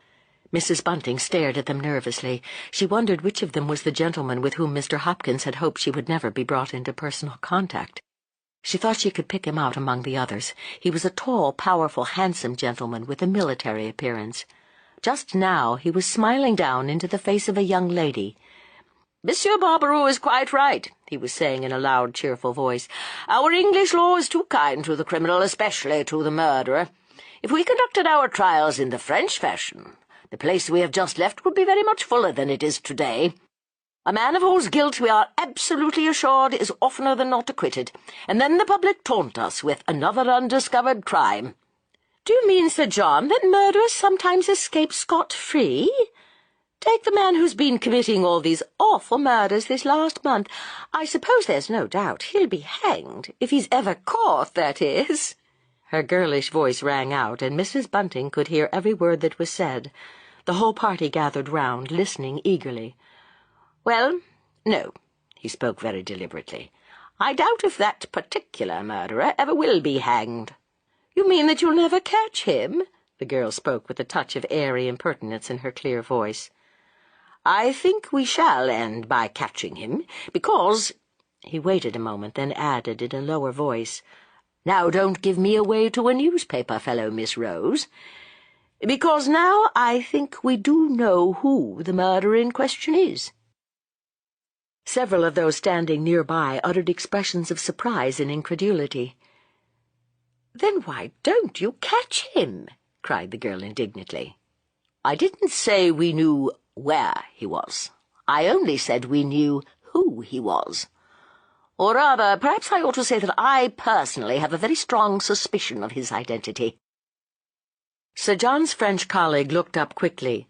"The Leipzig and Liverpool man?" he said interrogatively. The other nodded. "Yes, I suppose you've had the case turned up." Then, speaking very quickly, as if he wished to dismiss the subject from his own mind and from that of his auditors, he went on. 4 murders of the kind were committed 8 years ago, 2 in Leipzig, the others just afterwards in Liverpool, and there were certain peculiarities connected with the crimes which made it clear they were committed by the same hand. The perpetrator was caught, fortunately for us, red-handed, just as he was leaving the house of his last victim, for in Liverpool the murder was committed in a house. I myself saw the unhappy man. I say unhappy, for there is no doubt at all that he was mad." He hesitated and added in a lower tone, "suffering from an acute form of religious mania. I myself saw him, as I say, at some length. But now comes the really interesting point. I have just been informed that a month ago this criminal lunatic, as we must of course regard him, made his escape from the asylum where he was confined. He arranged the whole thing with extraordinary cunning and intelligence, and we probably should have caught him long ago, were it not that he managed, when on his way out of the place, to annex a considerable sum of money in gold, with which the wages of the asylum staff were about to be paid. It is owing to that fact that his escape was very wrongly concealed." He stopped abruptly, as if sorry he had said so much, and a moment later the party were walking in Indian file through the turnstile, Sir John Burney leading the way. Mrs. Bunting looked straight before her. She felt, so she expressed it to her husband later, as if she had been turned to stone. Even had she wished to do so, she had neither the time nor the power to warn her lodger of his danger. For Daisy and her companion were now coming down the room, bearing straight for the Commissioner of Police. In another moment, Mrs. Bunting's lodger and Sir John Burney were face to face. Mr. Sleuth swerved to one side. There came a terrible change over his pale, narrow face. It became discomposed, livid with rage and terror. But to Mrs. Bunting's relief, yes, to her inexpressible relief, Sir John Burney and his friends swept on. They passed Mr. Sleuth and the girl by his side, unaware, or so it seemed to her, that there was anyone else in the room but themselves. "Hurry up, Mrs. Bunting," said the turnstile keeper. "You and your friends will have the place all to yourselves for a bit." From an official he had become a man, and it was the man in Mr. Hopkins that gallantly addressed pretty Daisy Bunting. "It seems strange that a young lady like you should want to go in and see all those horrible frights," he said jestingly. "Mrs. Bunting, may I trouble you to come over here for a moment?" The words were hissed rather than spoken by Mr. Sleuth's lips. His landlady took a doubtful step towards him. "A last word with you, Mrs. Bunting." The lodger's face was still distorted with fear and passion. "Do not think to escape the consequences of your hideous treachery. I trusted you, Mrs. Bunting, and you betrayed me. But I am protected by a higher power, for I still have much to do." Then, his voice sinking to a whisper, he hissed out, "Your end will be bitter as wormwood and sharp as a two-edged sword. Your feet shall go down to death, and your steps take hold on hell." Even while Mr. Sleuth was muttering these strange, dreadful words, he was looking round, glancing this way and that, seeking a way of escape. At last his eyes became fixed on a small placard placed above a curtain. "Emergency Exit" was written there. Mrs. Bunting thought he was going to make a dash for the place, but Mr. Sleuth did something very different. Leaving his landlady's side, he walked over to the turnstile. He fumbled in his pocket for a moment, and then touched the man on the arm. "I feel ill," he said, speaking very rapidly. "Very ill indeed. It is the atmosphere of this place. I want you to let me out by the quickest way. It would be a pity for me to faint here, especially with the ladies about." His left hand shot out and placed what he had been fumbling for in his pocket on the other's bare palm. "I see there's an emergency exit over there. Would it be possible for me to get out that way?" "Well, yes, sir, I think so." The man hesitated. He felt a very slight feeling of misgiving. He looked at Daisy, flushed and smiling, happy and unconcerned, and then at Mrs. Bunting. She was very pale, but surely her lodger's sudden seizure was enough to make her feel worried. Hopkins felt the half-sovereign pleasantly tickling his palm. The Paris prefect of police had given him only half-a-crown, mean shabby foreigner. "Yes, sir, I can let you out that way," he said at last. "And perhaps when you're standing out in the air on the iron balcony you'll feel better. But then, you know, sir, you'll have to come round to the front if you wants to come in again, for those emergency doors only open outward." Yes, said Mr. Sleuth hurriedly. "I quite understand. If I feel better, I'll come in by the front way and pay another shilling. That's only fair." "You needn't do that if you'll just explain what happened here." The man went and pulled the curtain aside and put his shoulder against the door. It burst open, and the light for a moment blinded Mr. Sleuth. He passed his hands over his eyes. "Thank you," he muttered. "Thank you. I shall get all right out there." An iron stairway led down into a small stable yard, of which the door opened into a side street. Mr. Sleuth looked round once more. He really did feel very ill and dazed. How pleasant it would be to take a flying leap over the balcony railing and find rest, eternal rest, below. But no, he thrust the thought, the temptation from him. Again a convulsive look of rage came over his face. He had remembered his landlady. How could the woman whom he had treated so generously have betrayed him to his arch-enemy? To the official, that is, who had entered into a conspiracy years ago to have him confined. Him, an absolutely sane man with a great avenging work to do in the world, in a lunatic asylum.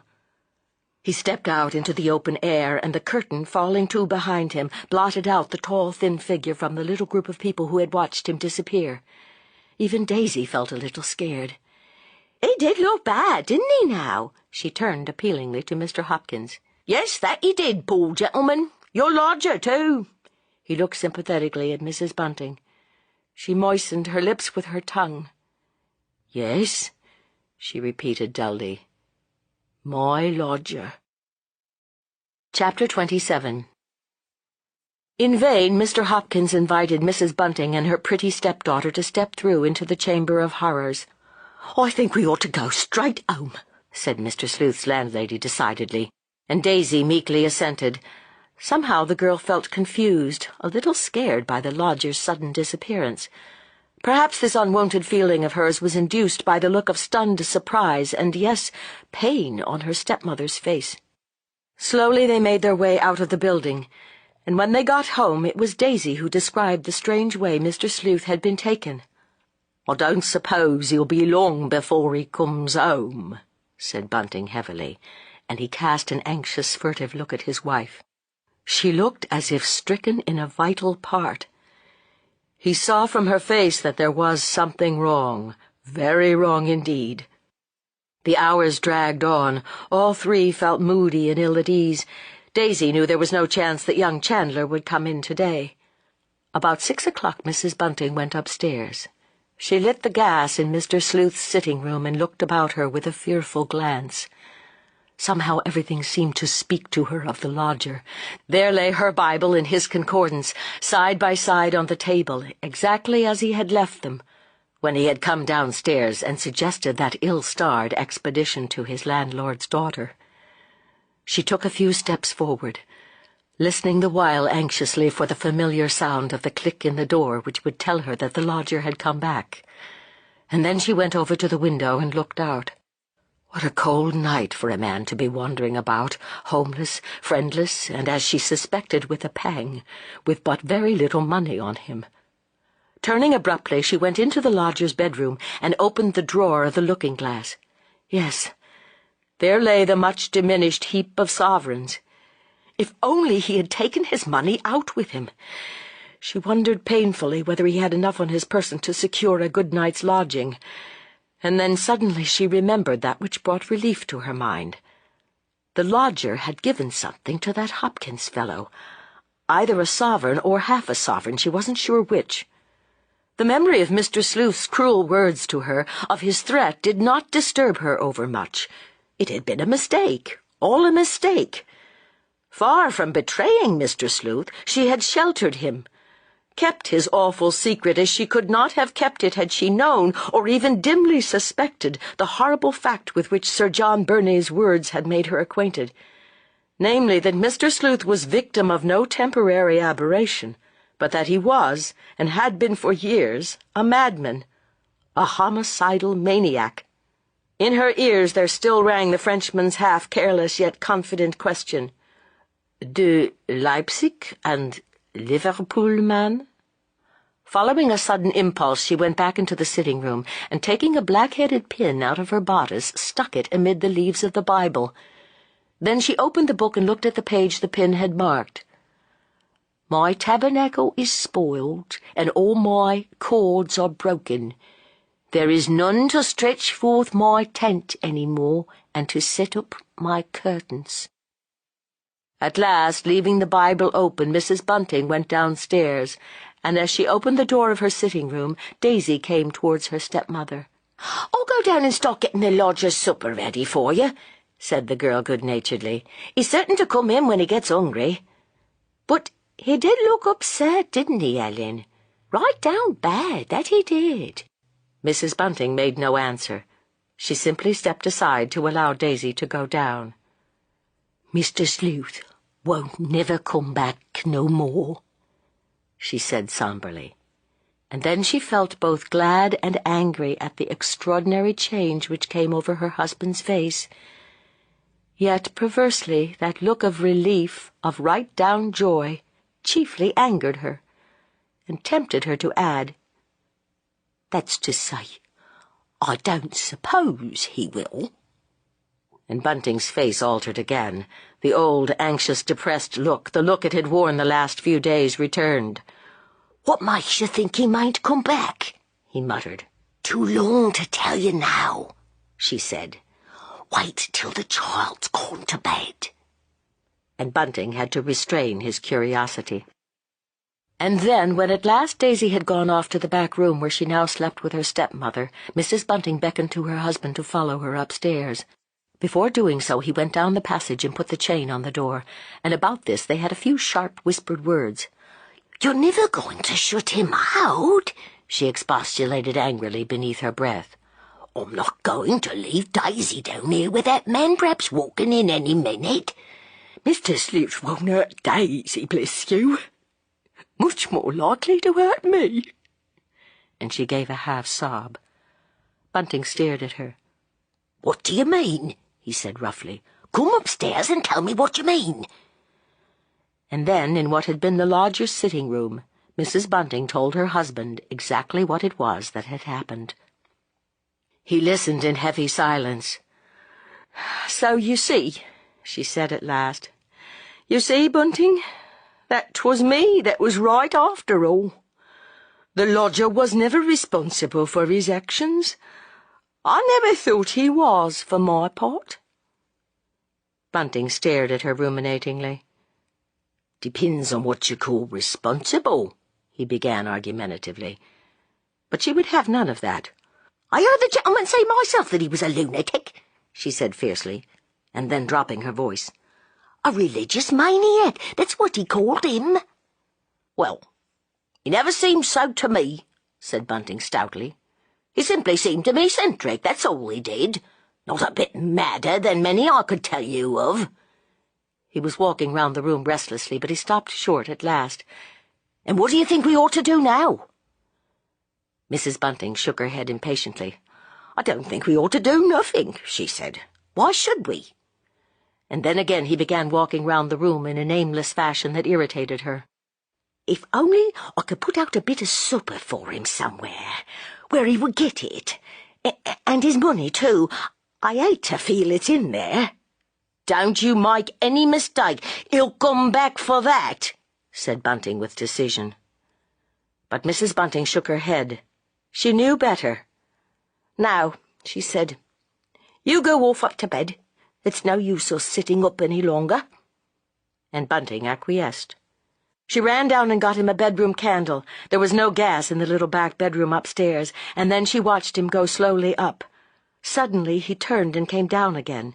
"Ellen," he said in an urgent whisper, "if I was you, I'd take the chain off the door and I'd lock myself in. That's what I'm going to do. Then he can sneak in and take his dirty money away." Mrs. Bunting neither nodded nor shook her head. Slowly she went downstairs, and there she carried out half of Bunting's advice. She took, that is, the chain off the front door, but she did not go to bed, neither did she lock herself in. She sat up all night, waiting. At 7:30 she made herself a cup of tea, and then she went into her bedroom. Daisy opened her eyes. "Why, Ellen," she said, "I suppose I was that tired and slept so sound that I never heard you come to bed or get up. Funny, wasn't it?" "Young people don't sleep as light as do old folk," Mrs. Bunting said sententiously. "Did the lodger come in after all? I suppose he's upstairs now?" Mrs. Bunting shook her head. "It looks as if 'twould be a fine day for you down at Richmond," she observed in a kindly tone. And Daisy smiled, a very happy, confident little smile. That evening Mrs. Bunting forced herself to tell young Chandler that their lodger had, so to speak, disappeared. She and Bunting had thought carefully over what they would say, and so well did they carry out their program, or what is more likely, so full was young Chandler of the long happy day he and Daisy had spent together, that he took their news very calmly. "Gone away, has he?" he observed casually. "Well, I hope he paid up all right. "Oh, yes," said Mrs. Bunting hastily. "No trouble of that sort." And Bunting said shamefacedly, The lodger was quite an honest gentleman, Joe. But I feel worried about him. He was such a poor gentle chap, not the sort of man one likes to think of as wandering about by himself." You always said he was eccentric, said Joe thoughtfully. "Yes, he was that," said Bunting slowly. "Regular right down queer. Leetle touched, you know, under the thatch." And as he tapped his head significantly, both young people burst out laughing. "Would you like a description of him circulated?" asked Joe good-naturedly. Mr. and Mrs. Bunting looked at one another. "No, I don't think so. Not yet awhile, at any rate. 'Twould upset him awfully, you see." And Joe acquiesced. "You'd be surprised at the number of people who disappears and are never heard of again," he said cheerfully. And then he got up very reluctantly. Daisy, making no bones about it this time, followed him out into the passage and shut the sitting-room door behind her. When she came back, she walked over to where her father was sitting in his easy-chair, and standing behind him, she put her arms round his neck. Then she bent down her head. "Father," she said, "I've a bit of news for you." "Yes, my dear?" "Father, I'm engaged. Aren't you surprised?" "Well, what do you think?" said Bunting fondly. Then he turned round and, catching hold of her head, gave her a good hearty kiss. "What'll old aunt say, I wonder?" he whispered. "Don't you worry about old aunt," exclaimed his wife suddenly. "I'll manage old aunt. I'll go down and see her. She and I have always got on pretty comfortable together, as you knows well, Daisy." "Yes," said Daisy a little wonderingly. "I know you have, Ellen." Mr. Sleuth never came back, and at last, after many days and many nights had gone by, Mrs. Bunting left off listening for the click of the lock which she at once hoped and feared would herald her lodger's return. As suddenly and as mysteriously as they had begun, the Avenger murders stopped. But there came a morning in the early spring when a gardener, working in the Regent's Park, found a newspaper in which was wrapped, together with a half-worn pair of rubber-soled shoes, a long, peculiarly shaped knife. The fact, though of considerable interest to the police, was not chronicled in any newspaper. But about the same time, a picturesque little paragraph went the round of the press concerning a small boxful of sovereigns, which had been anonymously forwarded to the governors of the Foundling Hospital.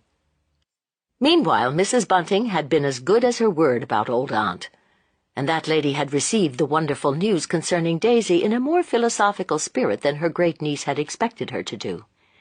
She only observed that it was odd to reflect that if gentlefolks leave a house in charge of the police, a burglary is pretty sure to follow, a remark which Daisy resented much more than did her Joe. Mr. Bunting and his Ellen are now in the service of an old lady, by whom they are feared as well as respected, and whom they make very comfortable.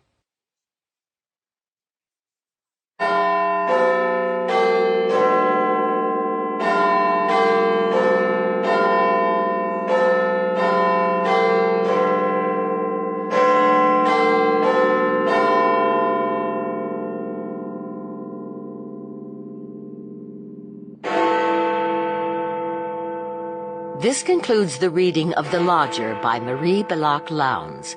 The book was read by Lorna Raver. If you would like to obtain a complete printed catalog of our titles or our monthly update telling you about new releases and our new collection books on CD, write Blackstone Audiobooks, Post Office Box 969, Ashland, Oregon 97520. Or call 1-800-SAY-BOOK. That's 1-800-729-2665. You may also obtain the same information from our award-winning website.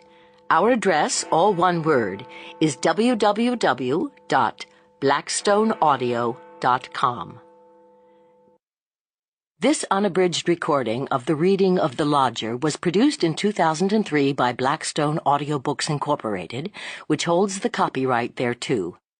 Neither this recording nor any portion of it may be reproduced or used for any purpose without prior written authorization from Blackstone Audiobooks. Thank you.